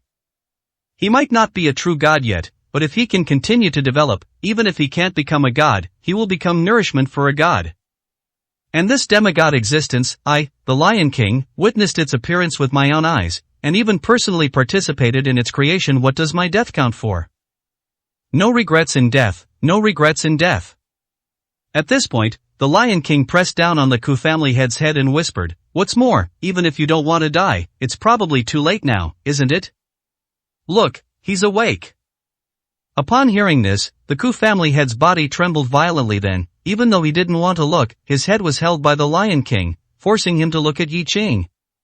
With just one glance, the Kafamli Head felt as if his soul had been heavily struck, and a mouthful of fresh blood suddenly gushed out. Yi Qing was indeed awake. Or rather, this 3-meter-tall Red Lotus Emperor appearance finally opened its eyes. What kind of eyes were they? Although the Red Lotus, with its burning flames, still flickered within his eyes, this time, the feeling it gave was even more terrifying, even colder. So cold that one could almost feel that there was no emotional color within them, as if it truly was a supreme deity, looking down on all living beings as if they were ants. The flames within the base were still burning fiercely, yet at this moment, all the flames seemed to be submitting, bowing down. Although they were lifeless flames capable only of destruction, at this moment, they seemed to have gained sentience, worshipping their emperor. The moment Yi Qing opened his eyes, his gaze instantly turned towards the Lion King and his group. There was no emotion, no hatred, as if he didn't recognize the Lion King and the others at all, only looking at them as if they were ants. At this moment, the Lion King excitedly waved his arms, roaring to the sky, "Ha! This is the god I personally created. This is the scene the master wanted to see. It's born, it's finally born. The Red Lotus Emperor appearance is simply too miraculous, too incredible, ha! Come, come. I'm waiting for you here. As if responding to the Lion King's call, Yi Qing slowly took a step forward. There was no earth-shattering sound, nor any grand spectacle. Yet, when Yi Qing took this step, the impact it caused was enough to make countless people tremble and prostrate themselves. With one step, the flames beside him continuously extinguished, as if making way for Yi Qing's advance. And as he took a step, Yi Qing's foot did not touch the ground. Instead, a phantom of a dazzlingly fiery red lotus appeared beneath Yi Qing's foot, steadily supporting Yi Qing's body. One step, one red lotus. His feet did not touch the ground, like a god, walking only in the air. Like a god, untouched by any of the world's dust. However, after Yi Qing walked past, the red lotus fire beneath his feet left behind trails of red lotus shadows, burning fiercely, as if purifying everything in the world. Yi Qing did not quickly arrive in front of the Lion King and his group, but walked silently, step by step, and behind him, a path paved with countless red lotuses formed. Watching Yi Qing approach step by step, especially with the sheer pressure of his 3-meter height alone, it was enough to make anyone feel a sense of desperate oppression. Lion King, let me go, quickly let me go. I don't want to die, I really don't want to die. The Ku family head was on the verge of madness, struggling wildly, wanting to leave this place. However, the Lion King firmly restrained the Ku family head, watching Yi Qing approach step by step, the expression in his eyes growing more and more excited, more and more frantic. Until Yi Qing walked about 5 meters in front of them, he looked down at them, as if looking at ants. In fact, Yi Qing's eyes were completely red at this moment, with red lotus phantoms flickering within the red light, devoid of any emotional fluctuations, only coldness, only burning. The Lion King's body trembled continuously. The closer Yi Qing was to them at this moment, the more powerful the pressure, like the might of heaven and earth, became, making one almost despair. Yi Qing, you have finally successfully acquired this form. From now on, you will no longer be mortal, you will become the seed of a god, and your future is limitless. Ha ha ha ha, Yi Qing, this is great, absolutely great. That I, the Lion King, could witness your transformation into this form with my own eyes, and personally help you reach this state, my life has been worth it, truly worth it. Come, kill this person. You are the Red Lotus Emperor appearance, how can you not see blood? Come, kill. As long as you're happy, from now on, kill whoever you want, ha ha ha. The Lion King directly grabbed the Ku family head's hair, forcing him to kneel on the ground, and began to tell Yi Qing to kill the Ku family head. It was as if this person was Yi Qing's nourishment. However, Yi Qing remained expressionless throughout, without any emotional fluctuation whatsoever. But the next second, Yi Qing's body didn't move an inch, yet the red lotus in his eyes flickered, and in the next second, the Lion King suddenly seemed to endure boundless agony, directly kneeling on the ground. Even more bizarrely, at this moment, bloody red lotuses also flickered in the Lion King's eyes, and the red lotuses began to slowly burn. The next second, a giant red lotus phantom suddenly erupted from the Lion King's body, and then, a blood-red flame appeared on the Lion King's body. The Lion King struggled violently, wailing in pain. However, it lasted only a few short seconds. The Lion King actually turned into ashes, completely disappearing from this world. The Ku family head, witnessing this scene with his own eyes, completely collapsed in despair. He thought he would die first, but he didn't expect that the first to die would be the Lion King. And it was a death without even an extra word. At this moment, the Ku family head finally understood that the Yi Qing before him was indeed Yi Qing, but not a clear-headed Yi Qing. Instead, he seemed to have truly become a different person, or rather, a god or demon without any emotional fluctuations. No, no, no. Without another word, the Ku family head roared in despair and quickly began to flee. And Yi Qing didn't even move his foot, only glancing at the Ku family head's figure. The next moment, a heart-wrenching scream rang out, but it lasted only a brief second. Because the Ku family head was also burned to ashes by the red lotus fire. When both the Lion King and the Ku family head had died, Yi Qing turned, his eyes looking in the other direction where Bai Ruoro and his parents were. Then, he took a step, each step a red lotus. Only at this moment, Yi Qing's eyes still held no emotional color if there had to be one, it was destruction and madness hidden within the indifference. That was the desire to destroy heaven and earth, to destroy everything, that color. Chapter 659, Redemption of Life.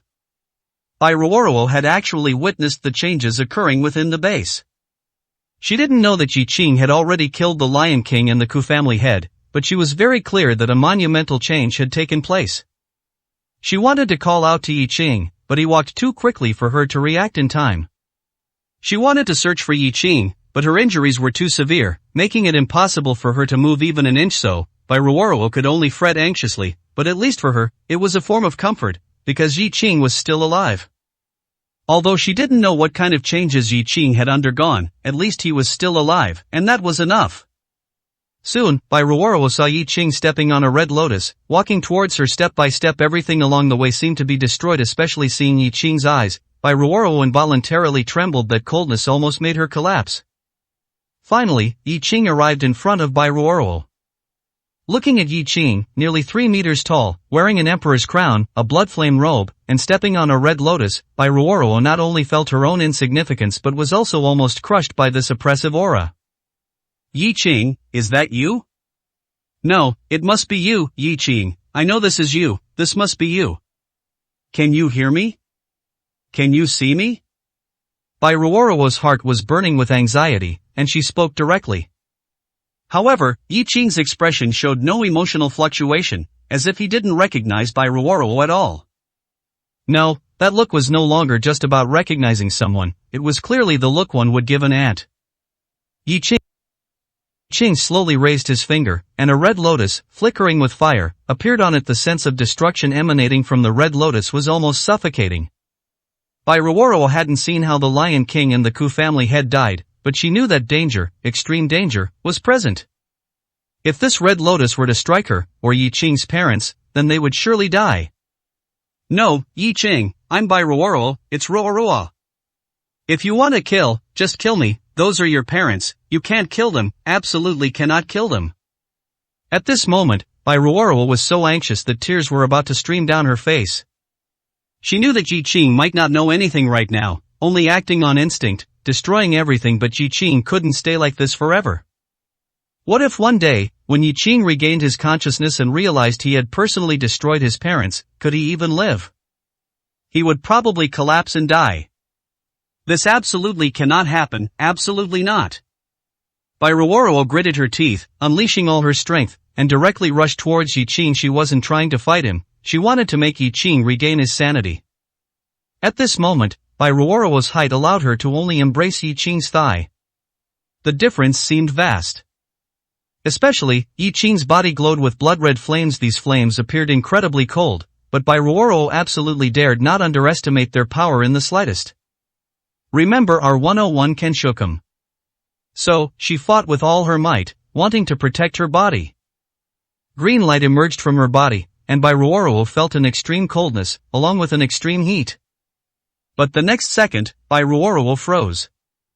Because she suddenly realized that Yi Qing's body, when she touched it with her full energy, actually paused and trembled slightly.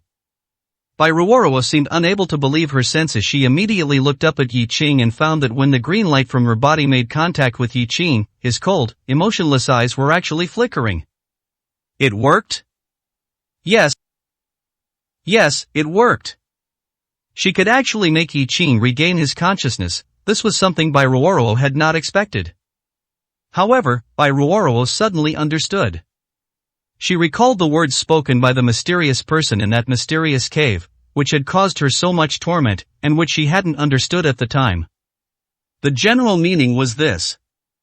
Bairuoro had gained power and lost everything, but whether she could bring a glimmer of hope to Yi Qing ultimately depended on whether Yi Qing could manifest a certain Dharma form. If Yi Qing manifested some kind of Dharma form, then Bairuoro might be the only lifeline that could save him. At that time, Bairuoro didn't understand what this meant. She thought it meant her power had grown strong enough to save Yi Qing and bring him a glimmer of hope, but now, it seemed that might not be the case at all. The so-called Dharma form should be this current appearance, right? If this form couldn't be called a divine Dharma form, then Bairuoro didn't know what could be. So, the power she had painstakingly cultivated, was it meant to be used at this moment, in this place? Bairuoro suddenly showed a bitter smile. It turned out that everything truly was within the calculations of that mysterious figure behind the scenes. It turned out they had always been pawns in someone else's hands, never truly escaping. At this moment, Bairuoro only felt a sky-obscuring dark hand above their heads, blocking out all light. There was no escape, no avoidance. Sighing softly, Bairuoro hugged Yi Qing and whispered, "Perhaps, this is my greatest purpose. Besides making you even more enraged and activating this form, it's to use my life to make you regain your sanity, so that this form truly becomes yours to command." "Yi Qing, I am willing. I just feel heartbroken. Heartbroken for your future, that you will have such terrifying enemies. What will you do? It's just a pity that I can't be by your side to help you and take care of you anymore. Please, from now on, take care of yourself, live, and defeat them." As her words fell, the green light on Bairuoro's body grew more and more intense, eventually forming a green ball of light, completely obscuring Bairuoro's form. And the green light was, in this way, slowly transmitted to Yi Qing's body. On Yi Qing's body, the blood-red flames now slowly took on a greenish hue. And in Yi Qing's eyes, green light dots began to appear. And as the red lotus slowly dissipated, Yi Qing's eyes began to regain clarity. At the same time, Yi Qing's body began to change rapidly, slowly returning to the height of a normal person. It was at this moment that all the previous memories seemed to rush back. A trace of pain flashed in Yi Qing's eyes, and he let out a mournful roar. "No! No! Bairuoro, you must not be hurt, I forbid you to be hurt." At this moment, Yi Qing finally regained his clarity and sanity, and at the same time, he directly embraced Bairuoro. However, at this moment, the green light on Bairuoro's body had completely vanished, and she lay in Yi Qing's arms, incredibly weak. Struggling, trying, and exerting all her strength to open her eyes, but she couldn't. "Yi Qing, don't look at me, I'm so ugly." Her weak voice was like a final surge of energy before death. Yet, at this moment, even in her last farewell, Bairuoro was still worried about her appearance. It seemed that even now, she still wanted Yi Qing to remember her most beautiful side, not this ugly face. Yi Qing's body trembled violently. Large drops of tears continuously fell from his eyes onto Bairuoro's face. Bairuoro couldn't open her eyes, but she felt the tears falling. Gently reaching out a hand, she placed it on Yi Qing's face to wipe away his tears. Bairuoro's voice grew weaker and weaker. "Don't cry, my Yi Qing is a true man, he doesn't cry. Yi Qing, promise me, live well, okay? Chapter 660. I want you to live." "No, no, no, no, no, no. No, don't leave me. Ruarua, I won't let you die, I definitely won't let you die, I will save you." At this moment, Yi Qing was like a helpless child. He could clearly feel Bairuoro's life force constantly disappearing, like sand slipping through his fingers. The tighter he held, the faster it dissipated. It was precisely because he could clearly feel this that Yi Qing grew more and more desperate. And it was precisely because Yi Qing's mind was very clear at this moment, and he remembered many things, that he understood how much Bairuoro had sacrificed for him, without her needing to say anything more. This was a trap, a death trap. He understood it, but he was powerless. Bairuoro felt Yi Qing's sadness and despair, and softly said, "I won't die, I'm just accompanying you in a different way. Yi Qing, live well. I know that perhaps the path of life is very despairing, and perhaps the enemies are very powerful, but I believe in you. You will definitely be able to overcome this, and you will definitely be able to break through this darkness. Yi Qing, goodbye." Bairuoro's body emitted a faint green light, but at this moment, the green light was not in patches, but in streaks, as if tearing Bairuoro's body into pieces. Yi Qing knew that if he didn't do something soon, Bairuoro would truly leave him forever. Yi Qing collapsed, letting out a long howl to the sky. "Ah ah ah." As Yi Qing's angry roar echoed, the thunder in the sky grew louder and louder. Streaks of lightning constantly flashed across the sky, as if resonating with Yi Qing's emotions. And at this moment, the bloody red lotus, which had previously disappeared from Yi Qing's eyes, reappeared. Bloody red light emerged from Yi Qing's hands. Yi Qing gritted his teeth and roared, "Azure Emperor Longevity Art, infinite longevity." With Yi Qing's furious roar, streaks of blood-red light continuously entered by Ruoro's body until Yi Qing was almost exhausted. Only then did most of the green light on by Ruoro's body disappear. And at this moment, the bloody red lotus in Yi Qing's eyes slowly dissipated, and a faint blue light quietly appeared in Yi Qing's eyes. Then, streaks of vibrant blue light were injected by Yi Qing into by Ruoro's body. Yi Qing stopped only when he was drenched in sweat.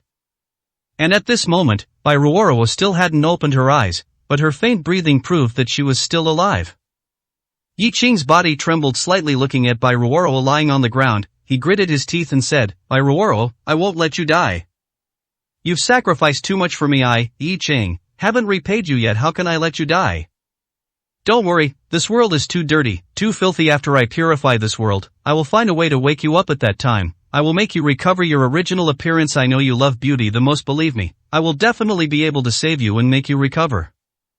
This is my, Yi Qing's, oath to you, Bai Ruoro. As long as I live, it will never change. I will always be willing to give everything for this goal." Bai Ruoro was still alive, just in a coma. Moreover, it was a deep coma. Only Yi Qing could awaken her, but even Yi Qing didn't have the ability right now. He needed to wait until the future, when his power was stronger, to have the confidence to succeed. This was the price Yi Qing had to pay for defying fate. Of course, the price was not just this. Looking at the extremely ugly face before him, Yi Qing knew that even if he truly had the ability to awaken Bai Ruoro, he probably couldn't do so, because Bai Ruoro with such a face would not be willing to wake up easily. Unless Yi Qing could save her, change her appearance, and make her recover. And for that, Yi Qing had too much to do. Actually, you never intended to live from the beginning, did you? You love beauty so much, how could you allow yourself to become so ugly? You must have thought it through. Even if you saved me, you would never see me again.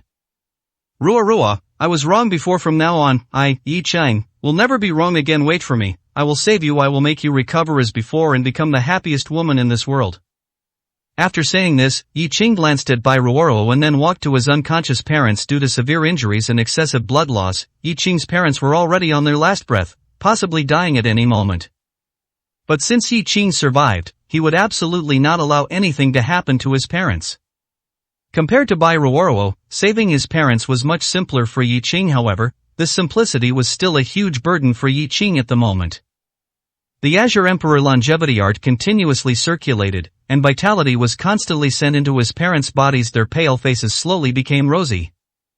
They would wake up if given a little more time. And Yi Qing finally collapsed from exhaustion, unable to stand, and lay on the ground. Looking at the raging fire in the direction of the base, it still showed no signs of extinguishing. The rumbling explosions were still heard from time to time. Everyone was dead. Except for the four of them lying there now, everyone else had died. Perhaps no one would believe that Yi Qing was still alive. And Yi Qing now dared not show himself, could not show himself. There were many, many people who wanted him dead. This was Yi Qing's weakest moment, so he had to hide, whether he wanted to or not. Only then could he ensure maximum safety. He was not living for himself now, but also for his parents and Bai Ruoro.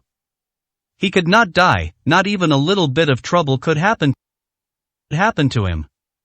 At this moment, where Gu Xian was, Gu Xian and Bai Wu had been watching all of this from beginning to end.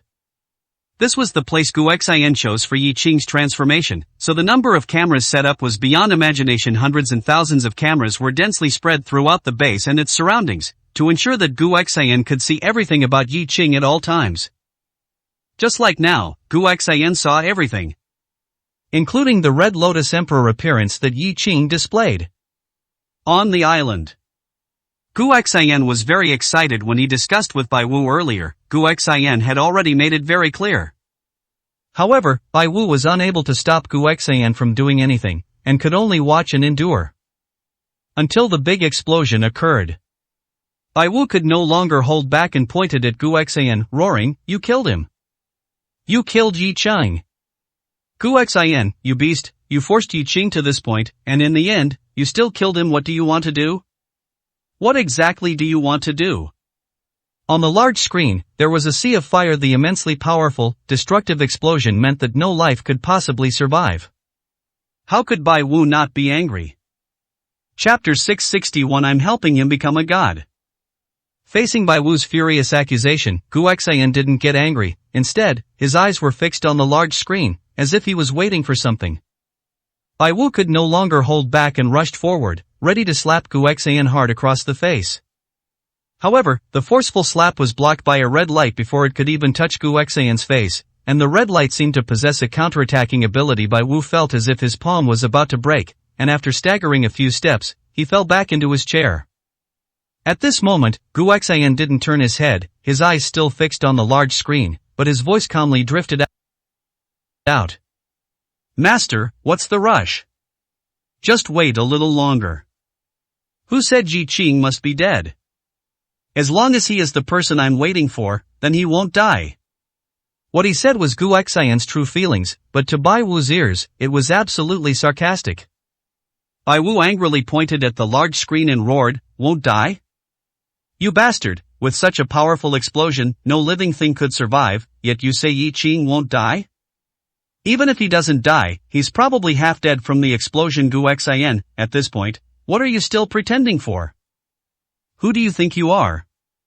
Are you really a god? You're simply talking nonsense. Even if you possess strength beyond humans, you are still human. It's impossible for you to be a god to, as a mortal, aspire to rival deities. You are incredibly foolish. Even if you, Gu Xian, can achieve this, Yi Qing is not a god, he is just a human. Why do you insist on forcing him? Why do you insist on making him die? Bai Wu was extremely furious. He had personally witnessed everything Gu Xian had done, watching Yi Qing being forced step by step into a life worse than death, suffering unbearable pain. So many lives, a mountain of corpses and a sea of blood, a living hell on earth. It was all Gu Xian's doing. Gu Xian was trying to torture Yi Qing to death, to force him to his death. Now, it's even better, there's no need to force Yi Qing to death. A direct explosion killed Yi Qing. What kind of situation is this? Gu Xian looked at Bai Wu's angry expression, chuckled, and said, Master, I'm your disciple too. Also, who said Yi Qing must be dead?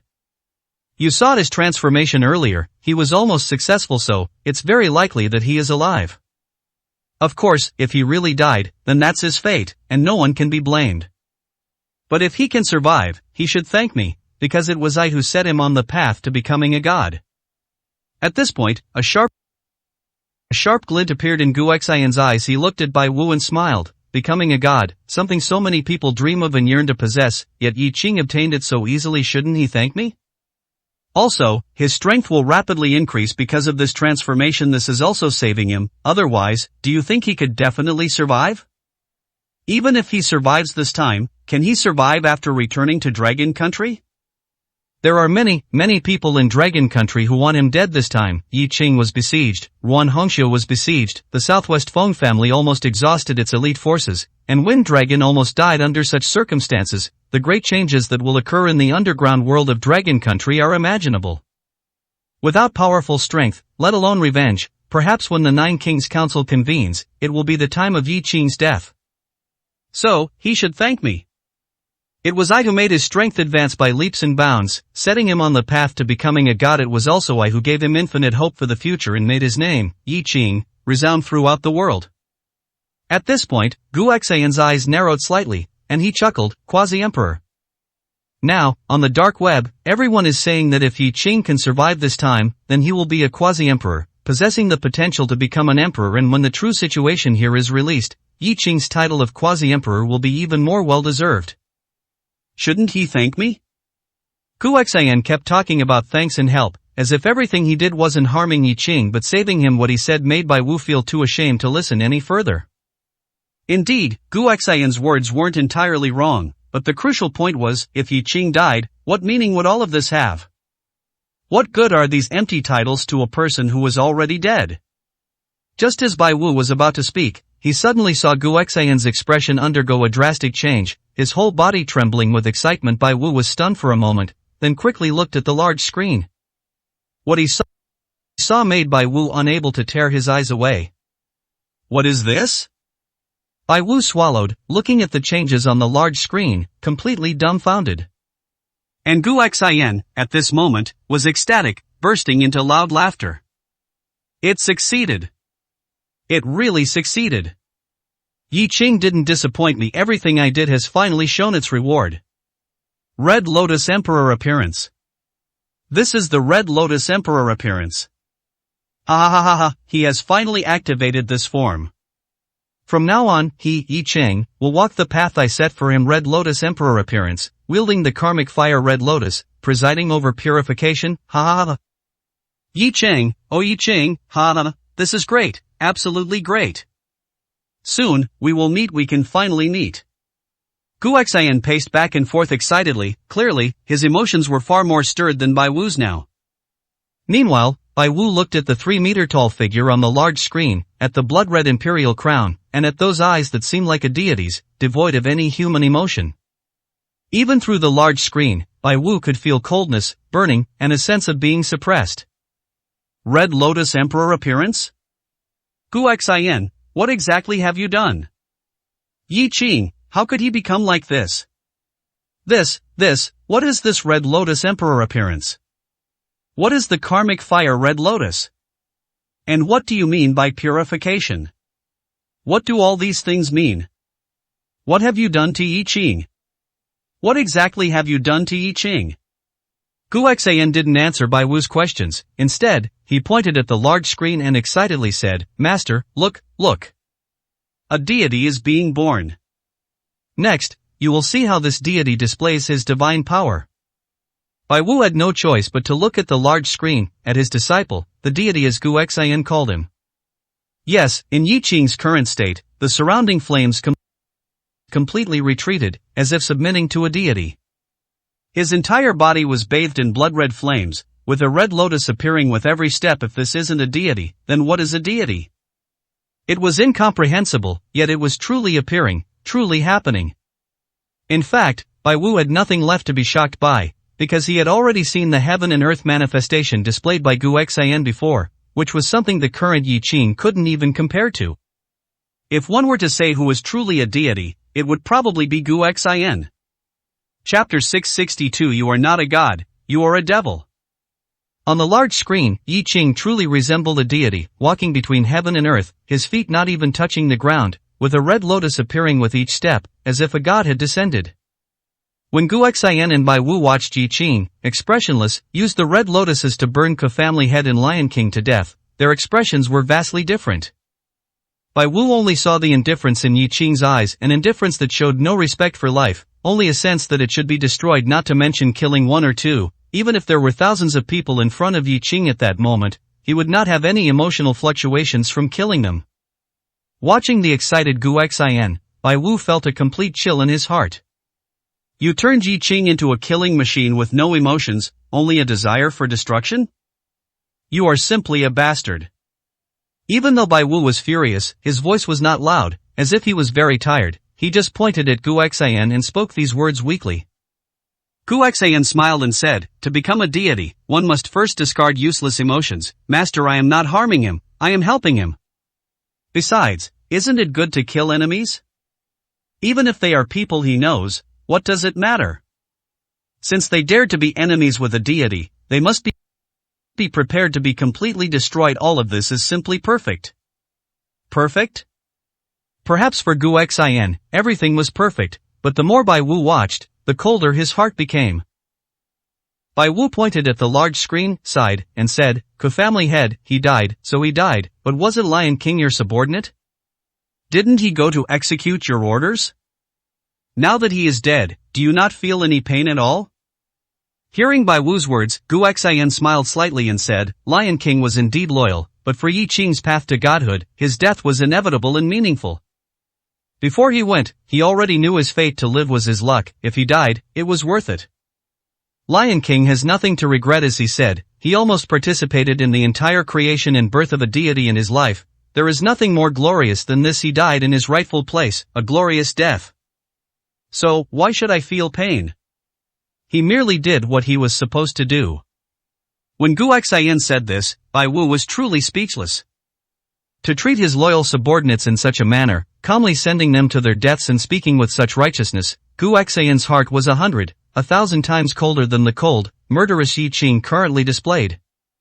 Guoxian looked at Bai Wu and softly said, Master, next, can you guess if more people will die?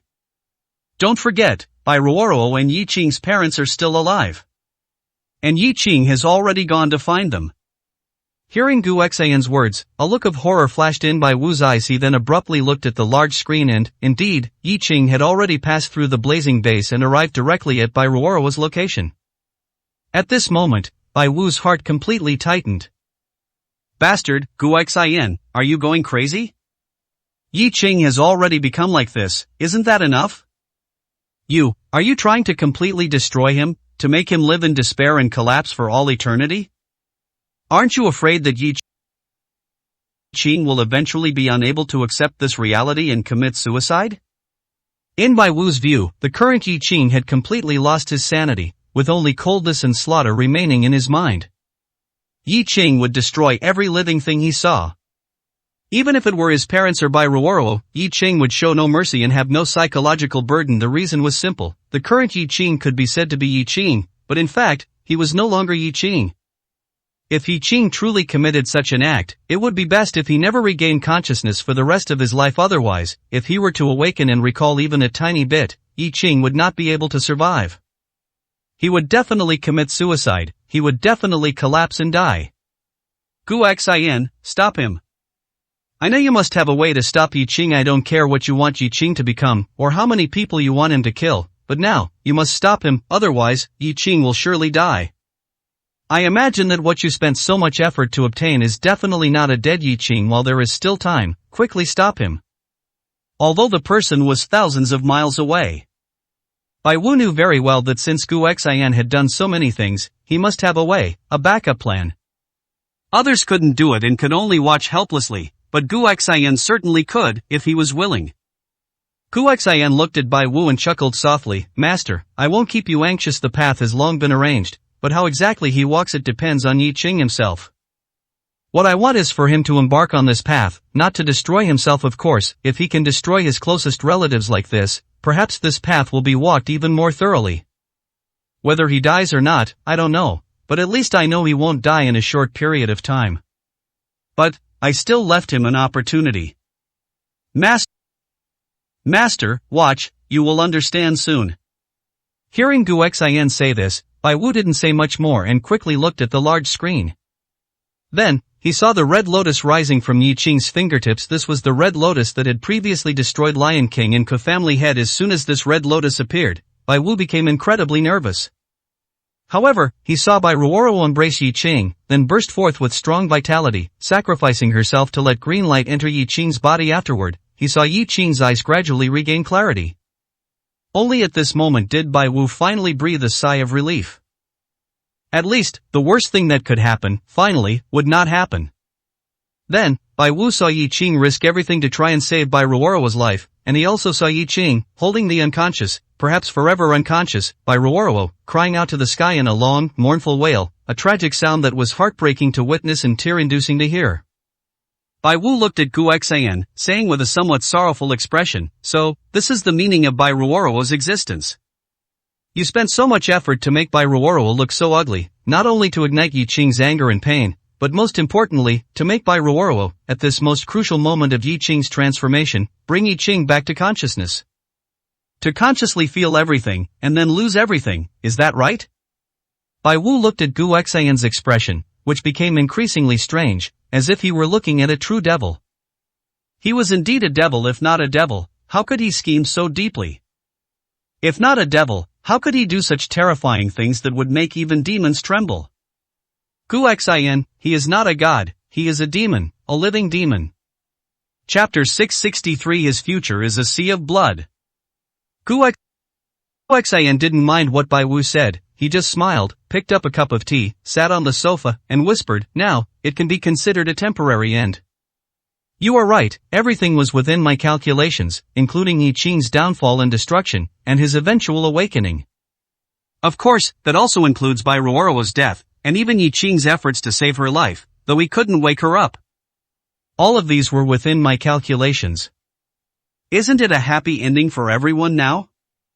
Yi Qing's strength has advanced by leaps and bounds, he has finally embarked on the path to becoming a god. He seems to have lost a lot, but what he lost is nothing compared to what he gained. Isn't that right? That's not how you calculate things. Perhaps to many, Yi Qing truly didn't lose anything this time, but did he really lose nothing? Was what he gained truly much more precious than what he lost? Would Yi Qing think that way? Apparently, it's unlikely. Just as Bai Wu was about to say something, the scene abruptly changed. Yi Qing's eyes glowed with red lotus, and blood-colored flames slowly rose. His eyes, in their coldness, held a madness that sought to destroy everything. Most importantly, Yi Qing was currently staring at the camera, which meant he was staring at the large screen. It was as if Yi Qing, through these cameras and the large screen, was meeting Gu Xian face-to-face from thousands of miles away. And it was a meeting filled with an insurmountable hatred, a desire to utterly destroy the other party. Gu Xian. Indeed, Yi Qing roared Gu Xian's name. Gu Xian, sitting in his chair, looked calmly at the large screen and chuckled. It seems my junior brother has guessed that I am the mastermind behind all of this. But what if you guessed it? Looking at Gu Xian's calm demeanor, and then at Yi Qing's heartbreaking expression on the large screen, Bai Wu stood by, sighing softly. He couldn't do anything, he could only watch helplessly. Gu Xian, are you really not afraid that Yi Qing will one day surpass you and kill you? He hates you to the bone now. Bai Wu was right. If it were just the hatred of being taken away, for Yi Qing, it would still be an irreconcilable enmity, but as long as he was alive, the hatred might not be a dead end. However, this time, Gu Xian went too far. He was forcing Yi Qing to a dead end, and not just Yi Qing. This kind of hatred, even as an observer, made Bai Wu feel like he wanted to kill Gu Xian, let alone Yi Qing, who was directly involved. Just by looking at Yi Qing's face now, one could tell the extent of his hatred. Gu Xian chuckled, hating me to the bone is exactly what I want, but for the current Yi Qing to come before me and kill me, he is still far from having that strength. Hate, kill the path has already been laid out for him now, it's up to Yi Qing how he walks and what he does. This time, he survived, but the things he will face, the enemies, have not yet been dealt with. This is a life and death situation for me, but I always left a crack for him to survive. When he returns to Long Country, the real death trap will just begin. Those people will not watch him grow stronger or wait for his revenge. Yi Qing, if you want to kill me, then first, survive. Upon hearing this, Bai Wu's body trembled involuntarily. He looked at Gu Xian and gritted his teeth. Gu Xian, isn't this enough? You've set up another trap in Long Country? Are you really determined to kill him? Hearing Bai Wu say this, Gu Xian shook his head and whispered, Master, Yi Qing's life or death from now on is not something I calculated, but something he must face. I've already explained the specific reasons before, perhaps you've forgotten, but it's okay, you'll know as you watch. Of course, I believe my junior brother will be fine. He won't disappoint us, don't worry. The only ones who will die are others. At this point, a hint of evil appeared on Gu Xian's lips, and he chuckled, I'm just afraid my junior brother will kill too much and lose control of himself. After all, his Red Lotus Emperor appearance has already manifested, and the karmic Red Lotus has also appeared. His killing intent, I'm afraid, won't be easy to extinguish. Once a divine heart is possessed, how can it simply disappear? And for a deity, anyone who dares to offend them deserves to die. What's more, in his view, perhaps that's not called slaughter, but purification, and it's for the world to become better, ha ha ha ha ha. The more Gu Xian spoke, the heavier Bai Wu's heart became. Bai Wu could ignore what others said and not take it seriously, but if these words came from Gu Xian, then it was almost certainly true. Not only because Gu Xian disdained lying, but also because Gu Xian might have once walked the path Yi Qing was walking, and thus best understood what Yi Qing was thinking and what he would do now. Bai Wu took a deep breath and said no more. Because, anything said would be useless. At this moment, Gu Xian looked at Bai Wu, pointed at the large screen, and smiled, Master, do you think I should say a few words to my junior brother? Although we are thousands of miles apart, when I installed the cameras, I specifically instructed that they should be able to communicate. I can hear him, and if I wish, he can naturally hear me too. However, before Bai Wu could answer, Gu Xian shook his head and said, Never mind, I won't say anything. In his current state, if he hears my voice and gets even more enraged, that wouldn't be good. I still care about my junior brother, and you too, Master. Just stay here at ease, don't worry, it won't be long. Bai Wu sighed upon hearing this, saying nothing more. He just looked at Yi Qing, who was screaming heartbreakingly on the large screen, feeling a wave of helplessness and sadness for Yi Qing. To have such a senior brother as Gu Xian, one could only say that Yi Qing was unlucky. And to be targeted by Gu Xian, that was truly terrible luck. However, this seemed to be partly his own fault. Gu Xian looked at Yi Qing on the large screen and whispered, "Quasi-Emperor, he, if you return alive, the title of Quasi-Emperor will be bestowed upon you with the strength you've unleashed now. Quasi-Emperor is indeed a fitting title. However, the title of Emperor is not so easily obtained. Junior brother, live well, live on. I await you, to kill until rivers of blood flow, until mountains of bones pile up, to carve a bloody path, and come before me." Ha ha ha ha ha ha ha. At this moment, thousands of miles away, after Yi Qing finished roaring, he finally fell silent. Feeling the emptiness within him, with almost no strength left, and looking at his body, which was already covered in wounds and on the verge of collapse, Yi Qing knew that he truly couldn't go back for now, nor could he show himself. The transformation of the Red Lotus Emperor appearance healed many of his injuries, but his injuries were still too severe for Yi Qing to be alive was already a miracle. To hope for more was a luxury, a dream. Looking at his parents and Bairuoro lying on the ground, the only thing Yi Qing had to do now was to take them away from this mountain forest, away from this troubled place. Meanwhile, at the final battlefield, the base's massive explosion could not be hidden from those with discerning eyes, coupled with the fact that battles on other fronts had also ended. Therefore, this place would be the focus of everyone's attention and the focus of their search. At the same time, the dark web was already in an uproar. Chapter 664 13 Powerful People on the Dragon List. This border battle alone was enough to attract everyone's attention, as the number of participants and experts was evident and astonishing. However, once the battle began and the truth slowly came to light, everyone was once again in an uproar.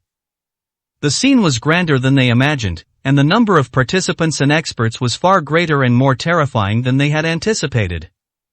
Blood flowed like rivers, and corpses piled up like mountains. This was something no one could ignore.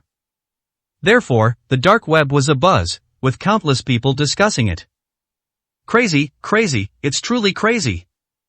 This battle is destined to go down in history. I wouldn't dare say it's unprecedented or will never be surpassed, but at least for several decades, there likely won't be a battle that exceeds this 1 inch. That's right, this battle was too terrifying, simply unbelievable and beyond people's imagination. We all thought we had guessed enough, but we didn't expect it wasn't enough, far from it. Yi Qing, Ghost Village, Mr. Jean, Ku Family Head, Old Qin, Wind Dragon, and some even say Lion King appeared. How many people is that?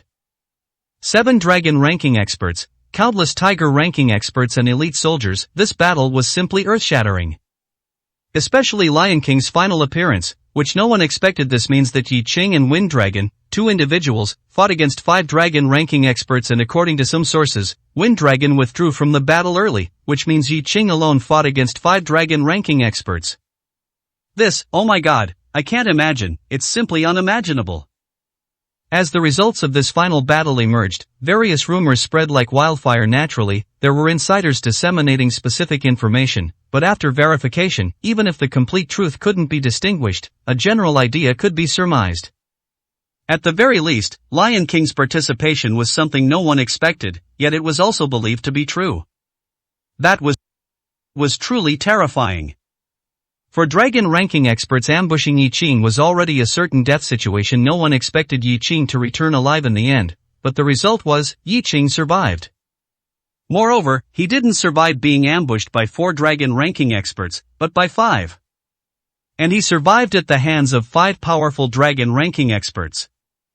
No, as of now, no one has said Yi Qing survived because there is no trace of Yi Qing whatsoever, especially with that final massive explosion that destroyed all traces. Who could survive such a powerful explosion?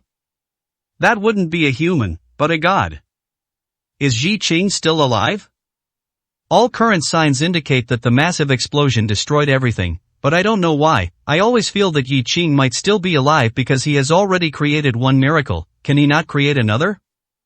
That's right, I think so too. To be able to fight 5 dragon ranking experts alone, regardless of the final outcome, at least those 5 dragon ranking experts are dead. That's true. So, what about Yi Qing? Is he still alive?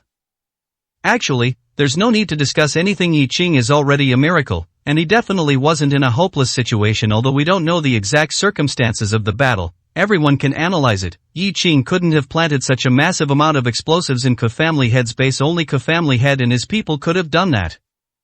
In this situation, if Ke Family Head and his people had an absolute advantage, or even just an advantage, and could kill Yi Qing, then the base would absolutely not have been detonated, because they wouldn't have a good outcome either. Therefore, the moment the base was detonated, regardless of whether Ke Family Head and his people had a backup plan, it proved one fact: they believed they couldn't kill Yi Qing, which is why they did it.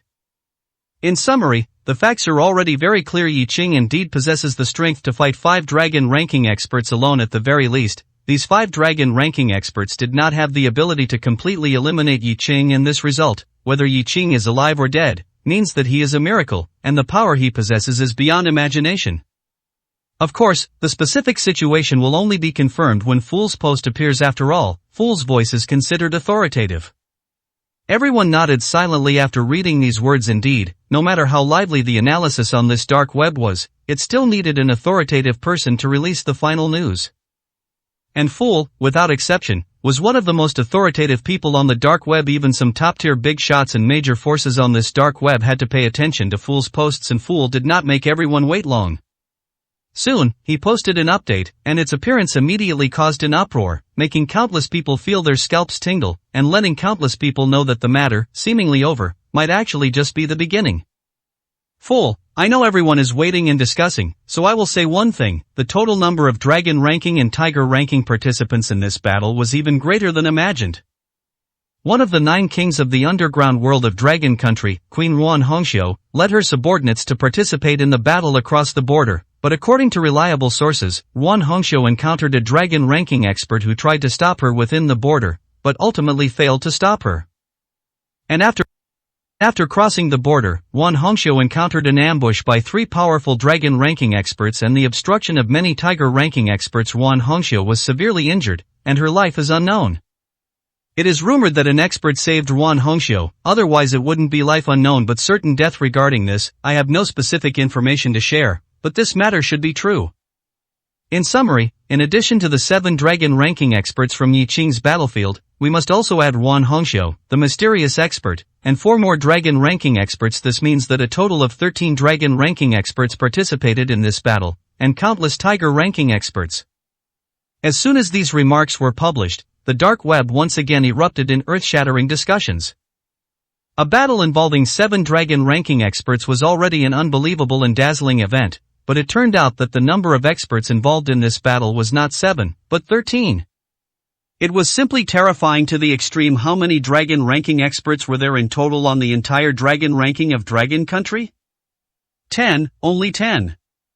Of course, the so-called ranking list does not mean that Dragon Country only has that many dragon ranking experts, adding some who were once on the list, some who have never been on the list, some who are reclusive, and so on. The dragon ranking experts list is just a reference. It's truly hard to say how many experts secretly possess dragon ranking strength. But, even if there are quite a few, there shouldn't be too many. Yet, in this battle, 13 dragon ranking experts participated at once. Who wouldn't be terrified upon hearing that? Moreover, many people at this moment were bewildered. Is it really necessary? This was the question countless people wanted to ask at this moment. However, Fool quickly provided the answer, letting everyone know that the sheer number of experts involved in this battle was not unnecessary, but very necessary. Chapter 665, In Life or Death, He is a Legend. Many people might ask, is it truly necessary for so many people to participate in the siege of Yi Qing?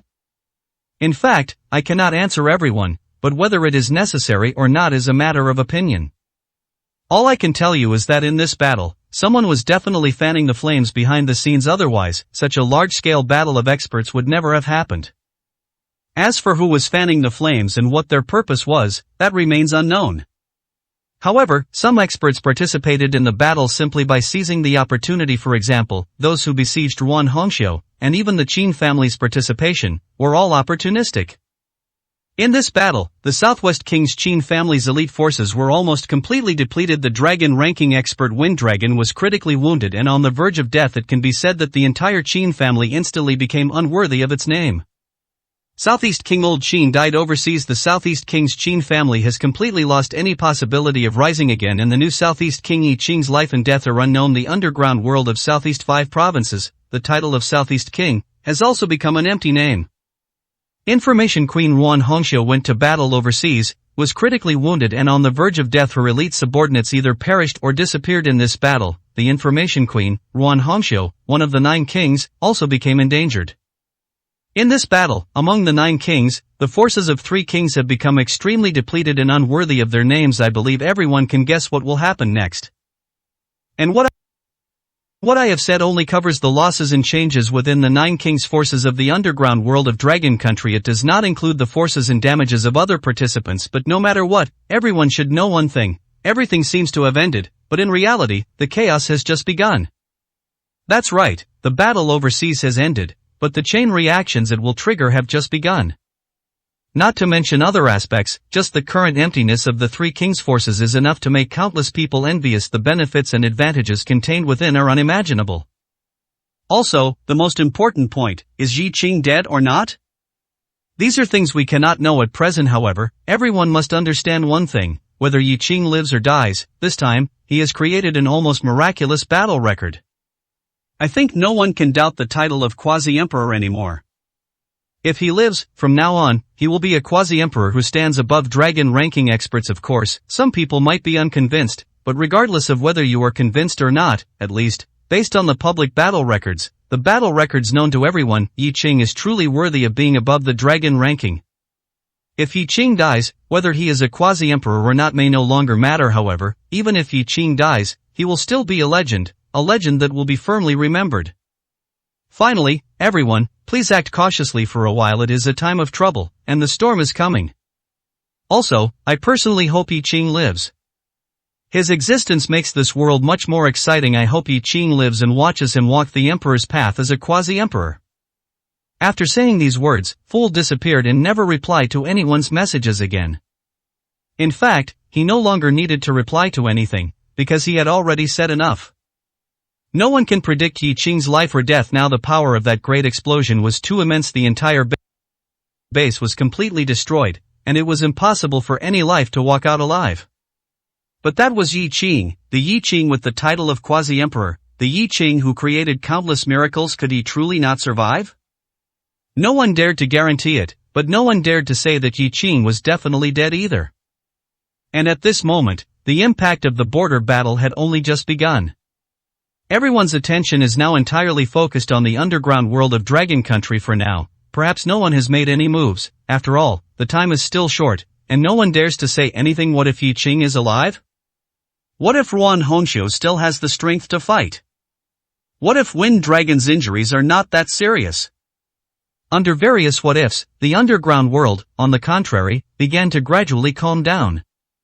However, everyone knew that this was merely the calm before the storm. The calmer it was now, the more terrifying the storm it would bring.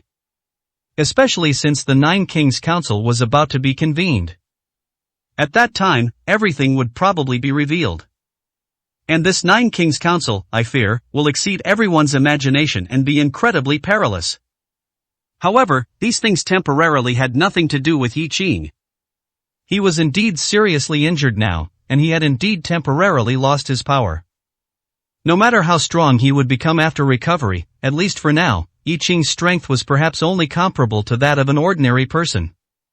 At this moment, 2 days had passed since the border battle. During these 2 days, although Yi Qing did not personally witness what happened overseas, he knew that countless people were searching almost every inch of land overseas, especially the final battlefield. Wave after wave of people continuously appeared, wanting to find traces of the battle and the bodies of everyone. Unfortunately, even if they searched, they would not find anything. The power of the great explosion was very, very strong enough to make people despair. Everything was destroyed, even the buildings collapsed and burned down, let alone human bodies. Therefore, it was destined that they would not find any clues. Not only were people continuously entering overseas to search, but even the various border little city were in turmoil. At this moment, Yi Qing was in a dilapidated house in a border little city. His injuries were still hideous and particularly frightening. Fortunately, Yi Qing's face did not have many injuries, so, with his clothes covering him, apart from being a bit pale, others could not see many problems. If there were any problems, it was Yi Qing's parents and Bai Ruoruo, who were currently lying on 2 beds. All 3 of them were in a state of deep coma. Their lives were temporarily out of danger, but when they would wake up was not something Yi Qing could control. His parents were fine, as long as Yi Qing had enough time, he could make them wake up. However, Bai Ruoruo, truly, it was unknown when she would wake up. Sitting by the bed, Yi Qing looked at Bai Ruoruo. Although Bai Ruoruo was still incredibly ugly at this moment, even though she was unconscious and sleeping peacefully, her face was still the kind that could scare people to death. However, at this moment, Yi Qing's eyes held only tenderness. Gently taking Bai Ruoruo's hand, Yi Qing softly said, "Ruoruo, don't worry, I will definitely make you wake up. Not only that, I will also restore your former beauty. Give me some time before that, it's fine for you to sleep. You are the kindest person, yet for my sake, you have become like this. I cannot imagine the pain and suffering you have experienced, but I know you are in great pain, very great pain. Next, many people will die, and many extremely cruel things will happen with your kindness. You are the least willing to see these things, so let me do it while you are asleep. I will do all of this. When you wake up, I hope you only have smiles, only happiness. I, Yi Qing, will never let you all be harmed in the slightest because of me again. Everyone who made you like this must die." As Yi Qing spoke, his eyes glowed red, and the brutality and killing intent in his gaze surpassed any time before. Chapter 666. A good person. The appearance of the Red Lotus Emperor appearance already indicated that Yi Qing had embarked on the opposite extreme of the Azure Emperor longevity art. If the Green Lotus represents hope and vitality, then the Red Lotus represents destruction, tyranny, and extreme slaughter. Perhaps the only person in the world who knows Yi Qing's current state is Gu Xian, but obviously, Gu Xian will not tell Yi Qing. Nor will he stop Yi Qing, because this is the path Gu Xian set Yi Qing on.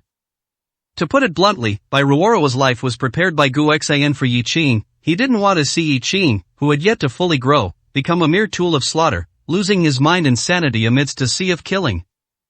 But he also didn't expect that Yi Qing would be willing to lose all his power, even his life, just to keep Bai Ruoruo. In any case, Yi Qing regained his consciousness, but the Red Lotus truly existed, and the Green Lotus had not disappeared either. Ultimately, however, the influence of the Red Lotus became too great, while the influence of the Green Lotus diminished more and more. Especially now, when Yi Qing needs power, needs to kill, and is filled with hatred, he will only become more and more reliant on this almost unsolvable destructive power. At the same time, his true self is constantly being influenced by the Red Lotus, and his intent to kill is almost overwhelming. Just as Yi Qing was filled with rage, looking at his unconscious parents and Bai Ruoruo, a knock on the door sounded. "Brother Yi, are you there?" A voice that sounded somewhat aged and hoarse brought some of Yi Qing's rationality back. Putting away the coldness and killing intent on his face, Yi Qing softly said, "I am." Subsequently, Yi Qing opened the door. Standing outside the door was a man in his 30s, wearing a worn-out camouflage uniform, not very clean, even a bit dirty. The man had an honest and simple face, looking extremely kind and reliable. However, if one looked into the man's eyes, they would see that his eyes were filled with exhaustion and pain. The man's name was Lung Han. His name was incredibly cold, but his heart was warm and kind. This time, Yi Qing was able to bring his parents to this border town without exposing his identity, even after losing his power, thanks to this man's kindness. In fact, Yi Qing didn't even need to tell many lies. Just seeing the injuries of Yi Qing and his parents, and the unconscious Bai Ruoruo, it was clear that Yi Qing had suffered greatly. Lung Han thought Yi Qing and his family were refugees fleeing from overseas, so even though he himself was struggling financially, he still provided this small house to temporarily shelter Yi Qing and his family, and also brought them food and drink every day. Under these circumstances, this was the greatest sincerity and kindness Lung Han could offer, and it was exactly what Yi Qing desperately needed. He was very aware of his current strength, which required a recovery process, and a safe and reliable place was paramount. It wasn't that Yi Qing didn't want to contact others, but for now, he couldn't afford the risk. Now, it was obvious how many people would be looking for him. At this moment, everyone was probably being watched, so he couldn't take any risks, not even a little. Because his parents and Bai Ruoro were by his side, and their importance to him surpassed his own life, even for their safety, Yi Qing absolutely could not afford any mistakes. Brother Yi, how are your parents doing? You're really working too hard like this. It would be better to send them to a hospital. I know you don't have money right now, but this isn't a long-term solution. Lung Han walked into the room, carrying food, and looked at Yi Qing's unconscious parents and Bai Ruoro on the bed, sighing softly, feeling very sorry for Yi Qing. I brought 2 side dishes and a bottle of liquor today. Brother Yi, I know you're not in a good mood. Let me drink with you. Ah, it's a pity I can't help you much. All I can do is listen to your troubles and talk with you. I hope you don't mind. As Lung Han spoke, there was even a hint of guilt, as if he felt bad for not being able to help Yi Qing more. In fact, Yi Qing's affairs had nothing to do with him at all. His act of providing Yi Qing with a place to stay and preparing some food was already an act of utmost benevolence. To put it bluntly, how many people in today's society could do what Lung Han is doing now? Moreover, it wasn't just Yi Qing alone. Yi Qing was bringing his whole family, including 3 unconscious people. Therefore, Yi Qing was actually very touched and very fortunate that he had met Lung Han. Such purely good people are rare, truly rare. And, after a simple understanding, it was clear that Lung Han's life was also a mess, yet he was still warm-hearted, which sometimes made Yi Qing sigh, realizing that there are actually many, many good people in this world. It's just that many, many good people, sometimes, due to various unavoidable circumstances, are unable to do good deeds. Because of some bad people, because of some bad things. Yi Qing thought a lot, but what he could do now was limited, yet, some things always needed to be done. Looking at Lung Han, Yi Qing sat at the table and smiled. Brother Lung Han, you have already helped me so much. If it weren't for you, my parents, my loved one, and I would probably still be wandering the streets, not knowing what to do. Honestly, thank you really, thank you so much.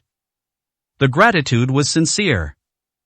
And Lung Han, sitting at the old square table, poured a glass of wine and handed it to Yi Qing, chuckling, let's not talk about thanks. I just did what I could. Besides, I can't help you too much. All I can do is this much. As long as you don't mind, that's good. At this point, Lung Han said with some sadness in his eyes, perhaps, seeing you, I thought of my past self, which is why I helped you like this. In fact, I just had a moment of kindness. I'm not a good person. Good person, Hana, good person, how can a good person have a good outcome? I don't want to be a good person, and I hate being a good person. As he spoke, Lung Han picked up the wine glass in his hand and took a big gulp of the liquor. The words he spoke in this sudden sadness seemed to constantly prove that Lung Han had a sorrowful past, and it was the kind that was very, very sorrowful. A good person, so sad that he doesn't even want to do good deeds or be a good person anymore, shows just how upsetting those troubles were.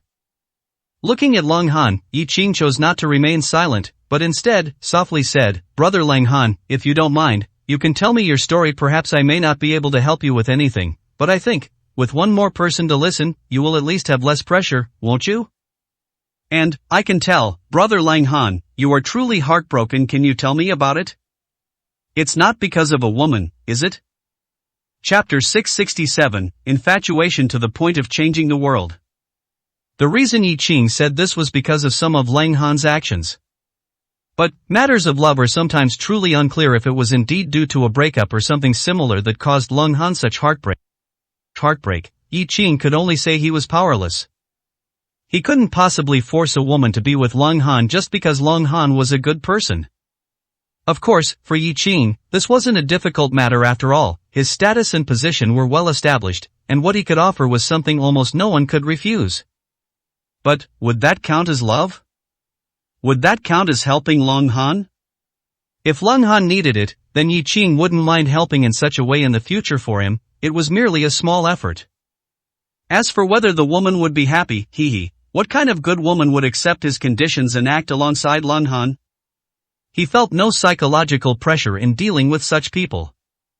Lung Han looked at Yi Qing, opened his mouth, and finally sighed helplessly. Shaking his head he said, Yi Qing brother, let's not talk about my matters.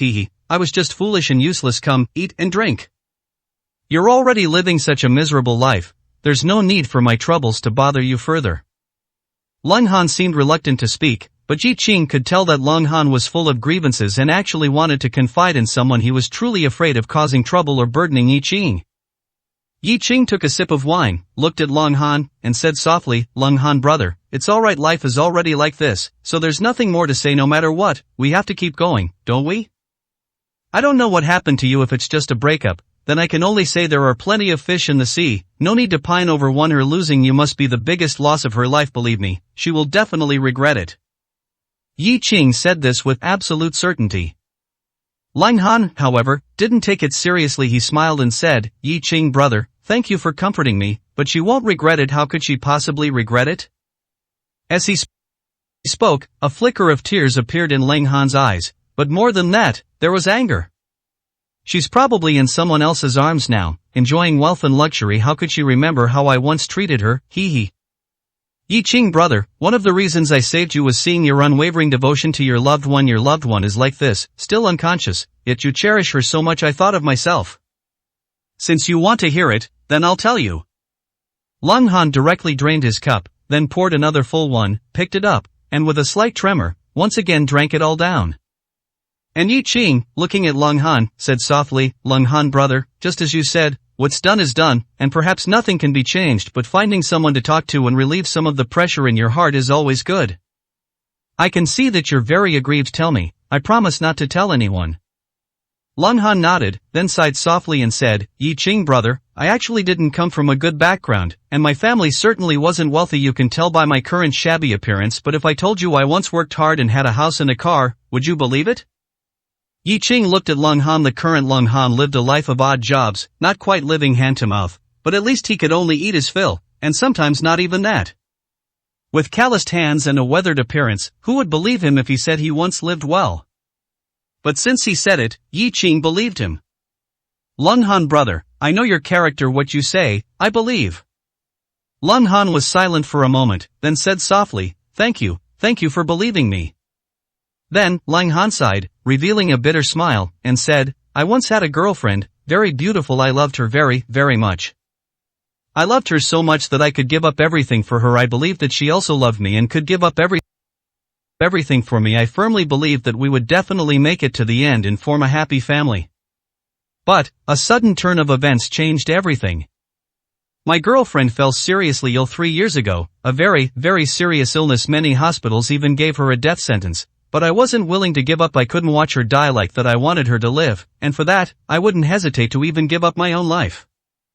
To treat her illness, I took her to many, many places in Dragon Country. I sold my house, sold my car, lost everything, and even signed a debt of over $1 million.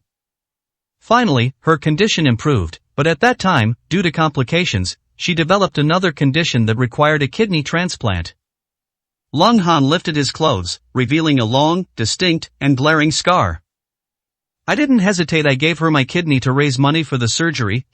Can you believe that I tried every possible way, found everyone, and went door to door, kowtowing to borrow money? My knees still hurt when the weather turns cold. I just kept kowtowing, begging from house to house, and finally, I borrowed another sum of money and gathered enough for the surgery. As of now, I owe over $1 million, but I don't care. I believe that as long as I'm alive, I can definitely pay off the debt. Most importantly, I must let her live. Heaven favored us in the end. The result was good. She finally recovered from her illness, her eyes regained their sparkle, and her face became rosy again. She recovered very well, just like a healthy person. When he reached this point, Long Han's eyes were shining, and his face was smiling, as if every time he recalled this, Long Han would still unconsciously feel happy and content. But Yi Qing knew that if Long Han were truly happy and content, he wouldn't be in his current state. A change must have occurred. However, Yi Qing didn't know what that change was yet, but he knew that Long Han was truly a good person, and moreover, a person who valued affection and loyalty, worthy of lifelong trust. To put it bluntly, how many people in this world could have done what Long Han went through? His girlfriend was critically ill, her family had already given up on treatment, but her boyfriend remained devoted, selling his house and car, kowtowing door to door to borrow money, and taking his critically ill girlfriend to various places, constantly seeking medical help. Tears flowed in basins, heads were kowtowed repeatedly, and debts piled up. How many people could truly do this? How many people who swore eternal love and unbreakable vows could actually do so when disaster struck? When disaster strikes everyone for themselves, that's the norm. People like Long Han are not just rare, they are so deeply affectionate and loyal that it's almost unbelievable. Not only did he do all that, but he also gave a kidney. If such a good person doesn't receive good fortune, is there still justice in this world? Yi Qing took a deep breath, raised his wineglass directly, and drained it. Looking at Long Han, after a moment of silence, he said, "Long Han brother, so, what happened next?" Chapter 668, Ask for Justice. Since the conversation had reached this point, Long Han naturally had no intention of hiding anything. However, before he could speak, his tears had already burst forth like a dam. He was a towering, resolute man, one who had endured countless hardships for the woman he loved, never giving up, even willing to sacrifice everything, even his life. For such a person, who had faced innumerable trials without yielding, tears were a luxury. Yet now, merely the mention, just the thought, caused his tears to gush like a broken dam, unstoppable, revealing just how much pain and sorrow this man held in his heart.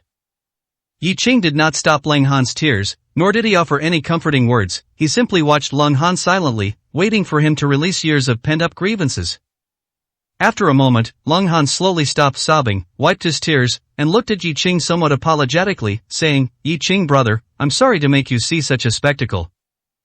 I don't know why I suddenly lost control of my emotions, but it just felt so difficult, I couldn't hold it in anymore. I hope you don't mind." Upon hearing this, Yi Qing shook his head with an extremely serious expression, saying, "Long Han brother, there's no need to apologize. You don't need to apologize for anything. Cry if you want to cry. You've kept too many painful things bottled up inside. You should have let them out a long time ago. The fact that you can cry in front of me means you trust me, and since you trust me, I won't let you down. You can vent as much as you need to. Men also have the right to shed tears, especially a man as upright as you."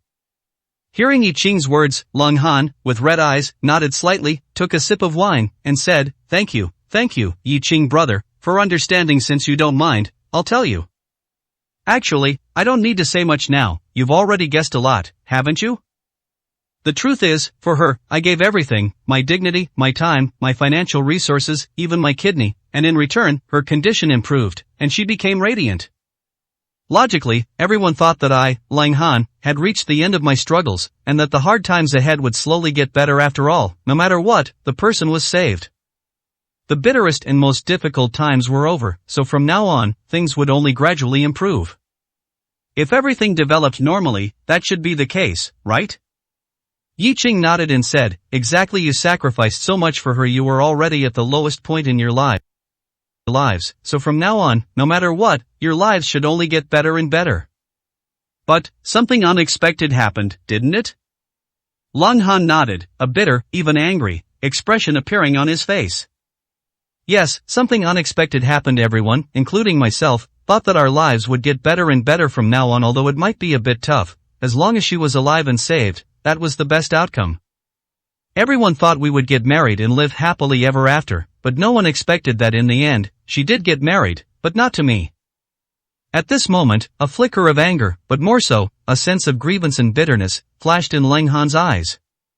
She's very beautiful, truly beautiful. Her figure is great, and her personality is also very good. Everyone who sees her, even if they don't like her, won't dislike her. So, I can understand her having some suitors, especially after she recovered. She should have some admirers, but I never imagined she would leave me. Even today, even now, I still remember the resolute, cold way she turned and walked away from me. To this day, I cannot forget that there was a hint of guilt in her eyes, but she still firmly and indifferently turned and embraced another person. She said she was very tired and only wanted to live a happy, carefree life from then on. She said she couldn't give me happiness and told me to find someone else and live a good life. Ah ha ha ha, Yi Qing brother, isn't that ridiculous? Do you think those words are ridiculous? If I wanted to find someone else, why didn't I give up back then? I got through the bitterest and most difficult times, so why didn't she let me leave then? She clung to me like a drowning person to a lifeline, telling me never to leave her. As a result, her illness was cured, she could live, but then she told me she couldn't give me happiness, told me to find another woman, told me I wasn't the happiness she wanted, and so she left. Ridiculous? Is there anything more ridiculous, more tragic, in this world than this? Ha ha ha ha, she left, just leaving a single sentence, I can't give her the happiness she wants, and just like that, she resolutely walked away. What a huge joke. At this moment, Lung Han was both crying and laughing, the suppressed grievances and emotions completely erupting. And Yi Qing, looking at the weeping Lung Han, had no intention of mocking him, only a shared sense of indignation. Lung Han was such a good person, even if he hadn't offered Yi Qing any help, just hearing Lung Han's story would make Yi Qing this angry. In fact, who, upon hearing such a thing, could remain unmoved?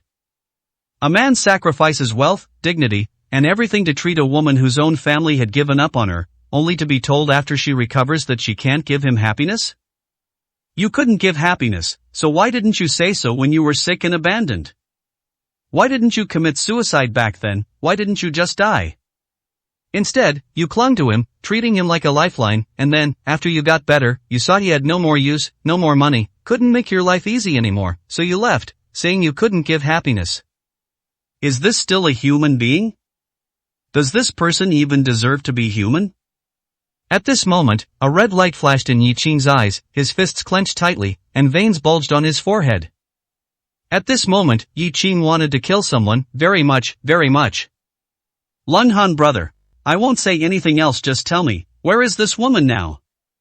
Yi Qing, never make empty promises. I will definitely help you avenge this, and I will definitely help you vent this anger. What she has today, you gave her everything for it. There's no reason for you to live miserably while she lives happily and carefree. There's no such logic in this world. This time, if heaven doesn't punish her, I will. This matter, if others don't care about it, Yi Qing, will definitely take care of it.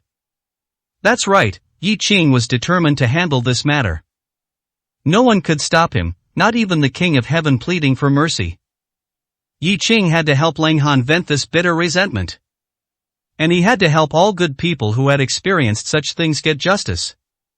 Chapter 669 Give me back my kidney. Yi Qing's anger was not just for the suffering Lung Han in front of him. Of course, he couldn't change too much, but since he encountered it, he had to intervene. Especially since it was about Lung Han, such a good person.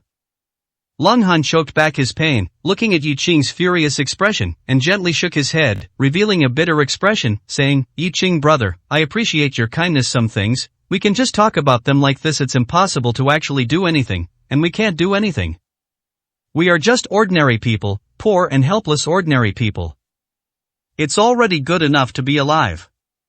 These words spoke of nothing but disappointment. Lung Han was still alive, but perhaps he had already lost the hope of living. Yes, if it were anyone else, after experiencing such a thing, even if they were alive, they probably wouldn't be able to truly live well. It's already good enough to be alive, these were Lung Han's words, full of bitterness and sorrow. Yi Qing looked at Lung Han and shook his head, saying, Lung Han brother, what if we are ordinary people? When ordinary people are pushed too far, the things they do can also be earth-shattering. Some things can be forgiven, but some cannot. Lung Han brother, don't tell me you still love her now.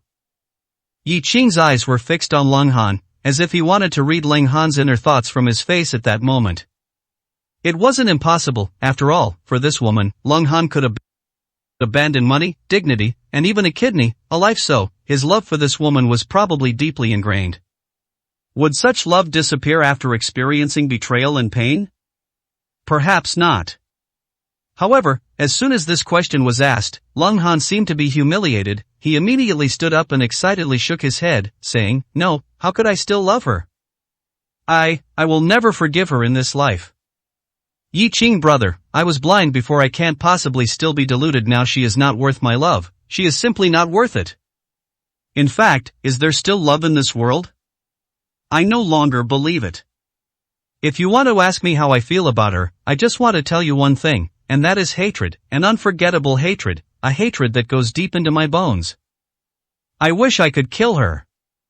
When he spoke the last sentence, Lung Han finally couldn't hold back and roared directly in his bloodshot eyes. Anger burned fiercely, but beneath the anger, there was extreme despair and sadness hidden. He hated, but perhaps he truly still loved. What he hated, perhaps more, was himself. Yi Qing looked at the furious Lung Han and said in a deep voice, Since you hate her so much, why are you stopping me? She treated you like this, why do you still endure it? Lung Han brother, I can see that you are a person with backbone, and a person who is not afraid of death. I don't know why you are so full of concerns. This was what Yi Qing couldn't understand. The current Lung Han hated this woman to the core, and what kind of person was Lung Han? A person who could give everything, including his life, to cure this woman's illness. Life and death, for Lung Han, were very important, but at certain points, Lung Han would not fear death. But now, why was everything like this? Clearly, he hated to this extent, was angry to this extent, yet he still endured it. Why was this? Lung Han looked at Yi Qing, slowly regained some composure, sighed, and said softly, to be honest, perhaps I'm a coward. I really wish I could kill her, but I can't. It's not that I'm afraid of death, nor is it for any other reason, but at least, I can't die yet. At this point, Lung Han looked at Yi Qing with a bitter expression and said, Yi Qing brother, you also know that to save her, I have already lost everything. If it were just about being broke, that would be fine, but unfortunately, I also borrowed a lot of money from many people. I owe over $1 million in debt, and I have to pay back these debts. In my life, Lung Han, I never wanted to owe anyone, but for her, I borrowed so much money, and even knelt down to beg others to lend me some life-saving money. I could abandon my dignity for her, but those who lent me money, I have to pay them back. The larger amounts are tens of thousands or hundreds of thousands, the smaller amounts are thousands. Perhaps in the eyes of rich people, these are just small sums, nothing significant, but I, Lung Han, am not a wealthy person. Most of the people I know, those who lent me money, their living conditions are generally ordinary, or even not very good. A few thousand, a few tens of thousands, for them, is a very large sum of money. At least, it can solve many of their problems. My life, Lung Han, if I die, I die. It's not worth mentioning, but I cannot die owing them money. Even if I die, I must pay them all back before I die. These words moved Yi Qing and made him feel emotional. He no longer wanted to live, but at this moment, his mind was still thinking of others. Lung Han, this person, Yi Qing admired him from the bottom of his heart. He was a good person, a person who valued loyalty and righteousness, a person worthy of trust. But unfortunately, such a good person was not cherished. This made Yi Qing think of how many people say they never meet good people, people who cherish and love them. Haha, when they really meet them, do they cherish them? Eating what's in their bowl, looking at what's in the pot, always feeling that others are better than their own. When they get it, they pick and choose, complaining about earning less, complaining about less companionship, complaining about not being handsome enough, not having a good enough physique. In short, you get it, but you still look down on it, only feeling that others are better. What kind of mentality is this? This is simply unreasonable, utterly despicable. Especially those who, in the end, act extremely innocent, as if they were the ones who suffered, making people hate them endlessly. Yi Qing took a deep breath, looked at Lung Han, sighed, and was somewhat at a loss for words. Having lost a kidney, Lung Han's body was already far from what it used to be, and he had no capital or anything. He was also deeply in debt, trying to pay off the debts slowly. With the current Lung Han, no one knew how long it would take to pay them off. But at least, no matter how difficult, Lung Han had always been doing so. Yi Qing sighed softly and said, Lung Han brother, I want to ask you, what if the debts are all paid off? Do you still not plan to retaliate? Do you really not plan to? Just endure it like this? Lung Han heard this, was silent for a moment, thought about it, and chuckled softly, saying, to be honest, I want revenge. But, after thinking about it, I decided against it. However, if possible, I want her to return my kidney to me. Chapter 670. I'll help you get revenge. Lung Han's emotions showed little fluctuation as he spoke. These were his heartfelt words, very true, very real. This was genuinely how he felt. Before Yi Qing could even ask, Lung Han looked at Yi Qing and said, Yi Qing brother, what I'm doing, it's not considered revenge, is it? I don't want to take revenge on her either, although I hate her very much. That was her choice, and I couldn't control it. After she recovered from her illness, she saw that I was bankrupt, deeply in debt, and had lost a kidney, so my health wasn't very good, and I couldn't earn money anymore, so it's quite normal for her to leave, right? Right? Yi Qing did not answer. Lung Han, the desire to seek advantage and avoid harm is common to all people, and wanting to live a good life is not wrong. However, the mistake lies in the fact that this woman ruined Lung Han's life, causing him to fall to his current state. Yet, after she recovered, Lung Han lost everything, and she left. This is wrong, a grave mistake. Yi Qing brother, money, debt, years of companionship and love, none of it matters anymore, but I want my kidney back. That's my kidney, and I don't want it in her body anymore. She's living very well now, married to a big shot with money and status, someone I, Lung Han, can't possibly hope to associate with. I've accepted my fate, but if possible, I truly want my kidney back. I think my request isn't too much, right? After all, with everything she has now, finding another kidney shouldn't be difficult. Indeed, it's not difficult. Yi Qing didn't know what kind of person this woman had married, but for wealth and status, to abandon Lung Han, who had saved her life and stayed by her side, surely the person she married must be truly wealthy. In that case, finding another kidney would indeed not be difficult for such a person. Lung Han's request was not excessive. Yi Qing looked at Lung Han and said in a deep voice, "It's not excessive, not at all. Since she chose to abandon you and betray you, then she should return everything she gained from you. If you ask me, it's not just a kidney, there's much more she should return, including her life. Of course, you won't take her life, so let her return her health as well.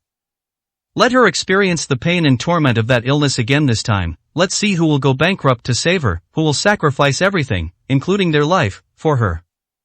Lung Han brother, doing this isn't revenge, it's just making her return what she owes. What do you think? Lung Han looked at Yi Qing and nodded, naturally thinking it was good, but was his thinking it was good useful? With a soft sigh, Lung Han said helplessly, "Yi Qing brother, we've already said what needed to be said. I was just letting off some steam, really. In fact, how could I possibly make her return the kidney to me? Now, I only have one wish, and that is to earn money well, live well, and repay all the debts I owe to others. If I can do that, I'll be content for this life. Even if I die, I'll die willingly."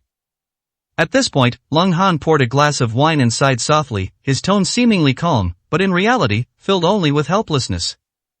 He was just an ordinary person. He didn't even have the right to seek revenge. Yi Qing looked at Lung Han, understanding his mentality. After all, for Lung Han, the words revenge were too far away. He was just an ordinary person and couldn't deal with others. Of course, what if he was just an ordinary person?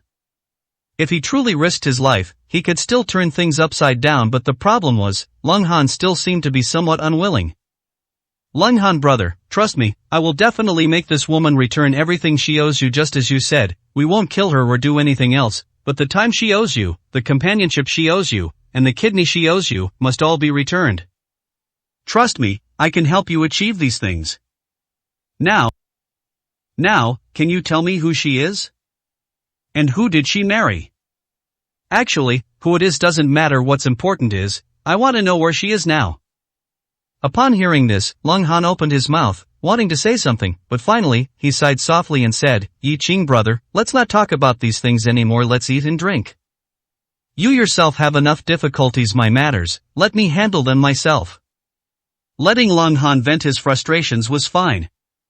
But asking Lung Han to reveal the woman's situation now, he was somewhat reluctant, because he could see that at this moment, Yi Qing was truly angry for him and felt he was being wronged. However, Yi Qing himself was already burdened with troubles. He couldn't add his own problems to Yi Qing's burdens.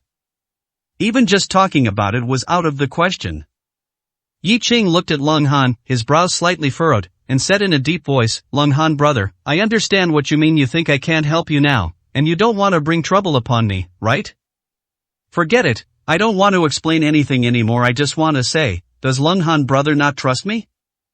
If you trust me, then tell me the situation truthfully at least. Let me know the general idea. Don't worry, I won't act on my own or do anything recklessly. After all, as you've seen, I still have parents and a loved one to take care of now. I definitely need to protect my own life and will absolutely not do anything to harm myself. If you still don't believe me, then I have nothing more to say. I can't stay in this place either. I'll move out later." Outside, the sky was already dark, and the weather was getting colder and colder. Where could Yi Qing move to? But Lung Han was a good person. He didn't even want to risk that much. Looking at Yi Qing's angry expression, Lung Han smiled bitterly and helplessly, saying, "Alright, since Yi Qing brother insists on knowing, then I'll tell you. My former lover's name is Zhao Mei. I'm not very clear about who she's specifically married to now. I only know it's a big shot, around 50 years old, terrifyingly rich, and with terrifying influence. It seems to be the Mu family, right?" "Yes, that's correct, a big shot from the capital Mu family." Upon hearing this, Yi Qing's brows furrowed slightly, and a playful expression appeared on his face. The Mu family? The capital Mu family? A big shot? If that were truly the case, then he really was a big shot. The capital Mu family. If he remembered correctly, Yi Qing seemed to have killed the young master of the Mu family, right? When he first arrived in Qin City and took over the title of Southeast King and the Southeast King's forces, the Mu family seemed to have sent people to cause him trouble. Of course, they were also eliminated by him, that was true. But, the feud was definitely established. If it really was someone from the Mu family, then it truly was a case of enemies meeting again. Lung Han brother, are you sure it's someone from the Mu family? And from the capital Mu family? If that's truly the case, then I can really help you get your revenge. Chapter 671. Wait for me to come back. Lang Han hadn't expected Yi Qing to say such words, but no matter what, Lang Han didn't believe him. He only felt that Yi Qing was just comforting him. If Yi Qing truly had that ability, how could he have fallen to his current state? Is that so? Yi Qing brother, then thank you, but for now, let's drink first. No, forget it, I won't drink anymore, I've had enough. You, on the other hand, still have to take care of 3 relatives. I've said a lot today and caused you some distress, I'm truly sorry. I understand your intention, and I appreciate your kindness. Yi Qing brother, you rest well, I'll head back first. As he spoke, Lang Han stood up, ready to leave. It was true that this was the house Lang Han rented. Lang Han also had a dilapidated house next door, which was usually used as a storage place for miscellaneous items, but now, Lang Han lived there.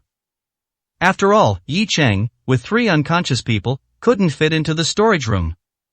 This was also Lang Han's kindness, making it impossible not to be moved. Yi Qing watched the swaying Lang Han, who had already stood up, and didn't offer any further explanation. After all, anyone who saw his current situation would only think he was speaking drunken nonsense. How many people would believe someone who had fallen to this state, claiming to help others seek revenge? After seeing Lang Han back to the room next door, Yi Qing returned to his room, sat at the table, poured himself another glass of wine, and looked at his parents and Bai Ruoro lying on the bed, softly saying, Lang Han is a good person. If it weren't for him, I really don't know how I would have gotten through these past 2 days. If I hadn't encountered such a thing, I would have let it be, but since I did, and it concerns Lang Han, then I must intervene. I believe that once you know, you will also make the same choice as me. Dad, Mom, Ruorua, don't worry, my strength has slowly begun to recover. It won't be long. Once my strength is almost fully recovered, I will take you all home. His parents and Bai Ruoro still didn't respond, sleeping soundly. Yi Qing sighed softly, said no more, and after tidying up the table, he sat cross-legged and began cultivating the Azure Emperor longevity art. The recovery of his strength was not an overnight matter, especially since Yi Qing's injuries were extremely severe. However, for Yi Qing, he didn't need to fully recover his strength. He only needed to recover to a certain extent, and that would be enough. Remember our 101 Kenshokum. Although he didn't have much power in his body now, Yi Qing knew very well that he had undergone a fundamental change. This change was indescribable, like a leap and transformation in the level of life. The current Yi Qing felt that he might be much stronger than before. However, Yi Qing couldn't say much about whether this was a good thing. The specifics would have to wait until he had fully recovered. I wonder how Red Eyes and Pajun are doing. Ruan Hongxiu also seemed to have gone overseas for me, but she was ambushed and killed. And Wind Dragon. I hope all of you are safe and sound, but even if you are, this time, your strength must have been greatly diminished. Next up is the Nine Kings Council. All the points of conflict will erupt at the Nine Kings Council. Wait for me. When the time comes, I will step forward and help you eliminate all your enemies, killing every single one of them. And Lang Han's revenge, we'll take it together. As he spoke, Yi Qing closed his eyes, temporarily not thinking too much. Currently, he was powerless to resolve anything, and even needed to temporarily hide, but this period wouldn't be too long. Soon, very soon, he could reappear. And at this moment, just as outside, it was even calmer than Yi Qing had imagined. No major battles erupted, and no conspirators took advantage of the situation to cause trouble, but everyone knew that all of this was merely the calm before the storm. The quieter it was now, the more intense and terrifying the explosion would be when it came. Moreover, various forces were now constantly infiltrating overseas, and even along the borders, people were continuously gathering intelligence and searching for Yi Qing. They were all waiting. But they wouldn't wait for long. Southwest King, Feng Family Old Mansion. At this moment, the Feng family old mansion was heavily guarded, more so than at any other time. Everyone now knew that the Feng family had suffered heavy losses, but even with those losses, and even if all their elite forces were lost in the overseas war, the Feng family's strength was not something ordinary people could contend with. Especially if the Feng family only needed to guard their old mansion, then without a few powerful individuals, it would truly be impossible to break in. Now, the outside world had learned a lot of news. For example, Wind Dragon was still alive but critically wounded and was currently receiving the best treatment at the Feng family old mansion. Almost all of the Feng family powerhouses who fought alongside Wind Dragon had perished. It could be said that only 1 in 10 returned alive. And the elites were even more tragic, very few survived, and even those who did were mostly wounded and would be unable to recover their combat strength in a short time. The Feng family was finished. Even if they could still forcefully hold on and linger for a few more days, if Yi Qing remained missing and his death was confirmed, then actions against the Feng family would definitely begin. This time, the risk of Old Qin being targeted and removed from the Nine Kings Council was no longer a question of how high it was, but rather, it was set in stone. Old Qin sat in the hall at this moment, his brows slightly furrowed, looking somewhat troubled. And Feng Linger stood beside Old Qin, also looking sad. Grandpa, you don't need to be too sad. Uncle Long will definitely recover, and they will all slowly recover.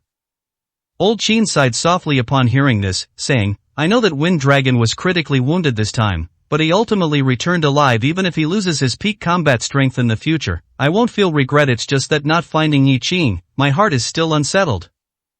Now, almost all forces are searching for Yi Qing. Linger, do you think Yi Qing is really dead? Yi Qing was the key to everything. Yi Qing's combat strength was beyond doubt. As long as Yi Qing was still alive, he could calm everything. At least, he could deter many restless forces and prevent them from acting rashly. However, Yi Qing had disappeared, his fate unknown.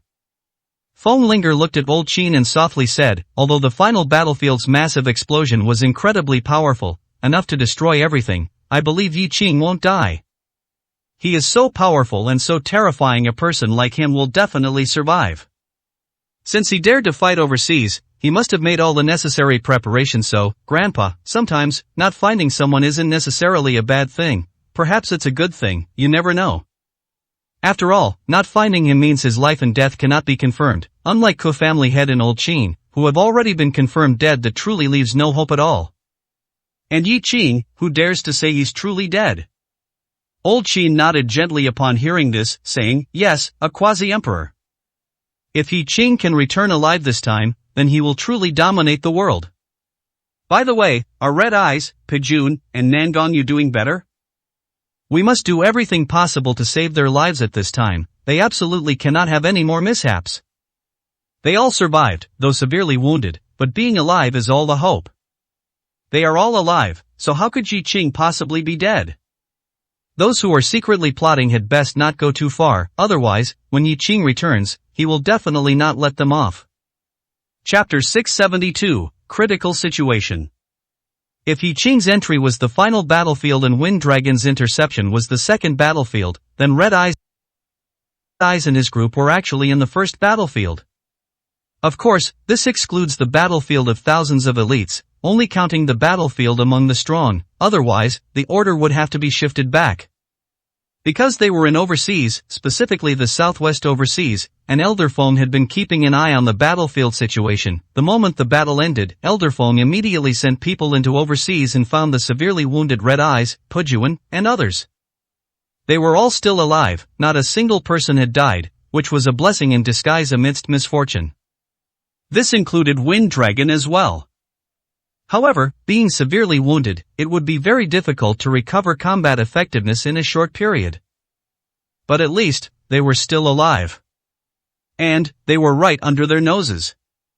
Feng Linger looked at Elderfong, sighed, and said, Grandpa, they are not in any life-threatening danger, but they are severely injured and near death, even temporarily losing their strength, and can only rest quietly.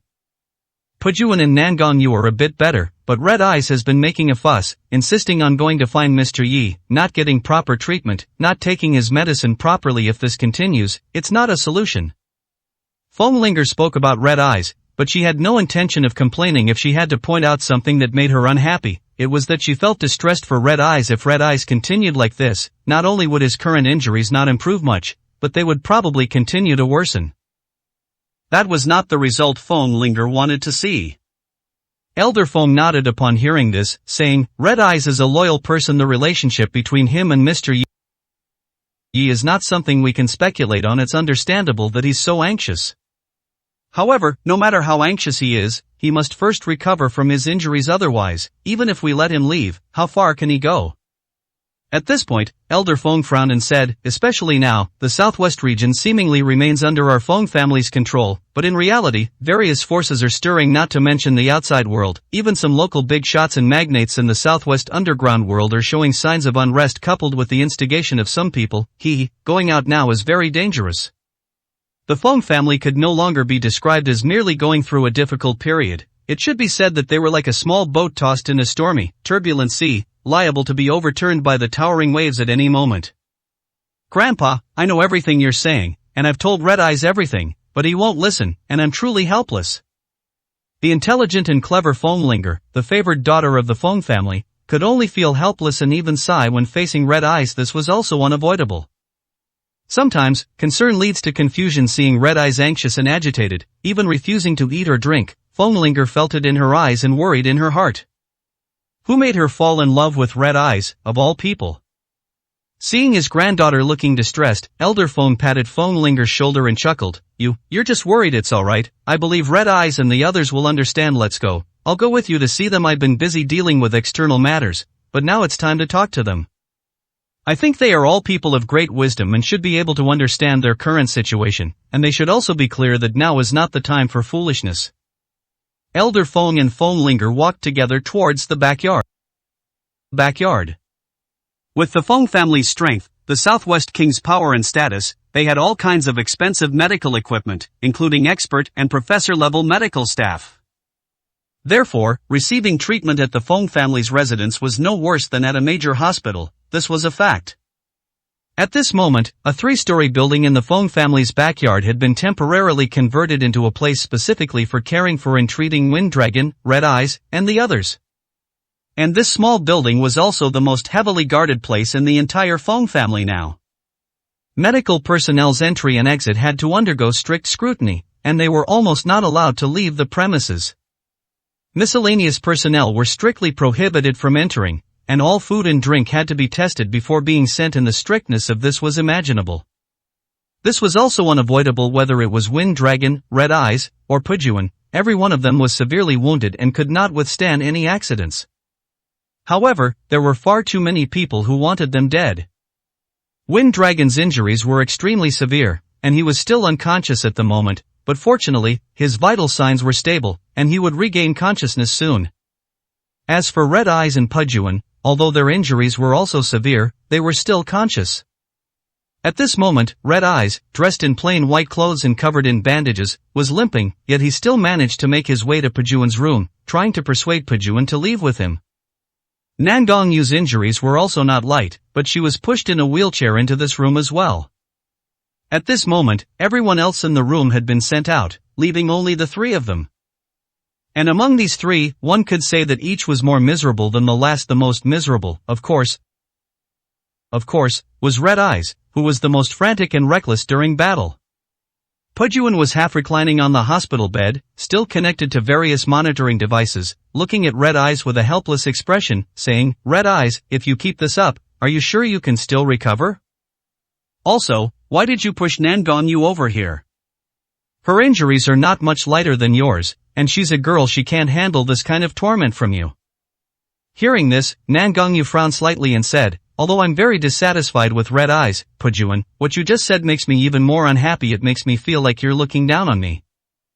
Pujuan sighed helplessly upon hearing this and said nothing more. Red Eyes sat on the sofa, looking at Pujuan, and said in a deep voice, no matter what Nangongyu thinks, she fought with all her might this time, and the 3 of us are our own people. What I want to do, I naturally can't hide from you, and I want to drag you along to do it. I'll say it again, I want to go to overseas to find Mr. Yi. Are you going or not? Don't tell me you have no combat power left at all. Even I, Red Eyes, can easily kill a few ordinary people now, let alone you. Unless, you don't dare. Or, you're unwilling. As he said this, a dangerous glint flashed in Red Eyes' eyes, and he gritted his teeth, saying, Mr. Yi fought 5 dragon-ranking powerhouses alone. He's now rated as Quasi-Emperor level by the Dark Web. But even a Quasi-Emperor can't withstand the massive explosion in the final battlefield. Everyone died, their bodies utterly destroyed. Do you also think Mr. Yi is certainly dead, and so you've started thinking about your retreat? I'm telling you, if you have such thoughts, I won't stop you after all. If Mr. Yi is truly gone, everyone goes their own way, I can understand that. But now, it's only been a few days? If you're already having such thoughts now, then I'm sorry, I, Red Eyes, will not agree. At this moment, Red Eyes' eyes were cold, filled with killing intent, and this murderous intent was not directed at anyone else, but at Pujuan and Nangong Yu. Chapter 673. I'm going to find Mr. Yi. At this moment, Pujuan and Nangong Yu were half dead with anger at Red Eyes' behavior. What did he mean? What did he mean by, each go their own way? What did he mean by, it's only been a few days? What did he mean by, you don't agree? What did all this mean? Was he implying that the two of them thought Yi Qing was dead, so they wanted to part ways? It was simply outrageous. Even Nangong Yu, who had always wanted to kill Yi Qing, couldn't hold back at this moment. She stood up in a fit of rage, pointed at Red Eyes' nose, and began to curse him. Bastard, Red Eyes, what do you mean by those words? Who are you looking down on? Who are you despising? And who are you threatening? Yes, Nangong Yu and Yi Qing have a deep-seated hatred between us. I want to kill him, I've never hidden that. So what? Shouldn't Nangong Yu feel this way? Is it wrong? So many people from my Nangong family died at Yi Qing's hands. Whether they deserved it or not, I can't forget this vendetta. But, I said I would personally kill Yi Qing, and Yi Qing knows this too. Nangong Yu wishes Yi Qing alive more than any of you. If he dies, who will I seek revenge from? Also, Red Eyes, don't think you're the only loyal one, the only decent person. We also participated in the overseas battle. It was a near-death experience, which you witnessed firsthand. So what? Now you think we'll betray him, then you shouldn't have let us participate in the first place. You dog, Red Eyes, if not for the fact that you're a dying cripple right now, I'd kill you immediately. You listen to me, never again try to humiliate Nangong Yu in such a demeaning way, otherwise, before I kill Yi Qing, I will definitely kill you. At this moment, Nangong Yu was radiating killing intent. Clearly, Red Eyes' words had angered her greatly. One couldn't blame Nangong Yu for being so angry. Red Eyes' words were simply too hurtful and humiliating. He was practically calling them traitors. They had fought in the overseas battle, where blood flowed like rivers, and they themselves were gravely wounded and on the verge of death, barely clinging to life. How could they become traitors who wanted to part ways, as Red Eyes claimed? And Red Eyes, looking at the furious Nangong Yu, felt that he had been too enraged and spoken wrongly. At this moment, he shrank his head and said softly, I was just saying that, why are you taking it so seriously? It sounded like an explanation, but in reality, his tone was very weak, clearly indicating that he knew he was wrong. Although Pujuan didn't erupt, his face was ashen, clearly showing his displeasure. Looking at Nangong Yu, Pujuan said in a deep voice, Alright, Nangong Yu, Red Eyes is just worried and confused. He didn't mean it that way.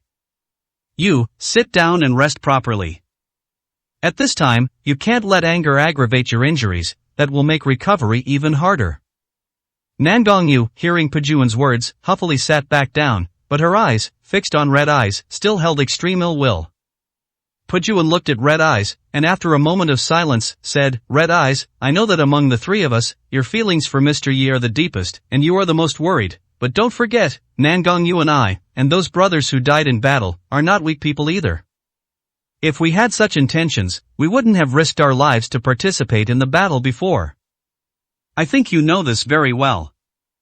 I can forgive your extremely insulting words just now, but remember, this is only once.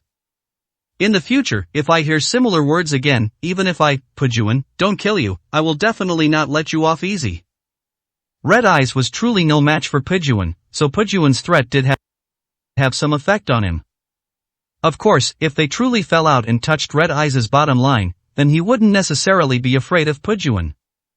But they were now brothers fighting in the same trench, falling out was impossible. Watching Red Eyes' silent demeanor, Pujuan sighed and said, I know you're concerned about Mr. Yi, we are also very concerned about Mr. Yi's life and death. But, I want to ask you, almost all forces are searching for Mr. Yi now, and they haven't found him. Are you sure you can find him? Upon hearing this, Red Eyes looked up at Pujuan and gritted his teeth, saying, precisely because everyone is searching for Mr. Yi, we should search even more. Otherwise, if we just keep waiting here, won't it be even harder to find him? Mr. Yi must be severely injured now. If he's found by those people, then he'll truly be in grave danger. Mr. Yi survived a certain death situation, and he survived being besieged by 5 dragon-ranking powerhouses. If he ends up in the hands of those nameless nobodies, suffering endless torment and dying an ignominious death, that would truly be the most shameful outcome. Therefore, we should go look. As long as we look, there's at least a chance to find him. That was correct, Pujuan also nodded. From beginning to end, the three of them, at least Pujuan and Red Eyes, firmly believed that Yi Qing was still alive. Pujuan sighed and looked at Red Eyes, saying, don't I want to find Mr. Yi too? Forget about recovering to my peak combat strength, if I could even have 1/10 of my fighting power, I would immediately set off and go directly overseas to search for Mr. Yi. But the problem is, I don't have it, you don't have it, none of us do. As we are now, a few random people could easily take us down. At this point, even if we found Mr. Yi, could we protect him? Seeing Red Eyes' defiant expression, as if he was about to say something, Pujuan frowned and said, I know what you want to say, but for now, don't say anything. Because the truth is, those people, those forces, they can't find Mr. Yi, but they know we are recuperating here with Elder Phone. At this moment, the entire Phone family is being watched, and we are even more of an eyesore to others. As soon as we appear, even if they don't kill us, they will definitely follow us. As for why, I think you know very well. You tell me, at a time like this, can we make a move? Therefore, if you are truly looking out for Mr. Yi, then recuperating honestly now and recovering your strength as quickly as possible is the most important thing. Don't do anything unnecessary, that's not saving Mr. Yi, it might even harm him. Red Eyes, don't think I'm being an alarmist. Use your brain, and you'll know if I'm right or not. At this moment, Nangongyu looked at Red Eyes, rolled her eyes, and said, idiot. Red Eyes glared at Nangongyu, but still frowned and lowered his head. He, Red Eyes, was certainly not an idiot or a fool, he was just too worried about Yi Qing's safety. But, what Pujuan said was true. They currently not only lacked the ability to protect themselves but were also being closely watched by others. Even if they found Yi Qing, they couldn't offer him any protection, in fact, they might even harm Yi Qing because of their presence. This, after a moment of careful thought, Red Eyes could understand. But he was just worried, unable to bear it. He was recuperating safely here, yet Yi Qing's life or death was unknown, this made him unable to rest easy. Just then, Elder Phone pushed open the door and walked in. Looking at Red Eyes and the others, he sighed softly and said, I heard some of what you said. Red Eyes, I know you are very worried about Mr. Yi's safety, but Pujuan is right. Chapter 674 The most dangerous time has arrived. Elder Phone had no intention of hiding anything, at this point, it was better to be direct. Otherwise, if Red Eyes and the others ever had a sudden thought and tried to secretly leave, it would truly be too late for regrets. Elder Phone walked up to Red Eyes and softly said, you are in no position to help yourselves right now, so don't even talk about finding someone besides. What Broken Army said is right, everyone is watching you now if you leave at this time, setting aside the danger, at the very least, if you were to lead enemies to Yi Qing, you would be harming him. Red Eyes, think carefully. Upon hearing this, Red Eyes said in a deep voice, I understand, I get what you mean, I'm just very worried about Mr. Yi. Elder Phone nodded, patted Red Eyes' shoulder, and softly said, we are just as worried about Mr. Yi's safety as you are, but I actually think that no news from Mr. Yi right now is the best news. I believe that explosion wouldn't take Mr. Yi's life, but it might have injured him at this time. Mr. Yi hasn't contacted you, probably because he knows your communication methods might be tapped, and so on. In short, trust Mr. Yi, trust him as long as he's alive, he's temporarily safe.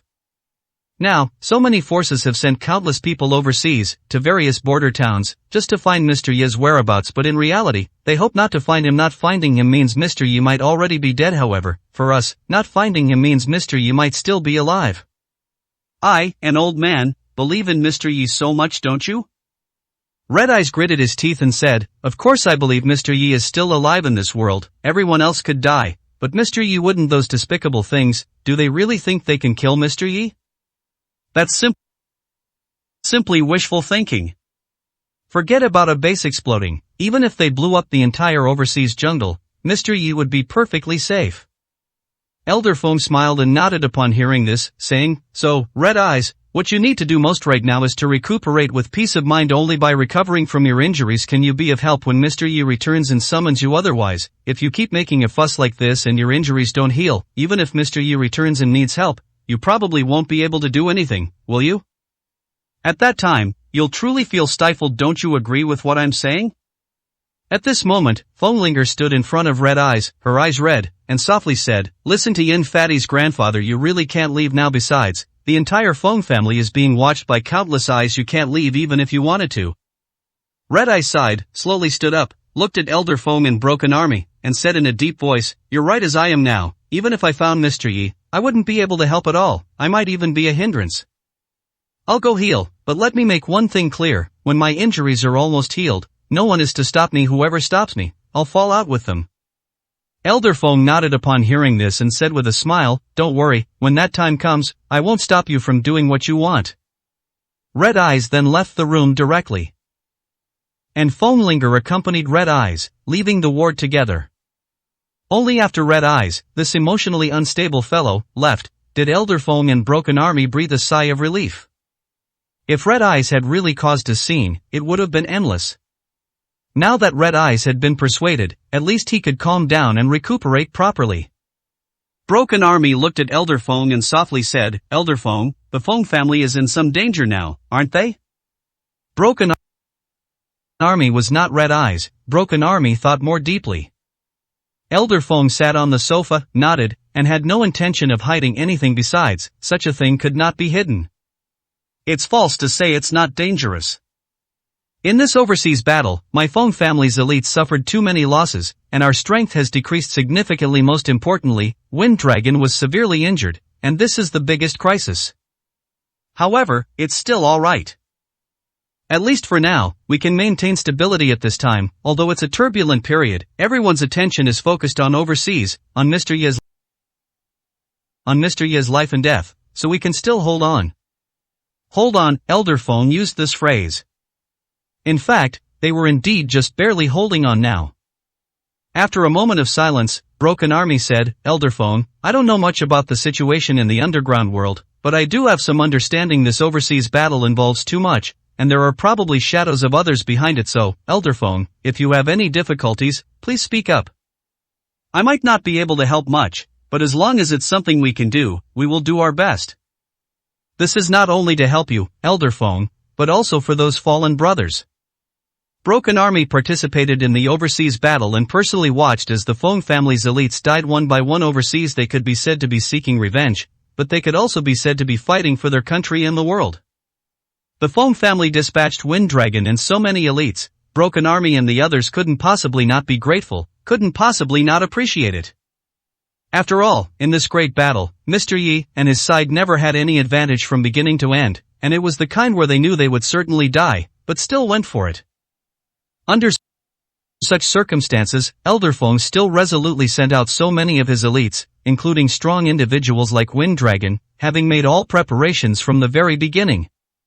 To put it bluntly, the Foam family had prepared for everyone to die, for the Foam family to be completely ruined and lose everything from then on. Elder Fang's favor, whether one accepts it or not, must be accepted. Looking at Broken Army, Elder Foam believed Broken Army would keep his word, but unfortunately, Broken Army and the others' injuries were too severe right now. And the Feng family could temporarily maintain stability, making people not dare to do much, but how many more days could they hold on? 3 days? 5 days? Perhaps, but for a longer period, it might not be possible. Those people wouldn't wait forever this time. The underground world of Dragon Country was about to undergo a massive change. Mr. Broken Army, thank you. There are no outsiders here today, so I'll speak frankly. At this point, Elder Feng sighed softly, as if he had aged more than 10 years, his eyes filled with exhaustion. 10 days. 10 days at most is the limit my Feng family can hold on. After 10 days, those people will definitely come knocking, and even if they don't immediately, my Feng family's forces in the southwest will be defeated one by them. In these 10 days, I hope Mr. Broken Army and the others can recover your strength as much as possible, and then, take Wind Dragon, take Linger, and leave this place, leave the southwest. Seeing Broken Army about to say something, Elder Feng showed a bitter smile and said, don't worry, after 10 days, it's just the point in time when my Feng family's power is gone and those people have no more scruples.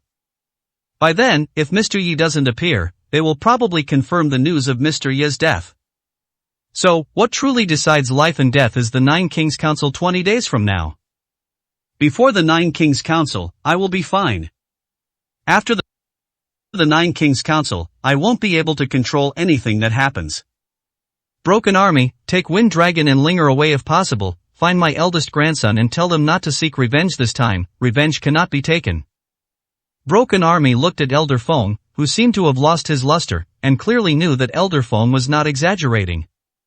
10 days was the time when those people would confirm Yi Qing's death. It was also the time when they would begin to conspire together. After 10 days, they would make their move. By then, it would probably not only be the southwest but also the southeast and Ruan Hongqiu's forces that would suffer devastating blows. 10 days was a turning point, a node that would change everything. And the true turning point for life and death, for everything to be decided, was the Nine Kings Council 20 days later. Elder Feng had to go to the Nine Kings Council this time, but going there would likely mean more bad than good. Chapter 675. It's time to reshuffle. Has it come to this? Feng Lao, if I may speak out of turn, even if Mr. Yi is truly gone, it's one thing to make a move against the southeast, but do they really dare to strike at both you and Queen Ruan Hongqiu simultaneously? Wind Dragon is injured, but he's still alive, and so is Ruan Hongqiu. Plus, I and Red Eyes are still alive too. Sooner or later, we'll be able to recover completely. Do they truly dare to do this? Broken Army knew that Feng Lao was not exaggerating. The real danger might be even greater than what Feng Lao described. However, thinking of this, Broken Army still couldn't help but ask.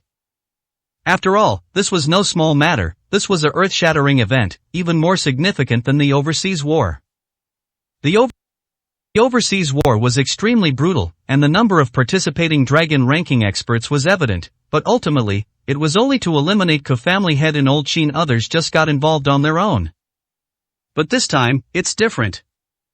If things truly develop in the direction Feng Lao predicted, it means that half of the underground world of Dragon Country, no, not half, but almost the entire underground world of Dragon Country, is about to fall into chaos.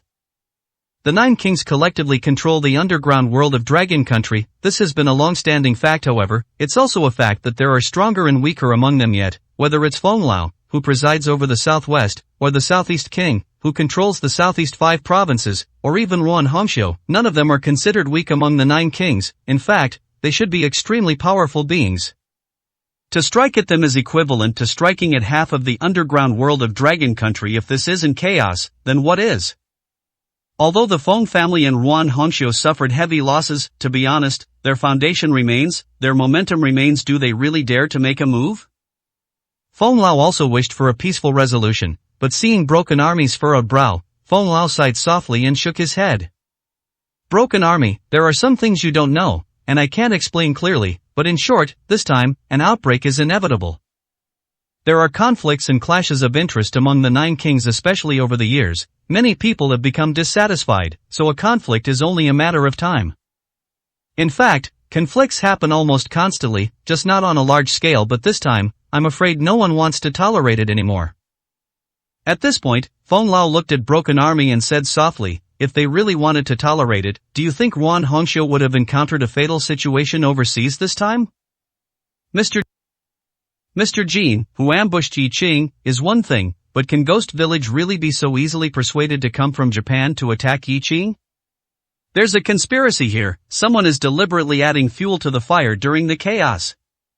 Upon hearing this, a cold glint flashed in Broken Army's eyes, and he gritted his teeth, saying, Feng Lao, you mean that this time, in Mr. Yi's fatal situation, there were also outsiders involved?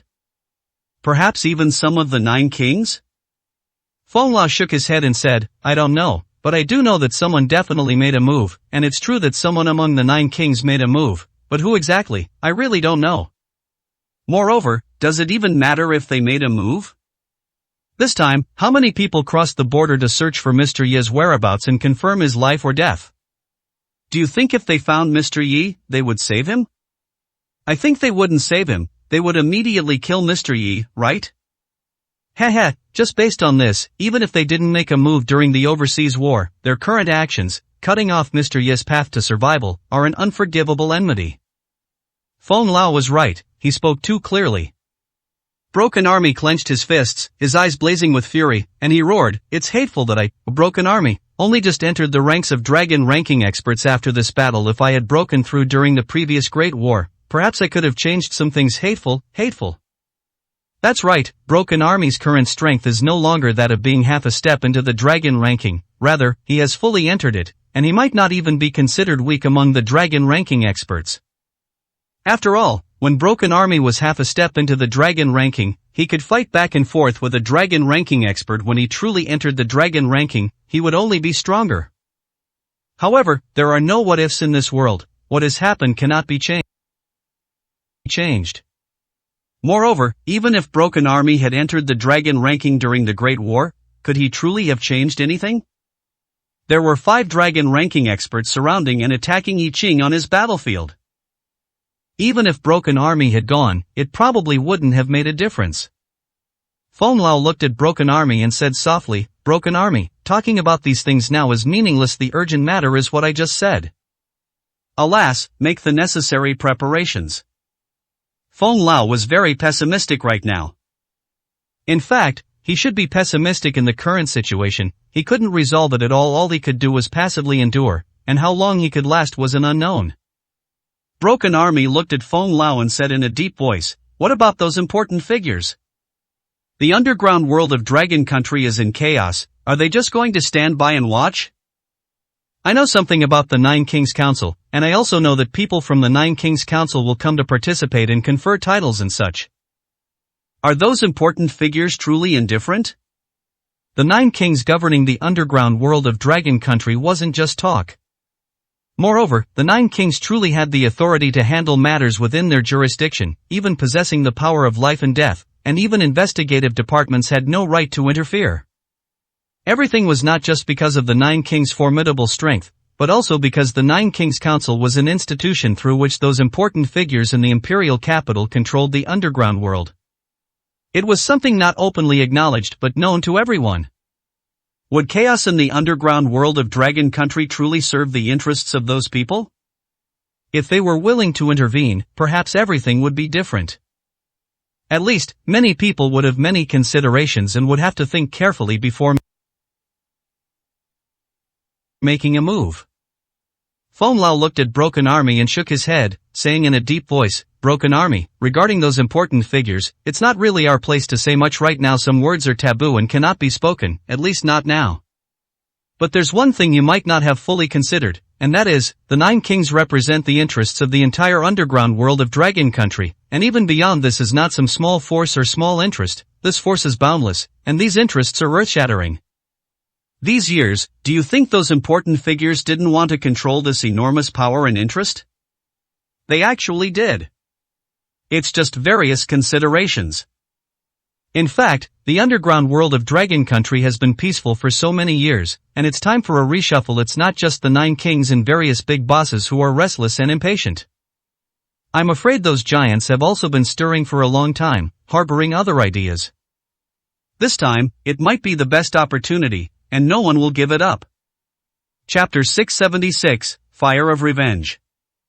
Since Wind Dragon had spoken to this extent, how could Wind Dragon not understand? In fact, even if Wind Dragon hadn't said it like that, he should have been clear, but he had always wanted to find an opportunity to salvage the situation. Wind Dragon was silent for a moment, then said in a deep voice, I can understand their decision to seek greater benefits, but why can't they try to win over Ruan Hongxiu, or win over you, Wind Dragon? Mr. Ye's death has not been confirmed yet. What are they trying to do? Aren't they afraid? Wind Dragon knew that this was because Wind Dragon was unwilling. However, Wind Dragon sighed and said, that's why I said the time limit is 10 days. If Mr. Yi is still alive or dead after 10 days, then everything will be set in stone.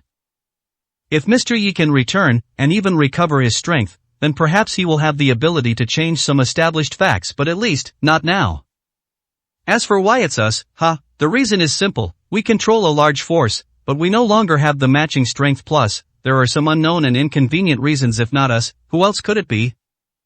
All in all, Mr. Wind Dragon, all we can do now is do our best and leave the rest to fate. We must protect ourselves as much as possible. As for other things, it's up to fate. But don't worry, this old man, still have some influence when the most dangerous time comes. I think I will try my best to secure a way out for you. At the most dangerous time, trying every possible way to secure a way out. The fact that Wind Dragon could say such words clearly indicated how desperate he was deep down about this situation. Wind Dragon was unwilling and said through gritted teeth, Wind Dragon, don't worry, that time will never come. Mr. Yi is definitely still alive. Even if something truly unexpected happens, we will never let go of anyone who kicked us when we were down. Southeast is the territory that the Qin family has managed for many years. Those so-called subordinates of Southeast King will not be of one mind with us after all. The management time was too short, and we would not feel at ease in trusting our backs to them.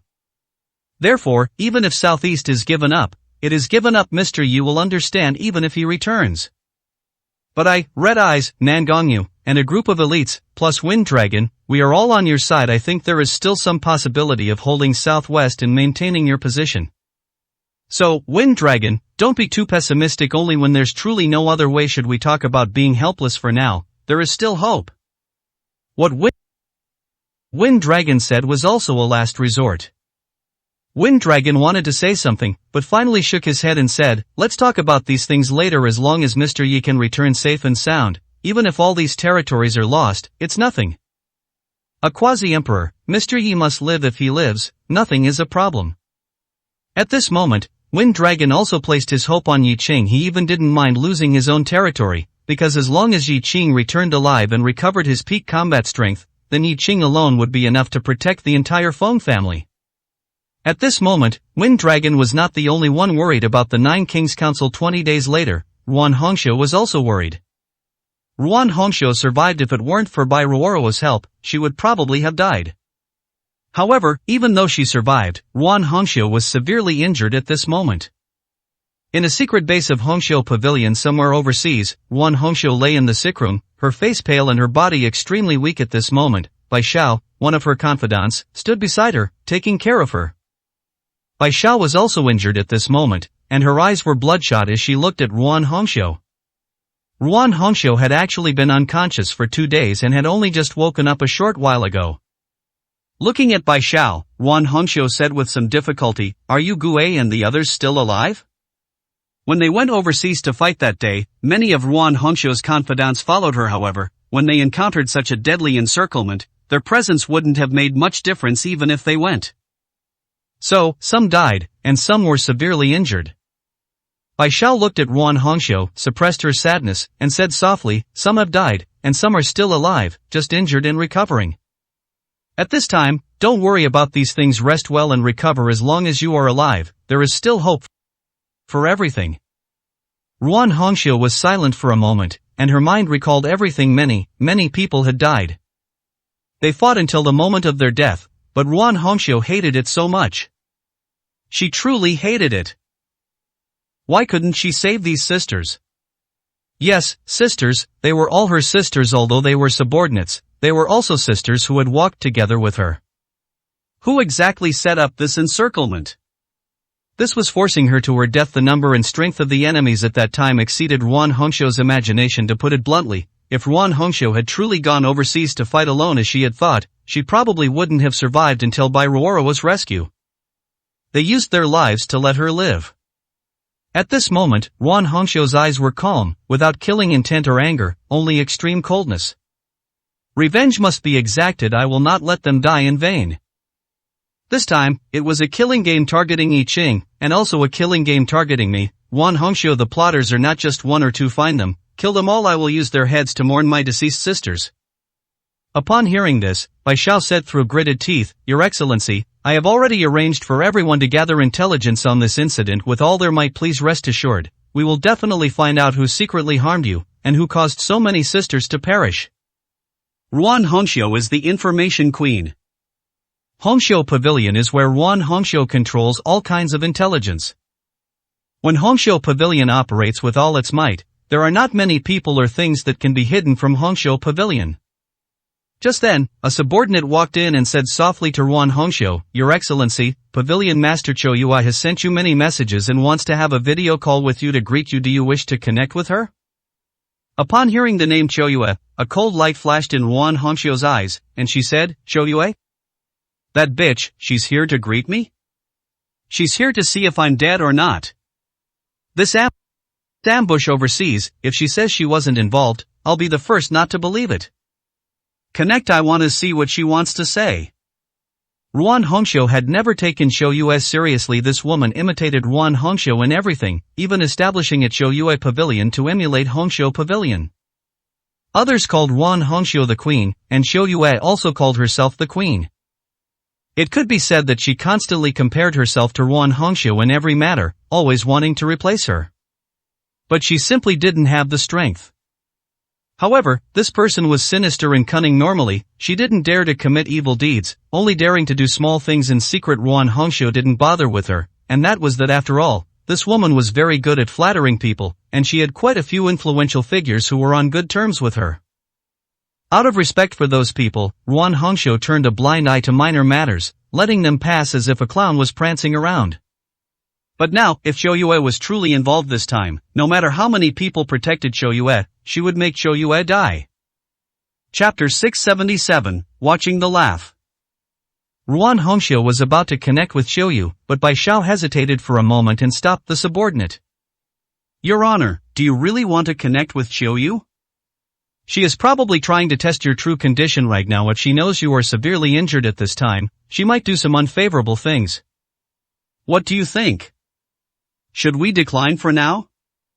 Ruan Hongxiu knew who Chou Yue was, and Bai Xiao naturally understood.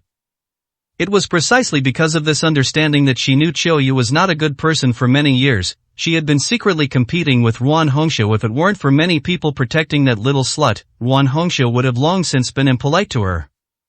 But now, the situation was a bit different. Being cautious was still a good idea.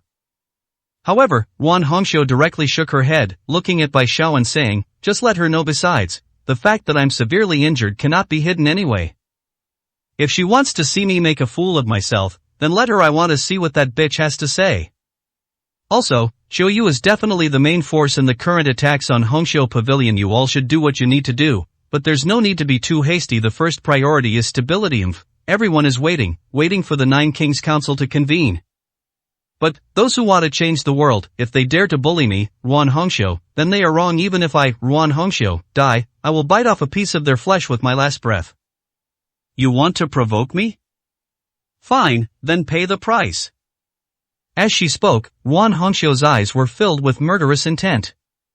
She had returned from overseas, already furious now. Someone had provoked her, wanting to kick her out, even destroy her Hongxiu Pavilion, and seize her Nine Kings position. Fine, then let them come and see who is truly afraid. Go, make the connection. Tell me when it's ready.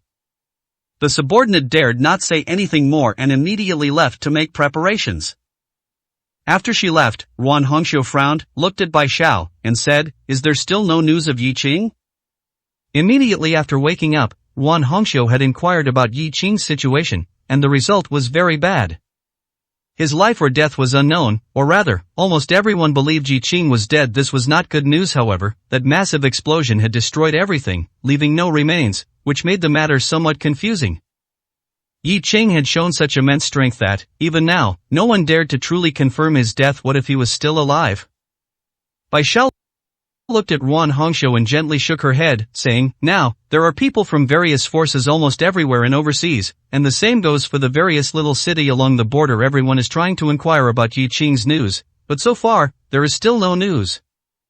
"Your Honor, Yi Qing is, after all, human. He could not have survived such a devastating explosion. Moreover, before that, 5 dragon-ranking strong individuals attacked him. Even if he could win, he would surely be severely injured and on the verge of death coupled with the massive explosion. Therefore, Your Honor, I'm afraid you need to be mentally prepared." What Bai Xiao said was all fact, without any personal emotional color. What she said was actually what everyone agreed with, because the facts were there. What was true could not be false. Ruan Hongxiu was silent for a moment, then sighed and said, "Yi Qing and I only just met. I did see him as Ruan Qing, but I also truly valued his potential. That is a fact. I have done what I can. I still firmly believe he is alive. In short, search with all your might, do not give up any hope. Even if he truly perished completely, then I will have a clear conscience. Everything that needed to be done has been done." At this point, a hint of murderous intent flashed in Ruan Hongxiu's eyes, and she said coldly, "But now, various forces are waiting for the complete confirmation of Yi Qing's death, and then they will act at the 9 Kings Council, huh? But they all seem to have forgotten that I, Ruan Hongxiu, rose from obscurity, and I did not rely on Yi Qing. I have always relied on myself. They think that if Yi Qing dies, they can change the world and use the general situation to target me. Fine, let them try. I want to see what they can do." Just then, the subordinate walked in and respectfully said to Ruan Hongxiu, "Your Honor, the equipment is ready, and we have connected with Qiu Yu." As Ruan Hongxiu nodded, several subordinates immediately pushed in a large screen, and on the large screen, Qiu Yu sat on a grand throne, dressed formally, truly looking like a queen. When the equipment was pushed in front of Ruan Hongxiu, Qiu Yu's eyes were filled with a smile, constantly scrutinizing Ruan Hongxiu, her lips curving upward, unable to suppress it.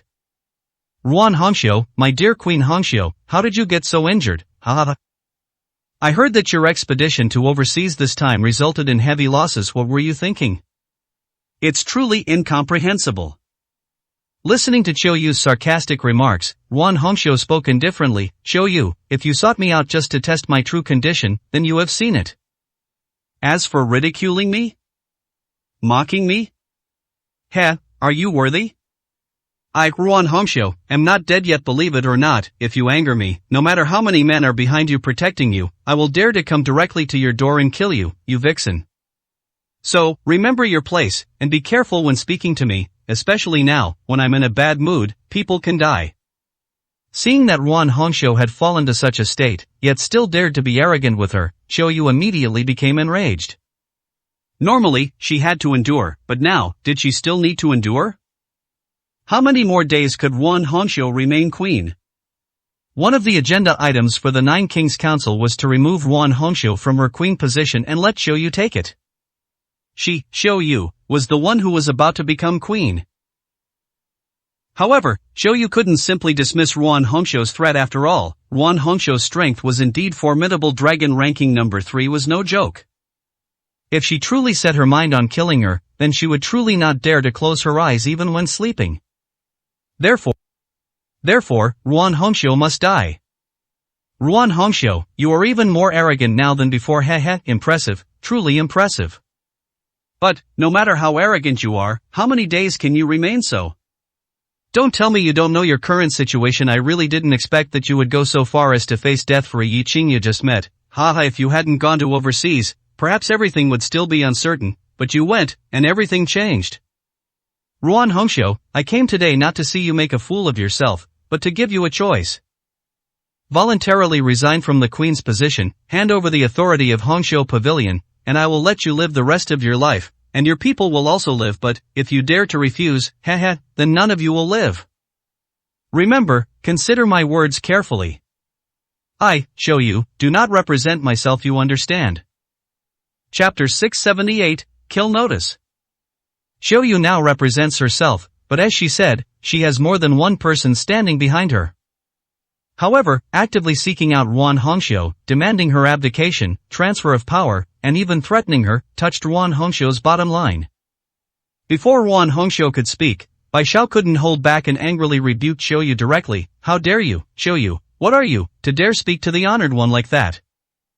You're seeking death. Hearing Bai Xiao insult her, Xiao Yu didn't get angry, merely smiling faintly. Oh, what I just said was indeed the truth. As long as you, Ruan Hongxiu, voluntarily abdicate and yield your position, not making futile efforts, then I will preserve your life and the lives of others. However, I've changed my mind now. Who was it that just spoke? Bai Xiao, right? She must die. Ruan Hongxiu, kill her now, otherwise, I'll make all of you die. She even resorted to threats. And demanded that she immediately execute her trusted subordinate. Watching Xiao Yu talk to herself as if victory was assured, a hint of mockery flashed in Ruan Hongxiu's eyes. She said, Xiao Yu, you're dead. Ruan Hongxiu, say it, no one in heaven or earth can save you. As long as I, Ruan Hongxiu, live for one day, you, Xiao Yu, will not live. You want my queen's position, you want Hongxiu Pavilion, right? Fine, come, take it with your strength. I want to see if you, Xiao Yu, have what it takes. Also, I, Ruan Hongxiu, am not joking, at least, not with you, Xiao Yu. At this point, Ruan Hongxiu turned to Bai Xiao and said faintly, pass my order, announce to everyone in my name that I, Ruan Hongxiu, will definitely kill Xiao Yu. Whoever dares to obstruct, that person will be my, Ruan Hongxiu's, enemy. At that time, I will kill them. Upon hearing this, Bai Xiao immediately nodded heavily and said, your subordinate obeys. At this moment, Xiao Yu's face had turned completely ashen, looking extremely displeased. She had only come to watch Ruan Hongxiu's misfortune, but she hadn't expected to be issued a kill order by Ruan Hongxiu. This was no longer a matter of humiliation, but a truly fatal threat. At this moment, Xiao Yu could no longer maintain her composed demeanor. She looked at Ruan Hongxiu and roared. Ruan Hongxiu, you lunatic, you want to die yourself and drag them down with you, right? Good, there's a road to heaven, but you refuse to take it. There's no gate to hell, but you insist on barging in. You want to die, right? Then go die. Do you really think you're still the Ruan Hongxiu of the past? Do you really think your threats can scare me, or others? I'm telling you, you're dead, Ruan Hongxiu, you're dead. No one can save you, no one. Ruan Hongxiu looked at the collapsing and roaring Xiao Yu, and sneered, Xiao Yu, during the Nine Kings Council, I will personally execute you in front of everyone. You, just wait. After speaking, Ruan Hongxiu looked at her subordinates and said faintly, what more is there to say to someone who is about to die? Hang up, and later, watch how I slaughter her. At Ruan Hongxiu's command, the connection was immediately cut off. And when it was cut, Xiao Yu seemingly hadn't finished speaking, flailing her arms, clearly enraged. Ruan Hongxiu sneered, idiotic thing, full of herself. Bai Xiao looked at Ruan Hongxiu, hesitated for a moment, and said, honored one, do you really want to issue this announcement? This might offend many people. Yes, it would offend many people who knew that while Xiao Yu's abilities weren't great, her knack for charming people was considerable. Among the Nine Kings, there were those who supported Xiao Yu, and among the magnates, there were also people who supported Xiao Yu. Otherwise, would Xiao Yu dare to be so arrogant? Looking at Bai Xiao, Ruan Hongxiu said coldly, issue it, why not issue it? Do you think I'm joking? I already told Xiao Yu, if I don't issue it now, what would that be? That I chickened out? I know that once this announcement is issued, even more people will be offended, but Bai Xiao, you need to understand one thing, even if I don't issue this announcement this time and don't offend them, will they let me go? They won't let me go during this Nine Kings Council. Since that's the case, is there any difference between offending them now or offending them later? And the most important point is, I want everyone to clearly understand one thing, it's fine if I, Ruan Hongxiu, usually don't bother with them, but they've repeatedly caused me trouble, and now they want me dead. I, Ruan Hongxiu, am not some soft persimmon. If I'm going to die, then let's all die together. Ruan Hongxiu was furious. In fact, at this point, even if she didn't want to be furious, she had to be. After all, they had clearly decided to kill her. Was she still going to endure it? Was she going to watch herself and everyone around her die? If she died, she would drag a group down with her. A powerhouse like Ruan Hongxiu was not someone who could be bullied at will. Seeing Ruan Hongxiu's firm attitude, Bai Xiao immediately nodded with a serious expression and said, I understand, honored one, I will issue the announcement immediately. After Bai Xiao and the others left, Ruan Hongxiu's emotions slowly returned to calm. However, her brows were slightly furrowed. After all, people were going to die, and many of them. She couldn't protect these sisters. Yi Qing, are you truly dead? I hope you're not dead. Shaking her head lightly, Wan Hongxiu said no more. Meanwhile, in Little City at the border. Yi Qing was unaware of the turmoil outside, but he didn't need anyone to tell him, he knew that a storm was brewing. Yi Qing was not a brainless person from the moment he decided to fight overseas, he had already considered many outcomes, including the worst. The current situation was within his expectations. Although he was still alive, he was probably no different from dead in the eyes of others, and that was the worst outcome. Especially under the current circumstances where he couldn't leave the mountain recently. After meditating for an entire night, Yi Qing's injuries were still incredibly gruesome. However, compared to these superficial wounds, Yi Qing's true severe injuries were internal, and these injuries couldn't be recovered from just like that. It was no joke, Yi Qing, had almost been killed several times overseas. Each of those times, he was almost completely shattered. Although he recovered somewhat with the appearance of the Red Lotus Emperor appearance, it was only a partial recovery. What? 1 month, give me 1 month, and I can recover to my peak. However, I can't possibly have 1 month and 20 days, I must attend the Nine Kings Council. Yi Qing looked at his hands, gritted his teeth, and made a decision. 20 days would be enough for him to recover most of his strength. Perhaps it wouldn't be enough, as there were too many powerhouses and too many enemies, but even so, he had to go to the Nine Kings Council. If he didn't go, Elder Feng wouldn't fare well, Wan Hongxiu wouldn't fare well, and many people would die. This was not the situation Yi Qing wanted to see. He had to go, to save people and to kill enemies. Since everyone says I, Yi Qing, am a quasi-emperor, then I will let you understand that the dignity of an emperor cannot be insulted. Chapter 679. You can betray me. Time flew by, and almost 10 days had passed. During these 10 days, Yi Qing's injuries had recovered significantly. Although still far from his peak combat strength, at least, he now had the ability to protect himself. Of course, this so-called self-preservation depended on who the opponent was. If it were just ordinary people, then 10 or 8 of them wouldn't even be able to get close to Yi Qing. This was a fact. If it were an ordinary tiger ranking expert, it would be very difficult to deal with Yi Qing. However, even slightly stronger tiger ranking experts could still give Yi Qing a hard time, let alone dragon ranking experts. Yi Qing was still living incognito, not daring to expose his whereabouts. Otherwise, if people knew he was hiding here, no one would know how many people would come to kill him, or what kind of experts would arrive. For 10 days, Yi Qing hadn't contacted anyone. No, it should be said that Yi Qing hadn't contacted Red Eyes and the others, nor had he contacted anyone related to him that outsiders knew about. But there were some people outsiders didn't know about, so Yi Qing contacted them. He couldn't not contact them. He could continue to lie low, but his parents and Bai Ruoruo couldn't. Although Yi Qing helped them with their treatment, their current recovery status was still not very good. Moreover, he couldn't let his parents and Bai Ruoruo stay here indefinitely. This border little city was seeing more and more strangers. Waves of people were searching for him, and he had to be prepared for any possibility. Therefore, his parents and Bai Ruoruo had to be taken away. Early in the morning, Lang Han came to Yi Qing's room with steamed buns and soy milk. Their relationship had already become that of good friends during this short time together.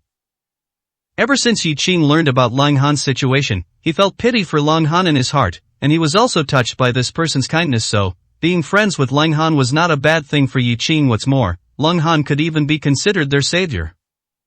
Yi Qing would not refuse to be friends with ordinary people just because he was powerful and of high status. In his opinion, as long as a person's character was good and they could get along, anyone could become a friend. As for Lang Han, he was also touched by Yi Qing's sincerity. To be honest, he also saw his own shadow in Yi Qing, so to say he didn't feel pity for Yi Qing would also be false. Moreover, he had told Yi Qing his deepest secrets, and their relationship only felt like it was getting closer. Yi Qing, uncle and aunt, and your sister-in-law, staying here without proper treatment is not a long-term solution. Why don't we think of a way? Although I can't help much, rest assured, your business is my business. I won't stand by and do nothing. Also, I know you're anxious, but don't be too anxious. Your own injuries haven't healed yet. How can you go out and work? Just stay here, I can still afford to support you. Lung Han ate his steamed bun, looking at Yi Qing with a sense of helplessness, but more so, with generosity and righteousness. He himself was in a mess, living almost worse than death, yet he still had the heart to care about how Yi Qing was doing. Lung Han truly regarded Yi Qing as his brother. Yi Qing looked at Lung Han and chuckled, saying, "Brother Lang, I appreciate your kindness. I know you truly consider me a friend, and I won't hide it from you. Soon, either today or tomorrow, someone will pick up my parents and girlfriend. At that time, they will receive proper treatment. As for me, I can't just stay here idle. However, I do have other matters, but I won't be leaving for now. I still remember what I promised you. Don't worry, just wait a little longer. Once my injuries recover a bit more, you'll come with me. I said I'd help you get revenge, and I definitely will." Lung Han lost everything, stayed by her side, and was willing to give up his dignity and even his life for his girlfriend. What did he get in return? Yi Qing said he would help him get revenge, and that was absolutely not a joke. These past few days, Yi Qing hadn't brought up this matter to avoid upsetting Lung Han, but today, Yi Qing did. Because if he said he would go, he definitely would. He didn't make jokes about such things. Lung Han looked at Yi Qing, remained silent for a moment, then showed a bitter smile and said, "Yi Qing brother, we are good friends, good brothers, not outsiders. I won't say any polite words to you. Can you tell me, who exactly are you? As for revenge, forget about it. It was just talk, and it's not that I look down on you, but this revenge simply cannot be achieved. But compared to that, I'm more worried about your safety now." At this point, Lung Han looked left and right, seemingly worried about eavesdroppers, and his voice became much softer. Little City has recently seen many new people. These people have been recruiting, looking for a severely injured person. Moreover, as far as I know, it's not just this little city, but many places seem to be looking for this person. Yi Qing brother, it's not that I'm being overly suspicious, but your timing is too coincidental, and it almost matches what they're saying, except that you brought 3 other people, not just one severely injured person. At this point, Lung Han stopped speaking and looked at Yi Qing, as if trying to discern something from him. Yi Qing, meanwhile, calmly ate the steamed bun in his hand, showing no signs of tension. Looking at Lung Han, Yi Qing smiled and said, "They promised a lot of things, didn't they?"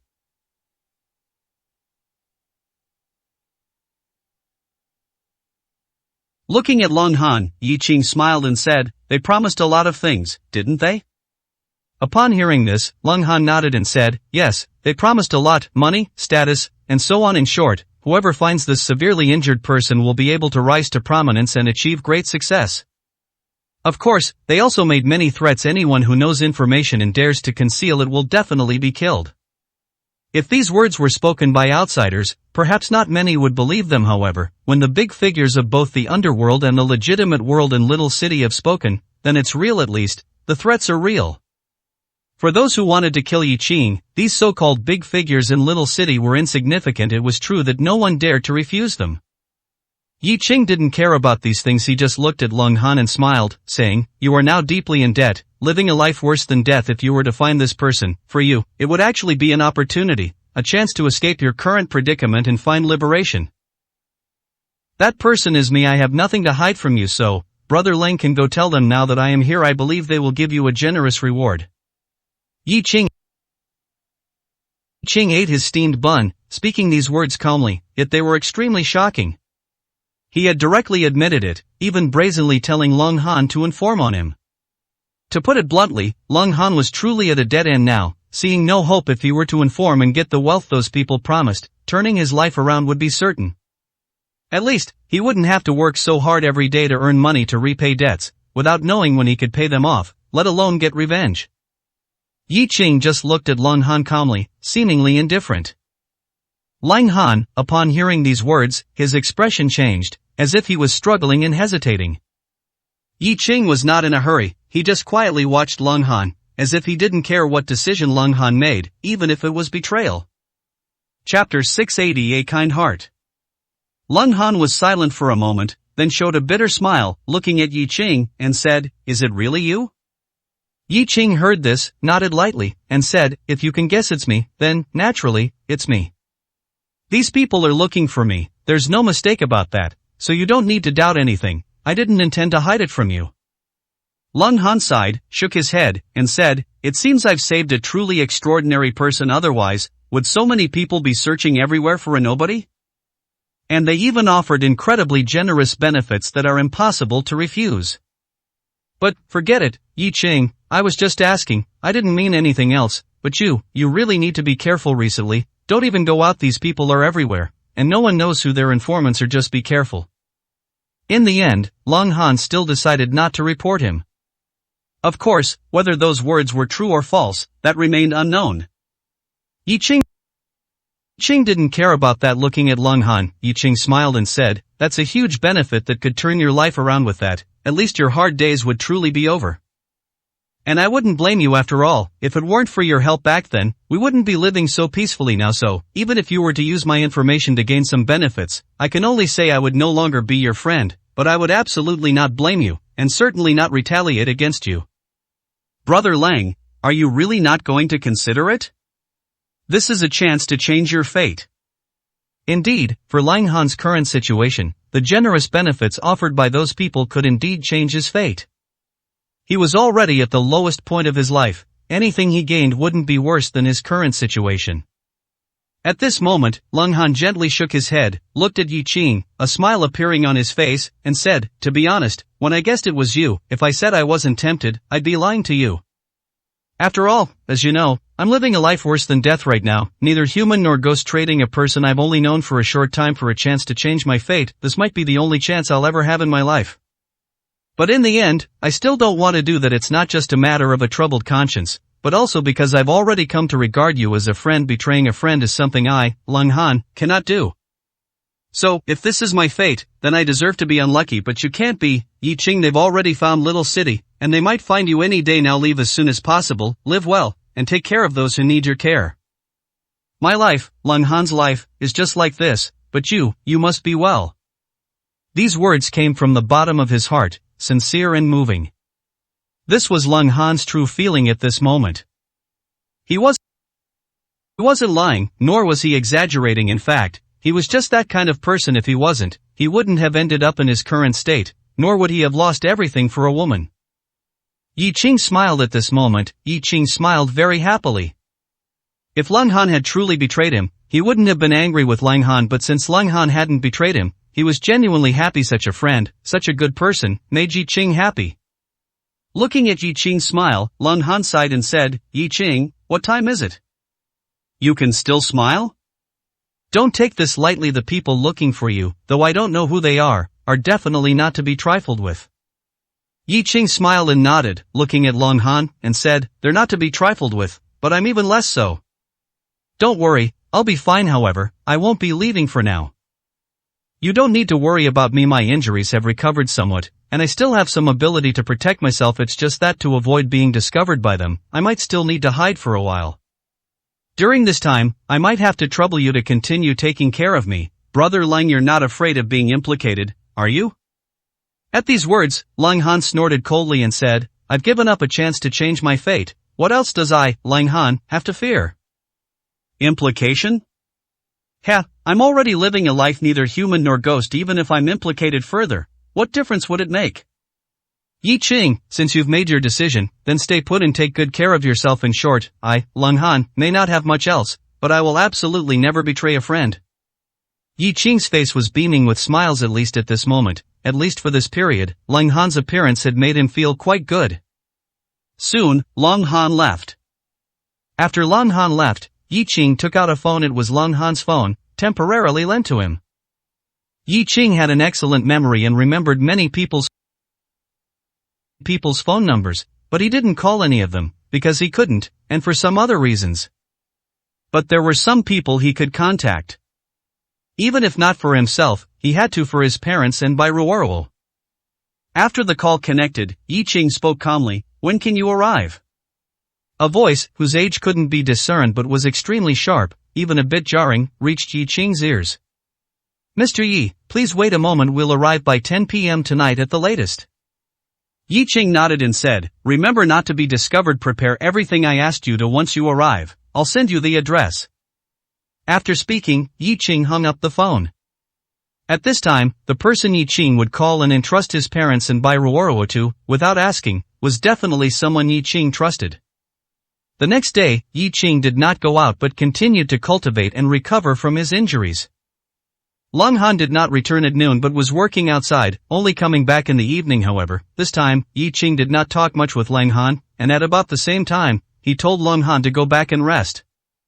Finally, around 10 p.m., Yi Qing's phone rang. "Mr. Yi, we have arrived." Yi Qing heard this, hung up the phone directly, then went out and came to a road next to his residence. By the roadside, several black cars were parked. Not far away, several RVs were also parked. A middle-aged man in his 40s, wearing a black training suit, showed a slight smile when he saw Yi Qing, and his eyes became excited. However, whether it was the man's appearance that gave people a fierce and sinister feeling, or the feeling brought by his own temperament, in short, one glance made people feel uncomfortable, even a chill down their spine. Black Bone greets Mr. Yi. Indeed, the person who arrived was Black Bone. If Red Eyes were here, he would definitely recognize him, because he and Red Eyes were definitely the kind of good brothers, but, if you really calculated it, Red Eyes was actually quite wary of Black Bone. Not because Black Bone was so powerful, but because Black Bone was truly too sinister and too vicious. Black Bone's favorite thing to do was torture people. For this, he even read a large number of books on torture, both modern and ancient, learning everything and even developing his own system of torture. In terms of torturing people, if Black Bone said he was second, it's likely that few people could claim to be first. Chapter 681 Black Bone arrives. Red Eyes knew about Black Bone, and Yi Qing, naturally, also understood. Previously, he summoned Red Eyes back, but he didn't summon Black Bone. To put it bluntly, it was because Yi Qing was actually hesitant. After all, Black Bone's methods were truly too inhumane. But now, Yi Qing didn't feel anything about it. It wasn't because he had no one left to use, but because he truly felt that when dealing with some enemies, there should be no mercy. Torture them, make them wish they were dead, so what? Since they dared to target Yi Qing, and even dared to target his family and friends, then they should be mentally prepared for this. Of course, Yi Qing didn't know if there was any influence from Hon Lian in this, but he knew that even if there was, it didn't matter. Looking at Black Bone, Yi Qing smiled faintly and said, "Long time no see, you look more and more malnourished. Those who don't know would think you're about to die." This wasn't Yi Qing mocking him. It was truly because Black Bone's body was extremely thin, giving people the feeling that he would fall over with a gust of wind. Coupled with his extremely pale face, it was as if he had a serious illness, making it hard for people not to overthink.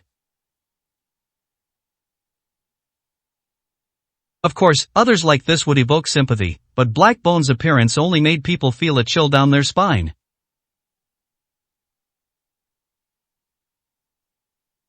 Black Bone looked at Yi Qing, revealing a smile, and said, "Thank you for your concern, Mr. Yi. Don't worry, I'm fine."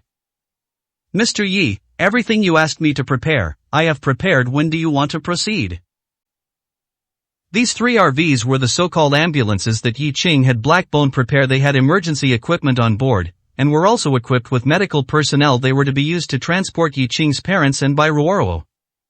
Yi Qing looked at the sky and immediately said, "No time to lose, come with me now." Then, Yi Qing turned around and headed towards his residence. And Black Bone waved his hand, and immediately several people got out of the car, carrying stretchers, following behind them. They walked silently all the way, and didn't encounter anyone. Just like that, Yi Qing returned to the room. Looking at his parents and Bai Ruoruo, who were still unconscious in the room, Yi Qing sighed softly.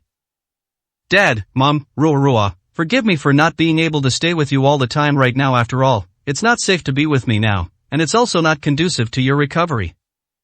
Wait a little longer. After I resolve all the troubles, I will bring you back. By then, when you wake up, we will be reunited. Don't worry about me. I will be fine. I, Yi Qing, will live well, and continue to live. You, wait for me." He didn't say too much. Even if he said so much, the 3 unconscious people might not hear it. This was just a temporary separation, for their safety, so there was no need to be sentimental. Yi Qing also didn't want to make it so sad. Finally, after taking one last look at his parents and Bai Ruoruo, Yi Qing waved his hand and said, "Carry them away. Take good care of them. As for the rest, I don't think I need to say more." Black Bone heard this and said with utmost solemnity, "Mr. Yi, rest assured, everything has been arranged. There will be no problems with safety." Watching Yi Qing nod, Black Bone then waved his hand. Immediately, several subordinates carefully lifted Yi Qing's parents and Bai Ruoruo onto stretchers, and then left the room. Yi Qing followed behind, wanting to see them off one last time, to watch them leave with his own eyes. The vehicle slowly started. 3 RVs, escorted by 6 black sedans and nearly 30 elites, left Little City in the night. However, Black Bone did not leave. Standing under the street lamp, Yi Qing gazed at the direction where the vehicles disappeared, silent for a long time. He was not in a good mood, far from it. His parents, he couldn't protect them, causing them to be severely injured, almost to the point of death. Bai Ruoruo, to save him, suffered an unknown amount of hardship, but now she was severely injured and unconscious, not knowing when she would wake up. How could Yi Qing be in a good mood? Sighing softly, Yi Qing looked at Black Bone and whispered, "You actually don't have to stay, and even less do you need to get involved in what's coming next." Black Bone heard this and revealed a ferocious smile, saying, "Mr. Yi, you should have summoned me earlier. It would have been better if I had returned instead of that useless red eyes. However, it's not too late now. These damned bastards actually dared to target you like this. Mr. Yi, when the time comes, please hand them all over to me. You can rest assured, with me taking action, they will be afraid from now on." Yi Qing didn't say much, just nodded and said, "Okay, don't worry, I've understood this world. Some people deserve pity, some people should be killed when they need to be killed, and tortured when they need to be tortured. As long as we can win, as long as we can triumph, the methods don't matter." Hearing Yi Qing's words, Black Bone's face finally showed an excited expression. The former Yi Qing was, after all, primarily merciful. At least, for many things, Yi Qing had a bottom line. But now it seemed that Yi Qing had finally understood some people, especially enemies, should not be treated as humans. They should be sent to hell, to suffer endless pain every moment. Just thinking about the countless enemies he might have to punish and experiment with his various tortures, Black Bone was so excited he wanted to burst into laughter. "Mr. Yi, rest assured, I will absolutely not disappoint you. However, Mr. Yi, are you sure you still want to go back to that dilapidated small house? I'm already here now, and your injuries have recovered quite a bit actually. Even if you don't go back, it doesn't matter. Those people who are looking for you everywhere are nothing to worry about." Yi Qing nodded and said, "Indeed, they are nothing to worry about, but at this stage, I don't want to do much. There are about 10 days left until the 9 Kings Council convenes. Black Bone, arrange for your people to go to Paidu and prepare in advance. Of course, they don't need to fight or anything, but some things need to be prepared beforehand. For example, some places you need to use to punish some people, some torture tools and the like. It's better to prepare them this time. Many people will die, and similarly, many people will be sent to your hands." As he spoke, cold killing intent flashed in Yi Qing's eyes. Red light flickered in his eyes. A strange aura of destruction flashed across Yi Qing's body. However, this fleeting aura was so terrifying that it made the already sinister Black Bone feel his hair stand on end. Looking at Yi Qing's back, Black Bone swallowed, as if he saw a terrifying demon, extremely malevolent, resurrecting and lurking. And this terrifying demon would very, very soon break out of the darkness and appear in the world. Chapter 682, Darkness is Coming. "Mr. Yi, rest assured, everything has been arranged. Over in Paidu, people have already begun to infiltrate and gather intelligence. Since you don't plan to leave Little City for now, do you think we need to arrange some manpower to come here?" Black Bone had originally thought that after meeting Yi Qing this time, he would be able to take Yi Qing away, but to his surprise, Yi Qing had no intention of leaving. This was Yi Qing's decision, so Black Bone naturally dared not question it. However, some necessary preparations still had to be made. Yi Qing shook his head and pulled out a cigarette. Seeing this, Black Bone quickly stepped forward and used his withered, pale hand to light the flame, lighting the cigarette for Yi Qing. Black Bone was arrogant and ruthless, but that didn't mean he lacked discernment. Moreover, he actually owed Yi Qing his life, and he also knew his place. Everything he had came from following Yi Qing. If he betrayed Yi Qing one day, his end would absolutely not be good. It wasn't that Yi Qing would kill him, but rather, there were too many people who wanted to kill him. Yi Qing exhaled a smoke ring and said indifferently, "No need to arrange anything here. Everything should still prioritize concealment and stability. Those people are all confirming whether the news of my death is true. It's been so many days, they've probably already confirmed it. Good, then let them confirm it. From the decreasing number of people in Little City, one can tell they have gradually started to give up searching for news of me. Haha, so, what do they plan to do next? I'm becoming more and more curious, and more expectant. Jump out, just all jump out knowing who the enemy is, who is on our side, and who is neutral, then there's no need to rack our brains guessing. This, too, can be considered a once-in-a-lifetime opportunity. Indeed, whether for Yi Qing or for Wan Hongxiu and Elder Phone, this time was an absolute crisis, but also an absolute opportunity. Of course, the so-called opportunity was predicated on Yi Qing still being alive and possessing the strength to change everything, otherwise, a crisis was just a crisis, with no opportunity to speak of. If one's life is gone, what opportunity is there? Black Bone heard this and revealed a chilling smile, saying, "Alright, rest assured, I will have people gather information from all sides according to your guess. The time is almost up, I'm afraid their fangs are about to be revealed." At this point, Black Bone hesitated for a moment, looked at Yi Qing, and said, "However, Mr. Yi, do we really not need to tell Red Eyes and the others that you are still alive? I know you are worried about leaking the news, but actually, there are other ways to let them know you are alive. I guarantee it won't be leaked." Yi Qing heard this, shook his head, and said, "No need, there are only about 10 days left until the Nine Kings Council convenes. By then, everyone who needs to know will know. Telling Red Eyes and the others now that I am alive and about to recover, even if it isn't leaked, I'm afraid they won't be able to act convincingly. What's real is most natural, let it be." Since Yi Qing had made his decision, Black Bone said no more. Yi Qing looked at Black Bone and said indifferently, "Alright, you go first, find a place to stay, I still need to go back." Hearing this, Black Bone thought for a moment and then said, "Mr. Yi, your parents have already been moved at this time. Why do you still need to go back to that dilapidated house? You won't live well, you won't eat well. I think I should find a place to arrange for you. There will definitely be no leaks." Now, the people searching for news of Yi Qing in Little City had gradually left. Even if they were still there, it would be easy for Black Bone to find a place to hide Yi Qing.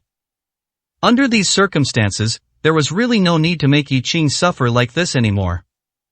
However, Yi Qing still shook his head and refused the suggestion. "No need, just settle yourself, I have my own plans." After saying this, Yi Qing waved his hand and left directly. Watching Yi Qing's retreating figure, Black Bone said nothing more, merely bowing slightly. Only after Yi Qing's figure completely disappeared from his sight did Black Bone reveal a chilling smile and mutter to himself, "Mr. Yi, his killing intent is so heavy. Much heavier than before.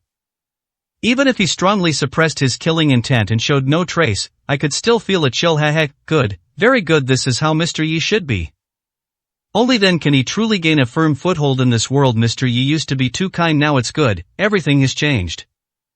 And I, Black Bone, will finally have a chance to use my skills, GGG. Black Bone's smile was sinister as he walked in the darkness. Even when walking unintentionally, he avoided every patch of light in the darkness. At this moment, he was more like a demon than a demon. Yi Qing ignored Black Bone's madness. Since he had summoned Black Bone here, he had actually already prepared himself. Prepared to face the darkness. Returning to the room, Yi Qing felt a little dazed as he looked at the empty space. These past few days, his parents and Bairuoro had been lying unconscious in bed, although Yi Qing took care of them, so there was no need to worry about nutrition or health. Their continued unconsciousness still made Yi Qing very anxious. Now, sending them to a safer, more comfortable place to receive better treatment and care was a good thing and something that had to be done. But at this moment, looking at the empty room, Yi Qing suddenly felt a sense of loss, as if a part of him was empty. Sitting by the bed, Yi Qing did not turn on the light in the darkness. Yi Qing's eyes emitted a red glow like flames, looking extremely chilling. Sending you away today is for a better reunion in the future. It's good that you've gone. After you're gone, I'll have no more worries. It's good that you're not waking up. If you don't wake up, you won't have to watch me turn into a devil. This world, one must not only be stronger than others, but also more ruthless. Only by killing until those people are all terrified, until they fear me just thinking about me, until they would rather die than oppose me, then everything will truly settle down. Otherwise, no matter how strong I become, they won't care. Isn't that what happened this time? Everyone thought I was going to die, everyone was kicking me when I was down, even adding fuel to the fire. They're still not afraid. Why aren't they afraid? It doesn't matter. What matters is, since they're not afraid, then, from now on, I'll make them afraid. And the person behind this, hehe, Guxian, my dear senior brother, is it you? You painstakingly made me like this, alright, then I'll grant your wish, then I'll go all the way, to the point you want to see by then. I hope you absolutely do not regret it. The red light in his eyes instantly became dazzling, and the dark room was illuminated by the red light in an instant. Chapter 683, I Want Your Kidney Back. Yi Qing didn't sleep that night. He sat cross-legged on the bed, meditating and continuously recovering from his injuries. It wasn't until early the next morning that Leng Han knocked on his door. After opening the door, Leng Han entered with breakfast. However, the next second, Leng Han froze, looking at the empty room with only Yi Qing in it, his brows slightly furrowed. Where are they, Yi Qing? Where are your parents and your girlfriend, Ruo? Weren't they just here yesterday? I saw them last night when we had dinner, so why are they gone this morning? The room was only so big, everything could be seen at a glance, but at this moment, Leng Han still couldn't help but walk directly into the room and start searching everywhere. Yi Qing looked at Leng Han, smiled, sat down at the table, picked up a steamed bun, and started eating. I sent them away. Upon hearing this, Leng Han frowned, looked at Yi Qing, and said, Sent them away? Where to? Yi Qing, you didn't do anything foolish, did you? As he said this, Leng Han shook his head and said, No, you wouldn't do something so foolish, but where are they? The three of them were unconscious. At this time, they can't be left alone and must be taken care of properly. Where did you send them? To a hospital? Which hospital? Tell me it's not that I don't trust the people in these hospitals, but the three of them have been unconscious as family members. Perhaps we can't do much, but we should visit them often so that those people know we care, and they can receive better care. Tell me which hospital they're in. If we have time, we can go visit them now and then, that would be better. Leng Han had once accompanied his girlfriend to various hospitals, so he actually had more say regarding hospital situations. After all, he had spent almost 3 years in hospitals and had witnessed many instances of human warmth and coldness. Therefore, as soon as he thought of Yi Qing's parents and Bai Ruoro being sent to a hospital, and that they were unconscious, knew nothing, and couldn't speak, Leng Han immediately became worried. If anyone else had said this, Yi Qing might not have believed their sincerity, but since it was Leng Han who said it, Yi Qing would not doubt Leng Han's good intentions. Yi Qing smiled and said, They're not in a hospital, nor are they in this little city. Don't worry, I've already arranged for someone to take proper care of them. You don't need to worry about anything. Seeing Leng Han's lingering concern and his desire to say something more, Yi Qing shook his head and said, You really don't need to worry. They are my parents and my girlfriend, so I am the last person who would let anything happen to them. I had my friend take them away. They will have the best medical facilities and treatment environment. In short, don't worry, they might wake up sooner than later. When that happens, I'll definitely introduce you all. Seeing Yi Qing speak like this, Leng Han didn't say much more. After all, they were Yi Qing's relatives, and Yi Qing would not abandon them. Alright, since you've made a decision, and they have a better treatment environment, that's for the best. Staying here indefinitely is indeed unsuitable and not conducive to recovery. However, Yi Qing, you should have told me even though they were unconscious. I'm your friend. If you had them picked up in the middle of the night, you should have at least told me so I could help. When he mentioned this, Leng Han was somewhat displeased, feeling that Yi Qing was treating him as an outsider. Yi Qing smiled and said, I'm truly not being polite with you. It's just that by the time they arrived, it was already very late. You had worked hard all day and fell asleep as soon as you got back. I couldn't bear to disturb you. Don't worry, you'll have a chance to meet them later. Leng Han nodded, and after a moment of silence, looked at Yi Qing and said, Yi Qing, since your injuries have recovered significantly, and you've found your friends, haven't you thought about leaving? Honestly, I can tell you're definitely not a small-time person, but it's not appropriate for you to stay here. Those people looking for you have gradually decreased significantly at this point. You're actually much safer. Yi Qing, you can actually leave now. Leave? Of course, he had to leave, but it depended on when. At least for now, Yi Qing didn't want to leave. His stay here wasn't just for Leng Han, it was also to remind himself constantly of what had happened. What Yi Qing had almost lost, and what he would lose in the future if things continued as they were now. Some mistakes, some things, once is enough, not even one more time. Yi Qing finished the steamed bun in his hand, slowly stood up, looked at Leng Han, and chuckled, Brother Lang, are you implying that I'm staying here for free food and lodging? At these words, Lang Han immediately straightened his face, looked at Yi Qing, and said angrily, Yi Qing, you're insulting me. We're friends, forget about you staying here for a few days. Even if you stayed for a year or a year and a half, I would never say anything. What's more, having you here actually makes me very happy. At least, I'm not so lonely, and my mood has improved. As he said this, Lang Han's eyes dimmed slightly. Thinking about it, it became clear. Having lost everything and experienced so much sorrow and pain, Lang Han's heart was already riddled with holes, and in agony loneliness was inevitable. And Yi Qing's appearance lessened his loneliness and brought him some cheer, which was more important than anything. Because when a person is in their darkest, most helpless moment, what they need is a ray of light, that is hope. Yi Qing was that ray of light for Lang Han. In fact, Lang Han was also Yi Qing's light these past few days. Yi Qing patted Lang Han's shoulder and chuckled, Brother Lang, I won't be staying here for a year or a year and a half. 10 days, at most 10 days from now, we'll be setting off. Lang Han was stunned when he heard this, looking at Yi Qing and asking, where to?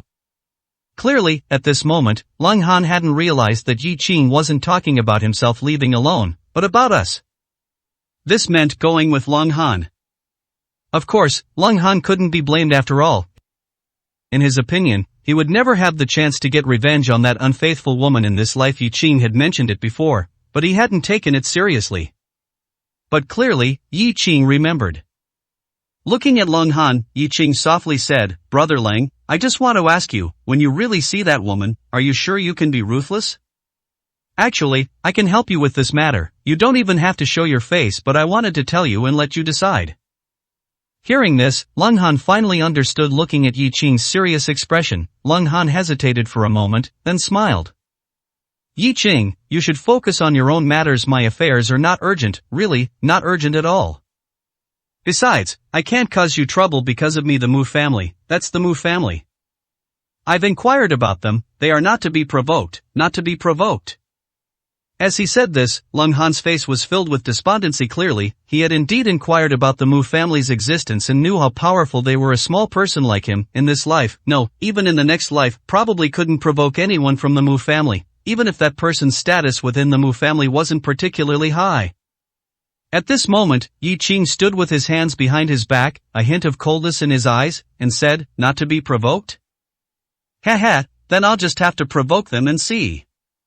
Brother Lang, since I promised you, I will definitely do it. If I, Yi Qing, can't even do this much, then what's the point of talking about revenge? What's the point of me living? I might as well have died earlier, that would have been more straightforward. One word, Brother Lang, if you trust me, get ready, I'll take you to get your kidney back. Chapter 684. Everything is in chaos. Get your kidney back. With just that one sentence, Lang Han felt as if he saw that day finally arriving. It would be a lie to say he wasn't excited, yet, what good would excitement do? Could Yi Qing really help him get his kidney back?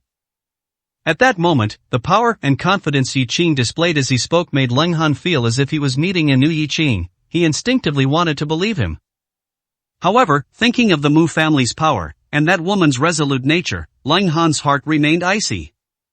But at this moment, Lang Han didn't want to say much more. Why spoil the mood? Looking at Yi Qing, Lang Han smiled slightly and said, alright, then I'll wait for that day to come. But Yi Qing, there's no need to rush. We've waited this long, so there's really no need to be anxious. Take your time, be steady. Lang Han said this on purpose. It wasn't about whether he believed Yi Qing or not, but he didn't want to disappoint Yi Qing. At least, they now had a goal between them, which could further inspire Yi Qing's fighting spirit. Yi Qing didn't think too much about it. He looked at Lang Han and smiled. Alright, no rush, but you won't have to wait too long. Brother Lang, when the time comes, just come with me. Of course, for the next few days, you'll probably have to stay here, as long as you're not in a huge hurry. Lang Han heard this, shook his head, and smiled. No rush, let's take our time. Come, each you should rest well later. You've been busy all night and definitely haven't rested well. As for me, I'll come back tonight to have a few more drinks with you. After speaking, Lang Han tidied up and left the room, continuing to do hard labor to earn money. He said he was doing hard labor, but in reality, Lang Han had lost a kidney, and coupled with years of exhaustion from running around for his girlfriend, his body was already hollowed out. He couldn't do any heavy physical work. Currently, Lang Han was just doing some dirty, unpleasant chores that no one else wanted to do. It wasn't tiring, but it was truly dirty, and no one wanted to do it, which was also true. Watching Lang Han's retreating figure, Yi Qing chuckled softly, "Brother Lang, I know you don't trust me, but it's alright. In a few days, you'll know that I wasn't lying to you." Afterward, Yi Qing finished his steamed buns and continued to meditate, cultivate, and recover. It wasn't until noon, when Black Bone brought some dishes to Yi Qing's room, that his cultivation finally ended. This had been agreed upon from the start. Black Bone would deliver meals every noon and report on the situation. The food was specially cooked by someone Black Bone hired, 4 dishes in 1 soup, simple home-cooked meals. But there was no alcohol, as Yi Qing didn't plan to drink at noon. "Tell me." Yi Qing ate his meal, looking at Black Bone, telling him to report on the situation. Black Bone sat beside him and began, "Mr. Yi, I've learned some things about the Southwest Feng family's situation these days. The Feng family is practically under siege, with people constantly monitoring their every move. Moreover, various forces have already begun to jointly pressure the Feng family. Not only various forces, but even the major magnates from all over Southwest, and some of the Feng family's direct subordinates, have begun to collude with outsiders and betray Old Feng. The Feng family is now in a precarious state, living day to day." Yi Qing nodded upon hearing this, not showing the slightest surprise. He had already anticipated the Feng family falling to this state even before they went abroad to fight. However, compared to the initial projections, the situation was actually much better now. At least, Wind Dragon was still alive. "It's just pressure, no major battles have broken out yet, right?" Black Bone nodded and said, "That's right. Those people are currently only pressuring them and haven't actively started a war, but that was before. According to the latest news, some probing attacks have already begun. Furthermore, the demands those people are now making are that Old Feng, at the Nine Kings Council, voluntarily resign his Southwest King title, and at the same time, kill Wind Dragon, or completely cripple Wind Dragon, hand over Red Eyes, Pujuan, Nangongyu, and others. After these demands are met, Old Feng and the rest of the Feng family can be guaranteed to survive and live out their twilight years. Otherwise, they will slaughter the Feng family, leaving no one alive." Are these even demands? This is a threat.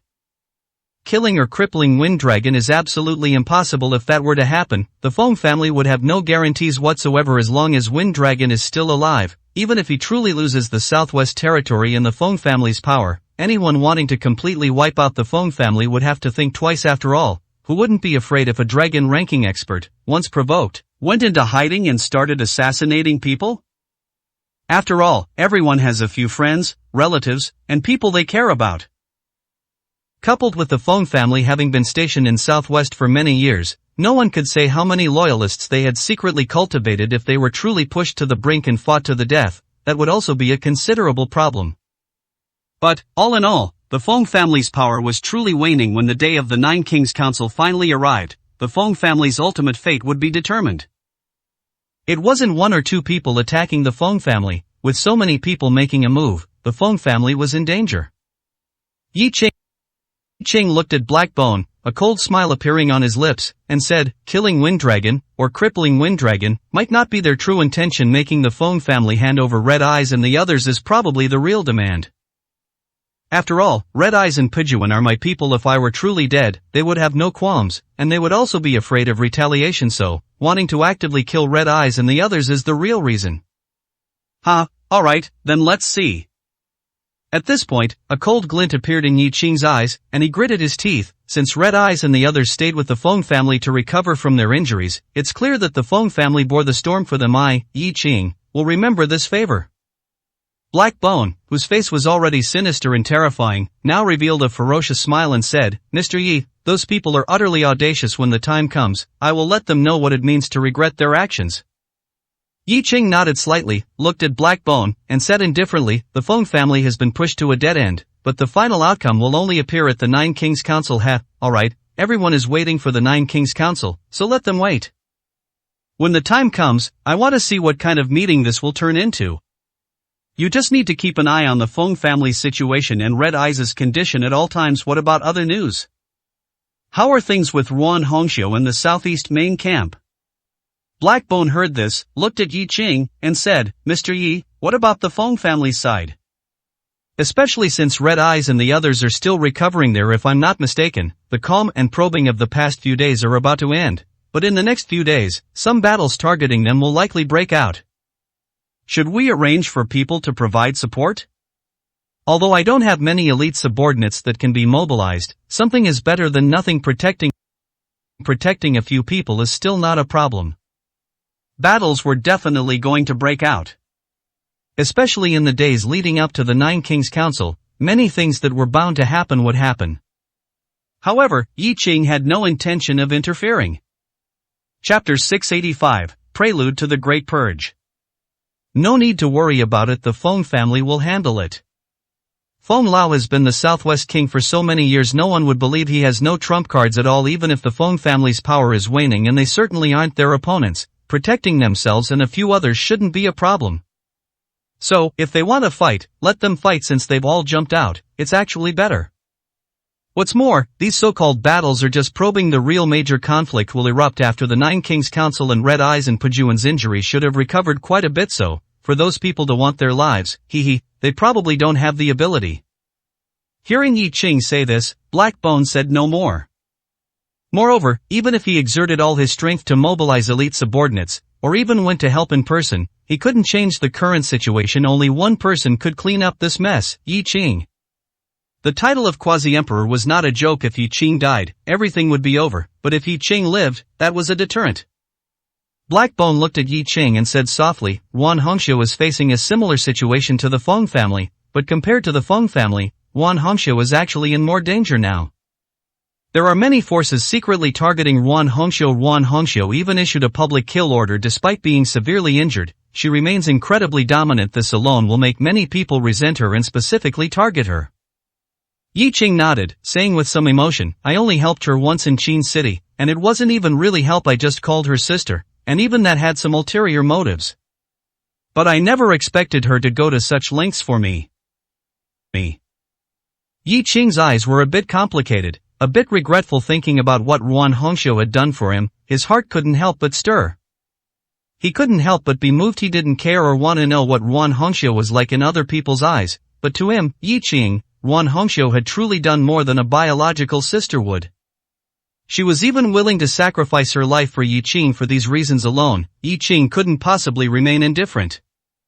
Black Bone, upon hearing this, said with some emotion, Queen Hongxiu, this time she went abroad to fight. She faced a certain death situation. Many people wanted to kill her, but if she had chosen not to leave the country, she would have been temporarily safe. Even if they wanted to target her, they wouldn't have made such a big fuss. But now, she is severely injured, her trusted subordinates are either dead or wounded, and since she left the country, it means she has torn off the pretense, and others will no longer have many reservations. Mr. Yi, this Queen Hongxiu is truly a heroine among women. A heroine among women, Yuan Hongxiu certainly deserved this title. As a woman, she ascended to the third position among dragon ranking experts, came from an extremely ordinary background, yet she founded a colossal organization like Hongxiu Pavilion. The name Yuan Hongxiu was not only circulated in the underground world of Dragon Country but was also well known throughout the entire world. A legendary figure, the legend before Yi Qing's rise, was Yuan Hongxiu. It's just a pity that many people targeted her. After a moment of silence, Yi Qing said, Yuan Hongxiu's matter is my matter. Her situation is actually similar to the Feng family's, but compared to the Feng family, she will face more attacks before the Nine Kings Council. However, her safety will temporarily not be a problem. Those who want her dead also want to humiliate her at the Nine Kings Council, just as they want to humiliate Feng Lao. Alright, just remember this matter at that time, we'll solve it together. When Yi Qing said solve, he truly meant it. He had to treat Yuan Hongxiu's matter as his own. Black Bone nodded and said softly, the situation in the southeast is also not very optimistic. Although Mr. Yi, you succeeded to the position of Southeast King, Old Qin was not dead at that time, and the Nine Kings Council had not yet been convened. Plus, the time was too short, so most of the people in the southeast are actually still from the Qin family. Therefore, the southeast is currently the most chaotic. That the southeast was the most chaotic was a fact Yi Qing could guess without Black Bone telling him. The underground world of the southeast 5 provinces, even within the entire underground world of Dragon Country, held considerable power. Moreover, Old Qin had been stationed in the southeast for many years, but in reality, the southeast was not monolithic. Not everyone obeyed Old Qin. Of course, they didn't dare to openly confront Old Qin, but it was a fact that they each acted independently. Those people, who didn't even respect Old Qin, who had been stationed there for many years, certainly wouldn't be convinced by Yi Qing's rise through slaughter. Especially since Yi Qing had no time to contact them during that period, everything was merely through messages. If Yi Qing claimed to be the Southeast King, then so be it, pseudo-king or true king, it didn't affect those people anyway. They were still hoping to watch the tigers fight from the mountain. Now, Old Qin's death was a confirmed fact. Yi Qing hadn't appeared for so long, and rumors were rampant, but the news confirming Yi Qing's death was becoming increasingly certain. It was impossible that those people hadn't harbored any intentions. Therefore, the chaos in the southeast was inevitable. Moreover, it was probably not just the southeast that was chaotic. Even East Province, the place where Yi Qing started, was very chaotic. A hint of coldness flashed in Yi Qing's eyes, and he said indifferently, "Chaos is understandable, but other places aside, since I, Yi Qing, have claimed kingship in the southeast, how dare they cause trouble?" Good, it's a perfect opportunity for a major purge and rectification of the southeast underground world. Let's use this opportunity. Since it's already chaotic, let them be even more chaotic. When they die, they won't feel so wronged. Blackbone looked at Yi Qing and nodded slightly, as if he could already envision a scene of mountains of corpses and seas of blood. A single phrase, major purge, was enough to convey a lot. Yi Qing and Blackbone did not continue discussing these matters, nor did they engage in various retaliations or preparations, as if they had truly washed their hands of it. Time slowly passed. Day after day, the underground world of Dragon Country began to transition from its initial calm to becoming increasingly lively.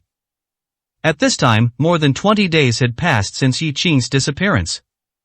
So many people had searched for Yi Qing's whereabouts without success that almost everyone now confirmed Yi Qing's death.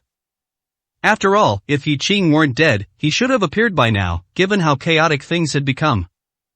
At this moment, there was still one day until the Nine Kings Council was convened. Dragon Country, Paidu. In recent days, various prominent figures had gathered in Paidu, with major influential figures arriving one after another. Even those influential figures who hadn't come here had their eyes fixed on this place. And just as everyone's attention was on Paidu, Feng Lao and his group had already arrived in Paidu. No one stopped them, but everyone knew that Feng Lao's visit this time boded ill. Chapter 686, The Secondary Capital, the Nine Kings Guild Hall. Nine Kings Hall occupies a vast area, located in the heart of Paidu City, yet it boasts beautiful pavilions, waterside structures, and picturesque scenery, making it inaccessible to ordinary people. This is because Nine Kings Hall is not only where the Nine Kings Council convenes, but also where the Nine Kings and other major figures will reside and work upon their arrival. Elder Feng's entourage, consisting of dozens of vehicles and hundreds of people, marched grandly through Paidu, a sight the people of Paidu had long grown accustomed to. At this moment, in a business van, Elder Feng, Red Eyes, and Pujuan shared a ride. A separate RV was transporting Wind Dragon, who was still severely injured. Although Wind Dragon had regained consciousness, his injuries were too severe. Despite some recovery, his condition was still worrying compared to his peak. Along the way, Elder Feng had already introduced the situation of Nine Kings Hall and Paidu, but times had changed. In the past, Elder Feng's arrival was naturally glorious and carefree, but this time, it was different. Pujuan looked at Elder Feng and said in a deep voice, "Elder Feng, although there is a courtyard residence exclusively for Southwest King in Nine Kings Hall, are you sure you want to stay here? After all, the situation is different now, and if we stay here, no one can guarantee that there won't be any trouble." The Feng family was currently in a precarious situation, with various forces targeting them, which was already common knowledge, especially regarding Elder Feng's position as Southwest King. Everyone knew that one of the topics of this Nine Kings Council was to dismiss the Southwest King and then force the Feng family to surrender their power. To put it bluntly, Elder Feng and even the lives of the entire Feng family might not be preserved, let alone their status and power. Therefore, Pujuan's concern was not superfluous. he just felt that Elder Feng did not need to put himself in danger at this time. He could completely abandon Nine Kings Hall and find another place. However, Elder Feng had rejected this suggestion from the beginning. Evidently, it remains so. Looking at Pujuan and Red Eyes, Elder Feng appeared much older than before. Clearly, the pressure during this period had been immense. I know what you're worried about, but there's actually no need to worry. The most dangerous place is precisely the safest place. Although everyone, including our enemies, stays together in Nine Kings Hall, it is precisely because of this that some people who want to do something have to be cautious. Besides, tomorrow is the day the Nine Kings Council convenes. Everyone thinks my Feng family is at the end of its rope, so no one will do anything at a time like this. Another point is that this is the rule. My old bones are no longer a threat in their eyes, they won't break the rules for me. Therefore, Nine Kings Hall is the safest place right now. At this point, Elder Feng showed a faint smile, but it was a bitter one. More importantly, no matter what happens tomorrow, I cannot show fear now. Nine Kings Hall is the residence of the Nine Kings. If I, the Southwest King, don't stay here out of fear, wouldn't that be a huge joke? Even if I must die, I, Feng, will die standing. These words left Pujuan and Red Eyes with no rebuttal. Elder Feng naturally possessed his own integrity and principles. Moreover, Elder Feng was right, even if he died, he, Elder Feng, would die standing. Besides, there would be no danger today, the Nine Kings Council would convene tomorrow, and before that, everyone would be very safe. Everything would happen tomorrow. Pujuan looked at Elder Feng and said in a deep voice, Elder Feng, I was thinking too simply. You are right, I understand. Elder Feng nodded, sighed, and said, Pujuan, Red Eyes, I actually strongly object to you two coming here with me, because it is truly dangerous. You should have left with Wind Dragon. The current situation is such that even if you both recover your strength, it will be useless. These people will not let me go. Your presence will only make them happier, because they won't have to worry about you hiding in the dark. Leave now, while there's still time. Is there still time? The convoy had not yet entered Nine Kings Hall. However, from the moment Elder Feng's convoy entered Paidu, everyone's eyes were already fixed on them, any slight movement now entered others' line of sight. Pujuan looked at Elder Feng and chuckled, Elder Feng, we are not afraid of death, and besides, we must come. Mr. Yi is the Southeast King, and he is also participating in this Nine Kings Council, and it's the kind he absolutely must attend. We can't possibly watch Mr. Yi attend the Nine Kings Council alone while we hide, can we? What would that look like if it got out? Upon hearing this, Elder Feng sighed and said, even now, Mr. Yi is still completely untraceable, no one can find any sign of him. Everyone has assumed he is dead. Pujuan, Red Eyes, I know you are unwilling to accept this fact, but what if it's true? What if Mr. Yi really fell? Moreover, even if Mr. Yi is still alive, given the current situation, will he really come? This time, before Pujuan could speak, Red Eyes said with a ferocious expression, as long as Mr. Yi is alive, he will definitely come. These clowns who want to make a fool of Mr. Yi, who want to target Mr. Yi, they are dreaming. As for what you said, Elder, about Mr. Yi truly falling, let alone that there is still hope now, even if there truly is no hope, then we will absolutely not live alone. All of Mr. Yi's enemies, Red Eyes, will visit one by one, until I no longer have the ability to do so. Red Eyes did not explicitly state what he meant by no ability, but as long as he was alive, he would do it, so no ability also meant that Red Eyes had died. Looking at Red Eyes, Elder Feng wanted to say something, but finally shook his head helplessly, saying nothing. If Elder Feng had to choose who he most wanted to live among those present today, then Red Eyes would definitely be ranked first, for no other reason than Feng Linger's affection for Red Eyes. And Red Eyes was also very powerful, if he truly survived, at least, protecting Feng Linger's lifelong safety would not be a problem. However, in this situation, Elder Feng could not bring himself to say these words, and even if he did, Red Eyes would not follow his advice. After all, Red Eyes was Mr. Yi's subordinate, and his loyalty to Mr. Yi even surpassed his own life. Elder Feng sighed softly, a hint of worry flashing in his eyes, and said, do you know what I'm most worried about right now? Like you, I hope Mr. Yi is still alive, but in fact, everyone is probably waiting until the meeting officially begins tomorrow, waiting to see if Mr. Yi will come or not. I even suspect that they have already prepared for Mr. Yi's arrival, and even conspired to target Mr. Yi. This Nine Kings Council is aimed at us, but I'm afraid it's also a trap set for Mr. Yi. Chapter 687 Don't Count on Anyone. Upon hearing that this time it might even be a setup targeting Mr. Yi, Red Eyes' eyes immediately filled with murderous intent, and he angrily said, "They've been looking for Mr. Yi for so long and haven't found him. Now everyone thinks Mr. Yi is dead at this point, they still want to target Mr. Yi? This is simply outrageous, damn it. Damn it. Red Eyes' temper had never been good, especially when it came to matters involving Yi Qing. His fiery temper was to be expected. Pujuan looked at the furious Red Eyes and said in a deep voice, "Red Eyes, what's your attitude? Elder Feng is still here, say less useless things." Elder Feng shook his head upon hearing this and said, "I can understand Red Eyes' feelings, to be honest, my mood is not good at all right now either. However, what I said isn't without possibility. Now, everyone thinks Mr. Yi is dead, but, as you also know, tomorrow is the Nine Kings Council. If Mr. Yi is still alive, he probably should appear. After all, if Mr. Yi doesn't appear tomorrow, then perhaps there really won't be any hope left. But precisely because of this, those people probably won't give up on tomorrow's crucial juncture. Even as a precaution, they will make arrangements in advance. After all, this Nine Kings Council is different from the past, involving a major upheaval in the underground world of Dragon Country. They will not allow any accidents to occur. And Mr. Yi, in fact, is the biggest accident. That's right. Yi Qing was the biggest accident.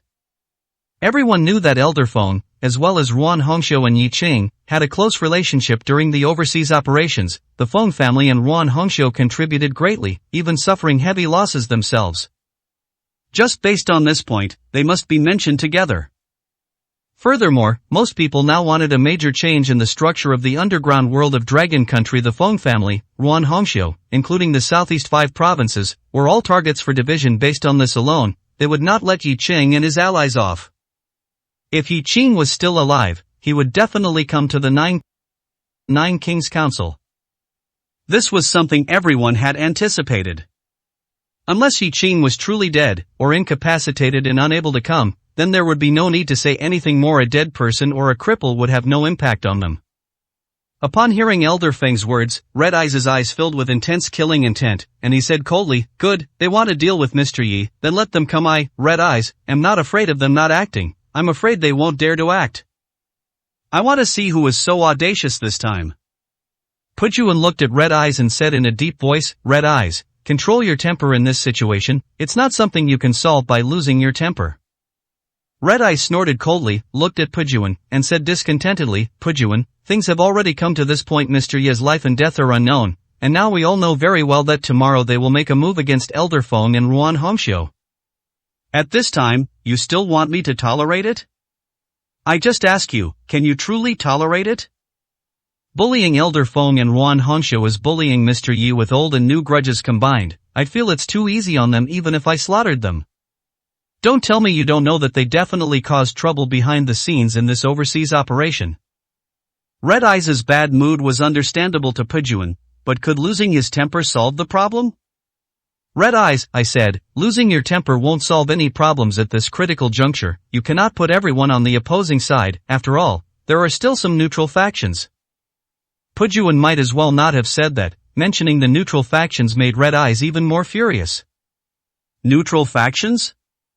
At this time, in this situation, were there really so-called neutral factions? Red Eyes sneered, "Neutral factions? Can we really count on those fence-sitters? Undeniably, perhaps they didn't get involved or act before, but can you guarantee that they won't get involved next, and won't also want a share of the spoils? It's easy for them to add to the splendor, but do you think it's possible for them to offer help in times of need? Especially in the current situation."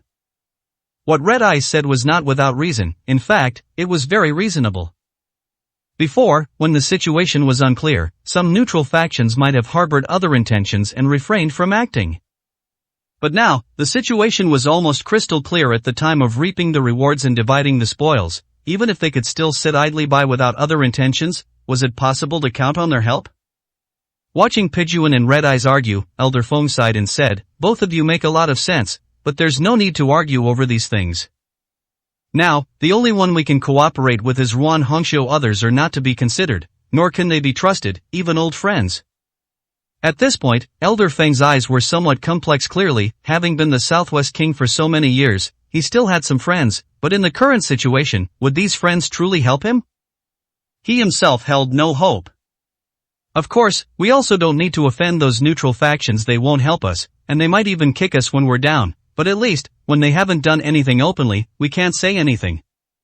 Now, actually, nothing we say matters. The Nine Kings Council will convene tomorrow, and all parties are already prepared. Heh. But still, as I said, if they want to swallow me, they'll have to see if their teeth are good enough. Feng, might not be able to change anything, but I am confident I can break a few of their teeth and make them hurt. Upon hearing this, Red Eyes said coldly, "More than just making them hurt for a few days, we must make them suffer severe injuries." As they spoke, the motorcade slowly came to a halt. Nine Kings Hall was heavily guarded. It wasn't somewhere just anyone could enter. However, if the Nine Kings and some important figures wished to enter, no one would obstruct them. Of course, they would also report in advance, which was the usual practice. But now, the motorcade had stopped, halted at the main entrance, which made people frown. Soon, Elder Feng's subordinate ran to Elder Feng's car, looking furious. Elder Feng frowned and said in a deep voice, "What's wrong? Why aren't we going in?" Elder Feng's subordinate gritted his teeth and said, "Elder Feng, it's not that we're not going in, but that they won't let us in." These words made even Elder Feng momentarily stunned. This had never happened before. Nine Kings Hall was not managed by any single person. It belonged to an absolutely neutral party and did not participate in the various conflicts among the Nine Kings. Blocking the entrance and not letting them in? This was truly unheard of. So, Elder Feng immediately became puzzled. Won't let us in? Didn't we report to them in advance? Since I'm here, why would they stop me? The subordinate quickly said, "We did report. We reported well in advance, including the license plate numbers and the estimated time of arrival. All were told to them beforehand. Moreover, the Nine Kings Hall's passes have already been collected in advance, and the Southwest King's identification badge is also worn, so it's impossible for them not to know." Elder Feng, I think they're doing it on purpose, deliberately trying to embarrass us and not let us in. Chapter 688, Villain Blocks the Road. Intentionally making things difficult? Not letting Old Feng's motorcade enter? This had never happened before. So, Old Feng immediately frowned and said in a deep voice, "What did they say?" The subordinate immediately replied, "They said the Nine Kings Council is about to convene, and everyone's identity needs to be strictly verified. They said they couldn't confirm if you were Old Feng and required you to personally step out of the car to verify your identity. Old Feng, they are deliberately making things difficult for you. These bastards are simply outrageous. If the master is humiliated, the subordinate should die." To Old Feng's subordinates, those people were intentionally making things difficult for Old Feng and humiliating Old Feng. If they didn't get angry, then they would truly be a huge joke. Before Old Feng could speak, a cold light flashed in Red Eyes' eyes, and he said, "Old Feng, it seems that the Nine Kings Hall is no longer the Nine Kings Hall it once was. Heh. I don't believe that no one arranged for these people. How about this, Old Feng? I'll get out of the car myself. I want to see how many lives they have to dare cause trouble like this." After saying this, Red Eyes was eager to get out of the car and vent his anger. He was currently brimming with suppressed rage. Today, he had originally promised to endure, but now, since they had proactively provoked them, why should he endure anymore? Before Red Eyes could get out of the car, Old Feng stopped him and said with a smile, "Red Eyes, we just said that a moment of patience brings calm. Arguing with them now is meaningless. It will only make us a laughingstock. They won't, and they don't dare do anything to me right now. Besides, they're just a few ignorant little brats. Heh. Since they want to make me lose face, then I'll let them. Aside from making me get out of the car, they won't do anything else." Indeed, those people didn't dare to do much more, nor did they dare to speak arrogantly after seeing Old Feng. However, as soon as Old Feng got out of the car, he would have already lost face. This was their goal, And it was also the goal of those who secretly arranged for these people to make things difficult for Old Phone. They wouldn't completely fall out before tomorrow's meeting, but today, making things difficult for Old Phone was a simple matter for them. Red Eyes looked at Old Phone and said through gritted teeth, "Old Phone, you also know that if you get out of the car, you'll lose face, so why let them succeed? I don't believe it. Even if we beat these snobbish dogs to death, can it really cause a big problem? How about this, Old Phone, you stay seated, I'll go. I want to see how many heads they have." Red Eyes was now increasingly unable to control his temper. Indeed, he had been suppressing his anger for more than 20 days now that he was in Paidu, at the Nine Kings Hall, and still being bullied. Anyone would find it hard to endure. Old Phone shook his head, looked at Red Eyes, and said softly, "Red Eyes, face is not something you can just have or not have. It mainly depends on strength. Today, don't do anything futile. Whatever happens, the result will be seen tomorrow. Don't worry, this old man holds grudges." After speaking, Old Phone glanced at Pujuan, signaling him to persuade Red Eyes. Pujuan sighed, feeling that it was necessary to teach these people a lesson at this moment. Old Phone, although Red Eyes is impulsive, his words are not without reason. However, you have your considerations, and we will certainly respect them. How about this? If you want to get out of the car, then I'll accompany you. Since they want this face, we'll give it to them. Old Phone glanced at Pujuan, nodded, and said nothing more. And Pujuan looked at Red Eyes and said in a deep voice, "Red Eyes, rein in your temper. It's not time for you to explode yet. However, I promise that this trip to Paidu, no matter the outcome, will allow you to vent the anger in your heart. But for now, listen to Old Phone." Red Eyes took a deep breath upon hearing this, nodded, and said, "All right, in that case, I won't say anything more. You two go." "I won't. I'm afraid I might accidentally beat them to death." Pujuan nodded, then got out of the car with Old Phone. At this moment, at the entrance of the Nine Kings Hall, over 30 guards of the Nine Kings Hall, dressed in black and fully armed, stood at the entrance, confronting Old Feng's subordinates. Naturally, there were fewer people than Old Phone had brought, but these Nine Kings Hall guards were all arrogant and disdainful. One of the leading young men, in his 20s, was even more arrogant. His eyes were almost looking up at the sky. "Little Gao, do we really have to make it this tense? This is the Southwest King's motorcade. We received notice long ago. Are you really not afraid of the Southwest King getting angry by blocking their entry now? Although we are direct subordinates of the Nine Kings Hall, Sima's people, he is still the Southwest King after all. Offending some of his subordinates is one thing, but directly offending the Southwest King, this isn't good." The person referred to as Little Gao was the leader of these people, or rather, just a captain in the Nine Kings Hall security department this time. He was responsible for guarding the main entrance, front courtyard, and other areas. Little Gao looked at the trembling young man beside him and also glanced at the others, sneering, "You don't all need to be so timid. I naturally know that the Nine Kings cannot be offended, but the cannot be offended part depends on who it is. If the Southwest King still had his former prestige, I wouldn't dare oppose him even if it meant my death, let alone having a pass or something. Even if he didn't, if he wanted to enter, could I stop him? Would I dare to stop him? But now, times have changed. The Phone family is in decline after tomorrow's Nine Kings Council. It's hard to say if the Phone family will even still exist, so, do we need to be afraid of anything?" When Little Gao said this, he was full of arrogance, and he clearly knew some inside information. His subordinate heard this and cautiously said, "Little Gao, a lean camel is still bigger than a horse. Even if the Phone family is truly in decline, we still can't afford to offend them. If we really cause trouble, I'm afraid it will be difficult to clean up." Little Gao heard this and immediately said arrogantly, "Don't tell me you don't know who my uncle is, or who my girlfriend is. Hey, let me tell you the truth, someone asked me to do this today. It's precisely to make the Southwest King lose face, to let him know that he is nothing now. If he doesn't make a fuss and behaves, then it's fine, but if he dares to cause trouble, then let him try. Sima is not to be trifled with. My uncle is Sima's confidant. The Nine Kings Hall is managed by Sima. Even the Nine Kings have to show him respect. Does an old man who has made countless enemies and is about to die dare to cause me trouble? He's gone mad." Chapter 689. Everyone is watching the joke. Little Gao did indeed have the confidence to speak like that. Backed by the Nine Kings Hall, or rather, with Capital Garrison Overlord Sima Rini standing behind him, and facing someone like the Southwest King, who was clearly past his prime and whose future was uncertain, he was entrusted by others to make things difficult. What was the big deal? He wouldn't dare if it were anyone else, but facing the Southwest King, what was there for him not to dare? For little Gao, who wanted to climb higher, this was actually a form of a pledge of allegiance. If he did well, then everyone would benefit. Those important figures would watch the show, be satisfied, and even praise his courage. Coupled with his uncle, who was a confidant of Sima, and his girlfriend's father, who was a confidant of one of the kings, his status would surely skyrocket. Perhaps he could even get promoted this time, it was hard to say. At the very least, he would enter the sight of the major powerhouses. Just for this point alone, there was nothing little Gao dared not to do.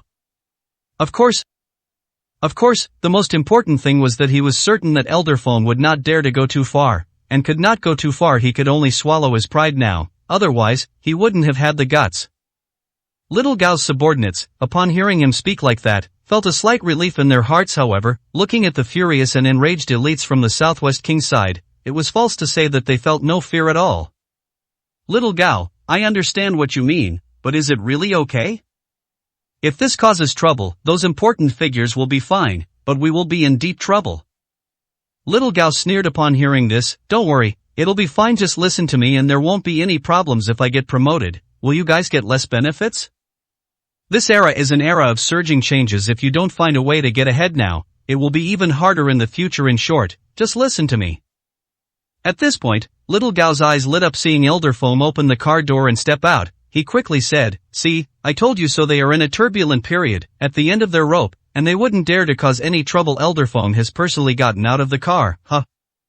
Upon hearing little Gao's words, his other subordinates also looked towards Elderfong, which shocked them greatly. They never expected that for such a humiliating matter, Elderfong, one of the 9 kings, the Southwest King, would actually get out of the car and walk towards them. He really didn't dare to cause trouble.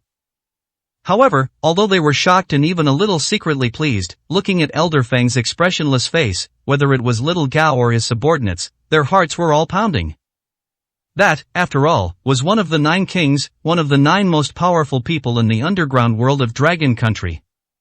To put it unpleasantly, one word from him could cause countless heads to roll. Now, they truly had the guts of a bear and a leopard to dare to block him and cause trouble. For Elderfong in the past, they wouldn't even dare to look at him too much. Little Gao, my legs are a bit weak, I'm a little scared. At this moment, little Gao's subordinate's body trembled slightly, and his voice was trembling. He was truly scared. Blocking the motorcade was one thing, confronting Elderfang's subordinates was another, but personally seeing Elderfong was a completely different matter. A person's name casts a long shadow. The 9 kings of the underground world of Dragon Country were not to be trifled with. Little Gao looked at this subordinate and gritted his teeth. You're so spineless, what's there to be afraid of? He wouldn't dare to do anything to us, don't worry. While reprimanding his subordinate for being cowardly and spineless, little Gao's own body was also trembling slightly. However, he concealed it very well. He took a deep breath, looked at Elderfong, who was walking towards him and getting closer, and forced himself to calm down. Things had already reached this point, and he had no way back. Moreover, at the main entrance, who knew how many people were watching? If he chickened out at this moment, not only would all his previous efforts be in vain, but he would also offend Elderfong, which would be even more unworthy. As Elderfong approached, the elites of the Fong family respectfully lowered their heads one by one. And those who were blocking the way felt their legs go a little weak one by one. Until Elderfong walked in front of little Gao and his group. At this time, inside the 9 Kings Hall, in the club where the Sea King was, the Sea King, the Northwest King, and 2 middle-aged men who looked extraordinary, the 4 of them were sitting together, watching the surveillance footage of the main gate of the 9 Kings Hall. These 2 middle-aged men, being able to sit alongside the Sea King and the Northwest King, shoulder to shoulder, it was clear that their status and position were absolutely extraordinary. The Flower King was dressed very fashionably, wearing a colorful suit. Although he was in his 40s, he looked more trendy than teenagers and young adults in their 20s. At this moment, the Flower King held a glass of red wine in his hand, looked at the screen, and chuckled softly. Isn't using such an underhanded method to humiliate Elderfong a bit too much? Sea King, there doesn't seem to be such a deep hatred between you and Elderfong. The Sea King snorted coldly upon hearing this. To blame this old fellow for getting too close to Yi Qing originally. I didn't plan to target him much, But who told him that his strength is greatly damaged now, and he's sticking up for Yi Qing? He deserves it. The Sea King's people were severely humiliated by Yi Qing in Qin City, and the Sea King had not forgotten this matter. They were all kings, and they still needed their face. He couldn't deal with it at the time, but that didn't mean he wouldn't retaliate now. At this moment, a middle-aged man sitting next to him spoke lightly. Elder Feng was a hero for a lifetime, and to fall to such a state now is truly regrettable. However, have you thought about the consequences? If it really escalates in the end and is investigated, Sea King, you will also be held accountable. The Sea King sneered upon hearing this. Accountability? If I were afraid of that, I might as well just be thrown into the sea to feed the fish. Do you really think no one knows about the current situation? Who knows how many people are watching the scene here right now, but has anyone made a move? No. No.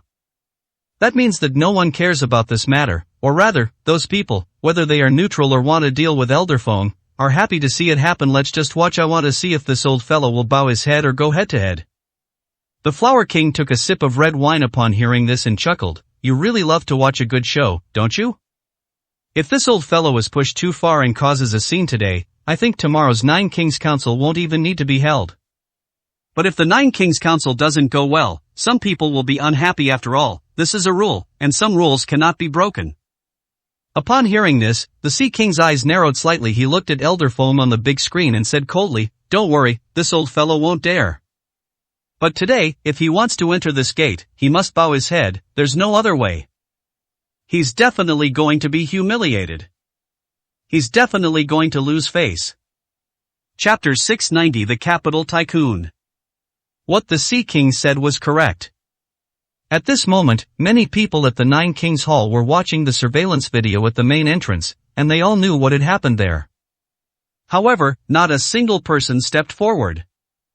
They all tacitly pretended not to know.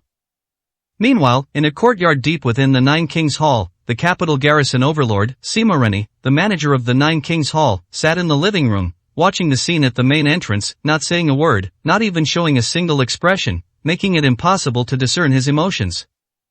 Sitting next to him was a tall, burly man, like a small mountain, who spoke indifferently. Sima, old thief, are you just going to watch? This is still your Paidu, your Nine Kings Hall. No matter what, Southwest King Feng Lao is still the Southwest King. For your subordinates to humiliate him like this is against the rules, and you, Sima, old thief, cannot escape responsibility. The speaker was nearly 2 meters tall, with a muscular build, giving off an absolute sense of oppression. Even a prolonged glance would instill fear in one's heart, as if seeing an ancient demon god. Sima Ren sat beside the giant man, pale and thin, with a mustache, forming a stark contrast. However, Sima Ren also possessed his own unique aura. Although not as striking or oppressive as the giant man's, when Sima Ren was expressionless, he could still make people tremble, as if being targeted by a venomous snake. Sima Ren did not turn to look at the giant man. Instead, he toyed with the prayer beads in his hand and said indifferently, Lin Hu, as the Northeast King, calling someone Lao Ze repeatedly, don't you think it's beneath your status? Also, this matter is between you Nine Kings, and it has nothing to do with me. I don't want to get involved. The person who led this disturbance has someone guiding him from behind. I don't need to tell you, you are well aware. When great chaos arrives, everyone wants a piece of the pie. They have courage and guts, but unfortunately, the first to die are always such people. Lin Hu, your relationship with Feng Lao seems good. Aren't you planning to make a move? The giant man was none other than the Northeast King, Lin Hu. Lin Hu looked at Sima Ren and said indifferently, Feng Lao and I do have a friendship, so at a critical moment, I will ensure the safety of his Feng family. However, it is also a fact that the Feng family cannot protect the Southwest King's territory now. Many people are eyeing them now among the Nine Kings. Almost everyone is restless, looking for an opportunity. This time, Southwest King, Wan Hongxiu, and Yi Qing are just the fews. Chaos is good. If there's no chaos, how can there be change? None of them are easy to deal with. Killing one is one less. I think it's quite good. But this person must die. The Nine Kings must not be insulted. Even a fallen Nine King is not someone that this kind of trash can humiliate. It's simply preposterous. If he dares to humiliate Southwest King Feng Lao today, then what about tomorrow? Will someone follow suit and humiliate others? Humiliate me? Sima old thief, I, Lin Hu, want his life. Whoever dares to stop me, I will kill them. The Northeast King Lin Hu, at this moment, was filled with murderous intent, displaying the aura of someone who controls the underground world of Dragon Country. His eyes were fixed on Sima Rini, as if he would directly make a move if Sima Rini dared to refuse. Sima Rini looked at the menacing Northeast King who was threatening him, and at this moment, he did not get angry. Lin Hu, the 9 kings must not be insulted, I know. No matter who is involved behind this, they have crossed the line. This person, including their team of over 30 people, will all be executed. Of course, their deaths will occur after the 9 Kings Council is convened. However, if you want to make a move now, I will not interfere. I can go with you and watch you execute them. Over 30 people, over 30 subordinates, their deaths were pronounced with a single sentence. Sima Rini showed no reluctance, nor any difficulty, as if these people were not human, but merely ants. And the Northeast King Lin, whose expression was even more indifferent for beings like them, human lives were perhaps just a number. Moreover, people who couldn't recognize the situation and dared to humiliate even a 9 king were destined to die. They deserved to die. Lin Hu looked at Sima Rini and said coldly, Sima old thief, don't think I don't know what you're thinking today. I will spare them for now. I also want to see how far they can go, and if Feng Lao can truly endure this. But after today, they will surely die. You don't need to make a move. I will personally kill them. Also, I advise you, the position of 9 kings, while seemingly powerful and prestigious, is in fact a precarious one, where you can be targeted at any time. It was fine before, when the general situation was stable, but now, if you want to seize the position of 9 kings, I advise you to give up. Just be your capital garrison overlord, the master of the 9 kings hall. It's more carefree and at ease. Otherwise, I fear that if you seize the 9 kings position today, you will be targeted tomorrow, facing a life or death crisis. I'm only reminding you of this because of our good relationship, but if you don't listen, that's your business after all. Good advice is wasted on those determined to die. If you insist on seeking death and getting involved in this muddy water, then, so be it. Lin Hu's words were unpleasant, but they were the truth. And Sima Rini looked at Lin Hu and chuckled. To put it nicely, I am the capital garrison overlord in this territory of Paidu. Everyone gives me face, and even in the underground world of Dragon Country, I am considered someone of note, but it's not enough, far from enough. Only by becoming one of the 9 kings will I be qualified to return to the imperial capital and contend for the position of Sima family head, and my goal must be the position of Sima family head. I don't care about anything else. Lin Hu, I am not young anymore. I failed back then, and this time, I cannot fail. I must return to Sima and become the head of Sima, and before that, I must first become one of the 9 kings. Otherwise, I, Sima Rini, will die with regrets. As Sima Rini spoke, his eyes revealed a deep-seated hatred, as if his body harbored a profound blood feud. Lin Hu saw this, but said nothing. Everyone has a story, especially those who have reached their current status and position. Their stories will only be more numerous, not less. Lin Hu knew something about Sima Rini's situation and Sima's situation, so he also knew why Sima Rini insisted on getting involved.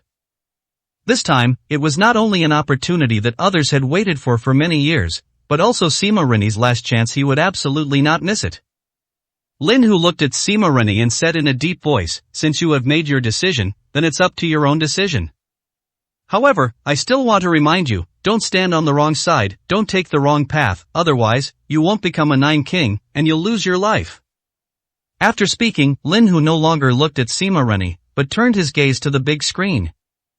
And at this moment, Feng Lao had already walked in front of Little Gao and the over 30 people who were blocking him. Chapter 691, Pujuan Goes Crazy. Southwest King Feng Lao's expression was indifferent, imposing without anger. After all, he was an old 9 kings, he still possessed that kind of prestige. A tiger doesn't collapse even in death, and besides, Feng Lao wasn't dead yet, the 9 Kings Council hadn't convened, and he was still the Southwest King. Are you the one who wants to stop me from entering? Feng Lao looked at Little Gao and spoke calmly. Looking at Feng Lao, who seemed much shorter than him and whom he felt he could knock down with a single punch, Little Gao's body was trembling slightly at this moment. He thought he wouldn't be afraid of Feng Lao, just as he had told others before, that Feng Lao wouldn't dare to do anything. However, when he truly faced Feng Lao, the oppressive feeling made him extremely uncomfortable.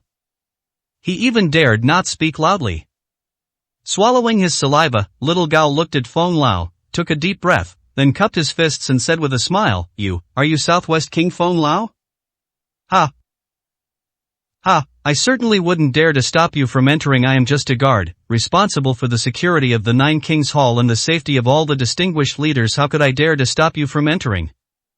If our Sima heard about this, he would definitely not spare me. It's just, Feng Lao, please understand, the rules of the Nine Kings Hall must still be followed. Your people did not report in advance, so we need to conduct a review to prevent anyone who shouldn't enter from entering the hall. Can you understand?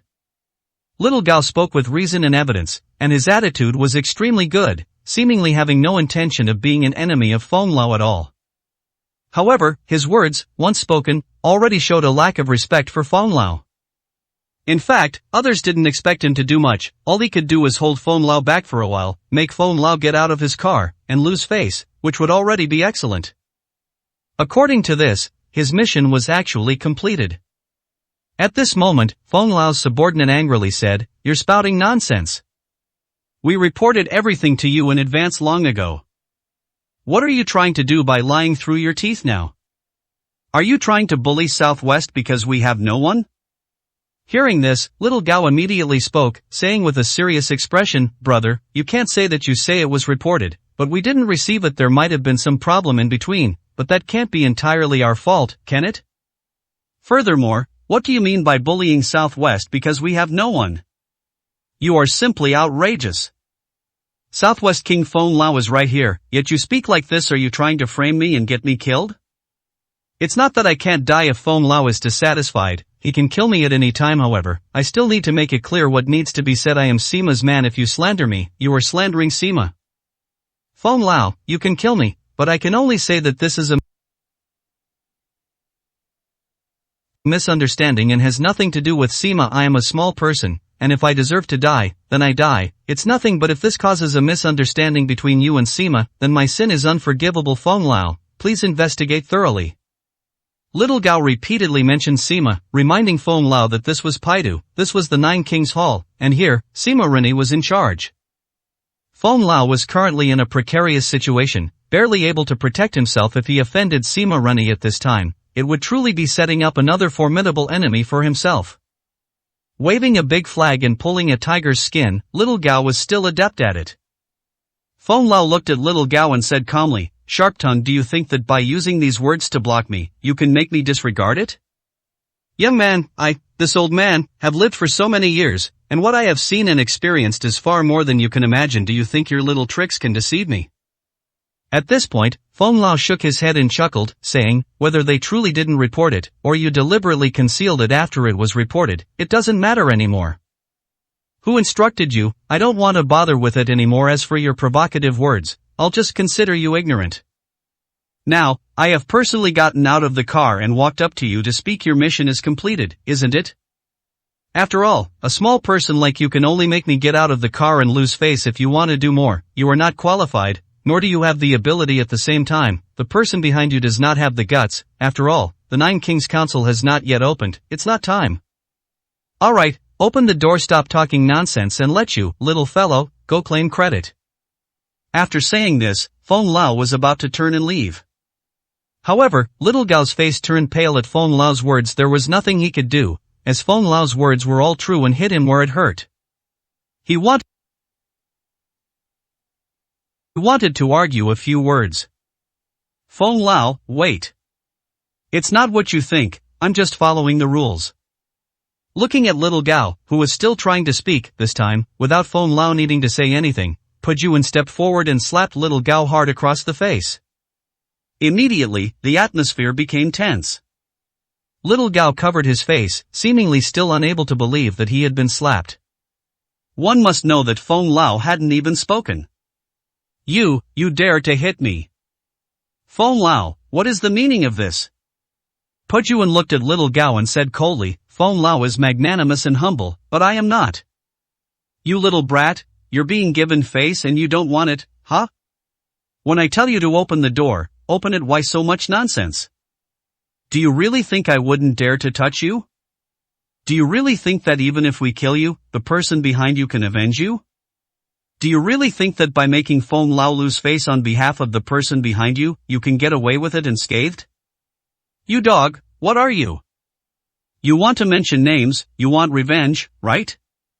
Alright, no need to look for Feng Lao, after all, you're not worthy enough. Pejuan, a subordinate of Southeast King Yi Ching, if you have the guts, come and seek revenge from me.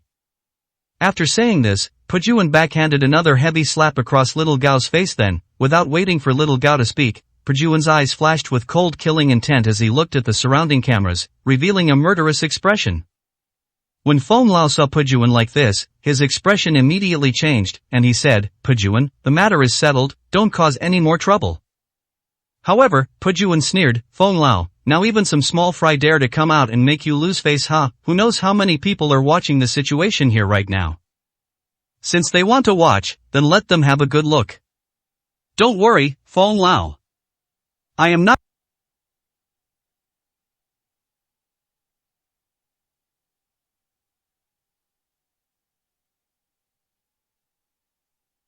subordinate, and I do not represent you. They are very clear about this. I, Pejuan, represent myself. At the same time, I also represent Southeast King Yi Ching. Now, I want to see if these scoundrels behind the scenes dare to come directly and kill me. Seeing that Pejuan had said all this, Feng Lao sighed and no longer stopped him. Don't look at how Red Eyes was hot-tempered and easily provoked in the car earlier, and Pejuan seemed very calm, even able to persuade Red Eyes while remaining calm himself. But now it seems that Pejuan is also a person with a bad temper. Thinking of this, Feng Lao couldn't help but show a wry smile. When did they ever think Pejuan had a good temper? Pejuan seems to have always had a bad temper. If he had a good temper, would he dare to challenge a dragon ranking expert with his tiger ranking strength? Chapter 692, the title of King of Southeast. Elder Feng sighed, looking at Pejuan, and said, Alright, then you can do as you please. At this point, Elder Feng seemed to have understood, and burst into laughter. Yes, I was overthinking it. Even in this situation, I was still overthinking. What rules, what this and that, they're all just farts, ha ha ha. Others are about to ride over my head, to piss and shit on me, and I'm still trying to save face for them, ha ha, how ridiculous. Pejuan, say whatever you want now, anything goes, even cursing them. I want to see who dares to step forward and cause you trouble today. This old man will stand right here and watch. Whoever dares to step up, I'll kill them. At this moment, Elder Feng laughed wildly, utterly arrogant. His words were heroic and filled with killing intent. He knew those people were watching and listening, but he said it anyway. Just now, he had given the respect he should, and he had followed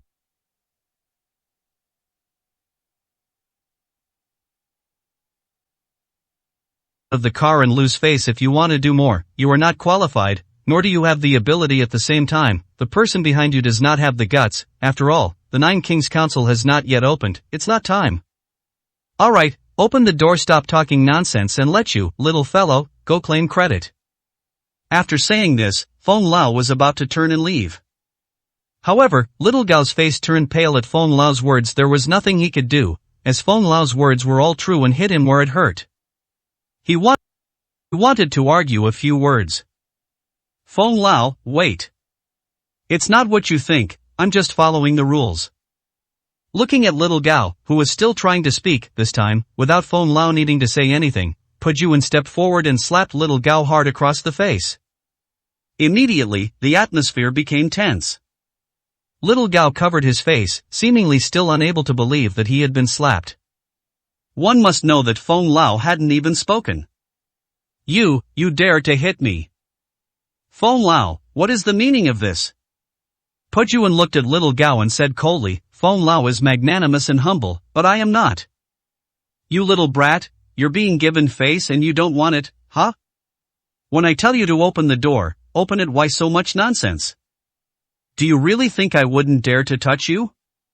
Do you really think that even if we kill you, the person behind you can avenge you? Do you really think that by making Feng Lao lose face on behalf of the person behind you, you can get away with it unscathed? You dog, what are you? You want to mention names, you want revenge, right? Alright, no need to look for Feng Lao, after all, you're not worthy enough. Pejuan. A subordinate of Southeast King Yi Ching, if you have the guts, come and seek revenge from me.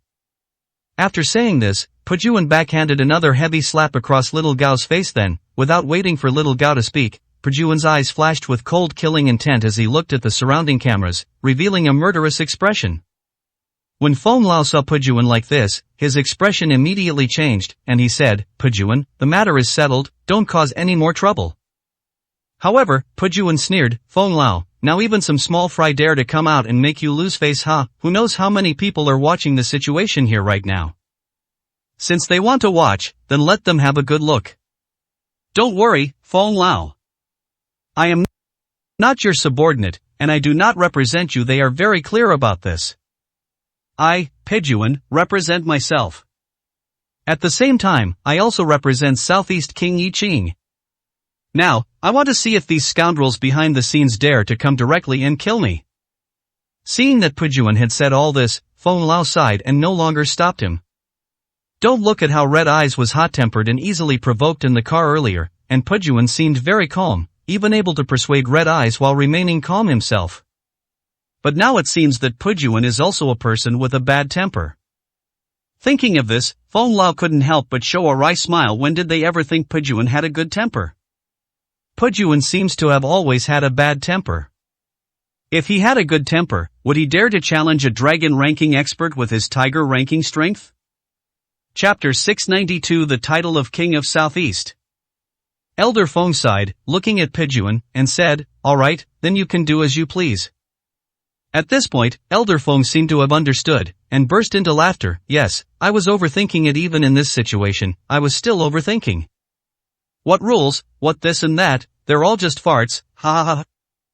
Others are about to ride over my head, to piss and shit on me, and I'm still trying to save face for them, ha ha, how ridiculous. Pujuan, say whatever you want now, anything goes, even cursing them. I want to see who dares to step forward and cause you trouble today. This old man will stand right here and watch. Whoever dares to step up, I'll kill them." At this moment, Elder Feng laughed wildly, utterly arrogant. His words were heroic and filled with killing intent. He knew those people were watching and listening, but he said it anyway. Just now, he had given the respect he should, and he had followed the rules he should. He didn't care about losing face, but now that Elder Feng had roared and spoken these words, then, others would have to consider whether to give him some face. Not giving any? Alright, Elder Feng has made it clear. If not, then fight, then make a scene. No need to wait for tomorrow's 9 Kings Council, and no need to wait for any time today, right now. If not, then fight. Fight to the death. No one needs to hide anything. If you should die, then die. If you should live, then live. Following Elder Feng's angry roar, the hundreds of elites who had come with him were all furious, letting out a roar towards the sky. At this moment, whether it was Elder Feng, the Feng family elites, or Pujuan, everyone was ready for a decisive battle. Right now. At this very moment. At this moment, a battle was on the verge of breaking out. However, Little Gao and the others, watching Elder Feng and his group explode, all cowered, not daring to speak. Offending Elder Feng was enough. If they truly pushed Elder Feng and his group too far, perhaps Mr. Sima would help them get revenge, or perhaps those important figures would find an excuse and see an even bigger joke. But their own outcome wouldn't be good. So at this time, being a coward was inevitable. Seeing that no one spoke for a long time, Pujuan sneered, looked at the camera, and said indifferently, "I don't care who you are, how powerful you are, or what your purpose is. I'll tell you one thing. Either kill us completely, or don't play these petty, low-level tricks." Watching a joke? Are you watching Elder Feng's joke? Aren't you watching your own joke? Only incompetent people can come up with such brainless schemes. Alright, you wanna watch a joke, right? Let you watch. Have you had enough? If not, then come one by one is fine, or all at once. No need to wait for tomorrow's meeting. Of course, I won't make this decision for Elder Feng. Pujuan, we'll wait for you here. Come kill me. If you can't kill me, as long as you give me a chance, I'll kill you. Come on. I've wanted to stop holding back for a long time. You forced me. Alright, then let you know what will happen if you push me too far. Let's all just go all out. I, Pujuan, am not a 9 Kings, nor am I an important figure. Killing me is not a big deal, but remember, you must kill me. Let me die completely, otherwise, I will make you sleep with your eyes open from now on. Pujuan's words were equivalent to an indiscriminate attack. After speaking, Pujuan stood still, no longer speaking. He didn't speak, Elderfong didn't speak, and no one spoke. The scene was so quiet that you could hear a pin drop, and the atmosphere was terrifyingly oppressive. Until 3 minutes passed, and no one came out of the Nine Kings Hall to support Little Gao and his group. Only then did Pujuan sneer and say, "Useless, all useless." After speaking, Pujuan looked at Elderfong and said, "Elderfong, it seems those people are playing dead and don't want to start a war. They're just a bunch of useless people. Since they don't dare, then so be it. Let's go in." Elderfong nodded upon hearing this and said, "All right, Pujuan, let's go in." After speaking, Elderfong said nothing more, merely glanced at Little Gao indifferently, and then directly returned to his car. Pujuan, on the other hand, walked up to Little Gao, looked at him, and said coldly, "You ignorant fool, is this something you can meddle in? You want to rise, that's fine, but you also need to see if your neck is tough enough. You're just cannon fodder, yet you actually take yourself seriously. I just cursed them like that, and they played dead, pretending not to hear. Do you believe me if I tell you that even if I kill you, they wouldn't dare to come out and make a fuss with me today? Of course, even if they send people to trouble me, they would definitely not trouble Elderfong. Do you believe me?" Little Gao's face was now ashen. Having been slapped by Pujuan and seeing Pujuan's arrogant demeanor, he couldn't help but be intimidated. At this moment, he dared not utter any nonsense, and his previous arrogance was completely gone. Pujuan looked at Little Gao and said coldly, "You useless piece of trash, are you even worthy of me speaking so much to you? What kind of thing are you? Open the gate." Little Gao dared not even fart at this moment, and quickly ordered his subordinates to make way and open the large gate. Subsequently, Elderfang's motorcade slowly began to enter the Nine Kings Hall. And Pujuan, waiting until Elderfang's car stopped in front of him, looked at Little Gao and said coldly, "If you want revenge, find me. My name is Pujuan. I've already told you I am a subordinate of Southeast King, Yi Qing. Also, a reminder to you, if you're going to be cannon fodder, you need to have the awareness of being cannon fodder. Since you dared to do such a thing, then you must be prepared to die. Don't worry, I won't kill you, but the people behind you will also kill you. A bunch of brainless idiots, seeking your own death." After speaking, Pujuan got into the car, no longer looking at Little Gao and the others' pale faces. It wasn't until Elderfang's motorcade completely disappeared from Little Gao and their sight that Little Gao's face turned ashen, and he let out an angry roar. At this moment, he could only use this method to vent the anger in his heart. And at this moment, Little Gao's subordinates also looked unwell, and were even more uneasy. One subordinate, looking at Little Gao, said with some fear, "Little Gao, what should we do?" "What he said isn't unreasonable. I said we shouldn't get involved in these important figures matters. We can't handle it. That's Pujuan. I've heard of him, a tiger ranking expert who dares to challenge a dragon ranking expert, and he's ruthless, a mass murderer. If he remembers us, we're in danger." "Little Gao, what should we do? What should we do now?" Little Gao was more furious than anyone at this moment, and at the same time, much more uneasy. Seeing all his subordinates looking at him at this moment, with expressions of fear and unease, he immediately became furious, grabbing the subordinate's collar and delivering a heavy slap. "You useless piece of trash, what are you afraid of? I ask you, what are you afraid of?" Chapter 693 Cannon Fodder Fantasy. Little Gao was trembling with rage at this moment. Of course, whether it was from anger or if he himself was afraid, that remained unknown. But at this moment, Little Gao vented all his anger on his subordinates. "You useless pieces of trash, I'm not afraid, so what are you afraid of? I just said, we did nothing wrong in this matter, and we are even backed by someone. The Southwest King is just an old man who might not even be alive tomorrow, and you are afraid of him? Don't forget, just now that old man was dissatisfied, but didn't he still obediently come down to see us? This is victory, this is the greatest success. The dignified Southwest King, seeing us treat him like this, didn't even show any temper, only daring to say a few non-committal words. What does this mean? Doesn't this mean he's a coward, that he's scared? As for that guy named Pujuan, he's not the Southwest King's man, that's why he dared to vent his anger relying on his abilities. But whose man is he, don't you know? He's Yi Qing's man, the Yi Qing who wanted to snatch old Qing's Southeast King position. But what's Yi Qing's situation, don't you know? Yi Qing is already dead, so how can he still throw a tantrum? I'll tell you the truth, even if Feng Lao doesn't die, this Pejuan will definitely die. If he doesn't die, many people will feel threatened, so he's dead for sure. When mentioning Pejuan, little Gao gritted his teeth, his face ashen, clearly hating Pejuan to the core. Before, when Pejuan was present, he didn't dare to fight back when beaten, nor did he dare to talk back when cursed, but now that Pejuan had left, he had nothing to fear, and all sorts of nasty words immediately came out. I'm telling you, what he did before, hitting me, cursing me, humiliating me, won't just pass by so easily. He's dead for sure. When the time comes, I'll watch how he dies. Forget about him. Even if Yi Qing came back to life, he couldn't save him. An arrogant fool who came out of nowhere, daring to covet the Nine Kings position. What was the result? He died, didn't he? All of you, cheer up, do you hear me? Tomorrow, we'll watch them die. And, let me remind you, everything we did today was arranged by our backer, so, completing the mission is the most important thing. Other things are not important. Someone will naturally help us take revenge, and we just need to wait for the benefits, but no one is allowed to act foolish or be a coward and make a fool of themselves. I don't have such subordinates. Little Gao was full of momentum, and at this moment, he had even convinced himself. As for his subordinates, it was unknown how much they had absorbed, but for now, no one dared to say anything more, which was true. After everyone had dispersed, Little Gao's trusted subordinate stood before the still ashen-faced Little Gao and cautiously asked, Little Gao, do we really not need to care about Pejuan's last words? Is it possible that we might become cannon fodder, or bait for those big shots to appease the situation? After all, no matter what, Feng Lao has been the Southwest King for so many years, and he still has some people who are on good terms with him.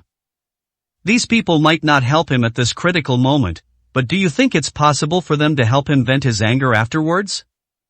The person was saying possible or not possible, but in reality, he was already afraid. Little Gao wasn't completely unconcerned, but at this moment, what could he say? If he himself didn't believe it and was afraid, then there was even less hope for others. Little Gao took a deep breath, looked at his subordinate, and said coldly, What? Don't you trust me? I said, my uncle is behind this time, which means Mr. Sima is behind it. Besides, my girlfriend's father also has this intention. They won't harm me. Ultimately, haven't you heard any news at all? Mr. Sima is not satisfied with his current position and plans to contend for one of the Nine Kings positions. He will also be involved, so what is there to be afraid of? What's there to be scared of? Haven't you seen that even after all this commotion, those big figures haven't shown up?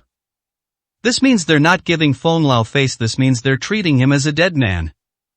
Let them be arrogant. The more arrogant they are now, the more they will suffer later. There was some truth to what he said. The subordinate nodded upon hearing this, looked at Little Gao, and said, Okay, Little Gao, since that's the case, I have nothing more to say. In short, I'm following you for sure. What's next? Ruan Hongxiu hasn't arrived yet. Should we also intercept her? That way, we can also make these big shot magnates happy. He said this through gritted teeth, as if he wished Ruan Hongxiu would appear before him right now so he could directly oppose her. Little Gao felt his face burning when he heard this and immediately shook his head, saying, No, doing this kind of thing once is enough, doing it twice would be inappropriate. Moreover, those people only instructed us to make Feng Lao lose face, but they didn't tell us to make Ruan Hongxiu lose face. Ruan Hongxiu is still a woman, and a terrifying woman at that. Have you forgotten the previous announcement? Damn it, this woman is really ruthless.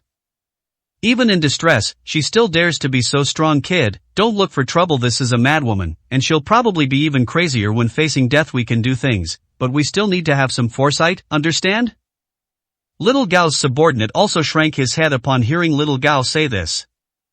Their courage had grown, and having just suffered a loss, they were now discussing making another king lose face. If this got out, as long as they didn't die, they would definitely have something to boast about in the future. Little Gao, I understand. Next, we'll just be well-behaved, right? Well-behaved? Little Gao sneered and said, being well-behaved also depends on the situation. We won't provoke others, but if Yi Qing comes, then we'll have to make him lose face severely. Little Gao's subordinate looked at him in confusion and said, Yi Qing, isn't he dead? Little Gao sneered, if he's dead, that's naturally for the best, but if he's not dead, then I'll let him know what kind of person he is. After barely escaping death, he doesn't hide properly and still dares to get involved. Then he's just looking for death.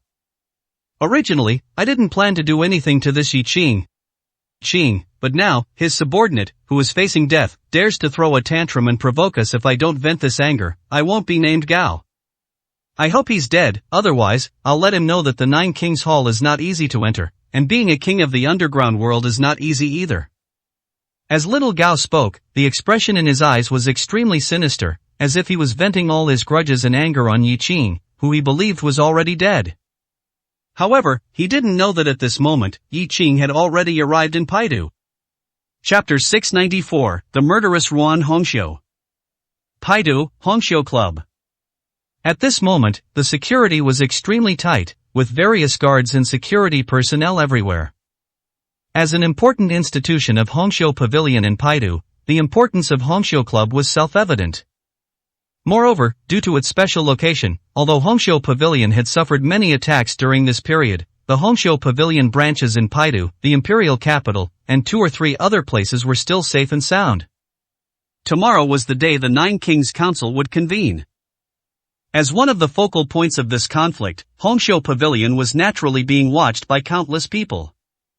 Ruan Hongxiu had already arrived in Paidu, but she had not yet gone to Nine Kings Hall. Instead, she was resting at Hongxiu Club.